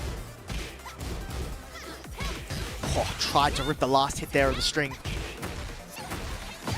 Good conversion here from Galgonge. You think he can turn this into something? No. Not quite, just misjudges a little bit, but the sidestep and the whip punishment from him has been very, very good this game. That was a great option as well. Heat burst in a situation where you might see Can a lot, able to get that spike. And now Galgonge's switch. After smash, going mid, down back 4. He's starting to do a lot more stuff. Down 3 cheese right there to close it. All right. Starting to see him get a bit more involved in the game. How's Alidor going to respond to prevent this momentum shift? Leveraging that HP too, he's been going armor a lot. Wow, counter hit. Did the mid cancel off the forward 4 string. Gotta be careful. Going to the wall now. We're going to see big damage from the spike. Here we go. That right heel drop. To engage here. Got a lot of health back here on the side of Alidor. Mid option out of stance. Forward 4 again. Yeah, I think he knows Alidor's trying to move a lot. Going to that homing so much. Counter hit though. On the second hit, that's going to be huge. Post spike here. Alidor just hit 100 on Kazama Essence. Galgonge just trying to rub it with a counter hit. Went for orbital. Thought the low was coming. Alidor played it safe there with the down forward 3. Galgonge, you want to be able to close this game out quickly. You do not want to play around with this character too much, especially with the way Alidor plays. Just like that, laser beams. Chip low power crush though working out again. Oh, I thought he would respect the cancel, but instead, no, it's Alidor. That's right, he just ducked. He would have got counter hit right by that mid again. Doesn't care, that's why it's difficult. You mentioned it before. And now look at the damage here as Alidor gets the splat, moving on to set point out of nowhere. You got to see how this round. Whoa!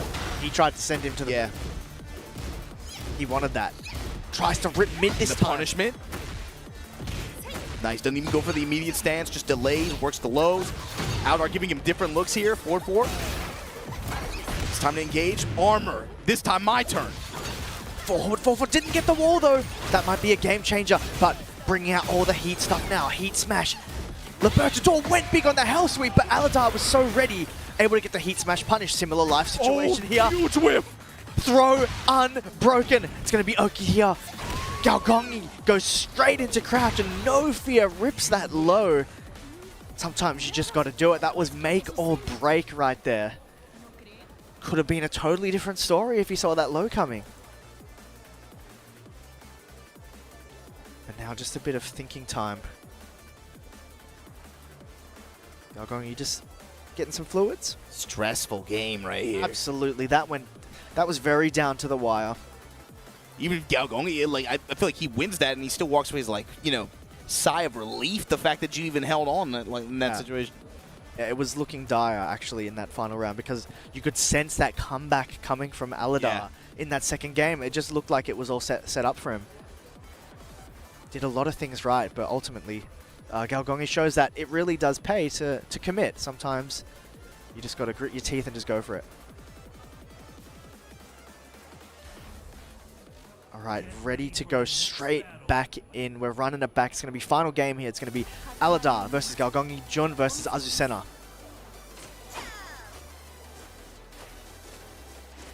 But yeah, a lot to think about here. We saw that, you know, the mind games are developing off the forward 4 string.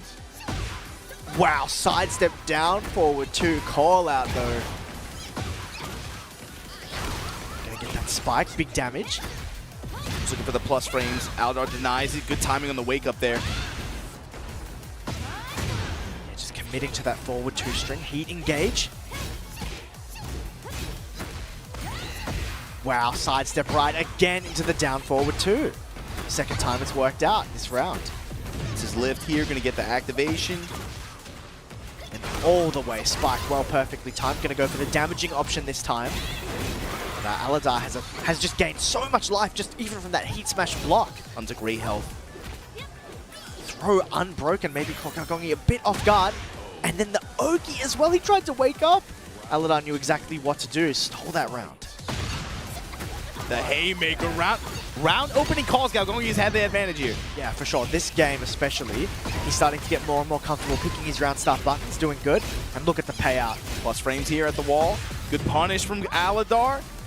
You just go in immediate activation. Alidor's trying to win with heat, man. Step here? No. Eats the mid. Wall advantage on the rotation. Straight into the grab. Sense the retaliation there. Running 3-2. Down jab. Alidor has been on point, keeping out with the down jabs there. But the power crush again, just as Alidor tries to get back in. Rips the 4-3. Not quite ready with the punish though. Alidor being really, really good at not trying to overhammer any one option too much. See him taking advantage of just any kind of hesitation on Galgonge's side, just working a jab low. Finds a big sequence here at the wall, gonna turn up. Awesome mode active. These counter hit throws have been adding up on both sides though. Yeah, I think he's looking for that parry, right? We're seeing that special effect, meaning it's taking out a parry. Big hell sweep, tries to rip the string. Step, and it's there. Plus frames here, Alidor just enforcing all the pressure. It's one more hit, and the homing move gonna counter hit Alidor on set point. The forward 4-string, we haven't seen that come into play at all this game 3.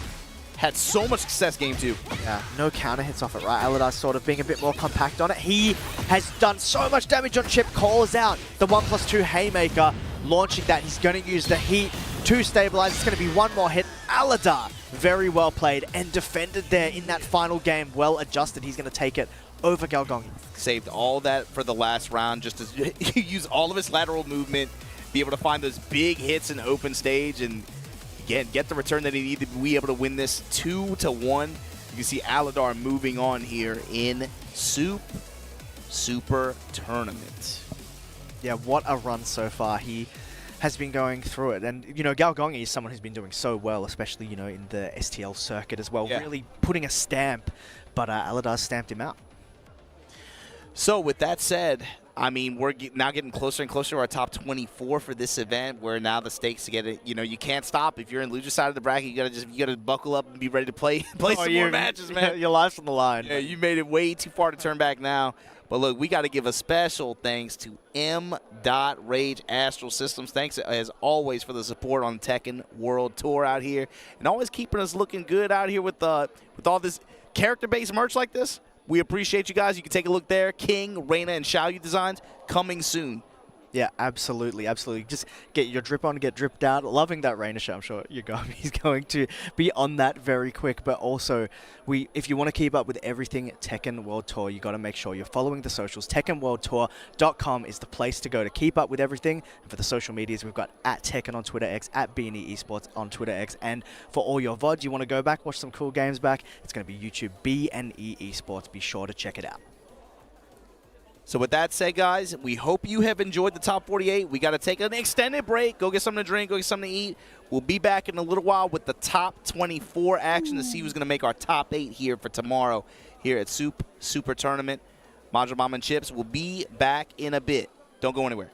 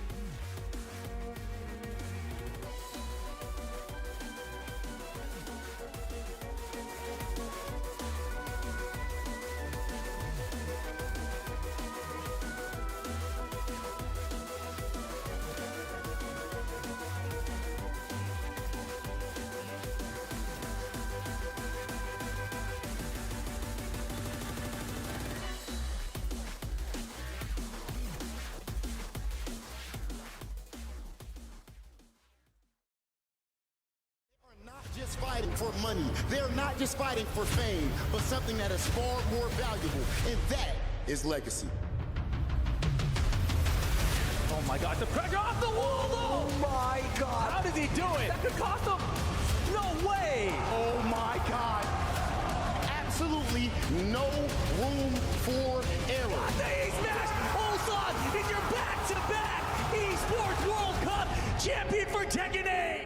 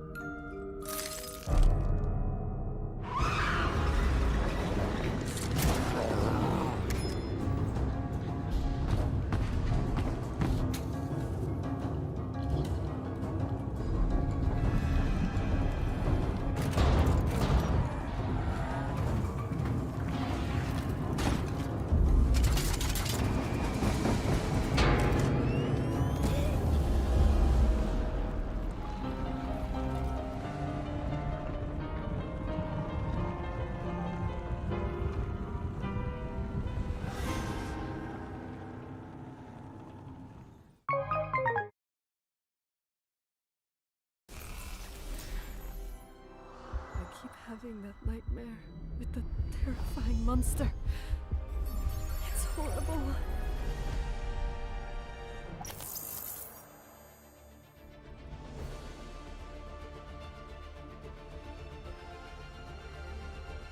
You'll need to level up and enhance your equipment if you want to get stronger. Ready? Ready? We all need to work together and help each other get out of this nightmare. Let's show them how well we work together!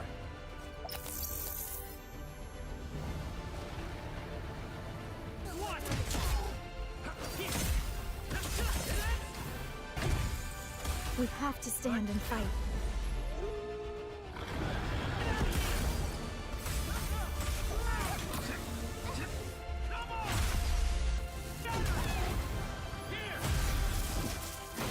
After all, the stronger the enemy, greater the challenge!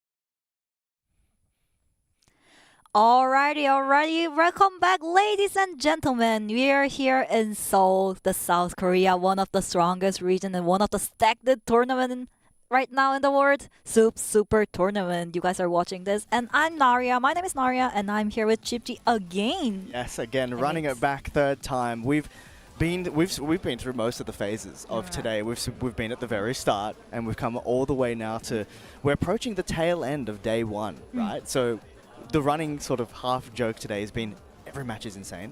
So you know that the combination of many insane matches leading up to the top 24, which we're at right now, it's going to be the absolute best of the very best. Everyone fighting, sweating it out for one of 3 EWC qualification spots offered at Super Tournament 2026. It's going to be big. Yeah, I mean, like, it's a kind of long day for players and also as a commentator, but still, I feel the energy of the venue. The top 24 gonna be insane. I'm gonna promise this. So please keep watching this tournament. It's gonna be so fun. And a lot of high-level gameplays as well. I mean, right from now, we're gonna see familiar names from not just from Korea, the internationally famous names. Like I think we're gonna have like Kagemaru, Rangchu, Yagami, all the top 24 players right now. So I'm glad to watch that one. Yeah, and look, we've seen everybody use. We're starting to get to that point where people are maybe bringing out a new character. The Kunimitsus weren't happening at the start of the tournament, but as today's gone on, we've seen everybody try to get a bit more cheeky with that. So is everybody hiding secret weapons? I don't know. Like, you got to do what you can when the stakes are this high. You're right. But I think this is the best timing to keep your secret weapons to test to the pro level players. I don't know what they're thinking about, but it's their strategy. And I think we can see for the next match. I see Jaunting on the stage. Let's go, Jaunting and a book. Yeah, okay. Yeah, this is gonna be losers bracket, by the way. Yes, it is. Jaunting versus Book. Thailand versus Korea. Yeah, wow. Another international bout. We saw Book just on the stream before, rocking that king, that we've seen so much of as of recent. Yeah, Book is known as a Jin main from the Tekken 7 and the like. But at the end of season 2, I think he changed into King a little bit. Something happened. Yeah, something happened. He knew it. He knew it that Kings can be his secret weapon, and now that became his main characters, showing up like killing everyone in the Super Tournament right now. Yeah, it's very scary. But John Ding, we saw some of the Eddie before, but he is a man of a couple characters as well. I even saw him dabbling in Azucena at some point. He's trying to probably find what fits best, and when you're coming into King right now, you got to be thinking, what's the best pick. Maybe you want to pick something to specifically counter that. John Ding, definitely has a couple of options moving into this one. All right, but as a King player, you should be aware that he has a howling. So John Ding, of course, Eddie has the throw that does the wall splat. Yeah. So it can be a case to deal with the howlings. However, there are a lot of choice that Book can make in terms of 50-50 situation that stands. But King and Eddie, here we go at Midnight Sage. Yeah, very important, especially with that wall explosive in the background. Only one of them. But, characters like Eddie who can just pop that 50-50 out of relax. Oh my god, I don't want to be anywhere near that wall. I remember, at the end of season 1, Jonting said, why the hell this wall is not walls? I mean, there's no wall gimmicks. So there's only one wall gimmick in this stage, and he didn't know it. It was at the end of season 1, and he knew there's only one wall gimmick for this stage. That was the point, but that shows how Jonting is really playing this game like a dolphin. Jonting's another name in Korea is a dolphin. Oh, okay. It's his IQ test. Unfortunately, similar as dolphin. Yeah, so his nickname in Korea is dolphin. He always saw dolphin. However, I think his gameplay is way much better than dolphin here. I think so. Hey, that doesn't hurt to turn the brain off sometimes. All right. Goes for mid. Oh, no, the trade! The combo is going to be easy. The wall made it easy. 8 seconds left. Okay, going for the Oki here, but John Ding, great option. Stayed down initially and then just snuffed it out with a spring kick. All right. Since John Ding saw the charge move, he just spring it right away. And really good timing for the launcher to counter it here. All right, good tornado. Oki. back down as well, enforcing the plus frame. Yeah, picked the tracking option, didn't want to commit to the string though, only did the first hit, gonna burn that heat dash out of relax. Activator from Book as well. Maybe trying to do close Giant Swing. Yes, he is. 10 frame Giant Swing, which changes to homing in during the hit mode. Yeah. Gotta be careful. All right, burned that heat smash. John Ding just trying to use the down jab. Yeah, that one's kind of hard to do a whip punch. Nice dog and punish from Book. Yeah. Oh. Poking. Oh, a move. He tried to rip that second hit. He was just a little too slow. 16-second left on the clock. All right, nice throw break here. Book. Nice low, nice throw break on the Shining. Oh, that's gonna be a follow-up. Yeah, there's not gonna be enough time. Just gonna keep it safe. Not much Book can do here, but John Ding picking some great options there. Good patience and good decision making from John Ding. 2-0 leading the game here. The game number 1. Losers on top 24 and engaged for John Ding. And a power crush came out. Interesting. Yeah, maybe thought that running move was coming. Eddie plays do like to do that after the heat engage. Forward 3 though, you gotta try and at least scout it out. It's so difficult. But currently, yeah, this power crush style paying off at the moment. Alright. John Ding goes to the hit smash. Trying to give up pressure at the gimmick war, I guess. Nice throw break here. Oh, Twitch Duck just not ready with the punish. Got a little something, but that's gonna hurt. Yeah, that's gonna be hard. Still, 24-second left on the clock. John Ding. I'm gonna use a rage here. They are just staring at each other right now. Look at the spacing between two players. Oh, nice block. Alright. Hop kick. Alright, time still ticking. Just one more hit needed for Book. But oh, no way! Ding pulls out the shenanigans into the rage art. I mean, that string is not commonly you never see it. happen during the tournament, especially in the high-level gameplays. You expect opponent to block it if you're in high level. So that's the reason why Book was forgetting about that one. Yeah, it was funny because Book, it was very clear that he was trying to play that cautiously. Small buttons, just trying to be really safe. And what does John Ding do? He just throws out the craziest thing you've ever seen. And it worked. It worked. It worked. Like, what? You're not thinking about that because, as you said, not many people are using it. Yeah, not many people using it. Especially during the tournament. Especially your opponent is a Book from Thailand. Yeah. Yeah, I'm never not going to do this on me. Yeah. I'm Book. I play King. Unfortunately, the opponent was John Ding. Yeah. Dolphin. Yeah. He don't care about it. I'm just using it. I'm just using it. I don't care what happens. Alright, he's sticking with King. Book. Didn't change the character here. By the way, I'm not the anti-fan of the John Ding. I'm a huge fan of John Ding. I'm not downplaying him, but like it's his like the icon in Korea. Dolphin. Yeah, it was ripping that move might have been a Dolphin moment. I'm sort of jumping in the air like jumping on the air.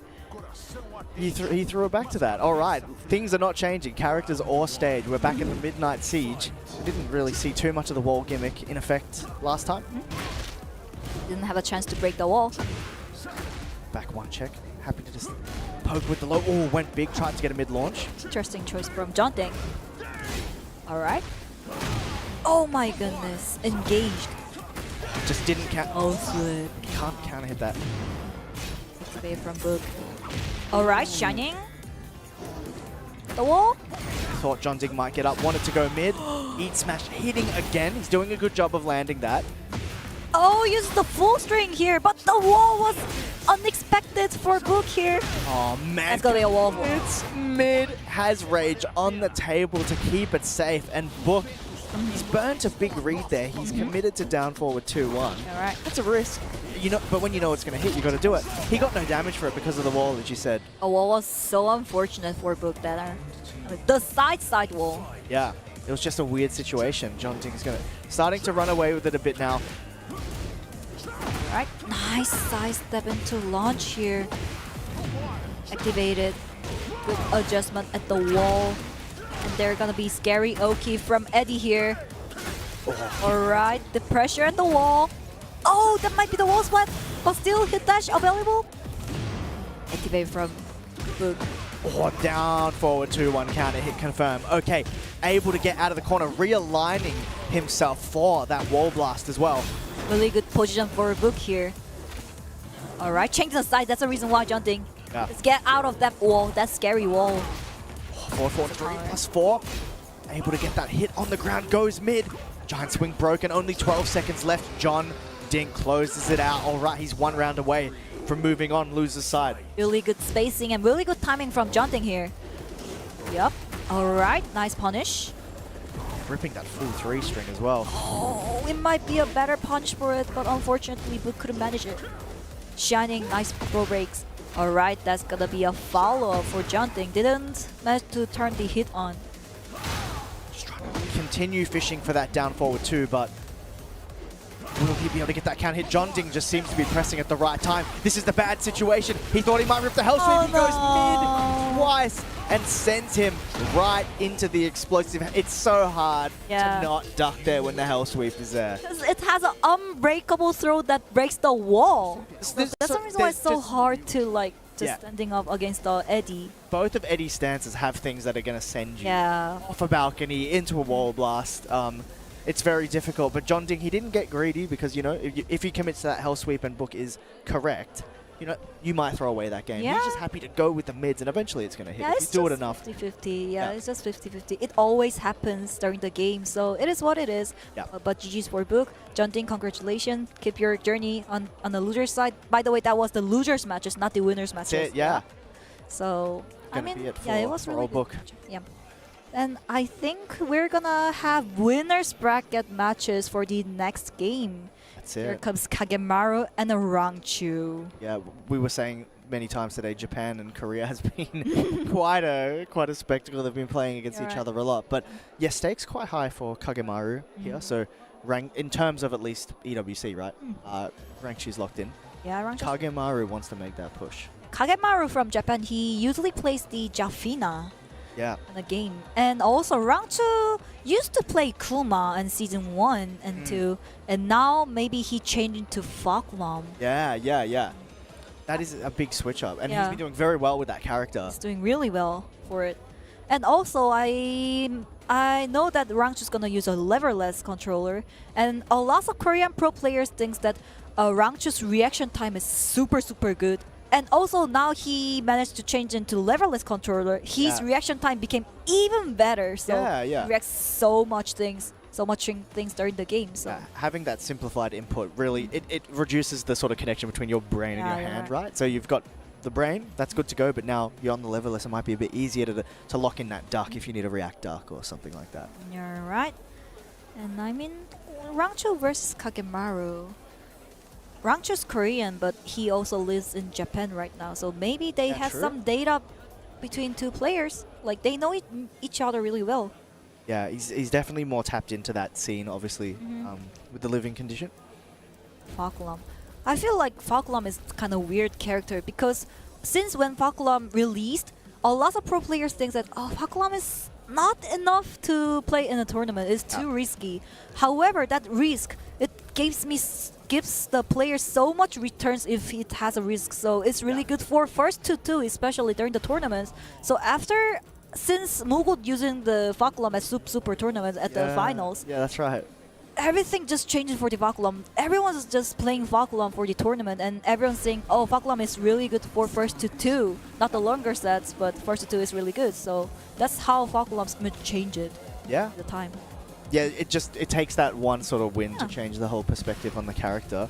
And maybe people think, like, you see that you can get the result, and you're like, okay, maybe I can do that now. Gives you the confidence. Here we go. Falklam versus Jafina. But watch out for the Jafina's Tarantula sense, because Falklam is super tall, so it might just avoid everything from Falklam if Jafina goes to the stances. Yeah, and you know, like the three strings that Falklam likes to use, like, you might be able to low profile that. It has a relatively high hitbox. Right. Good power crush from Rangchu. Low pokes, Kagemaru. Rangchu goes for the just uppercut. Alright, that tons of damage. Yeah, trying to get armor against Falklam with that 14 frame low, with that counter hit animation. Something to definitely consider. Rangchu puts on the pressure with the heat smash. Oh no, that's what I mentioned about. It's high risk, high return. It is what it is. If opponent blocks it, then it's opponent's turn for sure. Yeah, that's the trade-off, right? You get all those benefits, but all it takes is one block, and Kagemaru is ready to launch that.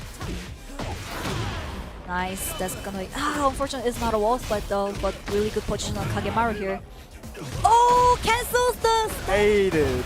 cancel the hit burst since he saw the power crush. That's crazy. That is amazing awareness there to be able to do that. Running 3, putting the pressure on Heat Smash again. Just a lot of plus frames again. And Kagemaru retaliated on the minus there. Maybe something for Rangchu to remember. 2 times in a row. A pixel left for Rangchu. Goes for the mid kick. Yeah, keep it simple. There's so many strings to consider when you see that 3 come out. I think Kagemaru does really well. What he does really well is that Rangchu use a lot of down forward 1 right now, but Kagemaru keeps doing that small tiny fudge block to avoid the second string on high. Yeah, that's really good. Yeah, that's such an important factor of this matchup to be able to deal with both strings like that. Alright, Llama stance. Goes for the low. Activated Rangchu. Kagemaru, what can he do? At the wall. Nice whip punish. Yeah, hoping to get that blocked and do the heat dash. But wasn't working out. Gonna burn it on the heat smash. Instead goes for the wall splat throw, but Kagemaru is so ready. Kagemaru has a rage art as well. Nice block and the punish! Yeah. High risk, high return, but Rangchu, that was the wrong one, maybe. Yeah. Unfortunate. But Kagemaru managed to do a full combo with the rage art. Maybe probably gonna finish the game here. Let's see. That's it. Yeah. Enough damage. And I think ducking into after that 3-1 is a decent decision because the mid, right? The mid's not as scary when there's not a wall. And you know when you block that low, you can win the game. Good choice. Really good choice made by Kagemaru. And another low block and engaged as well. Kagemaru looking sharp right now. Alright. Oh, tried to keep out with the 3. Engaged for Rangchu as well. At the wall, by the way. Yeah. Alright. Oh, he almost. Wall splat. Almost. Nice Got try. a little bit. Didn't get the full thing though. Kagemaru cancels into the mental frames. He's putting the pressure on now. But Rangchu is able to hold on. He's keeping that wall position. He's keeping Kagemaru right there. But Kagemaru's low poke's looking good right now at the senses. Stay back. Down jab. Nice interrupt. Very nice. Oh no! You're kidding me. Down. You're sure the combo Rangchu. Alright. He got there in the end. The keep out launch. He thought the wall was closer, I think. He wanted to set it up. Maybe, but it is what it is. A win's a win. It's fine. It's the same 1 round. So. Back 1 though, just keeping out with that. Alright, Llama stance 50-50. Was this just low again? Activated from Rangchu. Alright, wow! All of this is, but really good interrupt from Kagemaru. Back 1+2. Oh, tried to high crush there. Rangchu just needs 1 more hit to take this first game, but Kagemaru's making it difficult, but the down for 1-4 gonna connect. Down forward 1. Really good tool, but always can be super risky if they use a full string. But anyway, really good management from Rangchu, but I feel Kagemaru did really great job against Rangchu's Fakulan, but that one combo mistake even give Rangchu a momentum to win, I guess. That was the totally mistake, but he just managed to win that one, so it's okay. Yeah, well, momentum. Look, he just sort of went all in with the down forward 2 as well and managed to connect, to turn the tide of the game. Sometimes you just got to risk it. High risk, high return. You should risk it in order to win. That's it. Can't play safe all the way down. Not all the time. Not all the time. Too predictable, might not get you the damage output. Alright, full strength from Kagemaru. Oh, good spacing for the Rangchu, but engage for Kagemaru here. Back 1+2. Spend a bit of that heat. Still interesting trade. Alright, Rangchu rips the string there, catching Kagemaru out. Gonna burn the heat smash here, push away. Kagemaru just trying to hold on to this life lead, but the Rama stance, another low. He's gone low every time, but that's a big counter hit for Kagemaru. It's not a wall splat, unfortunate, but goes for the mid. Good save Ocean from Kagemaru here, 1-0. I mean, why Rangchu is using a Llama stance low all the time and why every Kagemaru can't block it? Because this is the mind game. It's just feels, now this time he's gonna use a mid. No, he's not. Just resistance, where's resistance? Ooh, okay, gonna get that guaranteed follow-up, get a charge as well. Not gonna matter though, because he's gonna burn the heat. Gain, is he gonna use a low? No way. No way! From 4? Mind game just broken right now for Kagemaru here. What do we think of 5 times in a row? Is it gonna happen? It might honestly happen. He's had the audacity to do 4. Wow. Right, nice intro with a jab. Alright. Hit dash, I mean. Oh. Kagemaru just trying to keep it compact. Oh, back 1+2 finally and gives Kagemaru the wall split. Yeah, that was very well played. The use of the jabs as well, right? We know Kagemaru maybe not the best when you smother him up close. I think Kagemaru is starting to realize that a bit. Engage for round 2 here. Down forward 1. Alright, activated from Kagemaru. Goes low. Going Again? And 2. He's 3 times in a row. trying to steal Rangchu's tech. Alright. But Kagemaru still has a hit here. Hit dash! Follow-ups. He has an install as well, Kagemaru. Yeah, very important. How's he going to use it though? Is he going to use it? Will he get the time? No dog. Just every mid hitting right now. Kagemaru though just holding on for dear life. 3-1 to close it. Alright, Faklam. Kagemaru's jab check is really good right now, Yeah. but can he make it into the more like counter, using the counter hit tool and do a full combo? I think that's gonna be better. It's a very good point. Like you can shut it down, but you're not getting paid out for it. Right. Oh, no, misinput. the misinput. Unfortunate, but still is okay. Activated for Kagemaru as well. And Rangchu's really going for this delay mid off the down forward 1, hoping Kagemaru goes into it, but... Right. Oh, nice block. I couldn't manage to punish it. Activated from Rangchu at the wall, maybe? No, hit dash. Get out of that wall. Down 41 strings. Alright. Okay, goes heat smash from range, hop kick, keep out. All right. Beautiful timing from Kagemaru of using hop kick here. Tarantula, Jafina looking super good. Yeah. 1-1. Yeah, I think Kagemaru's like stubbornness almost is paying off a bit. Rangchu keeps trying to hit him with the delayed mid string off of down forward 1, and Kagemaru's just happy to hold back. He's not overextending or anything, and he's winning on his own situation. So we'll see how that plays out. The stage is opening up now. Walls essentially not in effect as we go to Yakushima.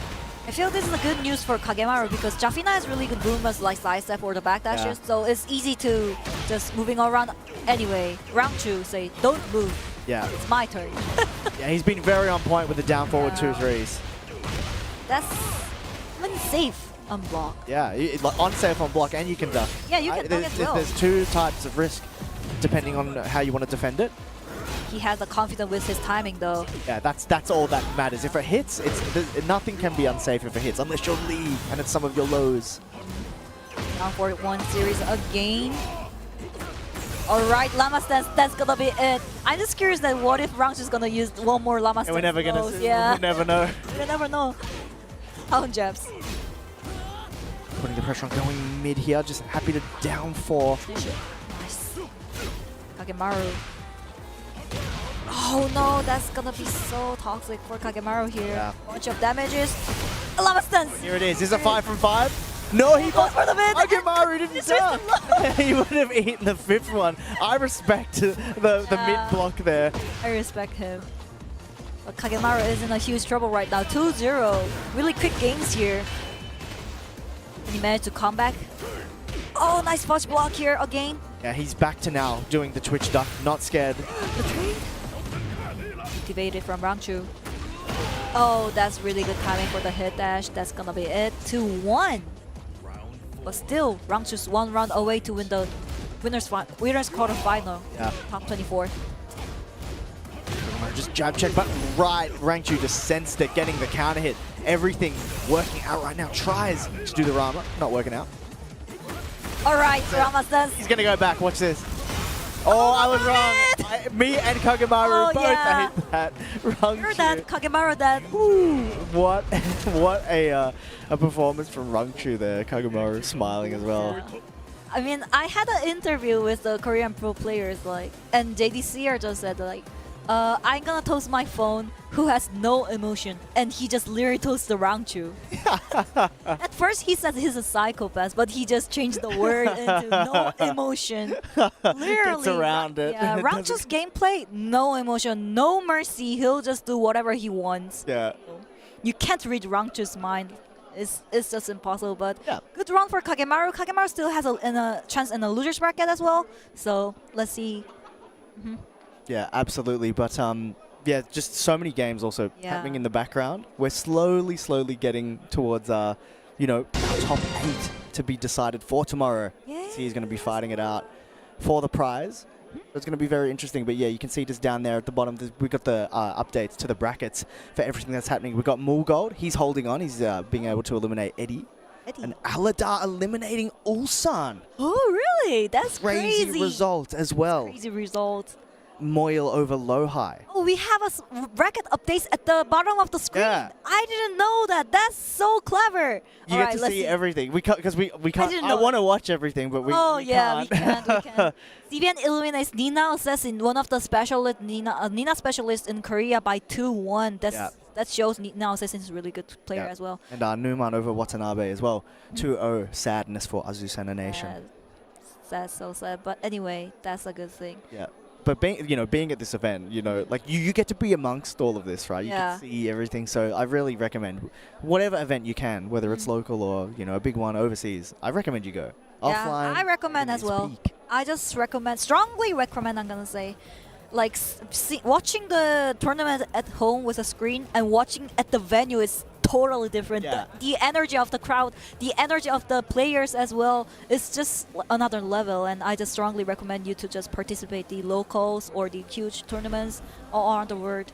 That's how I started this game as well. Yeah, it's so much fun. So I highly recommend it. But watching here is fun too. As we move on, we've got Mangja from Korea. He's going up against Yagami from Australia. This is going to be a big one.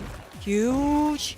Mangja versus Yagami, Korea versus Australia, the winner side of top 24 bracket. Yeah. There you go. And Mangja's already locked in, but Yagami is really trying to make that EWC push. He needs to get through here to make it easier.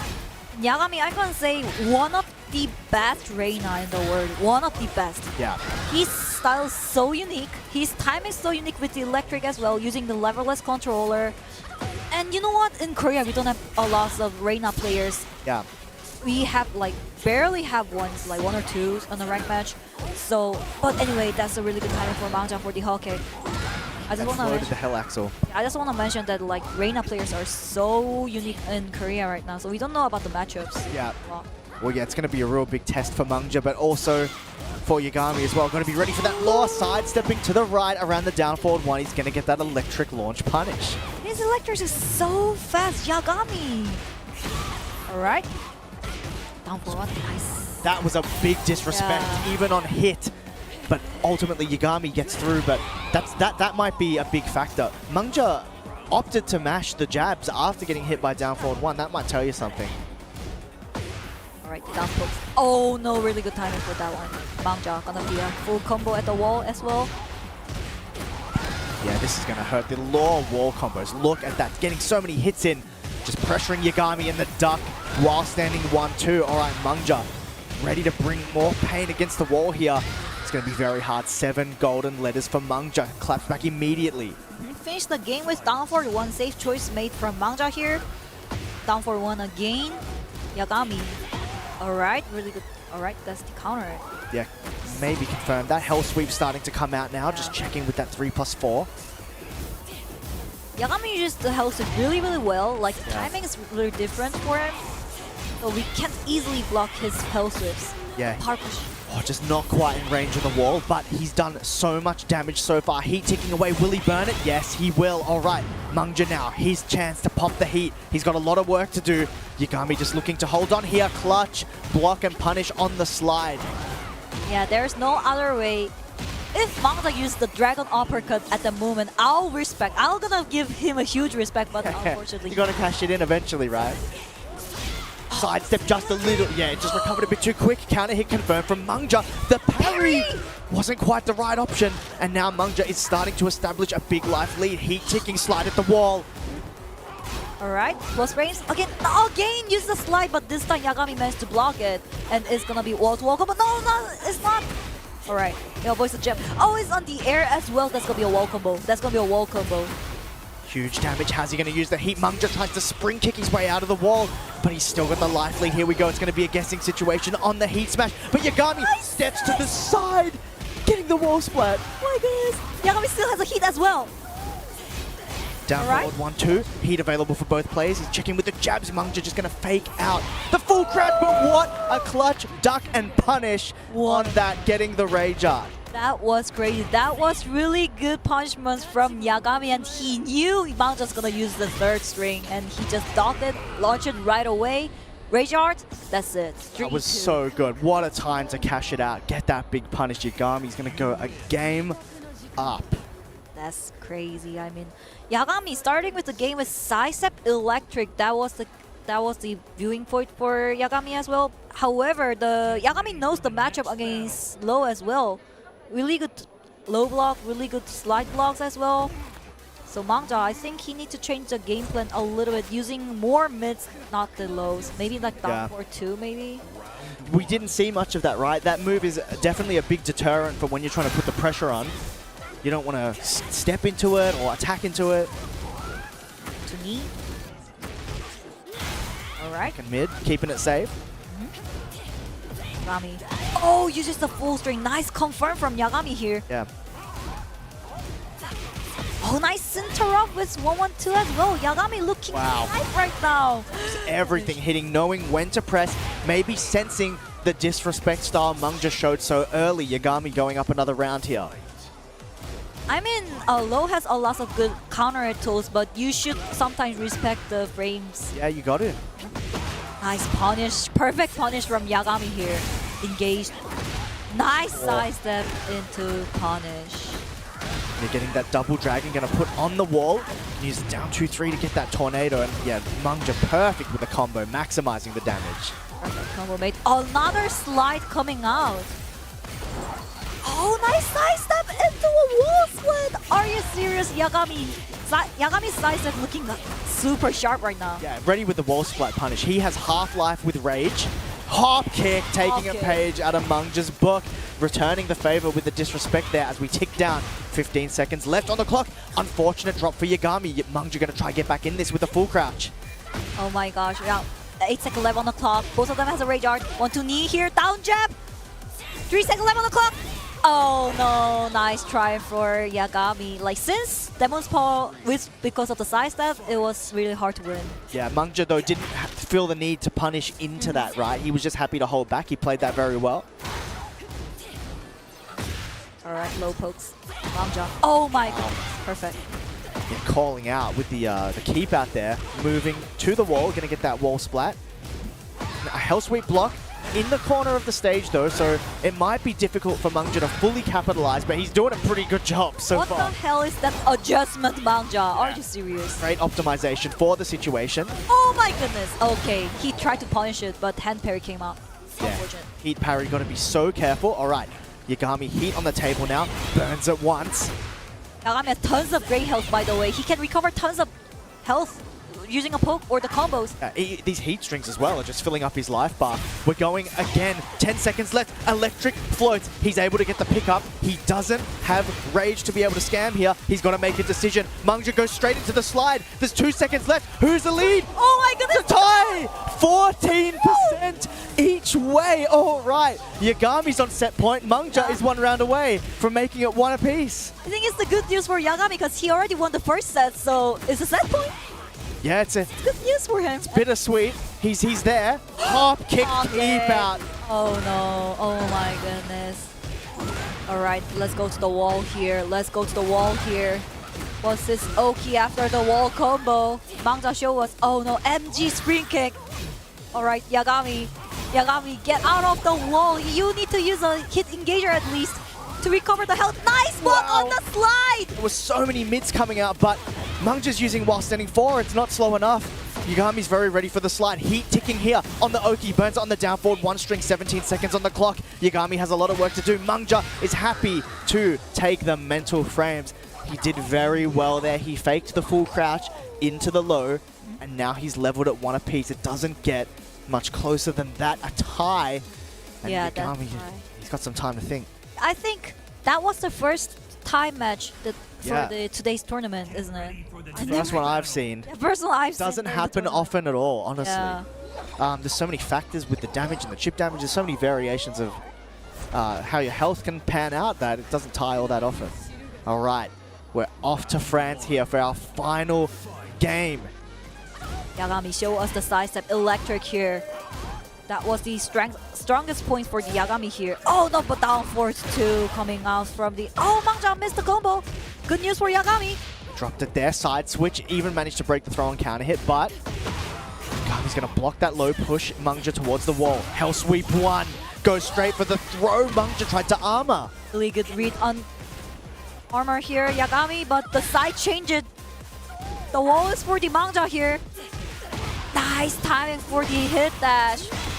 Oh, he's going mid, faking it out, just trying to see if he's gonna duck. Mangja holding on very well, and now given the chance to activate the heat.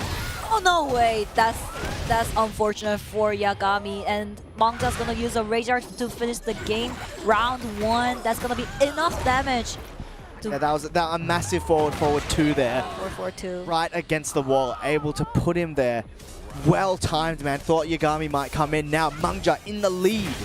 Yeah, I think the keyword for this match, like Mangja versus Yagami, is the wall split. Both of these players are doing so much great job on the wall split here. That's how game works between two right now. Alright, engage for Yagami. Goes smaller low, maybe not wanting to risk. Good read there with the heat homing string. Does it again on the jab. Keep out. Both of them hit for different reasons. One because it's homing, and then on the second one because it goes under highs. Alright, but good start for Mangja here. One-on-one set as well. Alright, pressure at the wall. Pressure at the wall. Mangja, he's looking more comfortable. This is crazy pressure. Still uses the slide. Still end dog on a throw. Mangja knew it. Yeah, we hadn't seen it much, but he knew the comeback potential was on. And speaking of comebacks, Mangja is now 1 round away from taking it over Yagami to move on winner's side. Timing for the armor here. Activated from Yagami. Can you make it one single electric here? Just everything landing. He's just keeping it compact with the pokes. Wait, dash. Hell swifts. Risky. Can't be scared now. Mangja activating heat. Tries to rip the full string. Alright, Yagami just going back, playing this. Oh no, that's the punish for the electric. Back to... Yagami rips the full string. Hell sweep 1. That's throw. It's going to be against the wall. It's extra damage. Wake up, Rage Art. No. Oh my goodness. I don't think any of us could have pinned that option with Mangja's life situation. Gets up straight away, stops the pressure. No one knew it is there's gonna be a Rage Art. No one knew it. Yeah, no. What? Like it's one of those options that's like you genuinely don't expect it. It's the perfect thing to do, but you know, with stuff like life situation, you're just not expecting that typically. Yeah, that match between Yagami and Mangja, that was super tough and super tight. That's the reason why we all forgot about the Rage Art maybe. Yeah. Mangja's Rage Art timing was the perfect, and he managed to go to the win at the top 24 on the winner's side, I guess. Yeah. That's it. Yagami is still alive. He'll be moving on the loser's side. But yeah, what an option, you know, just to shut it down like that. Because, you know, the Rage Arts, they do come out quite fast, especially when you're getting up off the ground. That was a really good play. Yeah, that was a really good play from Mangja here. And I think the next matchup, I see Rest on a stage. Ooh, okay. Yep. Rest. Going to be very interesting going up against Usama Abbasi. Usama! Rest has been putting in a shift. Yeah, Rest. He's been doing good today. Super good right now. Yeah. Super good today. Super sharp. His down for 2 timing is really good. His pressure at the wall with the low high and like a middle kicks, that looks insane. The match between Rest and Moe-IL, that one's super insane. Like Moe-IL was winning like 5 rounds in a row. Rest just wake up and do a crazy comeback, crazy comeback thingy during the match. So that was really good. Yeah, Rest was very good from what I saw. Just like placing the down 3-4s very well. Knows when he can like sort of stand switch and flamingo, and knows when to just close it out. He was doing very good with that, playing very confidently. But he's got his work cut out for him here as he goes up against Usama Abbasi. Let's see. Usama previously played... I forgot the character. Which character did he play? So he's been playing a few. It's kind of hard to to set up what he's going to do. I know like he had plays an a lot of Eddie characters. phase. Yeah. Like he definitely likes to gravitate to maybe like what's stronger, I would say. Or maybe he might think about the matchups as well. That's important, right? So Rest gonna use the Raven or Hwarang, but I'm pretty sure that he's gonna use Hwarang because I asked him about the character choices. Yeah. He said, I only use Hwarang for this tournament, and I will only use the Hwarang for this tournament. So, Okay. yeah. There we go. Got it confirmed. We'll see if he keeps to his word, but I don't see if he's got any. I don't see him with any reason to switch. But one of Usama's many other characters, we've got the Jun ready to go. Jun has really good while standing punish tools. Even though the opponent's Hwarang, if he blocks a single low during at the wall especially, that's gonna be a nightmare for the Hwarang. Oh, for sure, Easy right? wall split, word to word, like Korea to USA, I guess. Yeah, legit. Wow, big whiff punish to start us out though with the forward 2. Unbelievable as we go to the wall here. Reach the wall right away. Down for 1 poke. Rest just happy to snuff that out with the jab. Nice dog on the oh, parry on the leg. Interesting choice. Yeah, so ready for that. Alright. Oh, armor into mid kick, engage. Oh, nice block on the hell sweep. Look at the combo here. Look at the combo here. With the max punish as well. Rage available. Look at the optimization. Rest. Like Rest really is worldwide known for his Hwarang combos, right? We see it on display. Oh, he can do crazy optimization. You put him anywhere on the stage, he'll make it work. You're right. All right. Start for Rest here, 1-0. Oh, nice punch block on the throw as well. Oh, it's on the air. Yeah, got the float. Second hit didn't quite work out though. Yep. Throw. 4-3. A lot of throw going on. Oh, both of these players. Yeah, thought the flamingo step might work out. Yeah, Rest is using a lot of throw because of the parry. Yeah. Yeah, he got parried at the round 1, so he's just aware of that one. Oh, again. Catching the counter hit as well. Yeah, this is really going to hurt. Or maybe not. Drops it a little early. Still in the lead. Oh, Usama tried. Hit the big low, but Rest was able to close it out instead. Looking quite good so far. A lot of work for Usama Abbasi to do now. Unfortunately, it was not a clean hit. And engage at the beginning of the round for Rest. Usama just want to get out of the wall here. Punish from Rest. Alright, 1-2. Wow, that was like Eat Dash. To get that over the line, man, the momentum on this guy right now. Man, 3-0. That's crazy. Yeah. It's Usama. I mean, like, the pressure at the wall, that was good. The awareness of the parry, since he got parried on round 1, he always uses the throw. Yeah. That was really good as well. He's very ready for Jun, right? He's fully ready against Jun. And, you know, we know Usama's very strong. He's already qualified for EWC as well. Yeah, he's super strong. Rest's going to try and do his best to get through. And a bit of thinking time for him now. Yeah. Probably gonna think about changing the characters here. It can be another momentum for him. Yes, he's gonna change into Eddie. Yeah, sort of going back, we, you know, expected this as one of the potential options. And, you know, if it doesn't work out, as you said, it was a 3-0. Maybe it's just time to go all in with Eddie. All right. I mean, like, changing the character can also changing the mood and the atmosphere of the previous round. Like 3-0, it can be crucial for him. However, taking time, like selecting characters, taking time, getting some coachings, it can be changed like opposite way, like changing the mood, changing the atmosphere. So it can be a good choice. Yeah, for sure. Well, he's not locked into the character yet. I don't know if the coaching will talk him out of it. No, it won't. All right, it seems like they have a game plan ready to go. Eddie has been locked in. How ready is Rest? All right, we're opening things up to the Coliseum of Fate. Coliseum is the open stage, but it's manageable to go to wall compared to the other open stage, like Yakushima. You still can. Still not super common. Yeah. And, you know, Eddie, he's quite scary with the walls, with those mix-ups. You know, we've seen a lot of the handstand throw hit today. We were talking about it earlier. When the stage opens up like this, it probably favors Hwarang a little bit more here. Right. Eddie is stronger when he has a wall. Yeah, and especially when he has a gimmick. Yeah, I don't want to play against that. Yeah, Keep that away from me. That's the nightmare. That's the bad dream for sure. Launch it! A nice try. Yeah, got a little something. But, you know, Hwaran's pressure, it's often keeping you on the ground, right? So you don't need the walls to make it work. Right. One single counter can finish the game here, Rest. Usama needs to turn the hit on, at least. Alright, try to do a whip punch here. Nice try. Yeah, we saw him do the stance switch there just to create a bit of space. Oh, he had the counter hit. The counter hit! He didn't believe. 15 seconds left. Rest keeps out with the 1-2, no hesitation, into the Flamingo low. Huge risk taken by Rest, but he could do it because he already won the first set. Oh no! Oh, kick in the bag. Even after the down 3-4 whiff, he was ready, confident that it was going to hit. Switch blade, let's go. It's the combo here. Tried to launch me. Usama froze then. No punish, but able to still get a combo. Alright. Recovery gauge from Usama here.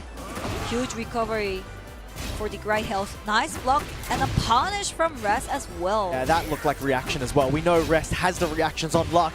How are you going to hit forward, 3? And no! He tried to get the launch punish on the slippery kick. He's still alive. Usama, can he get back into this one? No homing kick there. Rest 1 round away. 1 round away. This is 5 rounds in a row.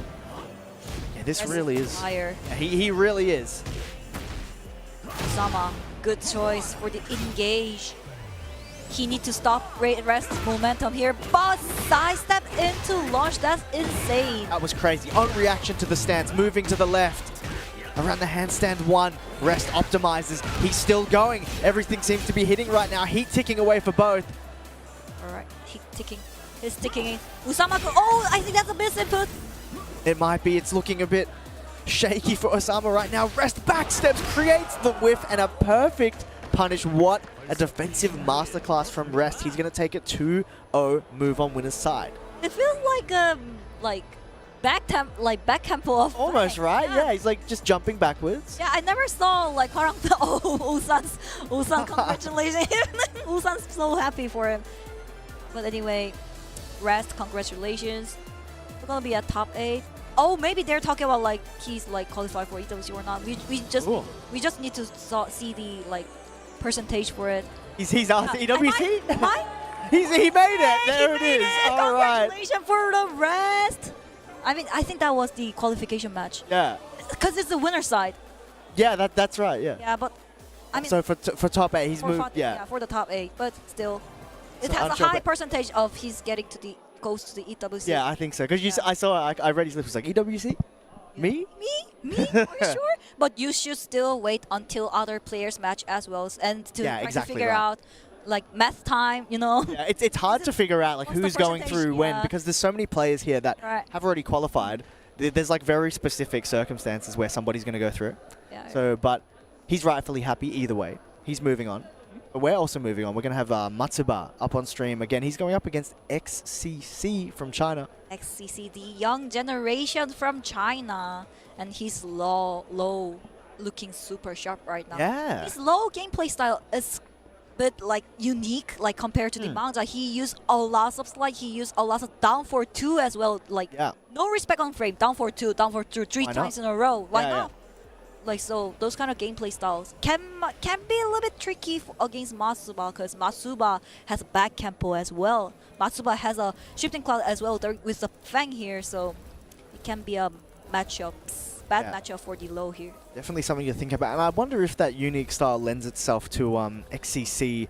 You know, he was running the Shaheen mostly for the longest time, and the law is more of like a, at least on as a main, the law is a more recent development.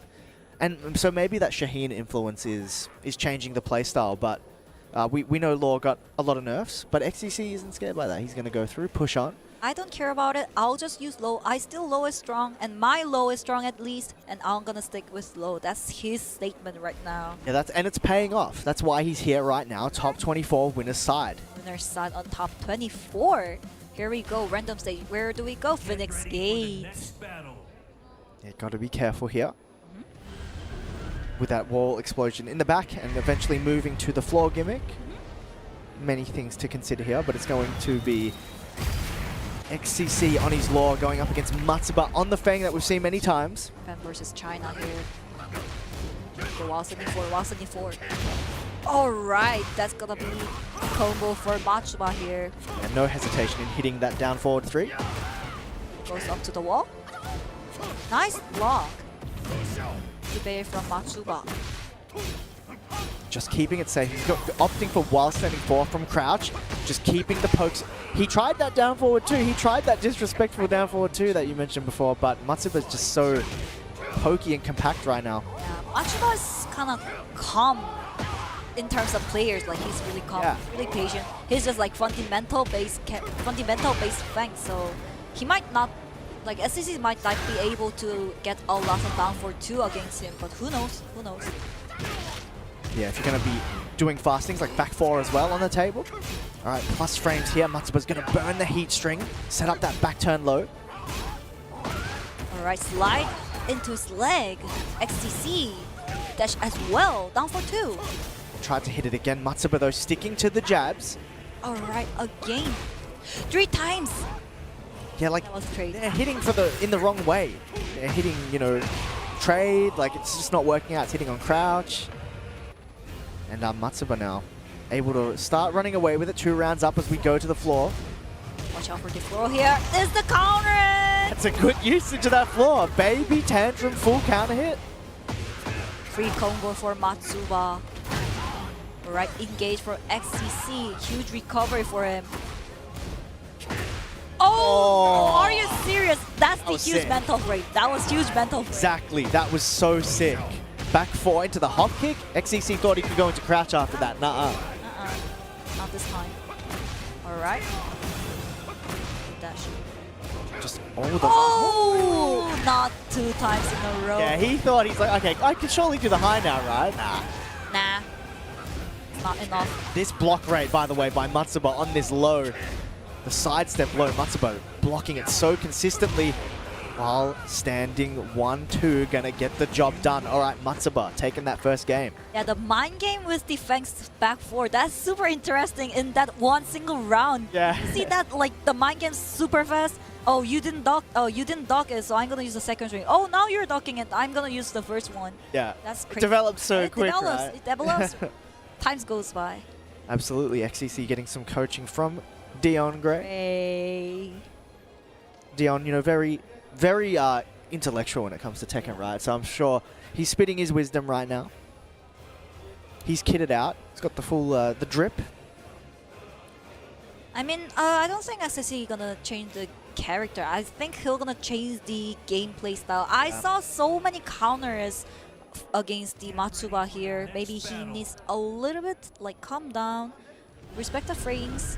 Oh, we're here again in Phoenix. Oh, okay, running it back. Back to back, same characters, same stage. Is it gonna be a same result or the different results? Here we go. XTC versus Matsuba. Jab check Matsuba though, right away, just jabbing straight back, being stubborn.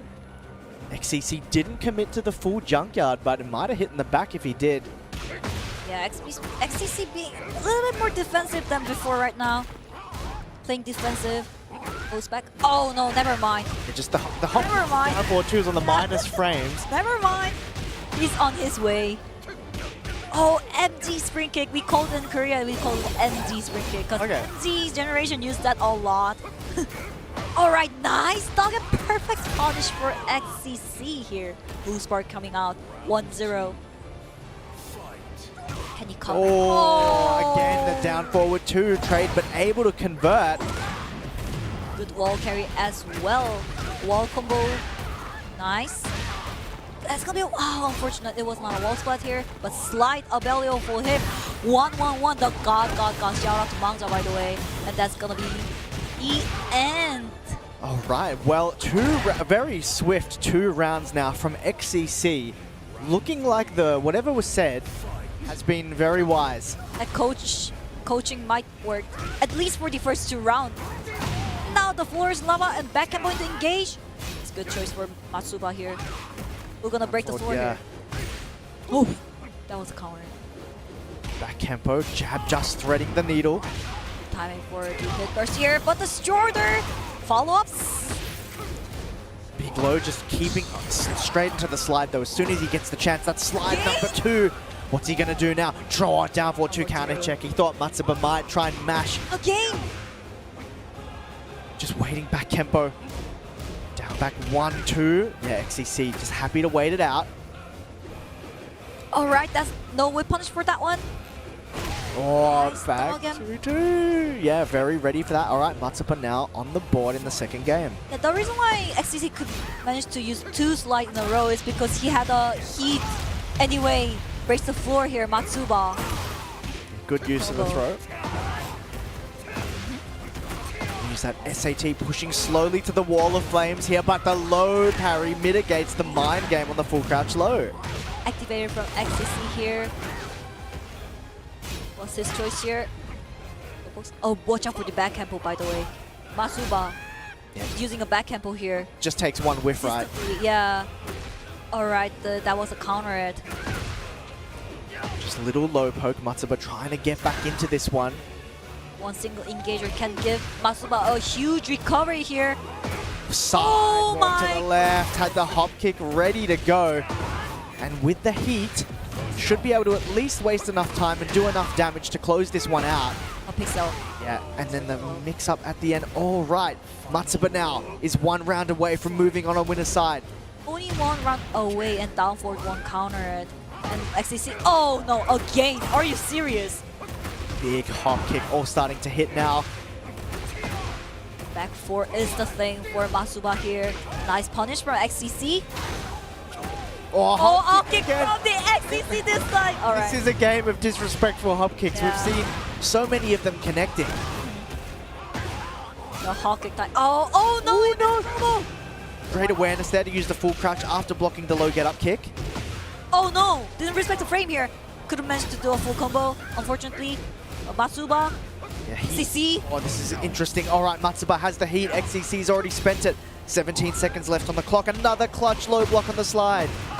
It's decidable. He needs to adjust the combo here. 10 seconds left on the clock. Low. Shoulder hit dash. Throw break. 5 seconds left on the clock. There is not much time at all. XCC needs to get in. He went mid, bet it all on the Dragon Tail. Matsuba brings it back in game 2 to close it out over XCC. That was really good gameplay from XCC. I mean, like, XCC tried to do some down for 2 a lot. However, Matsuba played really defensive. I feel he didn't get any single counter for down for 2 during the game. That was Yeah. It was difficult. I think Matsuba did a good job of sort of locking it down. Yeah. It was mostly the hop kicks that were landing between the both of them, funnily enough.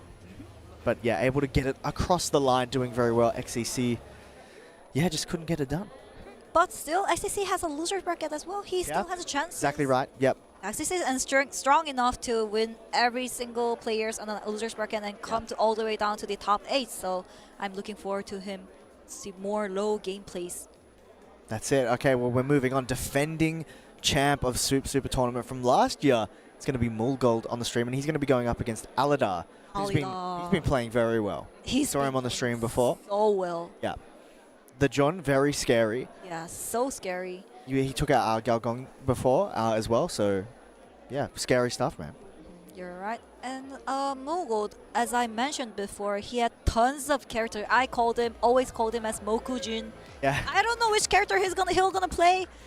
I don't even know. I asked him, but he said he don't even know as well. So it just on the day, whatever I feel like, I'm just gonna do it. Yeah, I'm just gonna do it. But he got tons of choices on character select as well.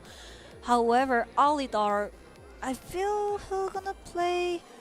Which character did he play there against Galgonge? Did you remember? Jun. It was a Jun, alright. Yeah, that's basically who he rolls with most of the time and where he's finding the most success. So I don't see any reason for it to switch now. But yeah, you're going up against Mulgold. This is a big, it's a big statement if you want to try and beat this guy. Defending champion in a home country. Exactly so right. Hard.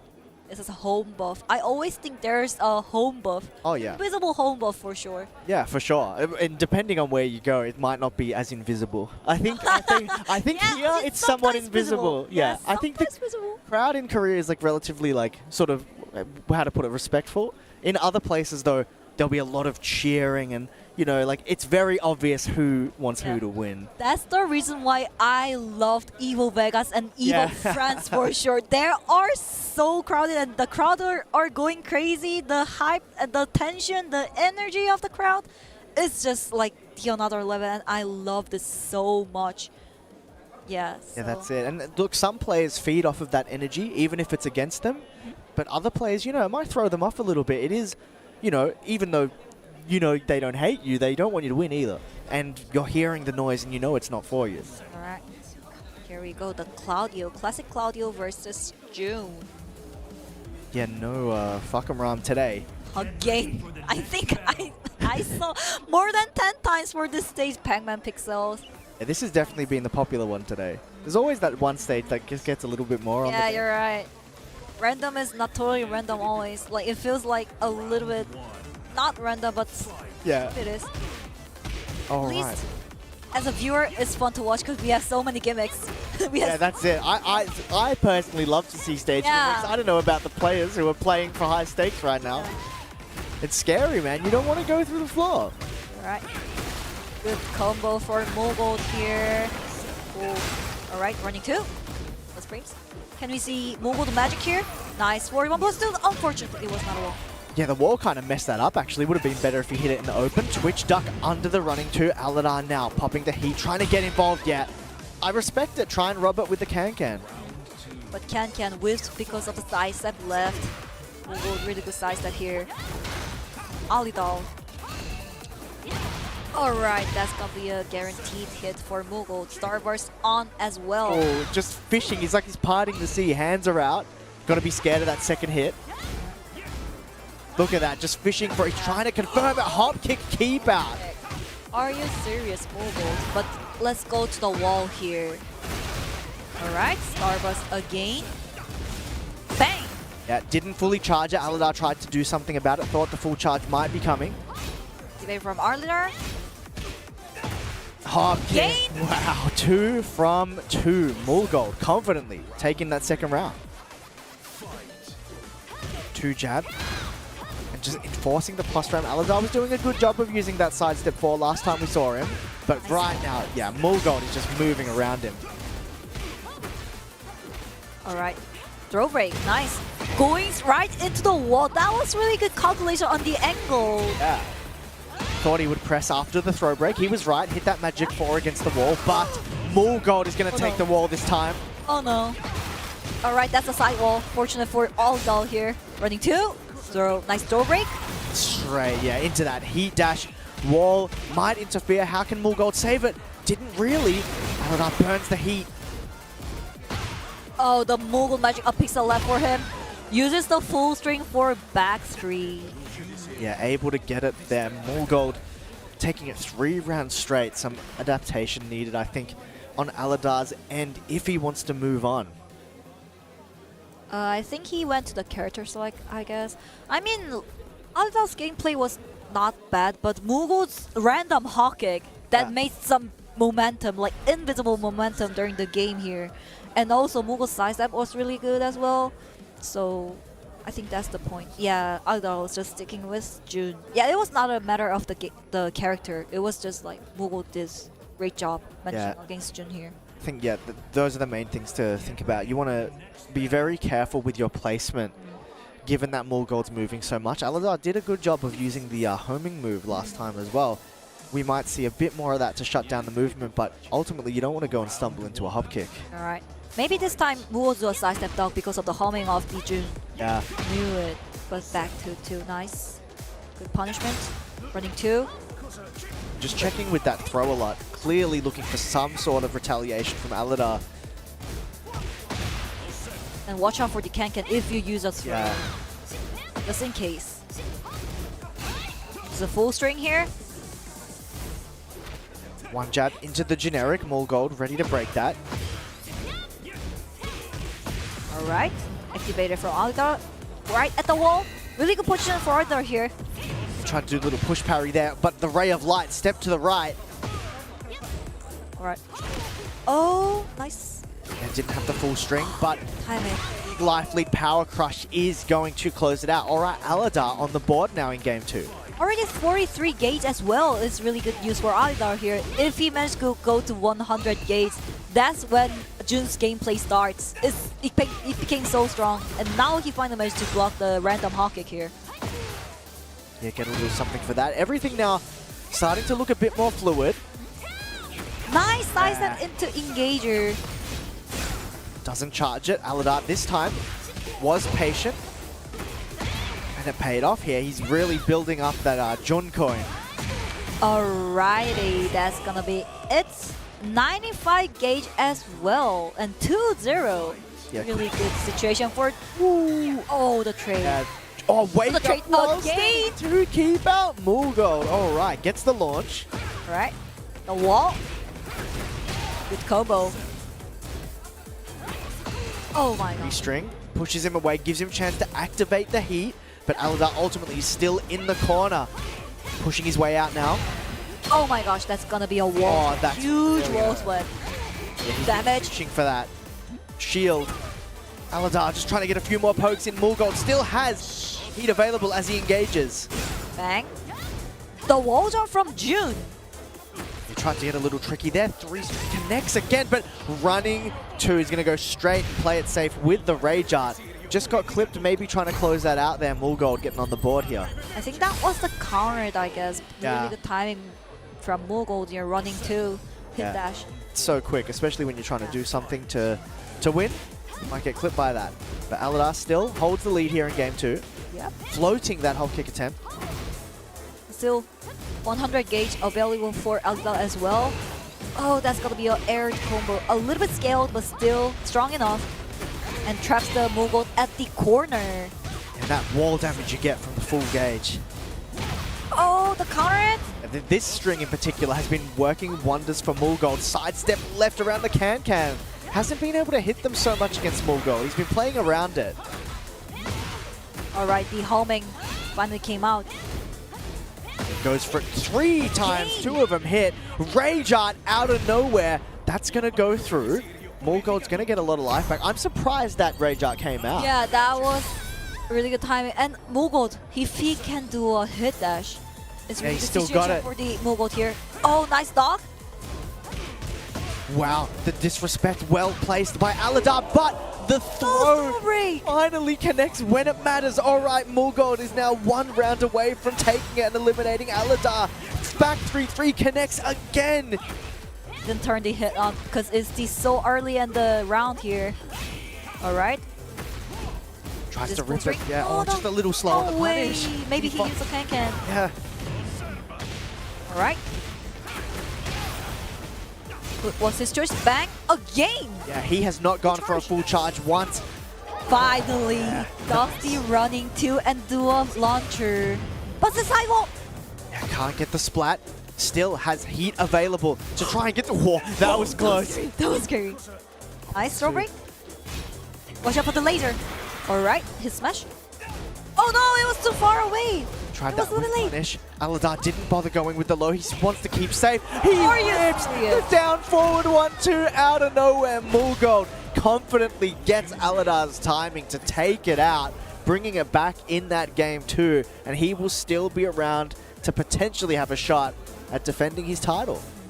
Mulgold just pressed the trigger because he had a one set against first set against Alidor, so he had just confident like, if you block this, you're gonna win. But I'm pretty sure that that's gonna be the timing for the counter. Yeah, that's the confidence came It's out. a big commitment, right? Yeah, it's a big commitment. Look, it can hit in 2 spots. It can hit like it did there, but also maybe Alidor might not be ready for the second hit had the first hit been blocked. So you got to do it sometimes. Yeah, you gotta do it sometimes, and Mulgold do that quite frequently.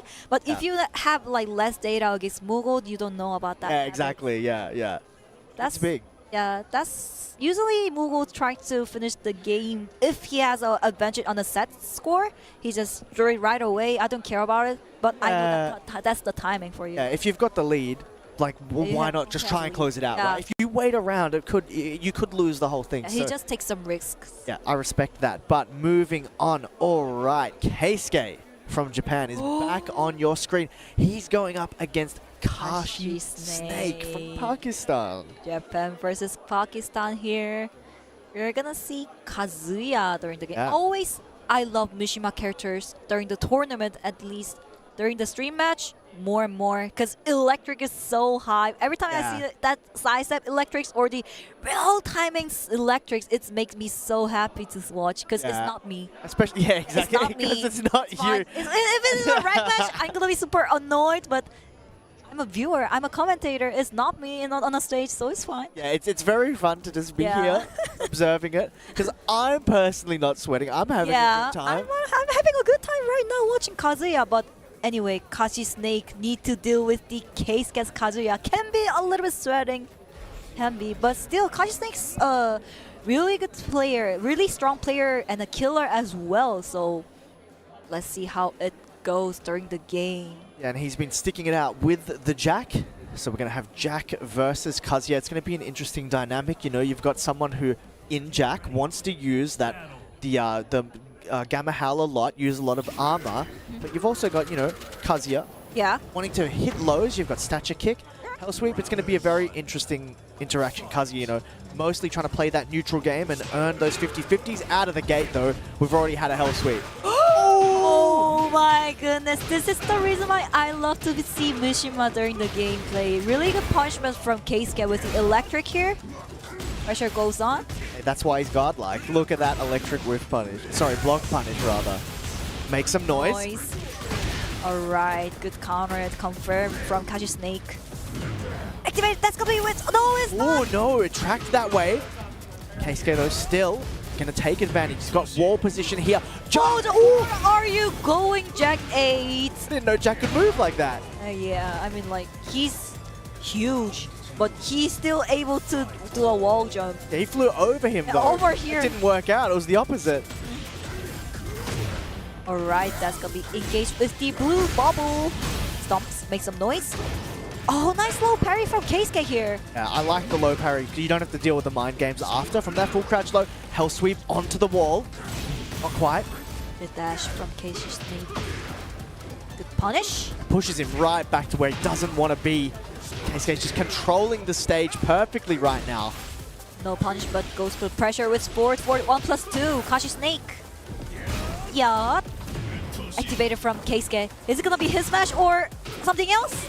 It's gonna be a hit smash. It was a perfect damage calculation from Keisuke. It's very good because you're normally looking for the Hell Sweep, but the Heat Smash, you can sort of do that instant timing. You don't need to do a crouch dash. It just comes out when you least expect it. Right, and also it has a less risk compared to the Hell Sweep. Exactly right, yeah. Right, 4 for 1+2 coming on from Kashi Snake. Low parry again. Very good recognition of when Kashi Snake's going to crouch, I must say. Maybe Kashi Snake is time for the down 4-2 here. Yeah. Gotta be careful. Okay, noise making. Alright, huge counter. Oh, what was that? That was a really weird interaction. Does it 2 times in a row. Alright. Keisuke goes hard in the paint, gets 3 rounds straight. Yeah, that power crush, that armor thing is kind of tricky. It only happens during the Kazuya's heat mode, but still is super tricky to deal with that one.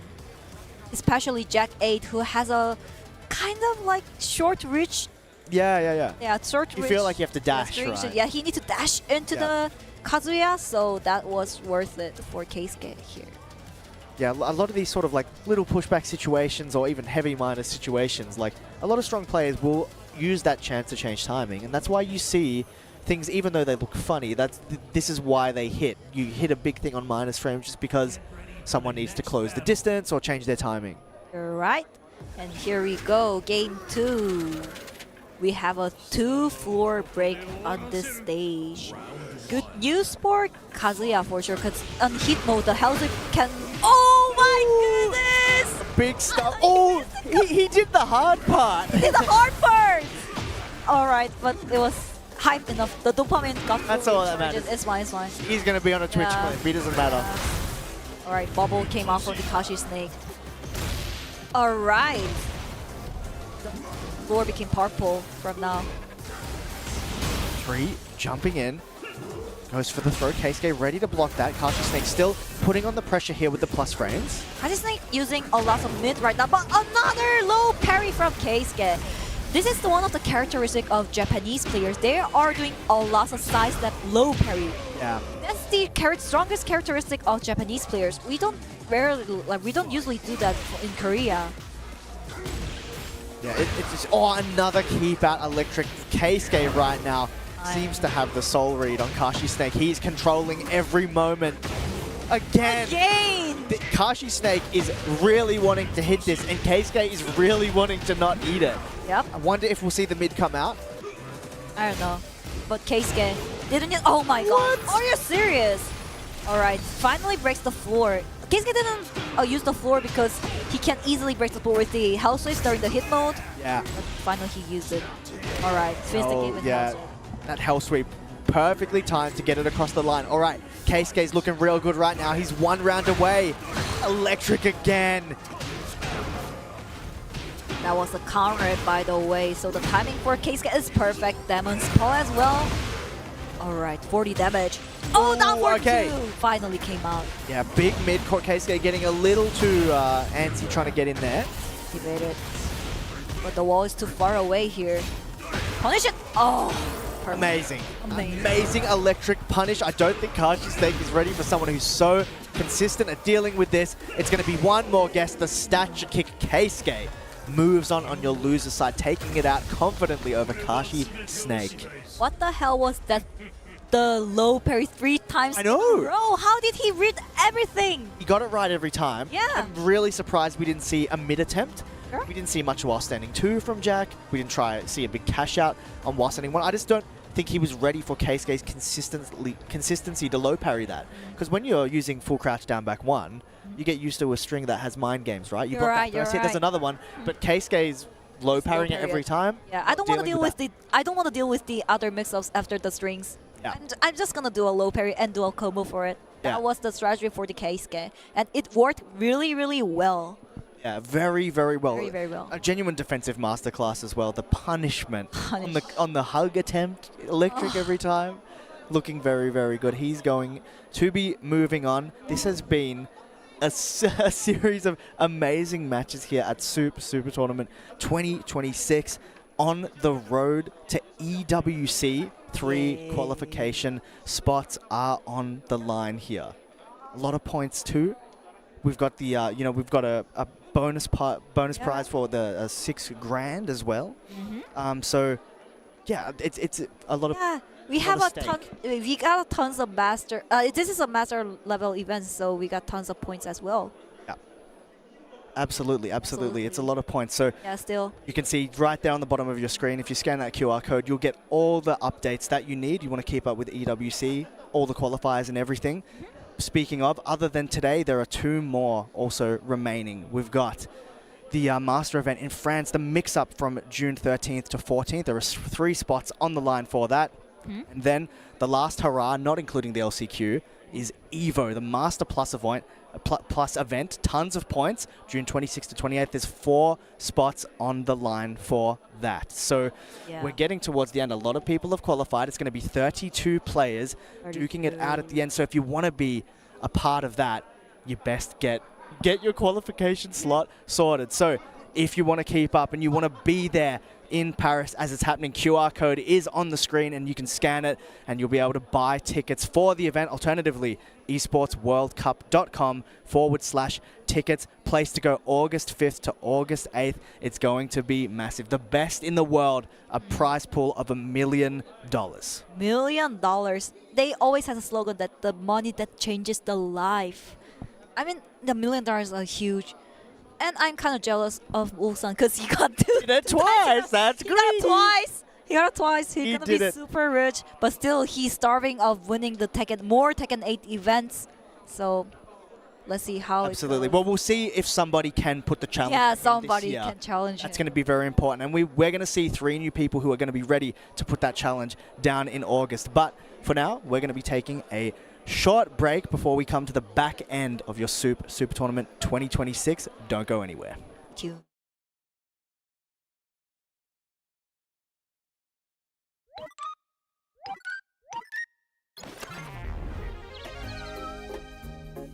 See you back, man. Be safe. Don't get lost. Oh, memories.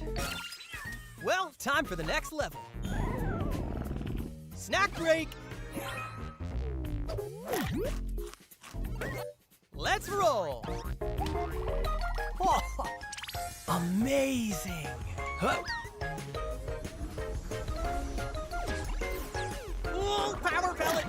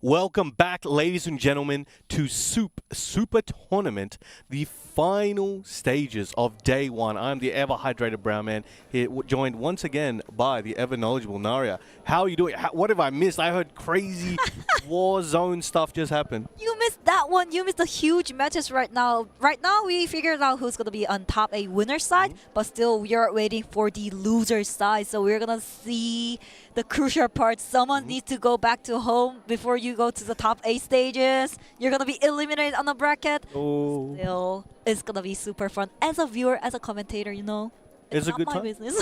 It's not my business. It's so fun for me as well. All right, so we had some crazy stuff happen. And it's just in. We have newsflash updates. Let's see who we got. Got Numan eliminates CBM 2-1. Oh no, 2-1. John Ding eliminates Moe-IL 2-1 as well. Oh no, 2-1 again. Losers bracket there. So that's the losers bracket update so far. We got I think 4 more matches to decide who is going to be on the losers side of top 8. Who'll be back here at 6 p.m. tomorrow local time.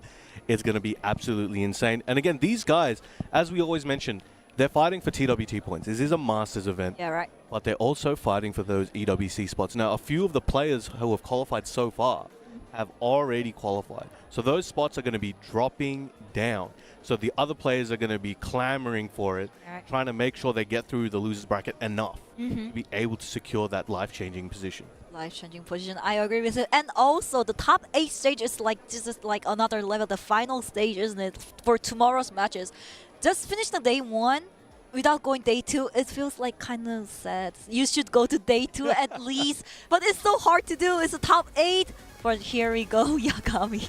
Okay, so we have a loser's side match here. One of these guys is going home. Both of these guys have traveled a long way. We have got Yagami representing Australia, and of course Falcons Numan representing Pakistan. Now these guys have played before. I believe the last time, if I remember correctly, one of the last times at least, was at Riyadh Clash last year. Yagami was able to take it over Numan. I don't recall if they've played another time since, but right now this is all they're thinking about. This is coming down to that spot where you came all this way, you came across the seas, the land, and you came across this whole bracket, and here it is, your last chance to stay alive and try to qualify for tomorrow. Alright, counter throw. It's hard to break it, Yagami. So Numan Steve is kind of like hard to deal with. It has a unique gameplay. It's like, oh, it might be logical, but anyway. Got to be ready at all times. Nobody's perfect. We're at 3+4 string there for Yagami, one of his favorites. And again, historically, Steve is very strong against. Wow! Steve is very strong against Mishimas, but Rain is no regular Mishima. So a lot of tools to deal with, a lot of Steve's evasion and defensive options like back one and even the back sway. There's a lot of long-ranging options that Reina can throw out. But let's see. Yagami, strong start. First round going to him. This is my personal opinion. The reason why it feels so different for the ordinary Mishima is the Demon's Paw mix-ups. That's so hard to deal with. Nice punish from Yagami here. That was insane. Full combo for Yagami here. And Oki as well at the wall. A hot dog there. Hot dog. This for the homing string. Has half heat left. Going to use that heat smash. Goes to the plus range. Delays with that crouch dash. 1-1 checking. Nice dog punish. Oh no, the Razor. All right, this is going to be a lot of damage. Numan will come out with a little bit more health, but Yagami still heavy life lead, and just 1 or 2 decisions should be able to close this one out. Incubator from Numan here. All right. Very nice power crush. Oh! Oh no, missed it! Oh, missed the combo, by the way. Up piece of left, up piece of left. Now, Numan was certain he was going to go for the 1-1-2 stance mix, but was ready to duck there, but forward before closing it out. That was kind of scary moment for Yagami, but able to finish the game, able to finish the round here. And G spring kick. Oh no, catching the side step. The Massagey. Low-key homing sometimes. Good in terms of the jab here. Good patience here from Yagami. Doesn't want to get counter hit. Oh, that's gonna be whiff. Nice electric punish from Yagami. Perfect. It's gonna be a wall carry. Yes, sir. Spiking him down. This is gonna be big. Has so much heat left. Going to be unrelenting. Pushes him near the corner. 1-1 checking. Good movement there from Numan. Trying to take this round back. Does have the health lead.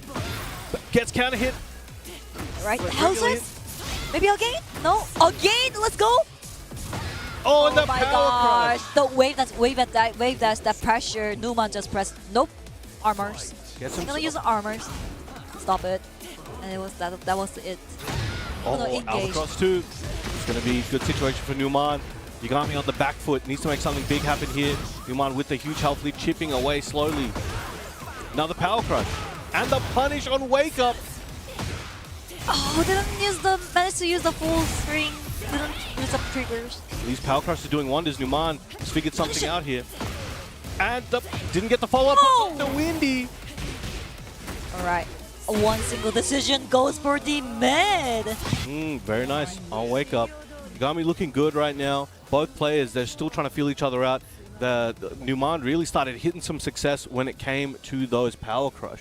So let's see what he can do in the next game. Now we do have some coaching here for Numan. Let's see what he's being told. Can you lip read? What do you think he's saying? He's like, yo, hit him harder. I can't do more damage. More damage. Don't get hit as much. I'm like, that's pretty good. That's pretty good, coach. That's pretty cool, coach. I mean, like, Yagami's electric, that was the problem for Numan. He got hit by electric so much that made so much damage for Yagami here. That's the reason why. So maybe playing a little bit more defensive, a little bit like aware of the electrics. That's gonna be okay for Numan here. Let's go. All right, let's go. Game 2, and again, everything's on the line here. These guys have come a long way. They got to make this count. Good check with the mid there. Numan trying to play a bit more compact. He's checking with the jab, trying to bait something out. Oh! But nice counter hit. Hit him right in the ribs. This is going to be big. Full wall combo, massage at the wall. Oh, dirty stomp. Trying to step on the Jays. Oh, nice dog, but couldn't do a punish here. Off the low jab, trying to stop the offense here from Numan. But Numan is still able to make it through.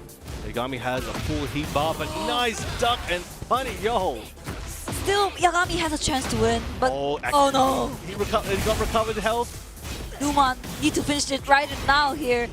But now he's at the wall and additional damage because it is in the wall.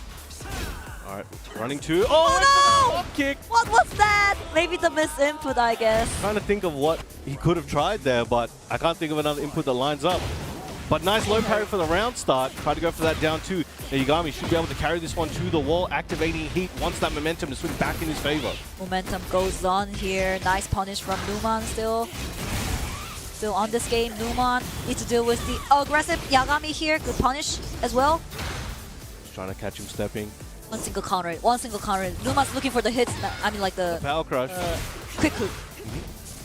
That was Paul. Oh, nice. Oh, he was for it. No way. Yeah, it's super hard to do a punch for the quick hooks. The recovery frames are so short. But good try. These players would say otherwise. Oh! And goes for the extended duck one. Good decision making from Numan here. Alright, even on rounds at the moment, Yagami still has a 1-game lead, but Numan doing a great job at really trying to steal that back. Smash into his face. Good solid pressure coming from Numan. Any slip up from Yagami and that could cost him. Nice low parry from Yagami here and the perfect electric as well during the game.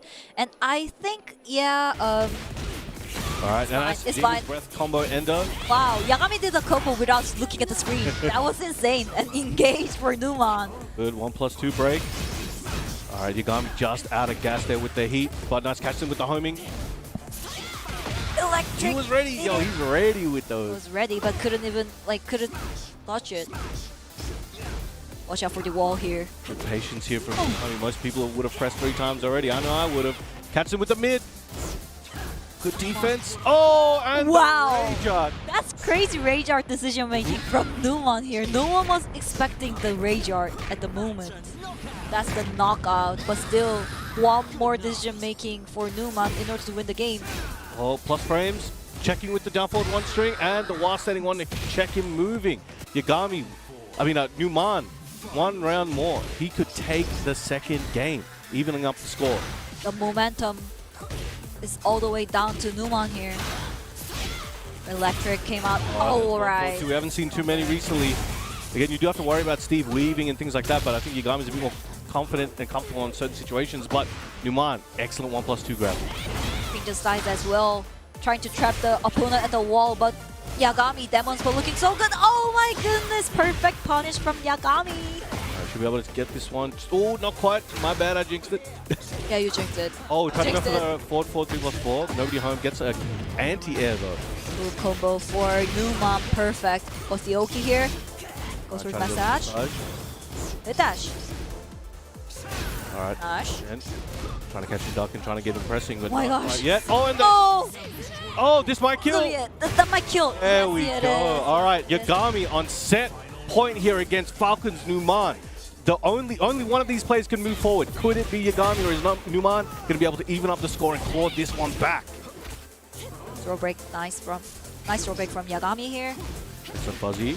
Punish, nice. With that mid. Oh, Numan looking like he's in huge trouble. Numan's in huge trouble for sure. Because there's a wall gimmick as well. 3 more damage. Goes for the Oki. That's gonna be it. Well done.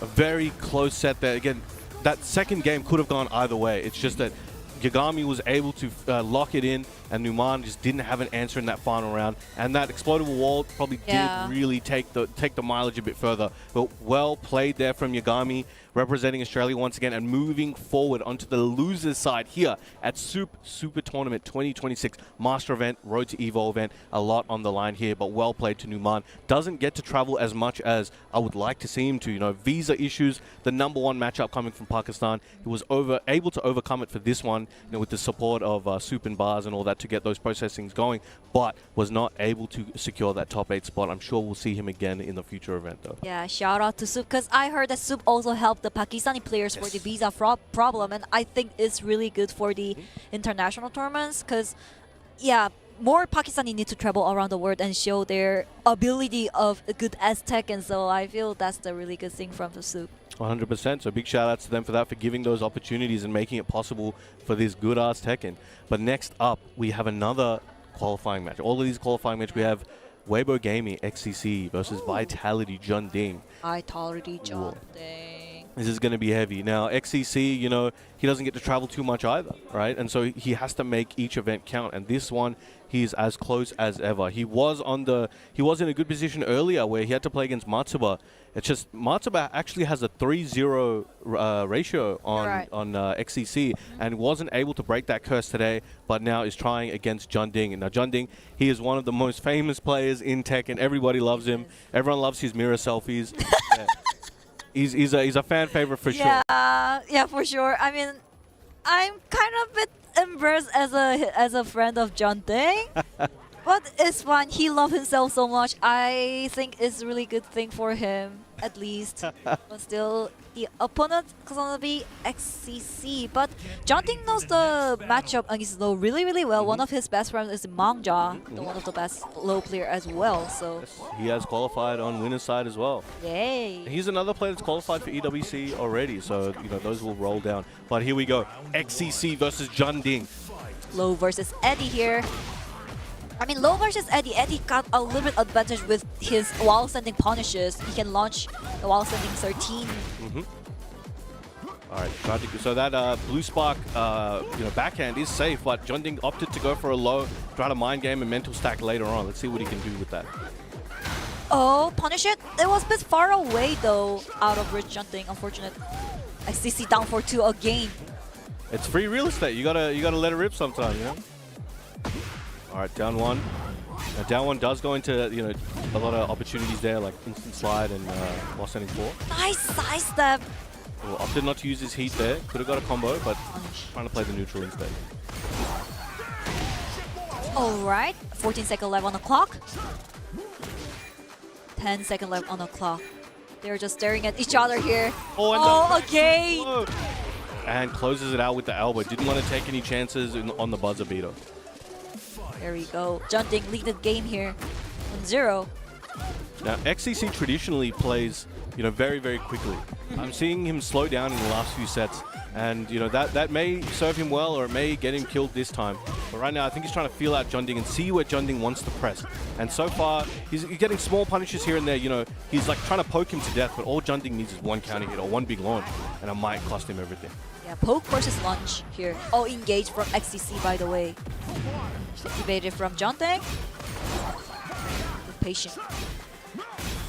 The smash. Seed time is running out. Okay, didn't want to risk it. Yeah, access is step. Oh, down 4-2. Finally. Unblock them all. It's safe on block as well. And also, Low's down 4-2 is kind of tricky because it often catches the both side steps. It's sneaky tracking. Yeah, sneaky tracking. sneaky tracking. Alright. Let's get that blue spot. Foot kick. Alright, combo. Let's see. Perfect combo for Jonting here. Oki. Waiting for him to get up. Wow, look at the range. Alright, his smash. Look at the chip damage from Jonting here. Nice low parry from XCC. Alright, should be able to get a good amount of damage here with that heat activation as well. Slide. You can't easily dodge during the low has a hit because his smash is so strong. Oh my gosh. Wow. Did he react that one? That's crazy. I don't know. Alright, should get near the... Oh, he got the wall! He got the wall! Oh. Combo. Beautiful combo from Jonting here. Alright, it's looking pretty good. 2 rounds to 1. XCC needs to make something happen. Doesn't want to go with a one game deficit. Or hesitating a bit there. Doesn't want to overcommit. Yeah, it's pretty tricky. Yeah, XCC is trying to check a lot with down 4-1 here because Jonting trying to do some like weird stuff during the distance. So good check on it. However, Takapo, Jonting engaged. Watch out. With the back 3. Oh, look at the range. Yeah, man. XCC in trouble. Needs to make something big happen. Gets that. 4-2. That's full resource. Alright. Using a lot of it on the combo. Alright, running step. Whoa! What you got? Miss Simple and easy. Oh, pizza left. Alright. Giving it to the flip was all just. Yeah.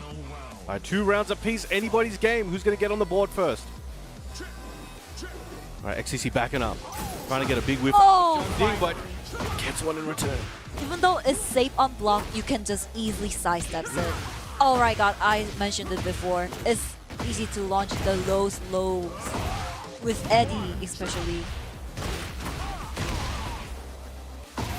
Alright, picking up at the board. And the heat smash just weaved in there. Alright. Nothing, 7 golden letters at the end of the round. Looking good, looking pretty confident right now. XCC calling over his coach Dee-On. Yay. Another OCE native. Dee-On Gray. I mean, the gameplay was okay, except the last round. The last round, Jonting was going crazy with that, but the tiny little sidestep for the charge move with the blue spark, that was the crucial. Let's see how XCC changed the gameplay style against Jonting in order to qualify for top 8 on the loser side and qualify for day 2 as well. Let's get it going. Here we go to the Paris. Capoeira. Here we go, Low versus Eddie. Alright, let's see if Dee-On has instilled some good strategy in there for XCC. And I'm not even sure if it's going to be like, oh, do this, do this. It might just be like, hey, do what you usually do. You know what I mean? Don't be scared. That's what it's about a lot of the time. Unfortunate. Nice block. Nice block. No, it was not a wall spot though. Alright. Engage for Jonting. Dimeback from XCC as well. Trying to trap the opponent at the wall, but good usage of his smash here. Oh, nice step. Oh, wow. Oh. Using up that heat, was hoping to get a combo there, but nice confirm. Back to the wall, it could be good for XCC, but Jonting fighting his way out, and the power crush to close it out. He said no. Clever choice, clever choice. Don't want to deal with the 50-50 at the wall. That can be super scary situation against Eddie, especially. Nice low parry, by the way. Getting very used to Jonting's timing, and he's starting to call it out in a very important way. Side wall, watch out. Oh, sorry. Let's change the side as well with the slide. Try to track him. Oh, really good confirm from Jonting. Really good confirm from Jonting.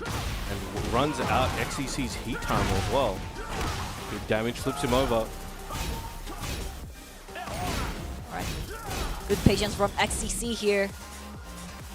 Look at the chip damage for XCC. He has tons of great health. So much. It's actually so much. If we can get one launch though, he might be able to even this out. Yeah. 15 seconds left on the clock. Back. Scary. For a sec. 10 seconds left on the clock.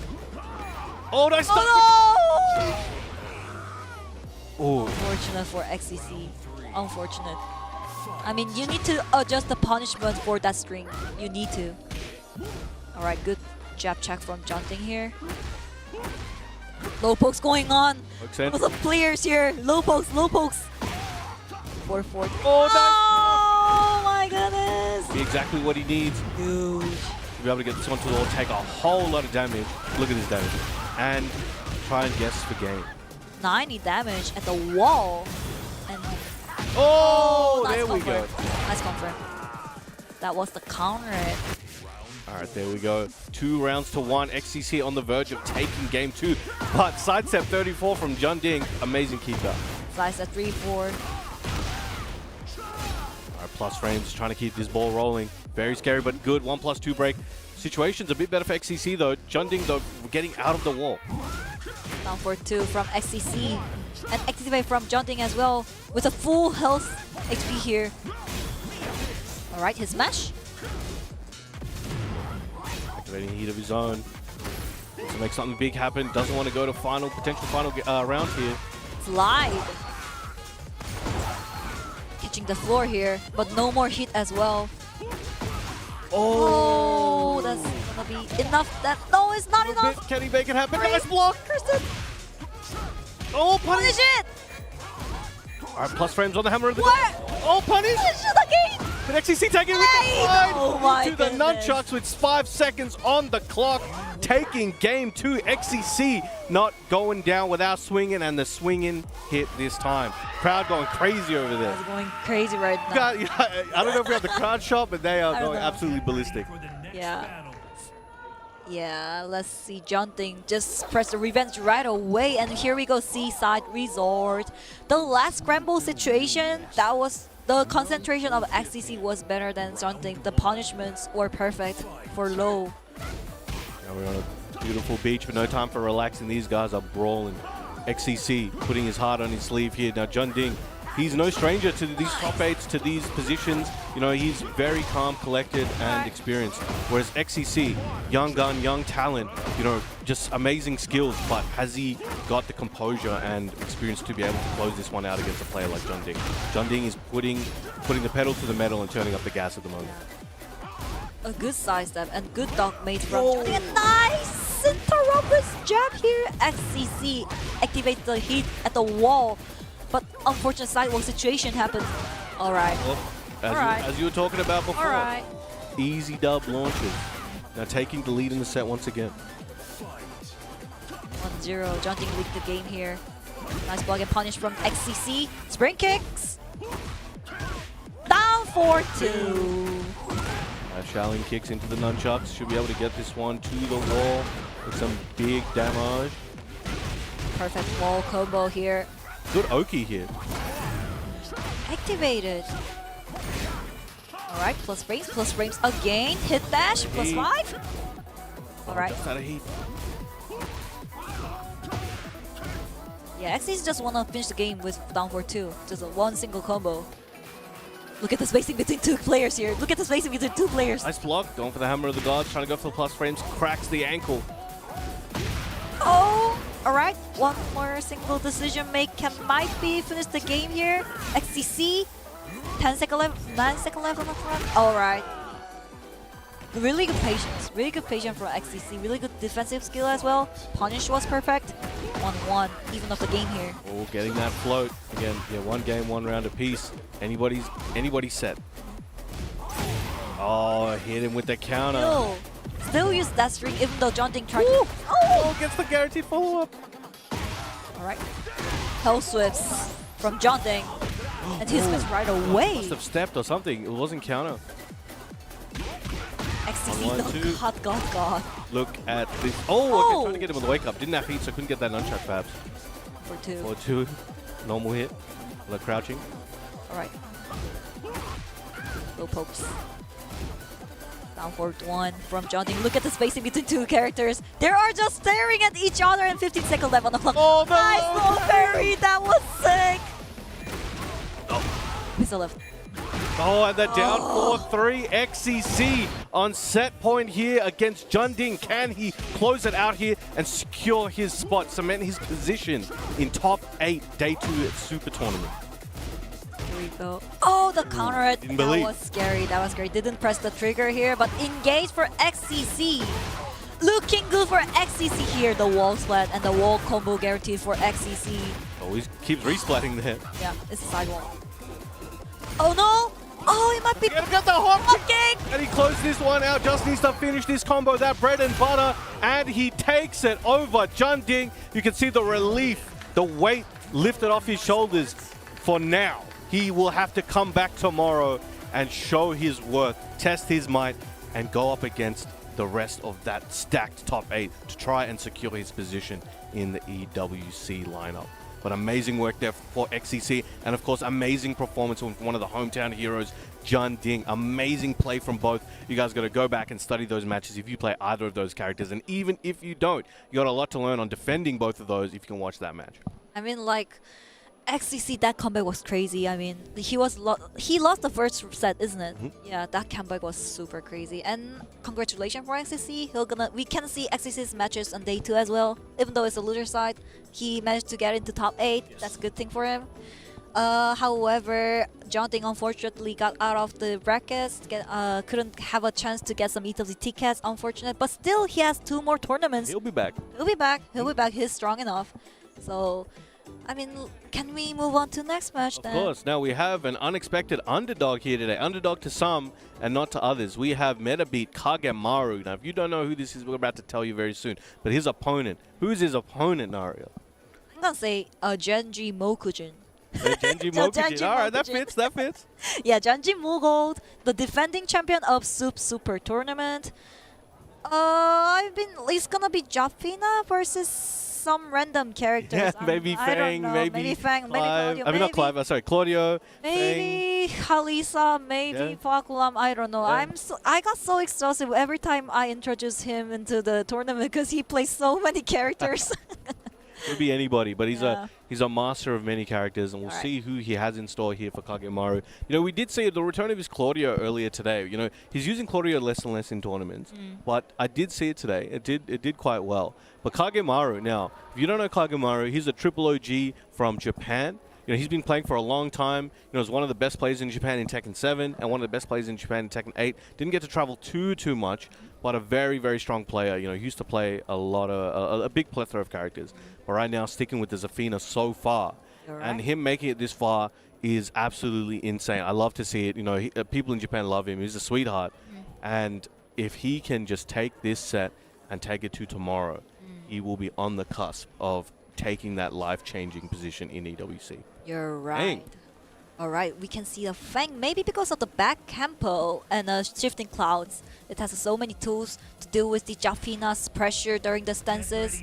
So here we go to the Orphis farm. One of the craziest stage if we go to the downstairs. Yes. If we go to the downstairs. Let's see how we go, but this is it. Another loser side match. Winner goes home. Loser goes home. Well, everyone's gone home tonight. Yeah, everyone's gone home tonight. But loser will have to go sit in the crowd and watch the rest. Winner will secure their spot in top 8. But Kagemaru on a generational run today. The fans might want to see him take this all the way, but Mulgold stands in front of him. A former 2 champion. All right. Was the Oki here, Kagemaru? Goes to mid. Oh no, hawk kick just whiffed. Yo, what's happening? What's happening? It's Jafina. It's Jafina. You should aware of those kind of stances. Can be avoid the mid, high, if the lows. Nice. Went for the baby tantrum. Got it all the way. All right. All right, Mulgold maybe trying to knock out that balcony. Back campo. To look for the one single. Oh no. Didn't break the wall, by the way. All right, Kagemaru in trouble. We try to use those plus frames on the overhead. Sure. Mulgold pushing him into the corner. Nice throw break from Kagemaru. Can he activate the heat, by the way? No, he couldn't. While sending almost to... 7 golden letters as well. What a retaliation now. One round apiece. Yeah, back combos used by Mulgold here a lot right now. Those frames for Mulgold here. Throw breaks looking good for Kagemaru. And a power crush. That's going to be a wall splat. All right, excellent. Gets the tailspin. Ooh, no counter hit on that one, on that down back 3-10. But the forward. Big upward splits kick might wipe out everything Kagemaru has left in this round, and there it is, shoulder to close it out. Yeah, really good wall carry, perfect wall combo, and managed to finish the round here. 2-1 lead the game here, Mulgold. Back tempo. Kagemaru was aware of back tempo here. Engaged. Hop kick! What a call out. Try to go for the squid, nobody home. Alright. Didn't break the wall again. Maybe scary wall splat. OK's here? No. Alright, heat smash using those plus frames. Oh, nice turn with the trap! Oh, that's gonna hurt. Huge. That's gonna be a full combo. Can he manage to go to wall, by the way? He'll be able to get to the wall. Yeah. He'll be able to kill here. He still has a rage in his pocket. Oh, and roll shorter. Yeah, he felt confident with that. It's launchable if you block it, but the timing for Mulgold was crazy. You gotta block it first. That's the hard part. Block it first. Yeah, that's the hard part, to be honest. You should block it in order to punish it. Okay, so Kagemaru having a think. All right, going straight back into it in the Fallen Destiny state. Fallen Destiny. I know where to go. We're just on one layer here.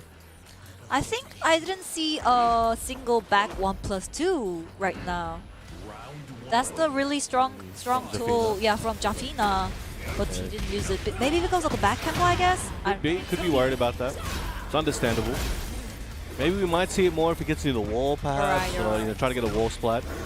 But Mulgold has just done a really good job. He'll eat all of this, and then he'll be able to just poke his way back in, and then make big call-outs to bring it all the way back. Let's see if we can do it again here.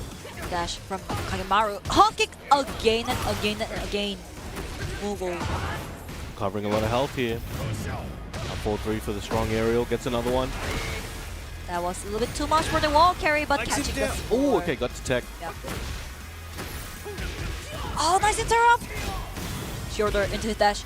1-2. Oh, nice! Oh, the back swing! Oh, Are you serious? Under? Oh, he Are you serious? I thought it was gonna be catching the backswing because it's long. He was out of there. He was gone. But another one. Unexpected timing here on these shoulders. So Kagemaru, as much as in your brain you're like, man, I should launch that. It's like your brain didn't even see it coming. Oh, kept it with the last hit. It's punishable. Duck the last one. Alright. Again. Mulgold, big sweep. But couldn't manage for the recyclable situation here. Nice patience from Kagemaru, and that's gonna be a wall split. That's gonna be a wall split. There it is. Looking good. It's a tornado. Spikes him down. Oh my god. Looking good. The damage. Oh, I don't think he pressed. I don't think he pressed. Nice patience from Kagemaru. Really crazy comeback for that round. Excellent work. Mulgold. Oh, okay. And then this shoulder's doing wonders. Maybe that's the option to trying to catch the tarantula sense of Jafina. I think so. Yeah, low hitting should cover nearly everything.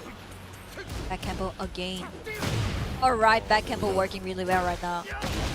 Again, the sweep! Because Kagemaru's like, nah, he won't do it again. Mulgold's like, yes, I will. Catch him with the counter hit while standing forward, tries to go for it again. Back tempo, trying to make any button from Kagemaru whiff, but amazing defense here, but gets the trade to close it out. Set point here for Genji Mulgold. Defending champion coming up for the losers bracket. Watch out, guys. But Kagemaru still in the game. Want to come back for the game. Well, anytime he sees Kagemaru do anything, he's like back tempo. Yeah, anything is just back tempo. Yeah. Alright, low pokes at the stances. Nice counter for the 1-2. Oh, the back end was insane. Kagemaru's going to need to find a way around and work around for this back tempo, otherwise it's going to be lights out. Alright, back 1+2. Nice. Oh, again a sweep. Watch out. Alright, 1-2. Too short or hit dash. Oh, nice punish for the hop kick. Too low. Oh, goes for the sidestep 4, and that is it. Mulgold qualifying here at Super Tournament 2026 for top 8. Now he's already qualified, so he will, he's going to be able to push those spots down once again. But Kagemaru, I want to give him a big round of applause. He's been a good friend of mine for a long time, and to see him have a performance like this, I love to see it, and I really wanted to inspire a lot of those Japanese players to keep grinding out here. All right, here we go. I think we're almost at the end of tournament, Breadman. I feel a little bit sad because I want to see more matches today, but it's time for go to bed. But we have one more good Aztec match left, I guess. We do. Now, this is going to be Usama Abbasi from Pakistan going up against godlike Keisuke. And I'm not just calling him god. He's godlike, but he's got a team. I mean, running that Kazuya. And again, he has evolved recently. He was telling me, like, I'm trying to fuse my style with Ikari style, and it's just kind of moving forward. And it's doing wonders right now. You know, he's on the verge of making top 8 here on the losers side. And Usama Abbasi, you know, he's another one where he's been going crazy. He, like, everywhere he goes, he's doing damage. You know, he's never really doing a bad performance or anything. He's always kind of really getting up there in those tournaments. Super steady. I think being steady on this Tekken 8 game is so hard to do that. It's just so hard. So it means that Usama's gameplay is really good these days right now. And here we go. That's going to be losers bracket on top 8 and a qualification for the tomorrow's matches. All right, let's get it going. All right, he's preparing. Now, he has a plethora of another Mokujin, right? Another Mokujin. He's got a plethora of characters. You know, I think he's been using Jun the most today, but you might see Jun, Eddie, Asuka, or King, actually. King as well. Recently, he's been going King heavy. You know, at Pakistani Tekken League, he's been using King a bunch. Yeah, I saw that. Doing well. But of course, Keisuke, he's an honest. He is a loyal man, faithful. Loyal. One character. I know he messed around with other machines. We don't forget about that. What happens in Vegas stays in Vegas. But we have Keisuke surely rocking that Kazuya. Surely. I mean, Kazuya of Keisuke, always looking super strong, always super dangerous to play against with. Because the timing for the electric, timing for the health sweep is so hard to understand for this high-level Mishima gameplays, especially for the Ikari as well. He do a lot of delayed health sweep, and Keisuke, after he saw Ikari winning the Evo Japan like few months ago, like 1 month ago I guess, he started to think about I should delay the health sweep as well. That works really well against pro players because most of them trying to do a fudge block on the health sweeps or they do a side steps. However, if you delay with the wave, you can catch the side step, you can catch the fudge block as well. That's really good tool for really makes them question their timing, question their options, and you know, especially with Kazuya, you need them to start hesitating and really just make them think twice, because while they're thinking, you already hit them with 3 hell sweeps. Yeah, it's a good way to go about it. I hate that situation, the Breadman. I hate that. All right, here we go. Phoenix Skates. Oh, we're gonna see Usama's King here. Here we go. Kazuya versus King. Interesting matchup. It is. Now, Usama plays King very differently to maybe someone like the John. So you guys are going to be in for a treat. Plays very different. Oh, okay. Again, blocked the high hit. But this is it, guys. The final set of the day. I hope you guys are ready. The final qualifier will be decided here for top 8 tomorrow. Hell sweep. Oh, the hop kick. Stop it, Keisuke. Get away from me. Alright, it's time for Usama, I guess. Shining. Alright, forward neutral 2, hitting grounded, trying to get away. Shining. Nice throw break from Keisuke here. Tons of great health left for the Keisuke. Oh! Electric has that heat. Can he close it out here? Good adjustment at the wall, and that's gonna be it. Super cool combo. Really good adjustment, by the way. Really good. You know, heat as a stabilizer in combos is very, very important, and we're seeing people get better and better at using it for that. But nice electric keep out. Got the counter. I mean, yeah, King has really good counter hit to hold. Oh my goodness, what's going on? What's going on? This game is so fast. Oh, and Keisuke came to play, but he ain't playing. Nice side step into 1-1 punish. Yeah, I just want to mention that, like, yeah, King has really good counter tool called down for the 2. However, Kazuya has electric, one of the best counter tool in the world. Oh, very nice. Immediate sidestep 4-1 for the combo. Demon Scissors to activate that ground explosion. What do you have? Oh, he's feeling very you don't want to be up against a confident Kazuya. That is very scary. Alright. Kick. Oh my gosh. While standing 1+2. The patricide fist. Keisuke left. Down for yo, Keisuke. he is running through Usama right now. There needs to be a lot of adjustments. He can feel it. He's like feeling just another day at work, man. Just another way, another day, another ordinary day for him. Like, I'm always winning this game. He's confident enough to deal with Usama's king. So I think the key point is that, is he gonna change the character? It's a good question. Is he gonna change the character? Out. I don't think it was the character's problem, but Timing. he often needs to change the mood or the atmosphere right now, because 3-0 on a qualification match, it can be a little bit crucial. Yes. Yeah, he just needs to take a time, take a think about the timing, because Keisuke's electric was so sharp during the game 1. And he noticed that he wasn't willing to duck right much. Understandable, right? He would rather step than duck. You know, so first round, he stepped, but he got caught blocking the second hit of the high hull sweep version. But he's sticking with it. This is it. He has locked this in, ride or die. King, even if he wins his next game, he's going to have to stick it out and take it all the way. Believe in King. Is it going to be make it to go to top 8 loser side? Or, oh my gosh, nice counter confirmed from Usama. All right. Oh, tried to get the floor break. Nice punish. Alright, here we go. The second floor of this stage, which has a 5 floor gimmicks. 5. Whoa. Nice, finally. Alright, hits him right in the guts. This is gonna hurt. Taking it to the wall. Alright, almost there. Oh, nice full crouch, down forward 4. Looking good for Usama. Tried to call out the duck. Running. Big 180 here. Yeah. He's like, yo, I got a wave dash too. Check this out. Yeah, King also have a wave dash. It's a new thing. Nice punish. That's the perfect punish from Keisuke. He's looking hot. Couldn't manage to go to wall, but still, it's nice. Counter 2 that I mentioned before, down for 2, but couldn't finish the kill. Oh, I did call out another duck. Keisuke not having it. He was ducking it at the moment. Maybe he's just got up. Yeah, just got up. Maybe the timing. How's this? Demon's ball. Alright, while setting one. Keisuke doing a great job of just making it very difficult for Usama. Now we got a chain grab. Will he be able to break it? Green throws going. Oh, this is gonna hurt. Gets the figure 4 into the King's Bridge. Stretch time. Stretch time. Yes, 85 damage. Oh, it was a counter? Oh, again? It's the while standing 1+2. Down for 2, 3 times in a row. Oh, wave dashing at him into while standing 2-2. Yeah, Usama. Oh, he's the full string here. Risky, but worth it, I guess.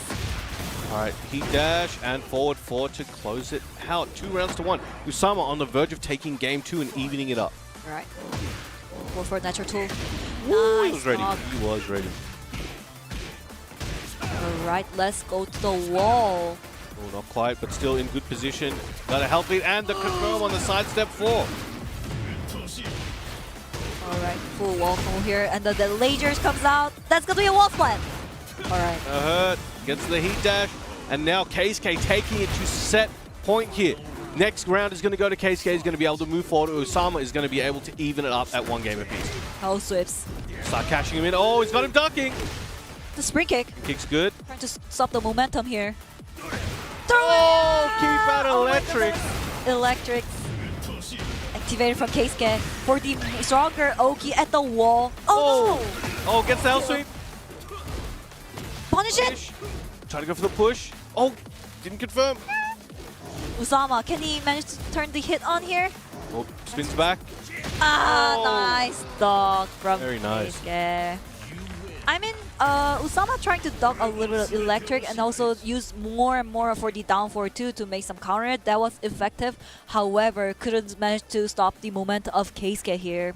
It's just Kazuya. The timing of electric is crazy. Yeah, it's crazy. Like, amazing work there from Keisuke. Will secure his spot there. We went through a lot of crazy matches today.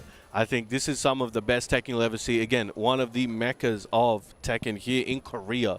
We got to see people from all around the world come here and fight for the love of the game. And let's tell you and show you what it's going to look like tomorrow. Remember, come back tomorrow to watch these upcoming matches at Korean time, 6 p.m. KST. p.m. Let's take a look at the bracket and tell you guys about what is in store. All right, so we have winners semifinal, Rangchu and Mangja, both of which have qualified. Yeah, you're right. So they're going to fight it out for the winners final. We got Rest and Matsuba both trying to fight in contention.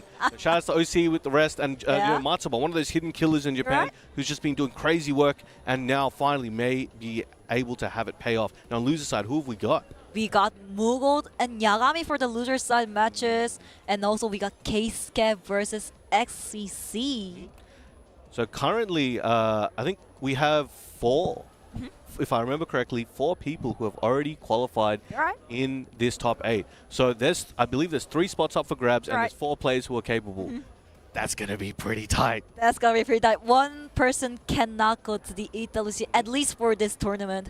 But except that is also the master level event. They're going to get tons of TW points if they won this, if they win this tournament. So yeah, check it out for the leaderboard as well later. And remember, guys, we'll be back here with these matches at 6 p.m. Korean Standard Time tomorrow, Sunday night. Sunday night. This is going to be crazy. That's going to be actually crazy. Gonna be crazy. And if you want to stay up to date, see all the updates, the clips, everything, head over to TekkenWorldTour.com and follow at X, at Tekken, and at BNE Esports. If you want to watch these matches, these replays, anything with this event or any other events on the tour, please go to BNE Esports on YouTube and catch up and relive all the hype moments.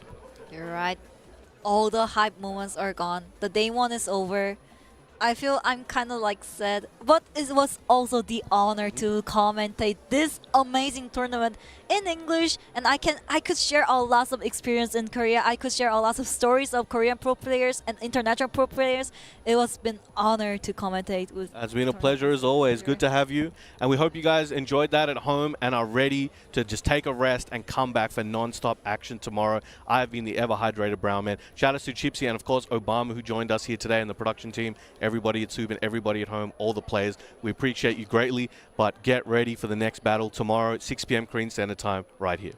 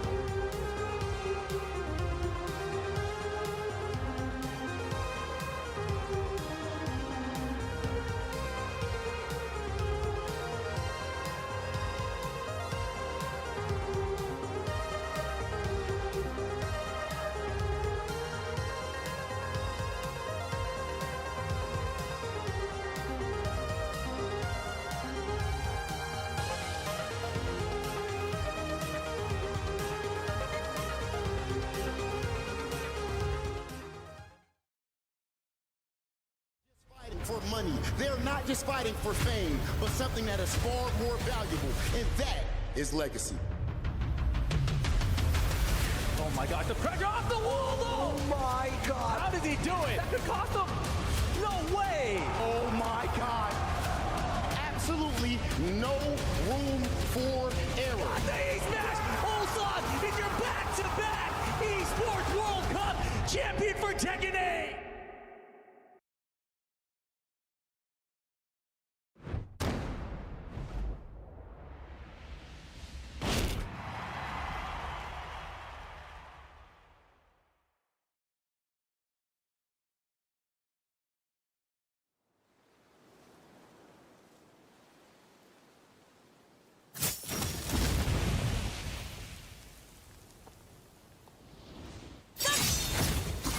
New お見せしましょう。Get ready for the next battle. Section 8. New challenger.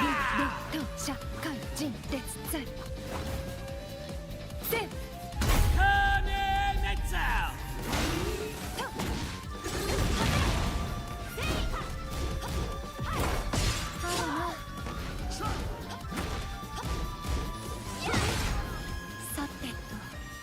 仕事の時間です。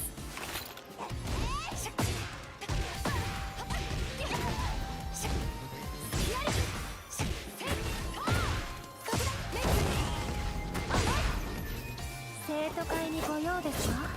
強い方以外はお断りですよ。聞き捨てならんな。勧誘のつもりか？副会長だ。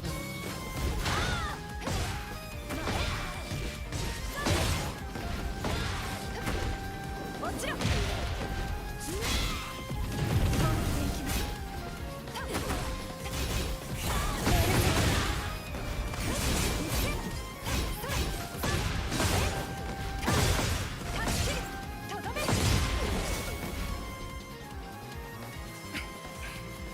これからもずっともでいましょうね、レイナさん。父のもとで修行をしていたのはあなたですね。 Let's see if you're worthy to be called a ninja.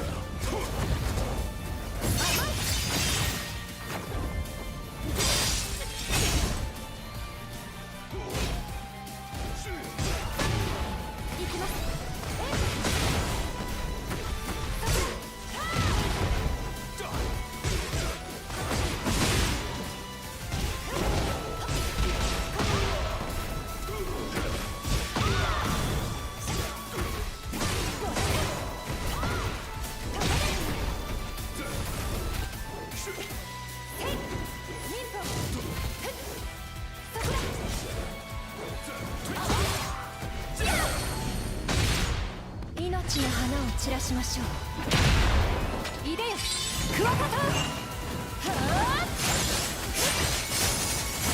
あ、終わりです。最後の仕上げといきましょうか。燃え尽きなさい。